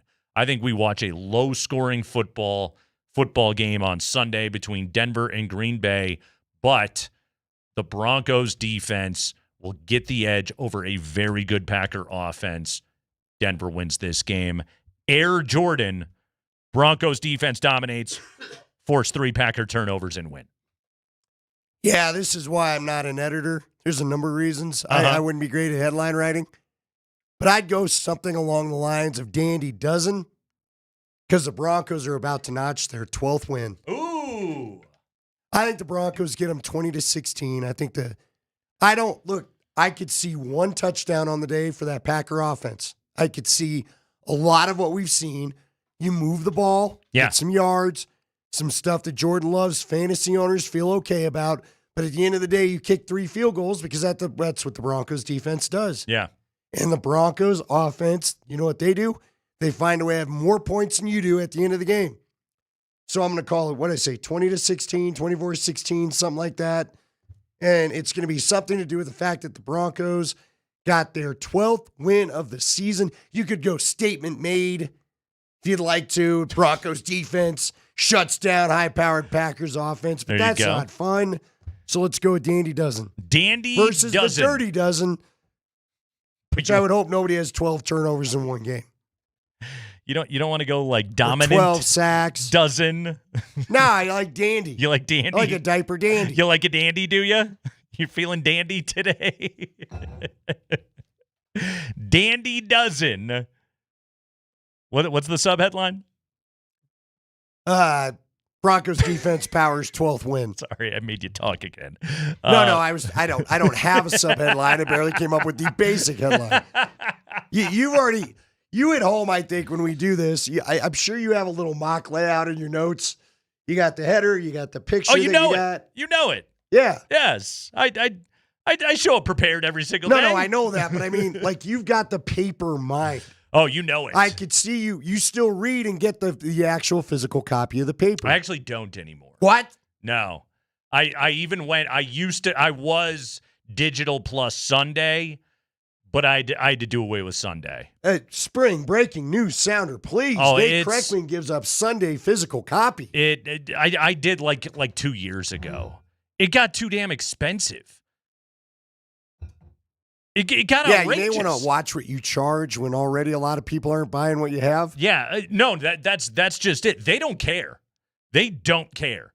They are simply the Alden Global Capital, which operates the Denver Post.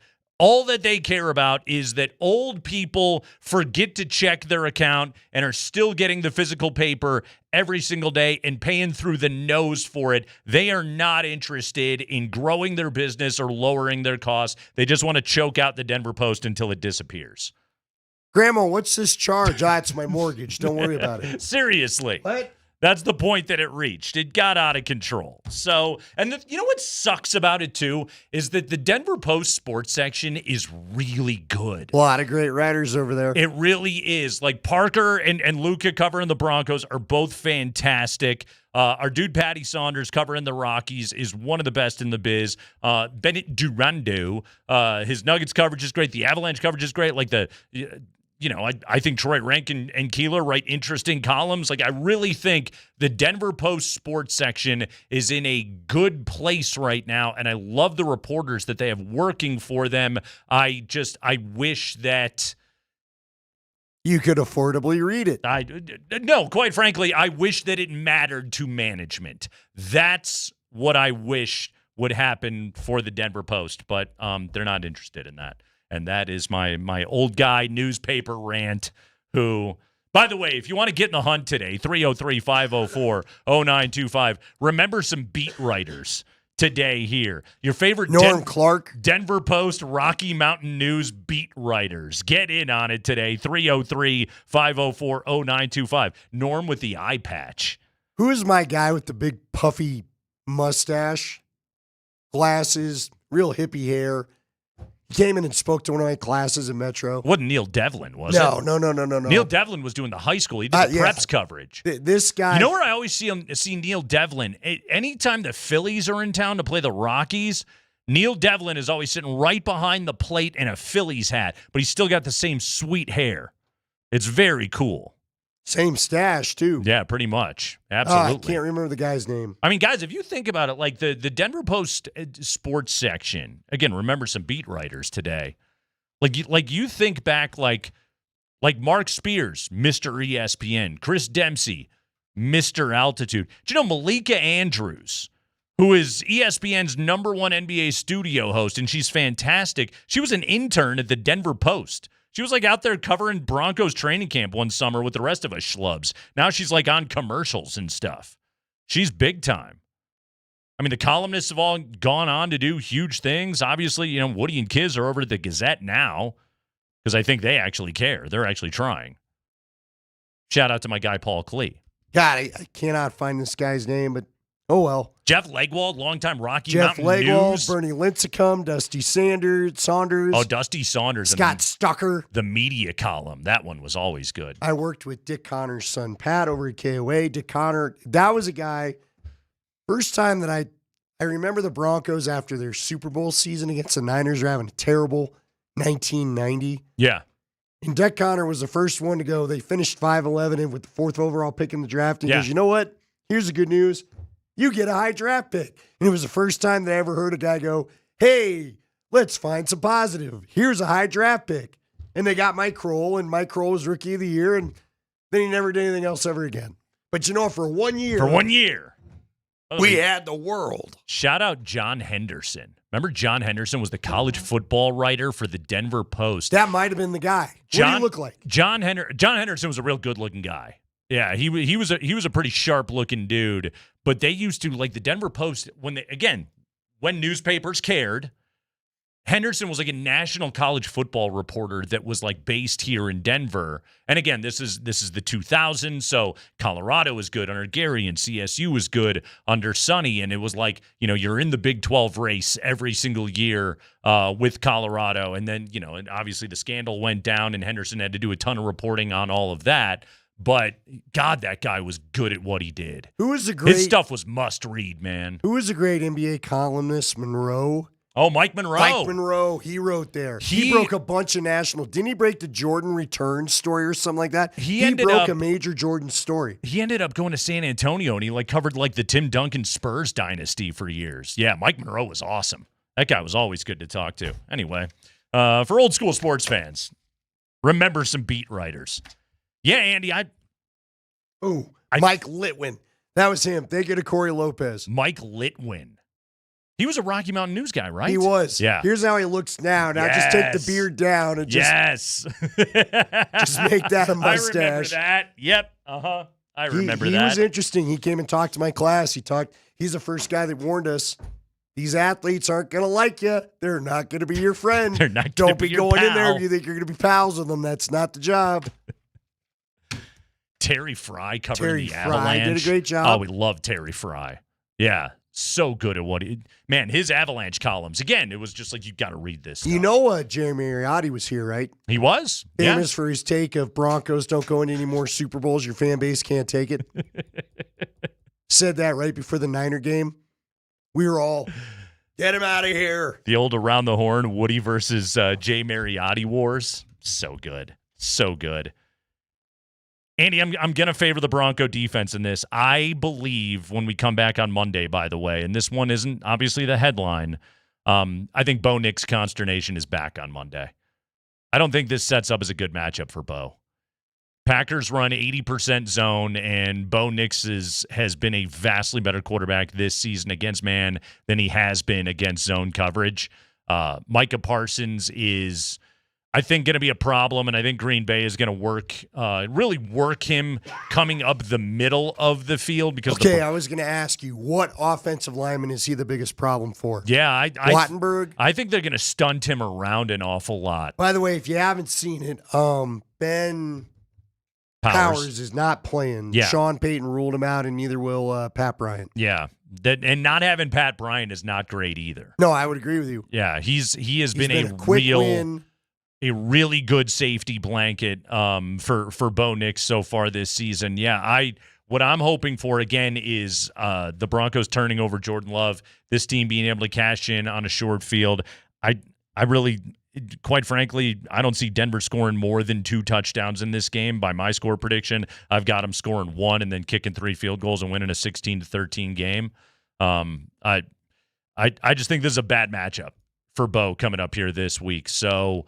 You know what else is a bad matchup for? What's that? You versus the drinking game, because Tony Romo's back on it. Oh, I can't wait. All the sound props are coming. I can't wait. Yeah, we're going to have Jim Nantz and Tony Romo props this week. By the way, Bob Kravitz shout out on the text line. Good Hell call. Yeah. And we got a number of texters that remembered Litwin. Thank you. Kravitz went to Indianapolis. Yeah. He was the Deflategate guy. Right. Yeah, Kravitz. And Do you remember that? He was covering, he covered Peyton. He covered Andrew Luck, that whole thing. Yeah, he also matriculated out of Denver. Hey, covered a lot of John Elway. That's right. Mm-hmm. Hey, shout out to the Hooch, Benjamin Hockman. Yeah, give a little bit of love to the guy that was known on Twitter as @NuggetsNews, because all he did was break Nuggets news all over the place. What, was Dempsey a columnist? He was a reporter, right? This was, again, different day in newspapers where they would actually have 2 reporters covering the same beat. So it was Hockman and Demps were on the Nuggets beat together. Which they always had really good Nuggets reporters. Hold in this on, town. did Thomason ever write a column?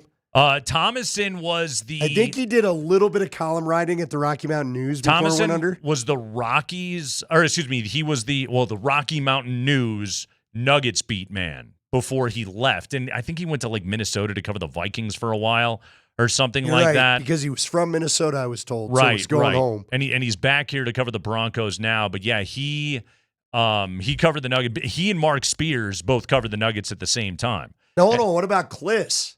Is Kliss a columnist? Kliss was he was covering the Rockies for the paper down in the Springs, and then he moved up. I think he was living here the whole time because he was covering the Rockies. Then he was covering the Rockies for the Post because it was Ringlesby was on the Rocky Mountain News. And when they had a little dust up. And Kliss was with the Post. Yes, you can read about it in Adrian Dater's book. There was a disagreement in the press box. And then Mike moved over to Broncos coverage, and Saunders was covering Broncos, and then he flipped. God, this is all in my radio producer days. It's like burned in my memory. But yeah, then Kliss moved over to cover the Broncos, and now again, Mike Kliss, Mr. TV, Mr. 9 News, although he still writes great stuff at 9news.com. Shout out Bill Williamson, covers the Raiders now. Yeah, Bill Williamson, old Broncos reporter. You know what's funny was, so someone gave a shout out to Rick Riley, Sports Illustrated article writer, as I knew him. But Boulder Daily Camera. Is that where he started? Yes. I did wonder, because he lived here. Yeah. Even when he was working for Sports Ill. Yeah, Riley was he was a Daily Camera guy, and then eventually became Mr. Sports Shout Illustrated. out Neil Welk. Yeah. Oh, well done right there. Neil Welk is still around, too. I still talk to him every now and then. Yeah, great dude covering Colorado football. Those many years. Dave Krieger just came in. Hello, Dave. Shout out to Dave Krieger. What's Dave Krieger up to these days?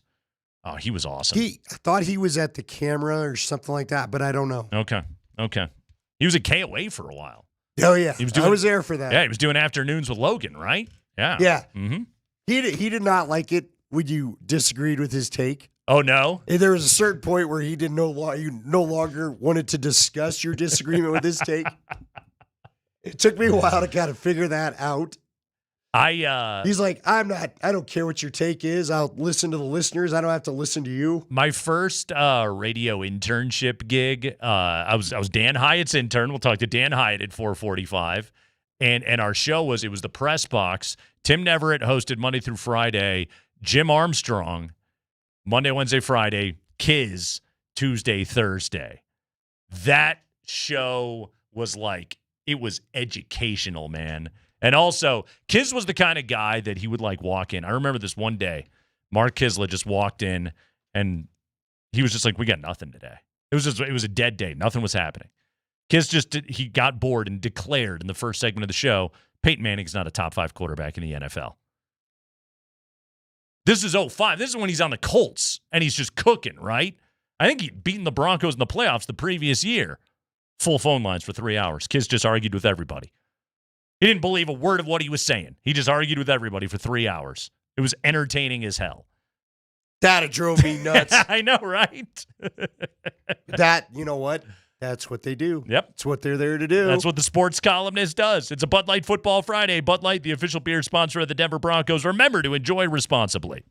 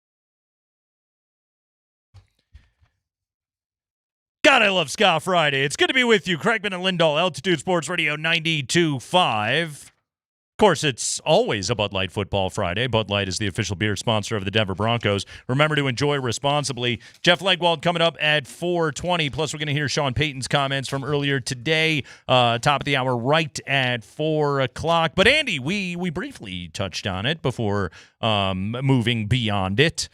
Both the Nuggets and the Avalanche kicked serious ass last night. The Nuggets destroying the Kings on the road at the Golden One Center.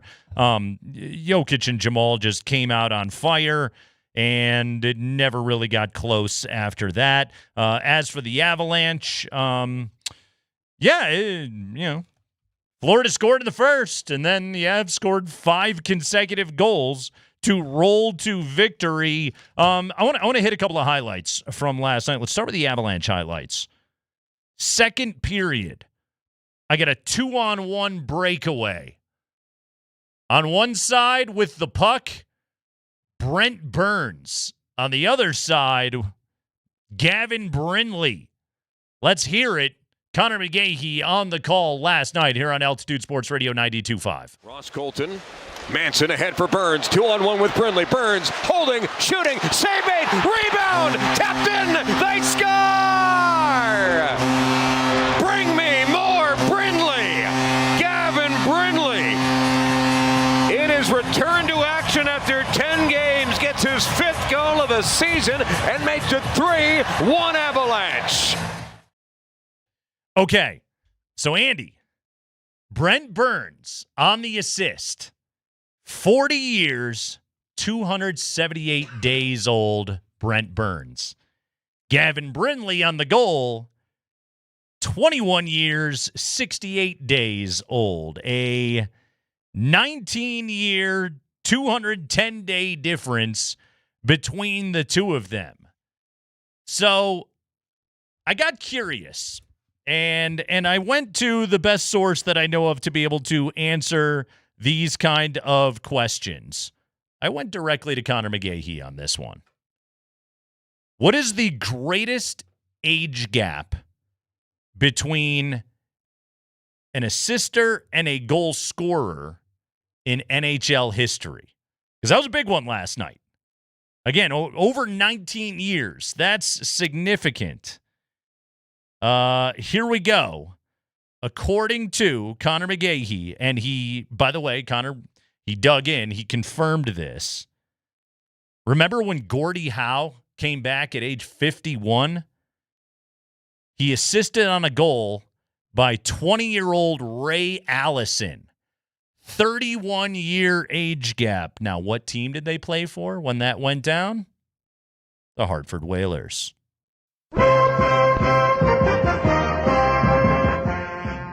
Cue the Brass Bonanza, 31-year age difference. I don't think anyone's ever going to beat that. Mostly because I don't think anyone is ever going to play in the NHL into their 50s ever again.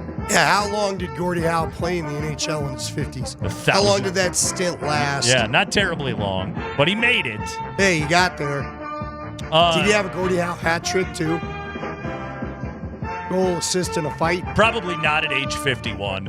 Although, who knows? I was about to say, are you sure? Did he go Mandelbaum and slug it out with somebody? You don't think Scotty would get into it with somebody who pushed enough? He's in his 60s. Jaromir Jagr had 6 assists his age 45 season in Calgary. Matthew Tkachuk was on that team. Tkachuk was 19. He did not assist any Tkachuk goals, but he did assist Johnny Gaudreau that year. Pour one out. And Johnny Hockey was 23 that season. So that's a significant 22-year age difference. Yeah.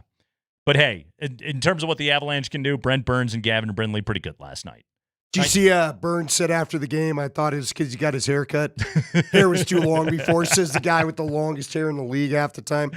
Get your hair cut, hippie. You know what? It was interesting because I did think Burns was going to pass. But instead, perfect ricochet off the goalie. Yeah.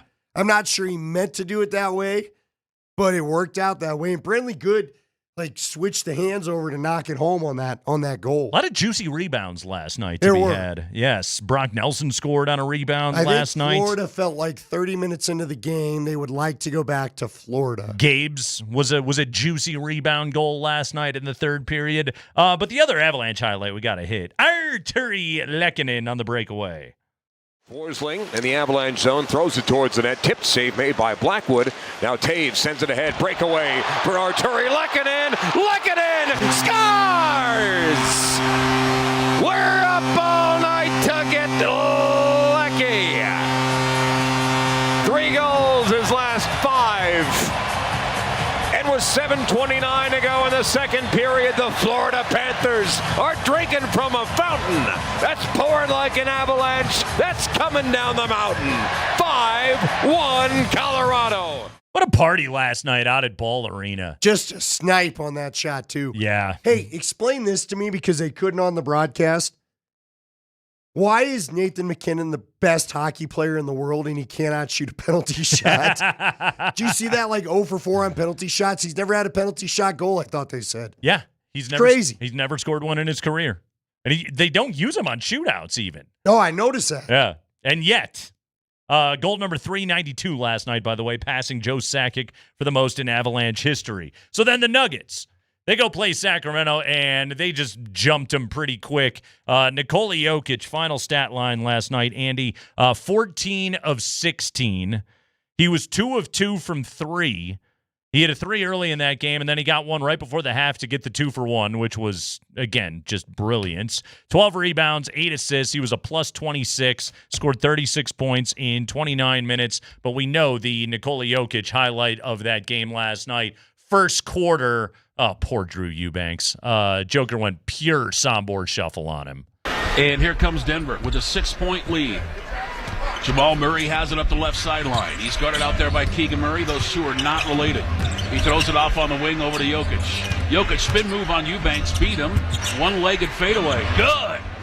Joker's 4 for 4. Denver leads it by 8. Their big lead of the night. Somebody shuffle, baby! That one was textbook. Woo, that thing was beautiful. Jokic just made everything last night. He was fantastic. By the way, let's talk about the Nuggets bigs for a second here, Randy. Big Val, 15 points last night on 7 of 7 shooting. So Jokic and Valanciunas combined last night to score 51 points on 21 of 23 shooting. By the way, Valanciunas' per 36 minute, his per 36 numbers, if you were to stretch out his production over 36 minutes a night, 24 points, 13 rebounds a game on 59% shooting. Sick. He is having himself a phenomenal season. Who was the dude he decided to play little brother to? I mean, he just was bullying their big man in the fourth quarter. Every time I was flipping back and forth. Every time I came back, it felt like that guy was getting back down yet again. No shot of even trying to post him up. Did you see last night, friend of the program, Neek Clifford, he tried to bounce it off of Jokic's butt on an inbound with Jokic facing the other direction, and Joker stole it. It was so awesome. We often wonder, does he have eyes in the back of his head? Clearly. I don't know. The guy's got the force. All right, was that a better moment, or was Tim Hardaway Jr. going full southpaw yam last night in the second quarter? Was that actually the best moment of the game? Inbound goes to Cam Johnson. Cam will bring it across the timeline here for Denver. He's guarded out there by Malik Monk. Throws back behind him over to Hardaway. Hardaway in the paint. They let him go. He throws it home with a left-handed tomahawk. Oh, man. Tim Hardaway Jr. exploded to the rim. That was one of those that, like, you didn't see coming. I thought he was just going to go lay it in. Instead, he just hammered that thing down. 136-105, Nuggets dominate last night. We have really good teams. This town's got really... Yeah, it turns out we got a lot of fun ahead of us. Yeah, really, really good teams. Let me give you one more note on the Gordie Howe hat trick. Yeah? Do you realize he does not have the most Gordie Howe hat tricks? Who you does? know how many he had?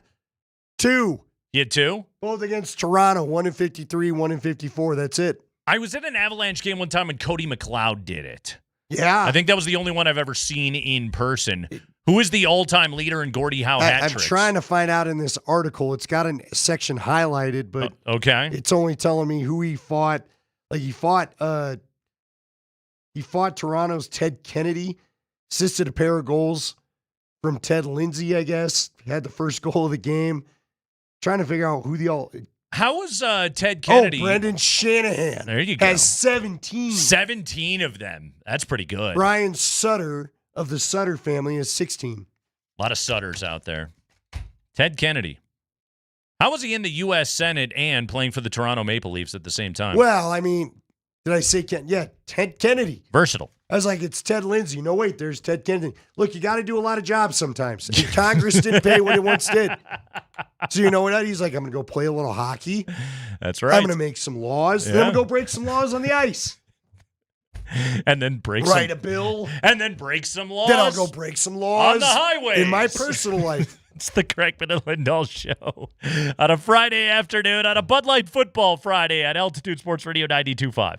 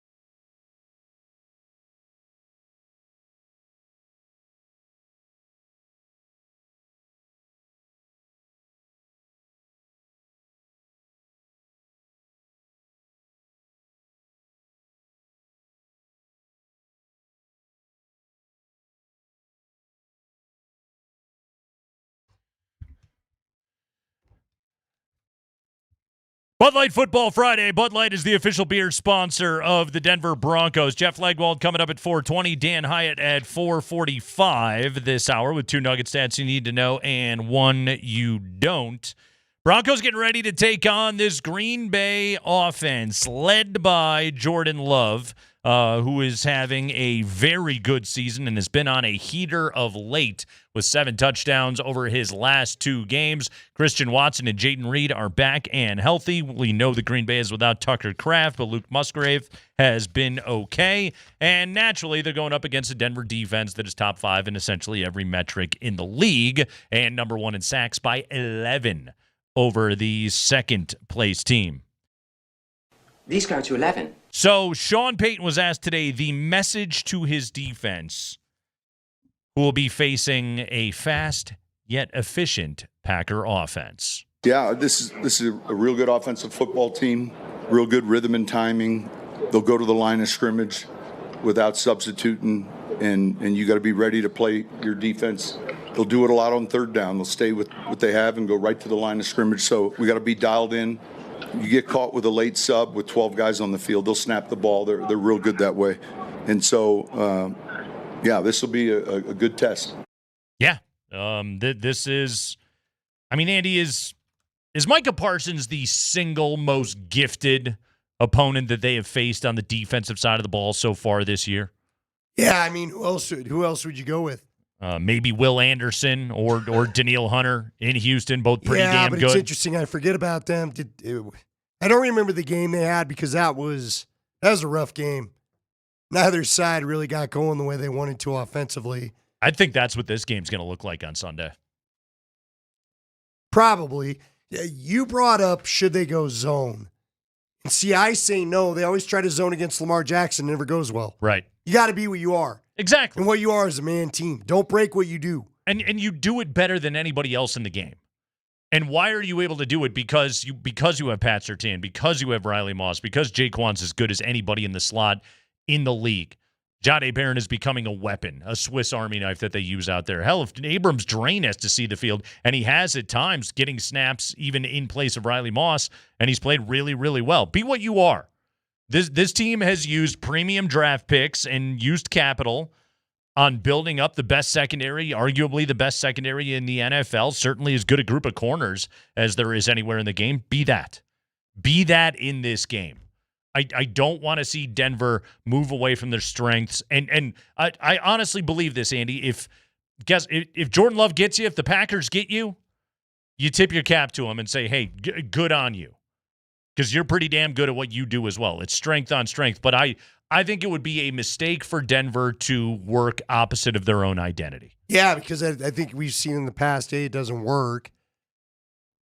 B, again, your pass rush, they win quick and they get home. And part of that's because there's no place to throw when they're in tight man coverage. Yeah. Now you got to stay in the tight man coverage or it doesn't work. But if you zone up, some of those quick throws could happen. When they went against the Commanders, did they zone up a bit that game? What was their answer to that? Oh, the Manders were a heavy zone team that night against the Broncos. It's the issue that Washington continued to have throughout it was really slow tackling. But what did the Manders do that gave the Denver defense some headaches? Because, again, they were able to move the ball to the point where they moved it down in overtime, something I didn't think a team would be able to do against them. It's a huge Zach Ertz game.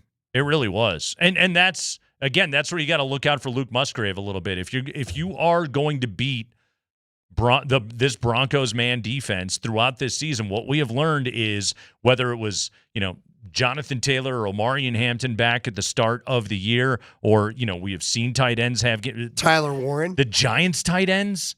Was it Daniel Bellinger? With the Chargers had a day against them. Gadsden had a good game against them. You're right about that. Zach Ertz in the Washington game, that's and that typically is it.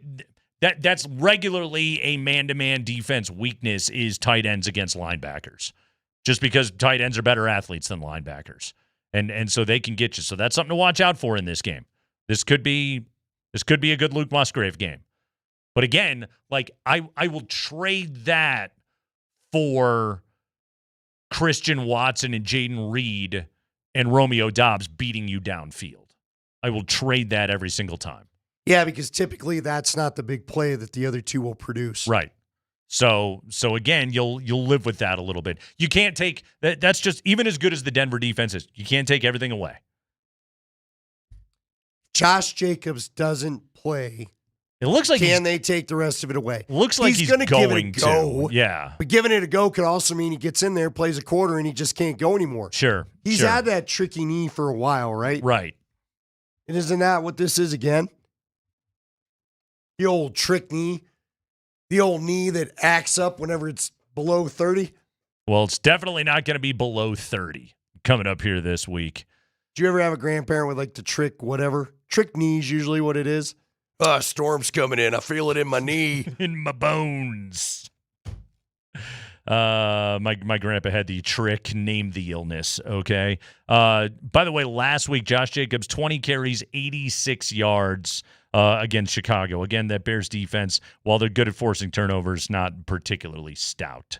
So I just I don't take that much out of that performance. But you know what's funny? LaFleur's another one of those guys that sometimes all the modern offensive coordinators love the run till they don't. Right. I don't get it. He designs a good run game. They're really good at running the football usually. Yeah. He's another guy that just doesn't stick with it the way he probably should. Well, last 2 weeks, 37 carries combined for Josh Jacobs. So that would certainly... But only 86 yards? Yeah, I mean, 4.3 yards per carry. That's pretty good.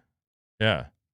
4.9 yards per carry the prior week. Can't really ask much more out of a modern run game. So, yeah, 37 carries over the last couple of games. Hopefully Jacobs is a little bit banged up in this one. Sean Payton and Jeff Legwold kind of had a little bit of a back and forth Did their there thing today. again today. Exactly.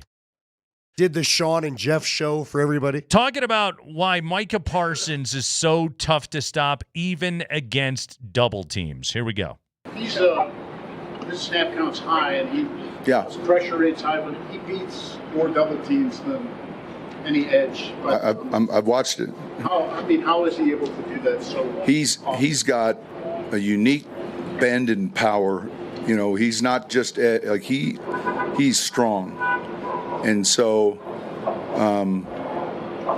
his flexibility and his strength and how he plays with balance and he's elite. And so in every game you watch, there's pocket issues. And 52 is the same. I mean, there's a group, they rush the passer extremely well. Our early downs have to be good.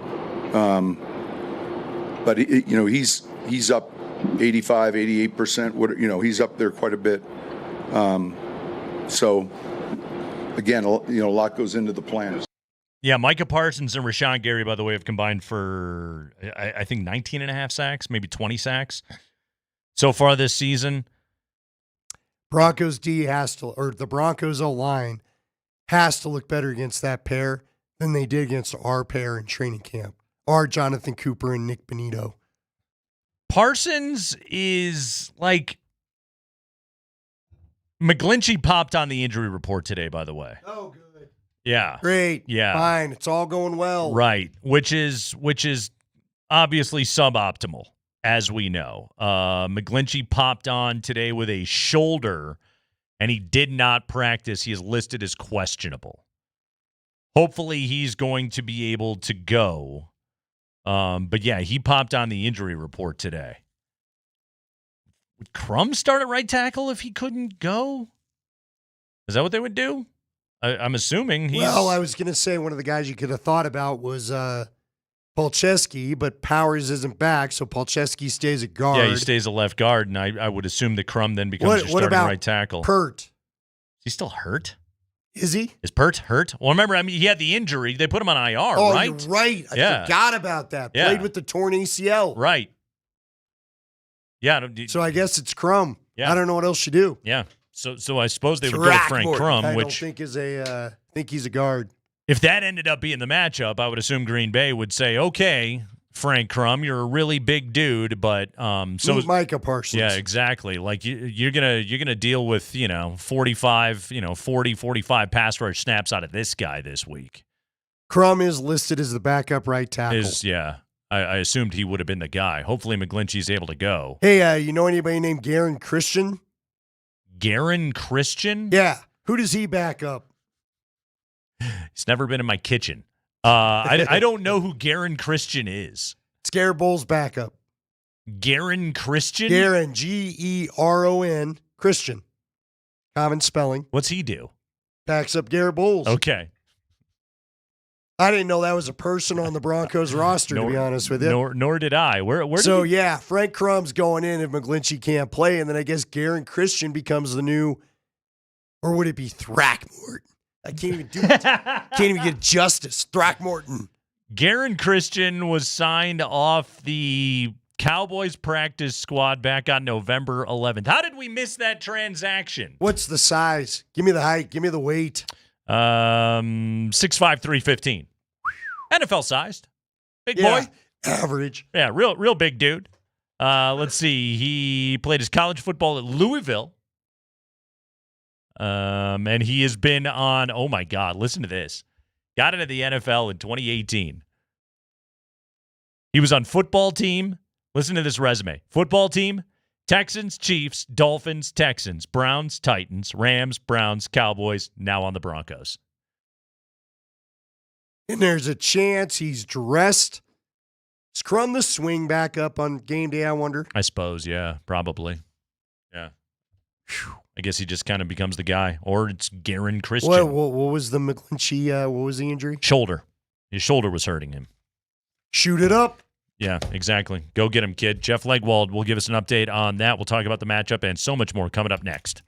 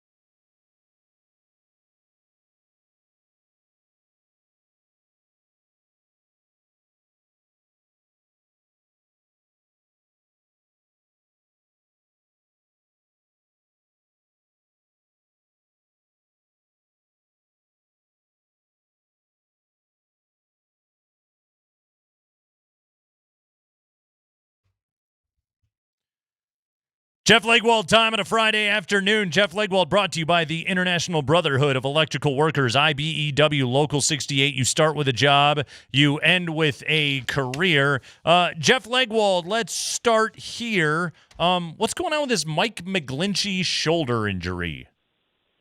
Well, he just popped up on the injury report today. On Fridays, they structure practice a little differently, and the big guys are inside doing stuff when we are out there. So sometimes one of those will slip under the radar at the start of practice. But he did not practice today.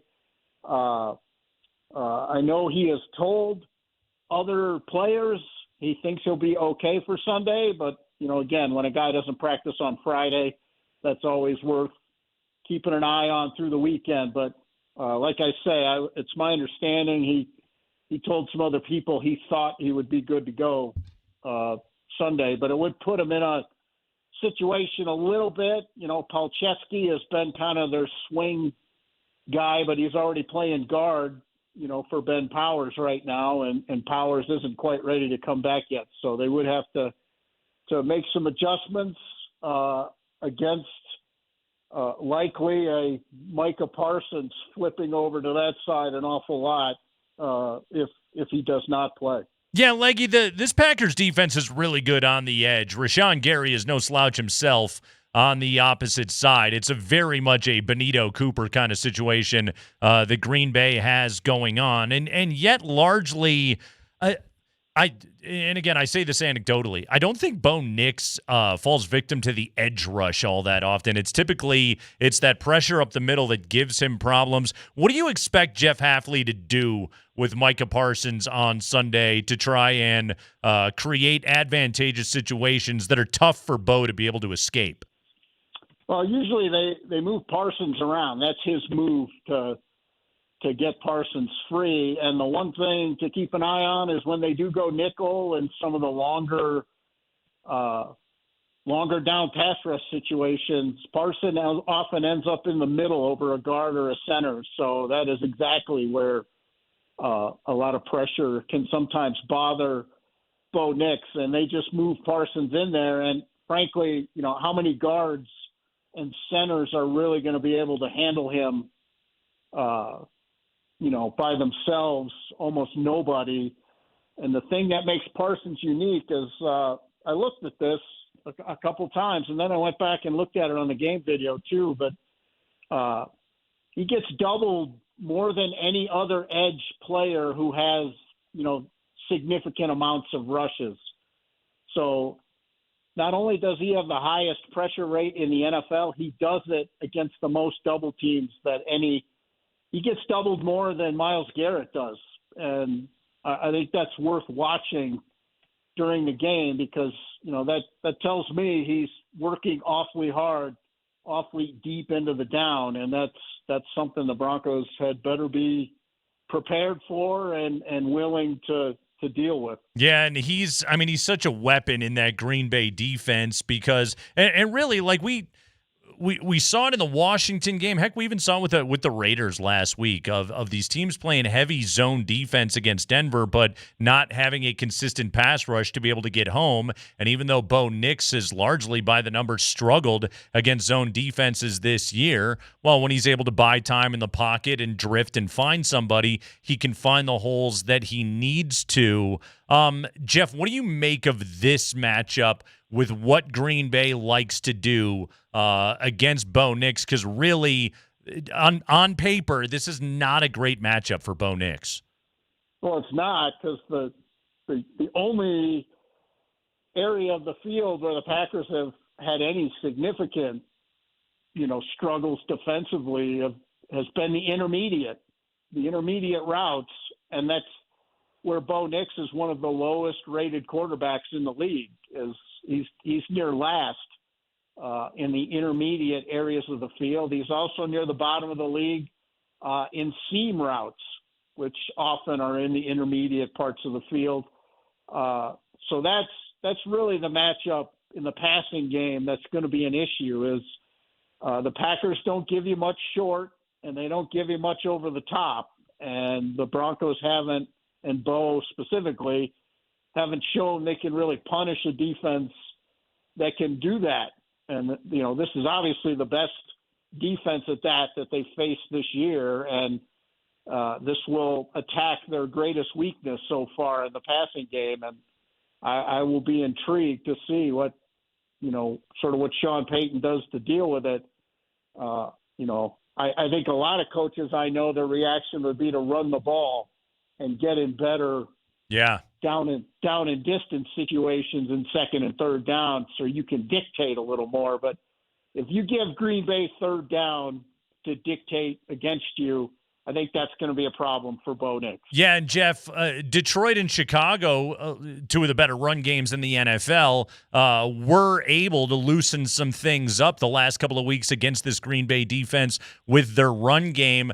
Based on what you saw from R.J. Harvey, who had a very good game against the Raiders, but you always have to throw the caveat on there, it was the Raiders.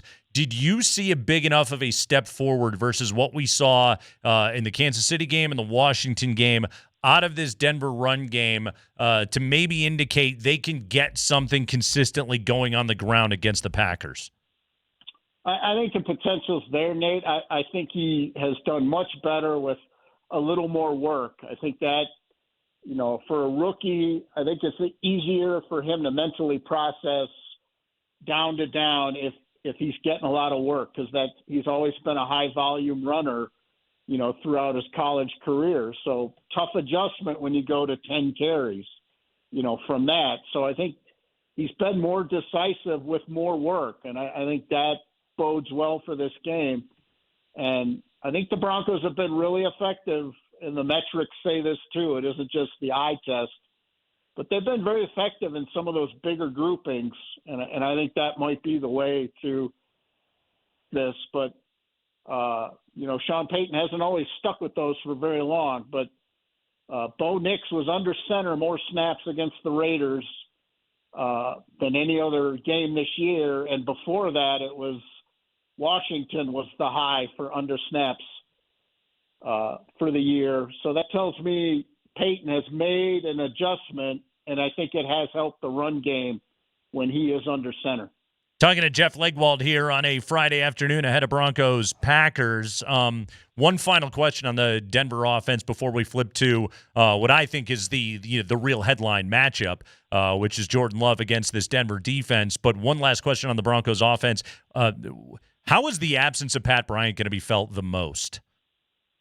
I think Bo Nix has gotten a real comfort level with him on the tough downs. He's the other receiver he's willing to throw a tight window ball to, other than Cortland Sutton. And, last year, especially his rookie year, and for most of this season, Cortland's really been the only tight window target guy that's been gotten a lot of work, from Bo. And I think Bryant in recent weeks has been another guy he was willing to put the ball in a tight space to. So that's especially, again, in that intermediate part of the field where the traffic can be high.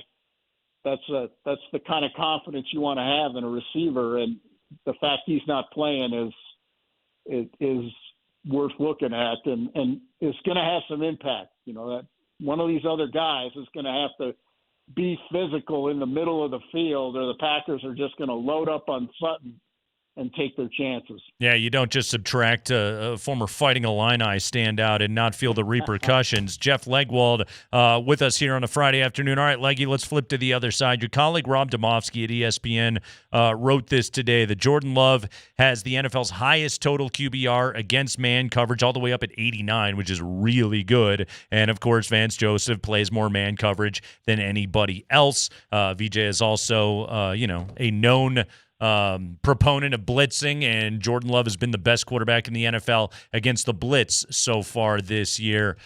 Leggy, and it's easy for me to say over here, I say, so what? Play to your strengths, play man, play aggressive, get after Jordan Love. Don't flip what you are. Don't weaken what you are. Just play to your strengths and go mano a mano in this game. Do you think that's how VJ plays it, or does he try and throw Jordan Love a curveball and give him more zone looks? Well, I think there are more zone elements in the Broncos than we probably talk about. They often will be in man on the front side of the play, and on the back side there will be some zone concepts. Mm-hmm. So I think you'll see a lot of that. Will it be the lineup every snap, every defender's in man? There will be some of that, but I think they will sprinkle in some different looks. Against younger quarterbacks, VJ will often layer zone in because he thinks it's better to get the young guys to have to sort through things, and then you get home and the pass rush easier. But Love's seen enough through the years. I don't think VJ's going to think he can fool them all that much, but I think they'll try and do a lot of pre-snap roll-ups and roll-outs with the safeties, and just to keep him from getting settled. Because if he does know what he's looking at, he's crushing it. And, I don't think there's a category, especially over the last 4 weeks, that he's not number one in the league. And some of it, I spent an awful lot of years of my career charting Shanahan and Kubiak offenses. I think LaFleur's and McVay's versions are the closest going in the NFL right now. And those offenses always crushed man coverage, and they always crushed blitzes. So it doesn't shock me that that's the way the Packers look. What's been the impact of getting both Christian Watson and then Jaden Reed back the last couple of games for Green Bay? Well, Watson's one of the fastest players in the NFL. So, that's immediate. He turns the 8-yarder into a 52-yarder. Yeah. You miss one tackle on him and he's out the gate, and that's his impact in the offense. You could see it, I think, against the Bears. They missed one tackle, and he takes it for a huge play, and that's a big comfort level when you have that, because you don't have to scheme it up to get him free down the field. You just got to get him some space to move, and he can turn it into something. And I think Love is far more willing. It's odd to say, but when he gets those two receivers back in the lineup, I think it makes it easier for him to spread it around and pick your bad matchup more than he would when he's without them. So, it gives him even more options, and, they're just, the best of their targets. They will miss the tight end. He was having a great year. Tucker Kraft, beast. Yeah, especially run after the catch at that position. But Watson gives him that's an element, where the Broncos have, when you play as much man coverage as you do, and the quarterback can throw it in a tight window, that big speed receiver, and I would expect LaFleur to try and get him bunched or in the formation so he's on a safety at some points, and those will be the trouble downs for the Broncos. In those situations, is it Hufanga that they're trying to attack in coverage as much as they can? Well, Washington sure did. Yeah. With some effectiveness, and I think other people have noticed. Now, VJ's been really good at keeping him clean, and it's not that he's athletically he's just such an aggressive player. Right. It's sometimes you can lose the double move or the stop and go or I came up breaking down tape, calling them pivot routes, but a lot of people call them jerk routes now. Just the quick flick flash routes. That stuff can give him trouble. And this offense, the Packers offense, is just full of those kinds of routes. So that's going to be a matchup they're going to be looking to do, and you create that by how you bunch them at the line of scrimmage and all of those things, and they're good at that. So this is a great. I mean, if you're a football fan, it's an awesome December game. No, Jeff, this is star players and talent all over the place. This is absolutely as good as it gets, and I mean, here's my read on it, Leggy. I think Green Bay is a more complete team than the Broncos are. I think they're just better on both sides of the ball. In terms of having strengths on both sides of the ball. That said, I think home field advantage is going to be massive in this game.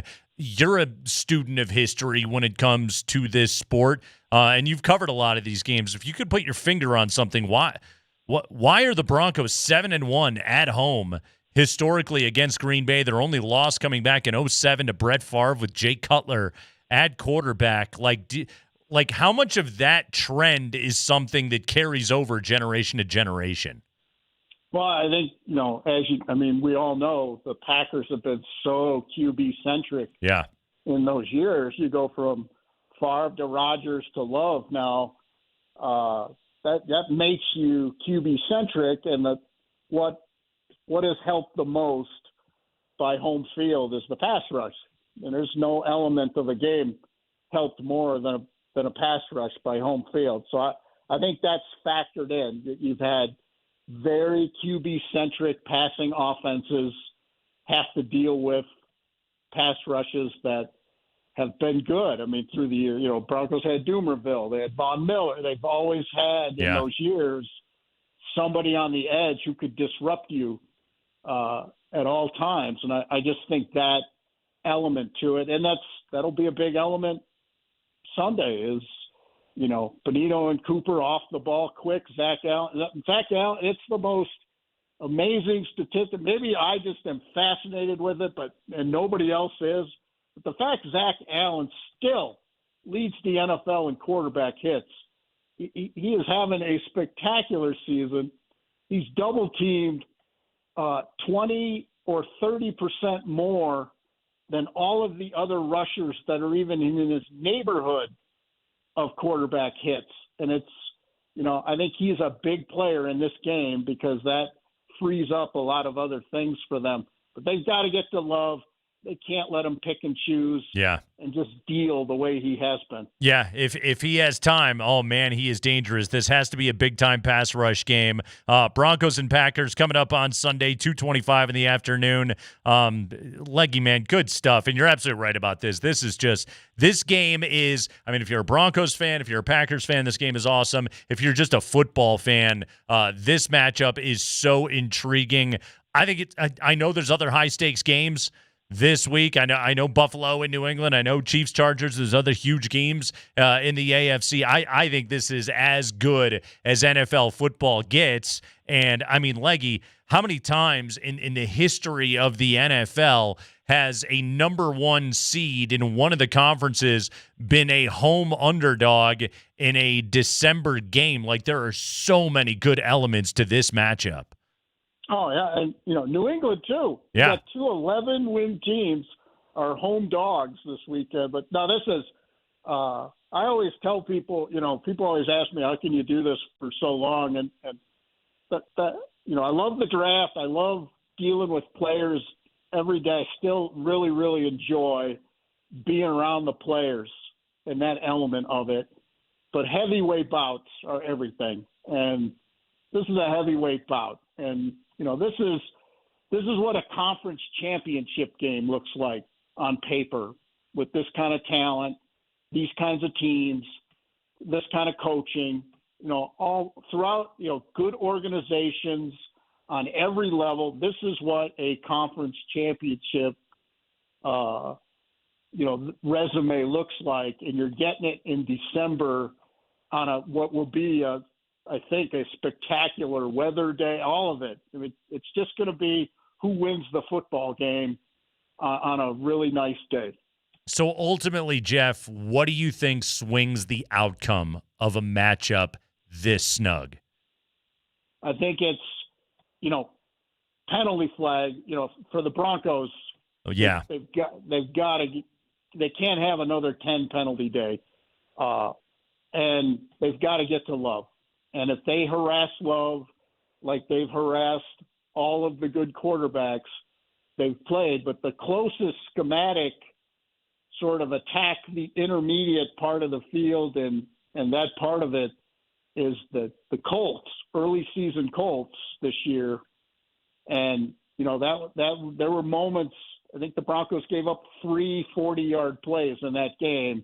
Mm-hmm. You can't have that. Yep. They've got to get to Love and limit the heavy damage plays. Guys, Jeff Legwold covering the Broncos for ESPN.com.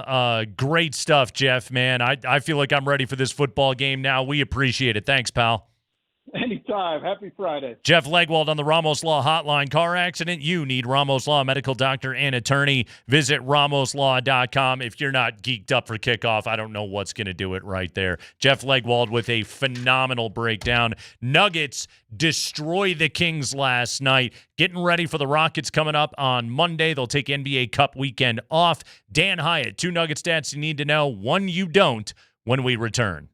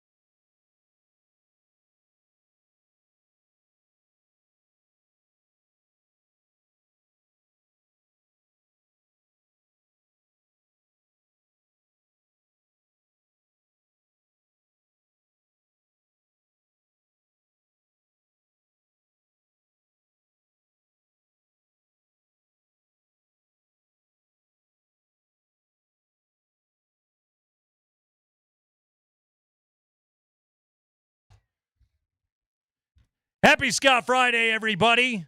Avs kick ass last night. Nuggets destroy the Kings. Nice 31-point victory at the Golden One Center last night. 11 consecutive road wins. Nuggets have a chance to snap the home court losing streak on Monday against the Houston Rockets. You'll listen to that game here on Altitude Sports Radio 92.5, your home for the Denver Nuggets. And joining us right now to bring you everybody's favorite Friday radio segment, 2 Nugget stats you need to know and 1 you don't. NBA statistician, our old pal Dan Hyatt. Hi, Dan. Nate, how we doing? We're doing great. Dan, by the way, I don't know if you were listening back at 320. We had a phenomenal breakdown of Denver Post and Rocky Mountain News beat writers that I know you would have been all over. It was awesome. I did listen to it, and it reminded me of when you were talking about how we would switch between Jim Armstrong and Mark Kisla on the press box. You remember we had a book of like 200 CDs, and every show we'd finish the show with a CD, with a song that had a title that was relevant to the Denver sports scene that day. Yes. You know, and Kisla would come in and was super, alternative rock, kind of indie. Like he was adventurous though, Death Cab for Cutie and My Morning Jacket. And he'd be willing to play ball and find something new. Jim was just 70s rock, and that was all it was. And he would sit there the entire last segment during the break and flip through like he was paying attention and like really trying to figure out what song.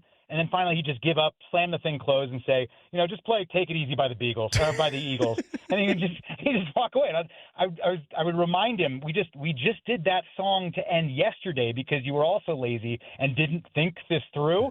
And he goes, no one's listening anyway. My favorite element to that was it was like a Case Logic binder of CDs, but Armstrong would go, "Hey, give me my tapes."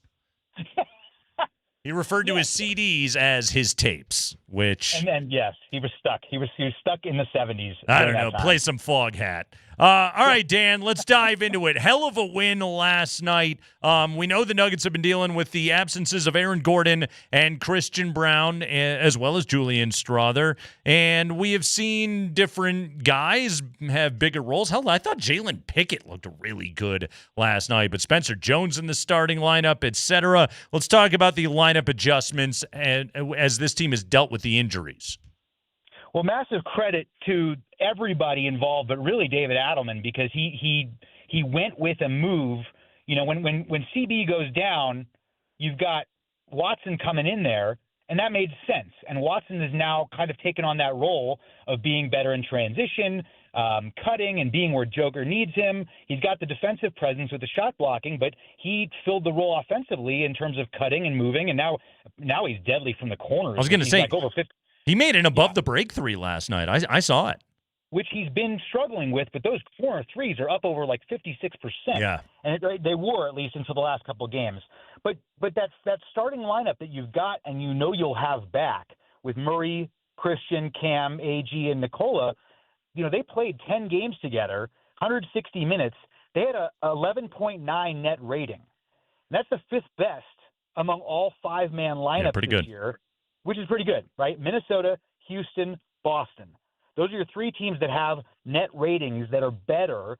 And the number 1 5-man lineup, not starting, but just 5-man lineup, is this new Nuggets lineup that's got Watson and Jones in there, which is remarkable. And the offense that they're putting up is spectacular. They've had a couple of games in which the defensive efficiency has been down, when they were allowing 120 to Indiana, but they were winning the game but blowing them out, so it didn't really matter. But that new 5-man lineup is the result of these injuries, and you basically just filled the gaps with a more efficient offense while you wait for your guys to get healthy, which is remarkable. It really is kind of hard to believe. OKC is a freight train, and they've got depth for days. But Denver went out and got a bench unit and got people to replace the starters when they go down with a really high efficiency pace and offensive efficiency that is among the league's best, and those guys aren't even supposed to be there. That Watson and Jones starting 5 is the top 5-man lineup in the NBA by net rating. That is a stat I did not know. All right, so let's talk further about the depth on this team.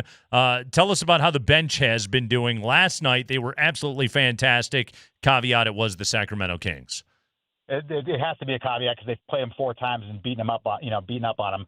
But they went in finally last night and got a win you were supposed to, where Joker can rest in the third quarter, which is only the third time they've done that.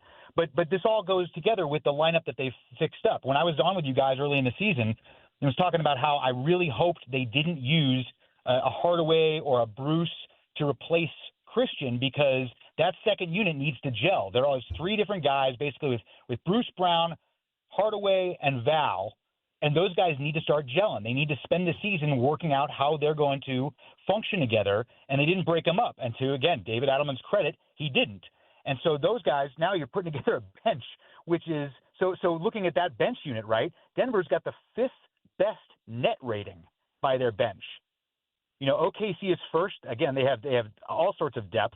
Houston, Orlando, Toronto, and then Denver is a +2 net rating. That's not just around 0 or a little bit below. They've actually crossed into the positive net realm, which they have not been in a long time. Last year they were 22nd in net rating by the bench. Year before that, 22nd. Championship year they were 29th. They had the 2nd worst net rating by a bench the year they won it all, because the starters were so elite. Now you're 3 years later. You need to get rest for Joker, who's putting up probably a better season than any of his MVP years so far. You've got Jamal putting up career numbers, and you've got a bench unit that is now positively beating up on the opponents. Yeah, it was Sacramento, but they've done this now to a couple of teams that are above 500. Yeah, we live in a world where you don't lose the bench minutes. In fact, you win the bench minutes. With the Nikola Jokic team, that's really all we've been asking for, Dan, is just don't suck as a bench unit. And not only that, they're actually having success right now, top 5 unit in the league. All right, so that is the 2 Nugget stats you need to know on a Friday afternoon. Now, Dan Hyatt, 1 Nugget stat we don't need to know. Well, they've got this 11-game road win streak, right? So I'm thinking about the 10,000 miles of air travel that they've accumulated while they're winning all these games. And then I was laughing too, thinking about the transportation secretary telling us if we dressed with more respect, dress well, airlines, we'd restore courtesy and class to air travel. But going down that road, that rabbit hole, it's nearly 100 years. Aircrafts, which I've now learned, have been required to test engines and windshields and bodywork against sudden impact. Right? What's the most common cause of in-flight impact? Birds. Still is. It was 100 years ago when they first made planes, and it still is today. The industry testing these aircrafts, they don't call it a device like a flight impact simulator, which is what it technically is referred to. They call it a chicken gun. I thought that's so super 1940s, right? No, they still call it that. And you've got the technology now that you didn't have back then with avian flight pattern technology and air traffic controllers being able to help. But we've learned that you can't properly test how the components of a jet engine work when a bird flies into the compressor blades unless you actually throw a bird at high pressure into a jet engine. So the chicken gun was first used in the 40s, and it would basically throw a carcass about 400 miles per hour at a pane of glass.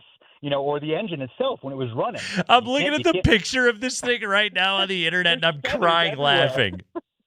There's feathers everywhere. Now they don't, it's not, and the bird wasn't alive to begin with. Sure. But they couldn't use something frozen. They had to use just a carcass. And then when they first tested it, it had feathers. So they could see if the feathers did any damage. They determined it didn't, so now you don't need them. But the FAA and the Air Force, they all use these chicken guns. And, while there's no regulations as to what actual kind of bird or bird carcass you can use, chickens are obviously the cheapest and therefore used most frequently. There's just feathers flying everywhere as this damn chicken gets fired out of a cannon. Oh, my God. Apparently 75 miles per hour mixed with a regular, commercial jet engine's speed will cause damage. So the gun can fire it up to about 350, 400 miles per hour. And you're talking about complete obliteration. Guys, just Google chicken gun. Maybe you'll find it as amusing as I do. There it is, everybody. Hopefully the Nuggets planes are nice and solid. Dan Hyatt, everybody. 2 Nugget stats you need to know, and one you don't. We talk to our friend, NBA statistician Dan Hyatt, every Friday afternoon. Dan, excellent work as always, man. Thank you. You got it. Hey, tell Andy to rest up. All right. He's battling. I heard you. He's back at it at 5 o'clock, everybody. It's the Kreckman and Lindahl show. We've got the 5 biggest stories of the day from around the NFL, and then your Broncos Packers drinking game at 5:20 on the Kreckman and Lindahl show.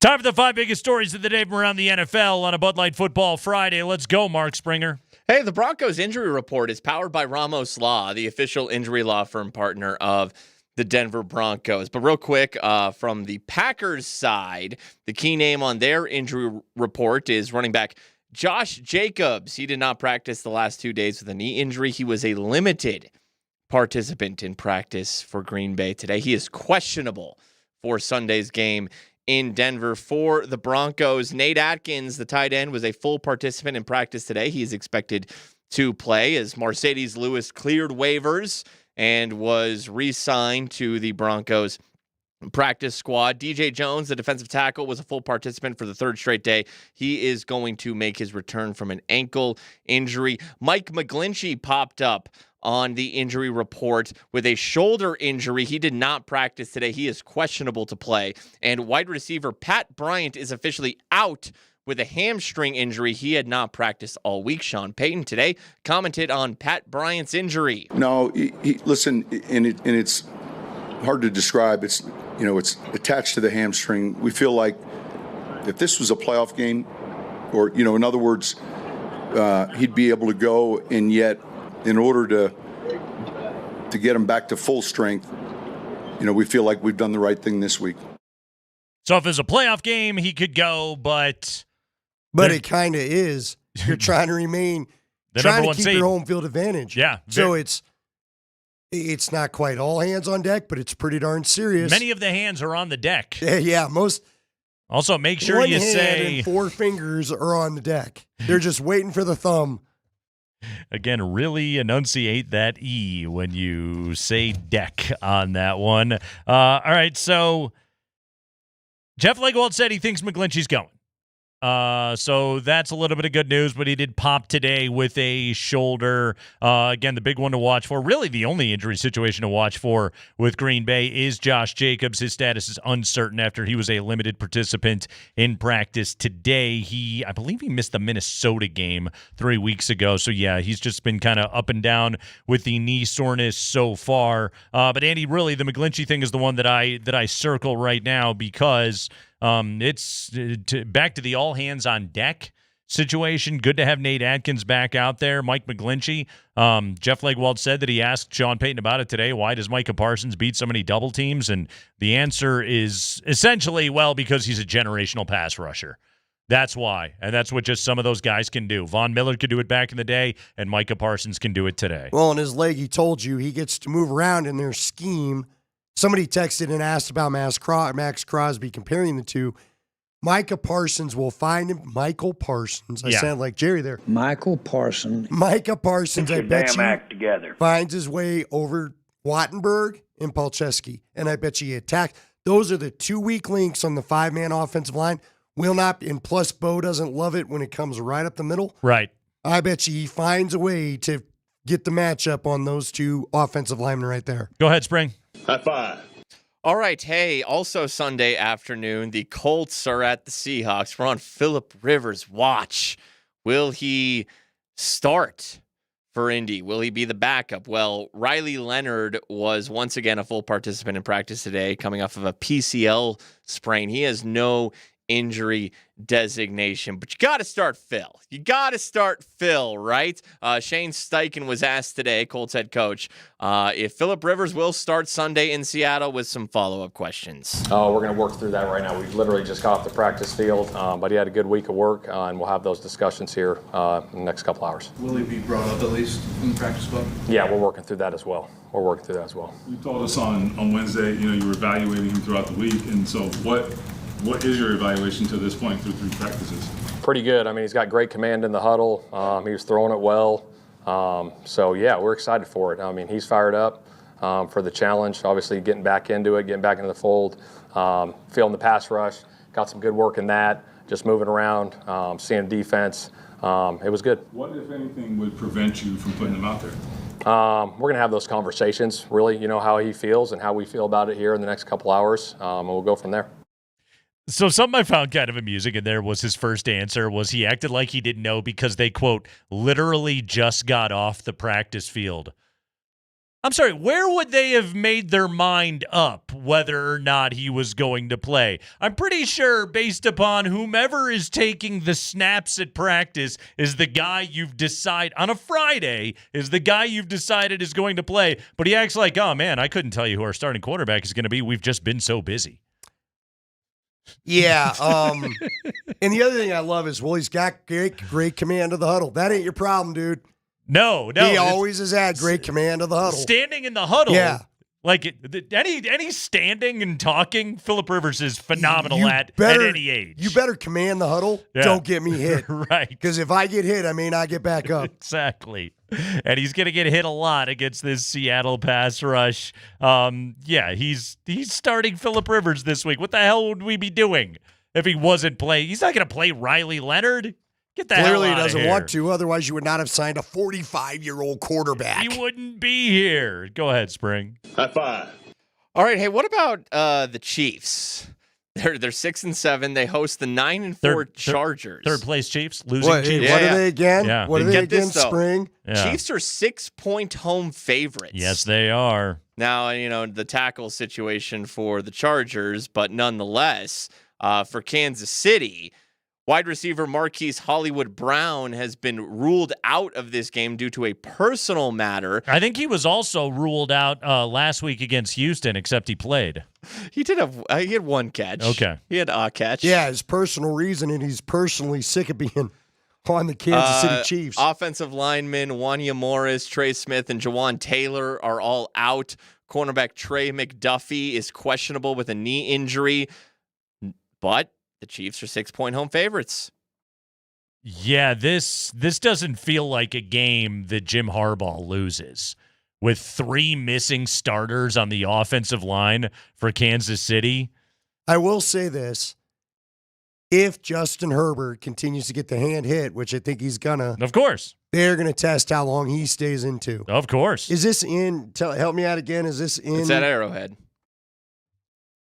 That's living off history. Yeah. Is that another Vegas line just to try to get some people to bet the Chargers? If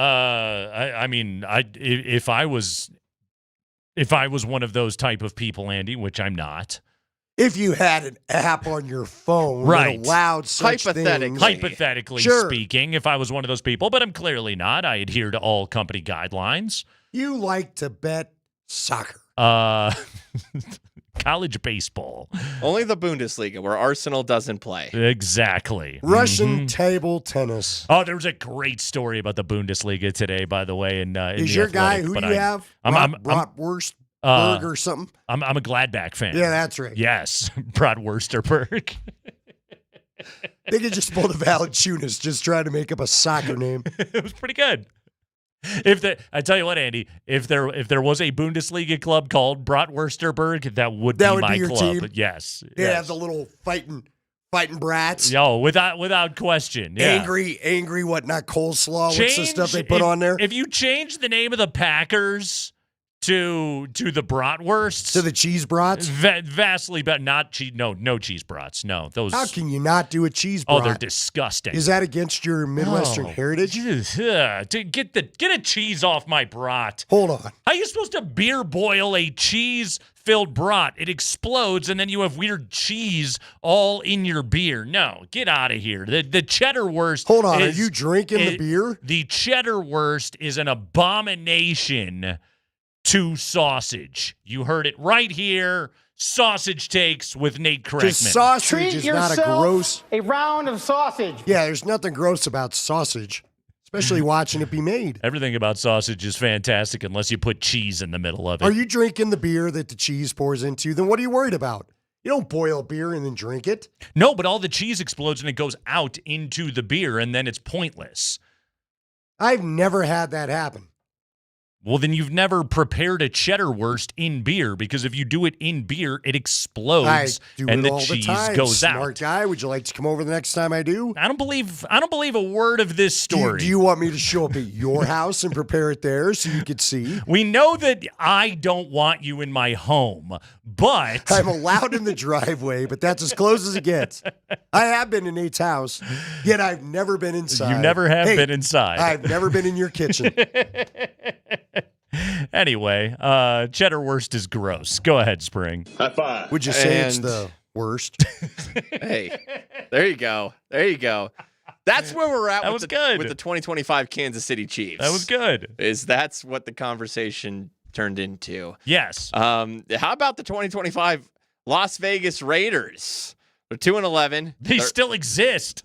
They're in Philly playing the 8-5 Eagles. Eagles 12.5-point home. I was going to say favorites. the future 9-5 Eagles. This should be a get-right game for Philly. Kenny Pickett's going to start. He's a former Eagle. Redemption game? I always forget that he was on Philly, but he was because he was in Pittsburgh. He never played, and then he was in Philly, and the Kenny Pickett experience continues. He does wear the glove. Did you see the glove last week? Yeah, because he's got small hands. He's got the small hands, He looked all right against that Broncos prevent defense. There's a lot of crappy teams that have could use a Kenny Pickett, or I was just gonna have some fighting spirit to them. Like last night, that Falcons-Bucs game was fantastic. Last night, good on Kirk Cousins in Atlanta going and getting that one. That's what's so stunning to me about the Raiders is there's just no fight in that team. No, you're right. Now it may change with Pickett in there, but seriously, yeah. Back to last night's game. How did you, a former guy that used to peruse an app and maybe put a couple bucks down? Yeah.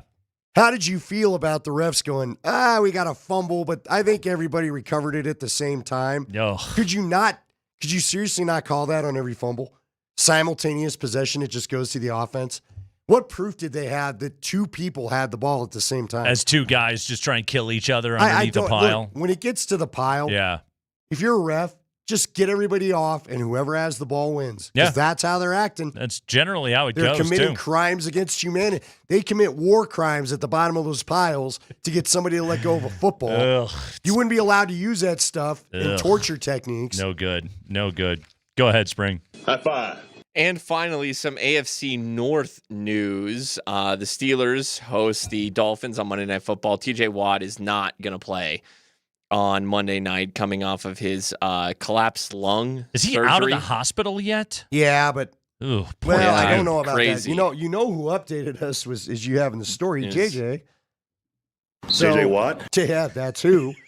Thank you, Vance Joseph, for jumping in and helping the show. Never coming off the board. It's always a giggle. It's a giggler. Wait, are you telling me it wasn't the Bills quarterback actually that broke that story? Josh Allen. Josh Allen. Why not? Didn't know we'd get the whole menu, but why not? Let's go for it. That's right. Also, what about Paxton Lynch? Did he weigh in? I don't have that one on the board still. Dang. I have to type in some letters for that one. The Ravens are at the Bengals. What about former Cowboys great pass rusher turned Denver Bronco number 94 Ware? I can't remember exactly which. You don't was know it Walker? Where was it that Walker? Is? But nonetheless, DeMarcus. Oh, that's right. We had another DeMarcus. You're right. Yeah. Wait, I saw DeMarcus Walker this year. What team was he on? Was he on the Bears? I want to say it was the might Bears. Be right about that. Yeah. Did DeMarcus play for Vance Walker? I mean, Ware? Yeah. No, did they Ware didn't. Right? Did Ware retire in 20? I can't remember now. Who? Well, let's figure this out. He only played 3 years, right? So he retired in 2016. DeMarcus? 14, 15, 16. Yeah, that's who we're talking about. Why? Okay. Also, I'm Rod Burgundy. T. Higgins won't play for the Bengals as they host the Ravens. Dude, what is the NFL going to do about this concussion thing? T. Higgins makes it through the game, and then after the game, all of a sudden doesn't feel so well, has to go to a hospital and doesn't go home with the team. Yeah. What? Yeah, Andy, we're in a post-concussion world. No, I get it. Nobody cares anymore. Put the clause in the contract. This game is not going to help your head. Matter of fact, you're probably leaving with damage. It's already there. Can we all call it good? Because you don't get the money if you don't. Exactly. They and all let's know. move on. Yeah, we do not care about concussions in football anymore. We are in a post-concussion world. It's that thing. It got its 10 years. It got its settlement. And now it's again like Scott Wedgwood faces another shot in the shootout before the spotter was like, hey, you should probably get him out of there now. Well, you left him out there before. And you want him pulled Right. as the game's, as it turned out, Jared is going Bednar- to end anyway. I love the way Bednar talked about it after the game. Is he's just like, I just do what they tell me. I don't know. Well, he was funny on the bench. He's like, I do what now? Yeah, exactly. I got to pull my goalie, even though we're not even sure he's going to be down there. Blackwood never even saw a shot in that Well, shootout. the poor guy had to stretch out. Yeah. Mm-hmm. Get out there. Get out there, my friend. Blackwood played well last night, by the way. Nice Avalanche victory over the Panthers. 6-2 was the final. As, by the way, congratulations, Nathan McKinnon. He is now the Avalanche's all-time leader in goals scored in Avalanche history. Not total. Not total. Because Joe was a Nordique. Since 95-96, nobody has scored more goals in an Avalanche sweater than Nathan McKinnon. Well, he's worn a lot of sweaters. Numerous. Do the Nordique, both the Do they go away? retro alternate? No, Right. I mean, listen, does that count? That's not an Av sweater. It's a Nordique sweater. That's a good point. That's I hate to split hairs. I welcome Well Actually guy every now and then. It's a Bud Light Football Friday. Bud Light is the official beer sponsor cheese brats are great. of the Denver Broncos. It's an abomination. You hate that Well Actually guy. Get out of my face with a cheese brat. Give me mustard and onions the way God intended. Do you ever put a little cheese on it? God, no. No. Little whiz? No. No, I'll have cheese curds on the side. A good squeak on the side. Fried cheese curds? Either one. They're both fantastic. Mm-hmm. I know why you get your cholesterol checked 9 times a year now. Exactly. It's that the Midwestern heritage. Oh, very much At least so. you moved to a place where they care. I got friends in Wisconsin, and I'm like, bro. Yeah, it's just, you know what? You're going out at 52 and with a harsh grabber on the floor of a bar somewhere. The Chris Farley Chicago Bear bit. You're going to drop dead during a Friday fish fry at Mulligan's or whatever. What happened? What happened? You should be asking the question, how did it not happen sooner? Yeah. Hey, we need fry oil. Let me tap some blood. It's the Kreckman and Lindahl Show. Broncos Packers drinking game is next.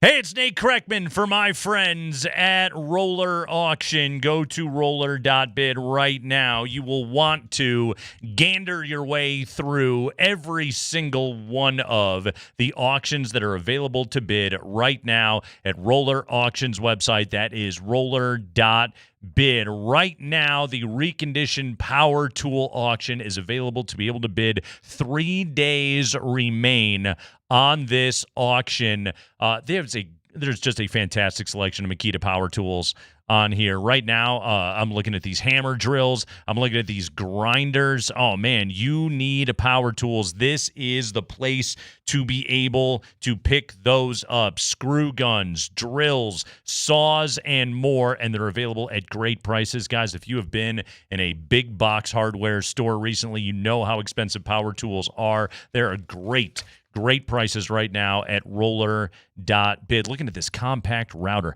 $30 right now. $30. That is a Makita compact router, $30. Go to roller.bid right now and check it out. Hey, as long as you're there, sign up to bid at roller.bid/altitude because you will be eligible to win Avalanche tickets, Avs, Blues, New Year's Eve. Get on it right now. Catered suite tickets. Sign up to bid at roller.bid/altitude. You get on the email list to get all set up. Our friends at Roller Auction will hook you up. Go to roller.bid right now.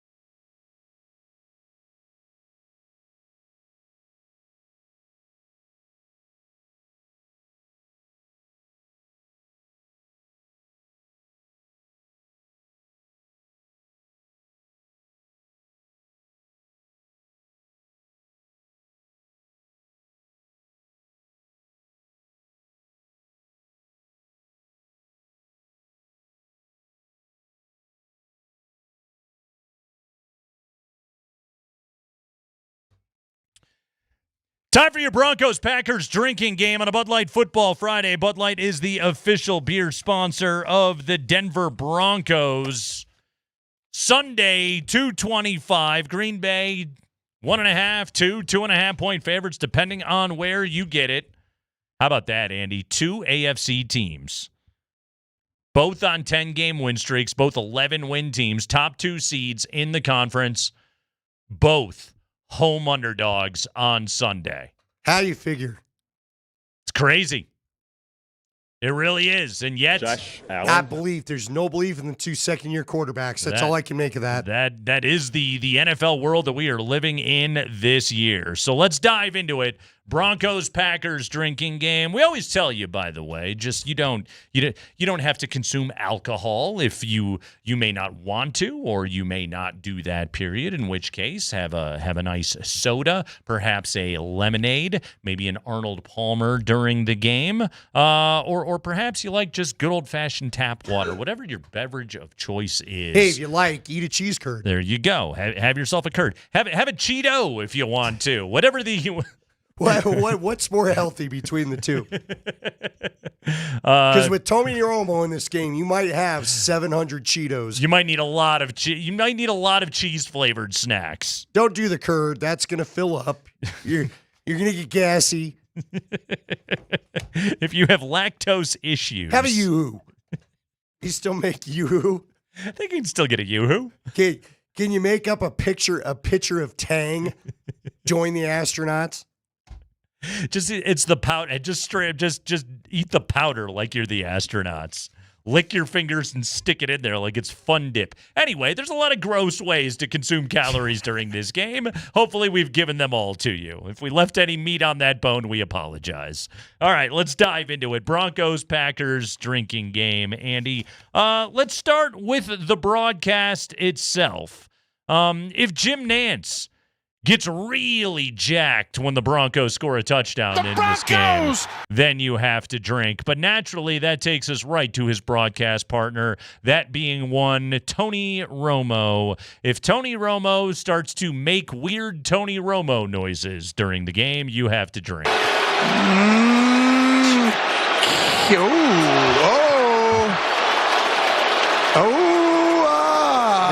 My favorite part of that is when Nance just started. He's like, I can't take it. Just shut up. Shut up. Shut up. Shut up. I thought for a minute I might do that to you at the telestrator, but we never had that moment Saturday. Might have gotten close. There was a moment where you were urging me to come and play with the telestrator. I wanted you to circle the thing. This is huge, Jim. Jim. Oh, he's out. Maybe he's in. Couple of more broadcast props that we're looking at right here. Andy, we know Packers fans travel well. We know Packers fans are everywhere. If you see a Packer fan in a cheesehead hat at Mile High, you have to drink on television. And then you have to go, well, somebody at the game, just tip it. Don't knock it off. Don't get aggressive. Just a little tip. I say you put your beer on top of it. Yeah, it is a good coaster. If there is a Packer fan shown on television wearing a XXL jersey or larger, people of Wisconsin, not necessarily known as svelte, go ahead and drink. What did Tim Connolly call Nikola Jokic back in the day? Corpulent. Ah, yes. That was the word. Pretty corpulent. Wait, you know what? I used to go to the Packer website. Mm-hmm. I was going to always get a David Bakhtiari one. Yeah. I think you can get up to like 5 or 6X. That sounds about right. On the Packer website. That sounds about right. Uh-huh. He's not in the best of shape. Some of their stuff starts at 3X. If you're wearing a lineman jersey. If we get an owner's suite shot of Greg and Carrie with Condi Rice looking on with consternation, go ahead and drink. Condi always looks really intense while she watches the game. She doesn't look like she's enjoying it. No. It's almost as if she's going to do a tax audit. It means everything to her. If you hear the words Burnham Yard on the broadcast, you have to drink. Now this one, Andy, follow me on this one. B-roll shot of Larimer Square, drink. B-roll shot of any ski hill, I think you have to drink twice at least. We don't have any snow. There's no damn snow. No, they got hit. They got hit last weekend. I thought they got hammered with that storm that barely gave us a little bit of something. That was like well over last week, though. I mean, that's 10 days ago. You don't think it's up there anymore? That stuff is tracked out, my friend. Do we need to call Bianchi? We definitely don't. No. All right. I'm going to text him. Okay. No. Yeah. Come on. No, I got to know. No. Look, the ski industry doesn't need you saying there ain't no snow. I think I'm pretty sure the ski industry will be able to survive. I'm pretty sure Vail Resorts is going to be okay with Nate Kreckman pointing out on Afternoon Drive Sports Talk Radio, it hadn't snowed that much this year. If Bo Nix throws the ball at the foot of a receiver, drink.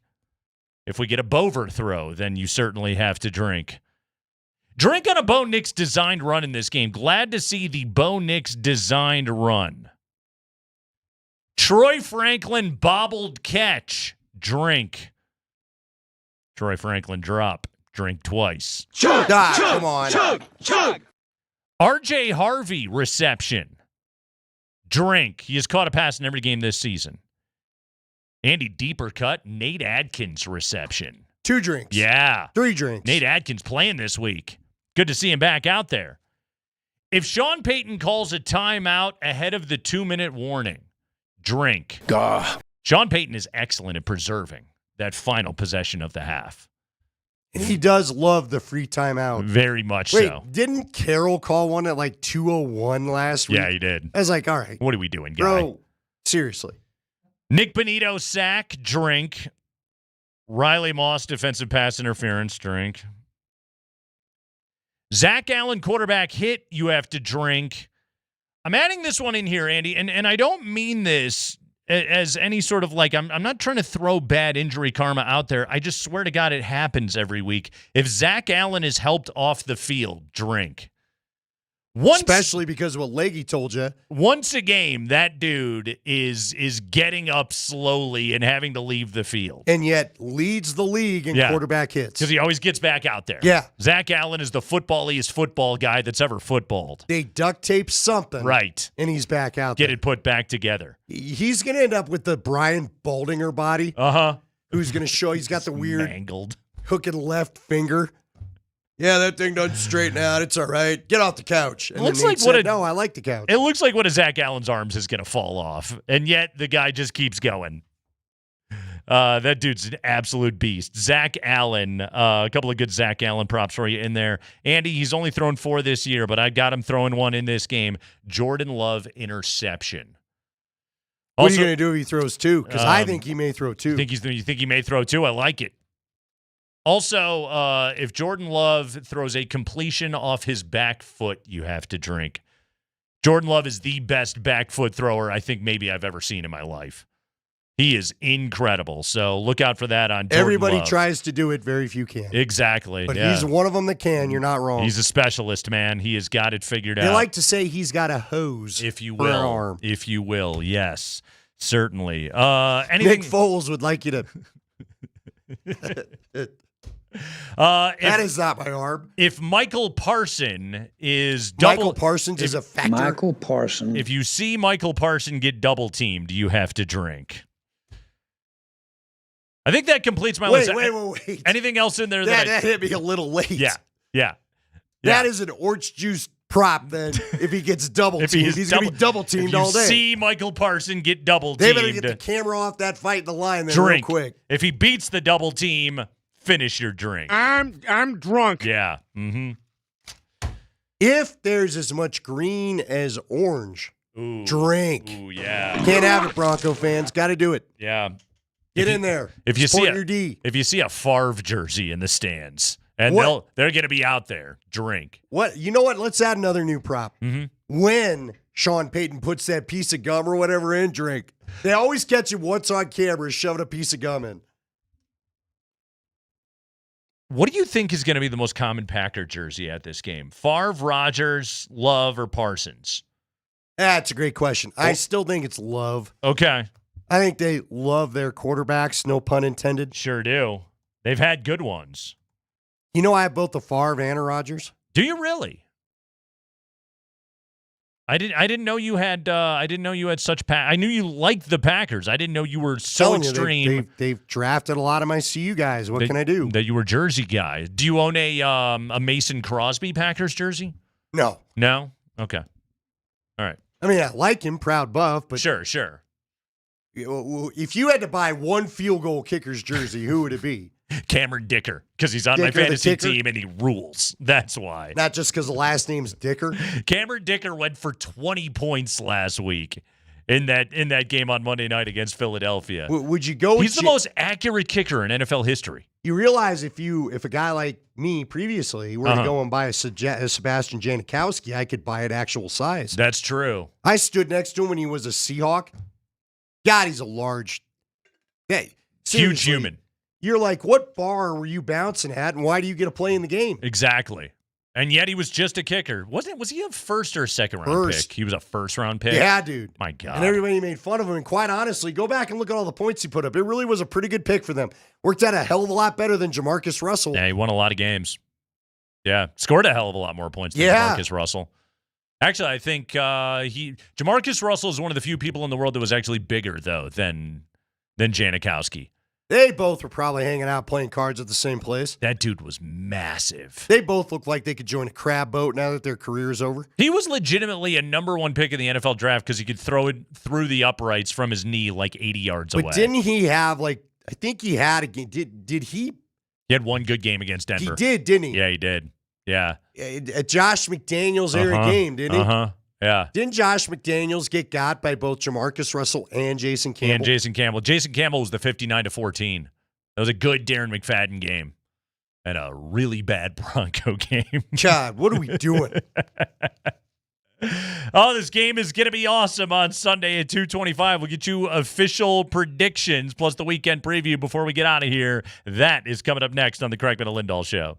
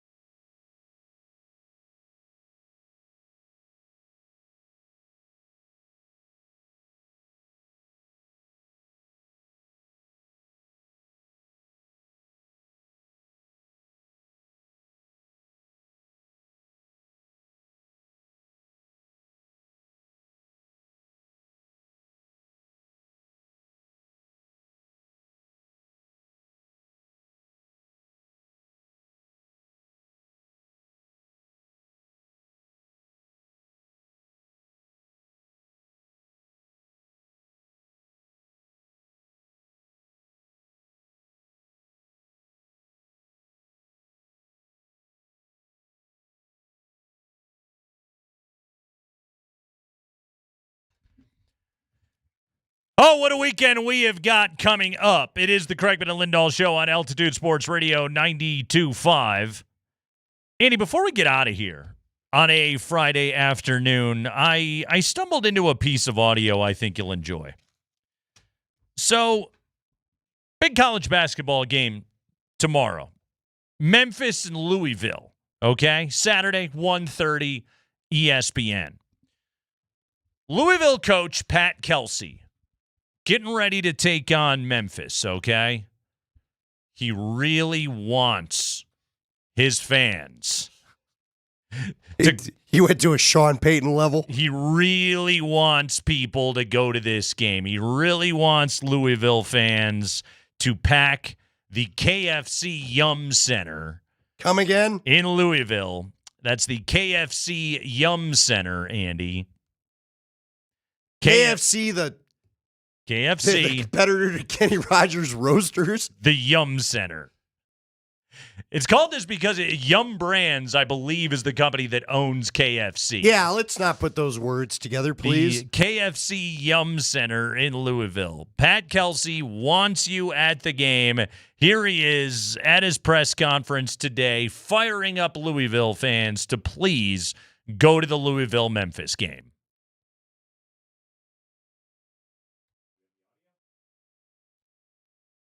Okay, so the Louisville head coach, Pat Kelsey. Sorry, Quinn Hughes just got traded, and me and Berta were freaking out back here. To who? The Minnesota Wild. Well, that's a big trade. Great. Yes. Anyway. Okay, yes, I have this cut. Apologies, my friends. Dynamite. Thanks, pal. Quinn Hughes is a Wild. You can play it anytime you want. But does I Quinn know Hughes... it's going to be absolutely frigid out tomorrow. It's going to be single digits. But it's Saturday afternoon at 3:30 in Louisville, and it's Memphis Tigers and the Louisville Cardinals.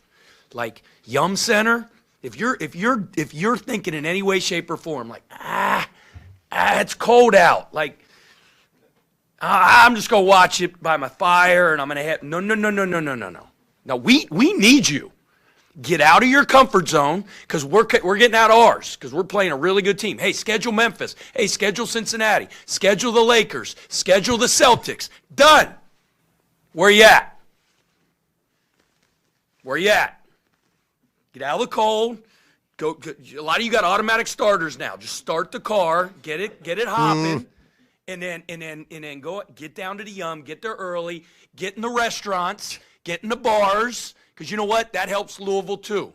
That helps our economy. Go get some lunch. Go get a couple beers. Be feeling pretty good when you walk in there. And then be a factor in the game tomorrow. We need you. We need you. We need that place hopping tomorrow.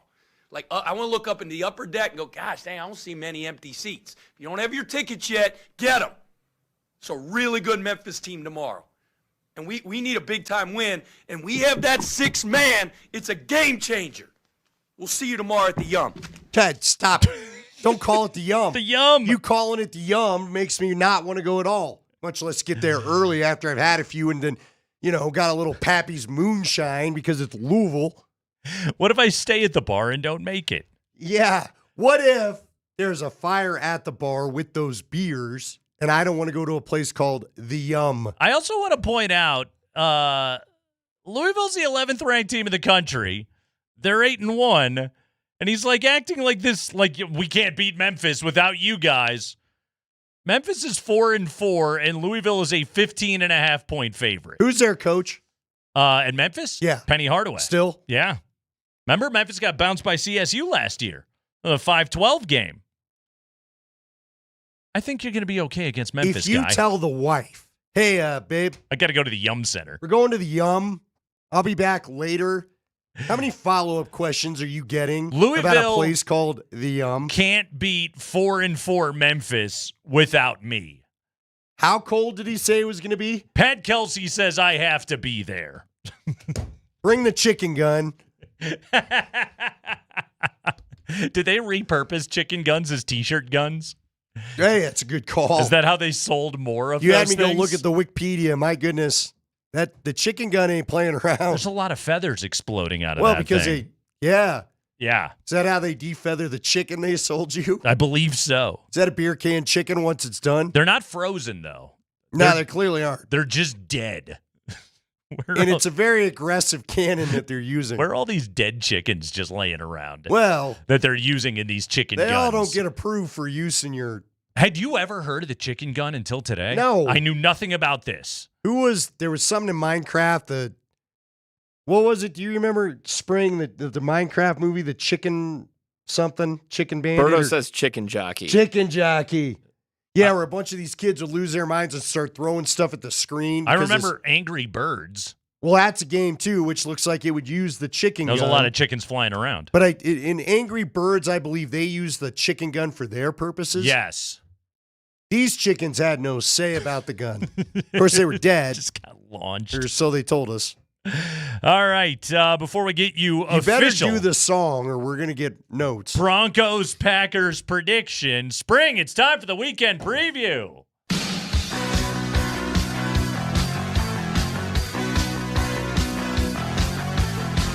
Everybody's watching sports on the weekend. Everybody wants to watch the games. Everybody's eating guacamole. Uh-huh. Chips and guac are good when watching sports. You want to go watch the game. All right, we have got a jam-packed weekend. Tomorrow, Andy, 7 o'clock, Avs Preds over there at Ball Arena. Brief little 2-game homestand continues for Colorado. The Avs have won 10 in a row at home. 10 consecutive victories on home ice after they destroyed the Florida Panthers last night. So, yeah, huge one for the Avalanche as they take on Nashville. Need a little revenge for that loss in the shootout the other night. Are we gonna hear the wagon song again? We might have to. The Avs are a damn wagon. Look out for those guys. Well, that's what Avalanche inspired the spot. Did you just bang your knee? I did, yes. You just did a little. That was really unpleasant. It was a really good job of not screaming into the mic and messing everybody's ears. You just gave it the silent. This segment just continues to be awesome. Okay, Army-Navy tomorrow, Andy. The Commander-in-Chief's trophy is on the line. Yeah. Make sure you tune in here on Altitude Sports Radio. If you like 95 run plays in a football game,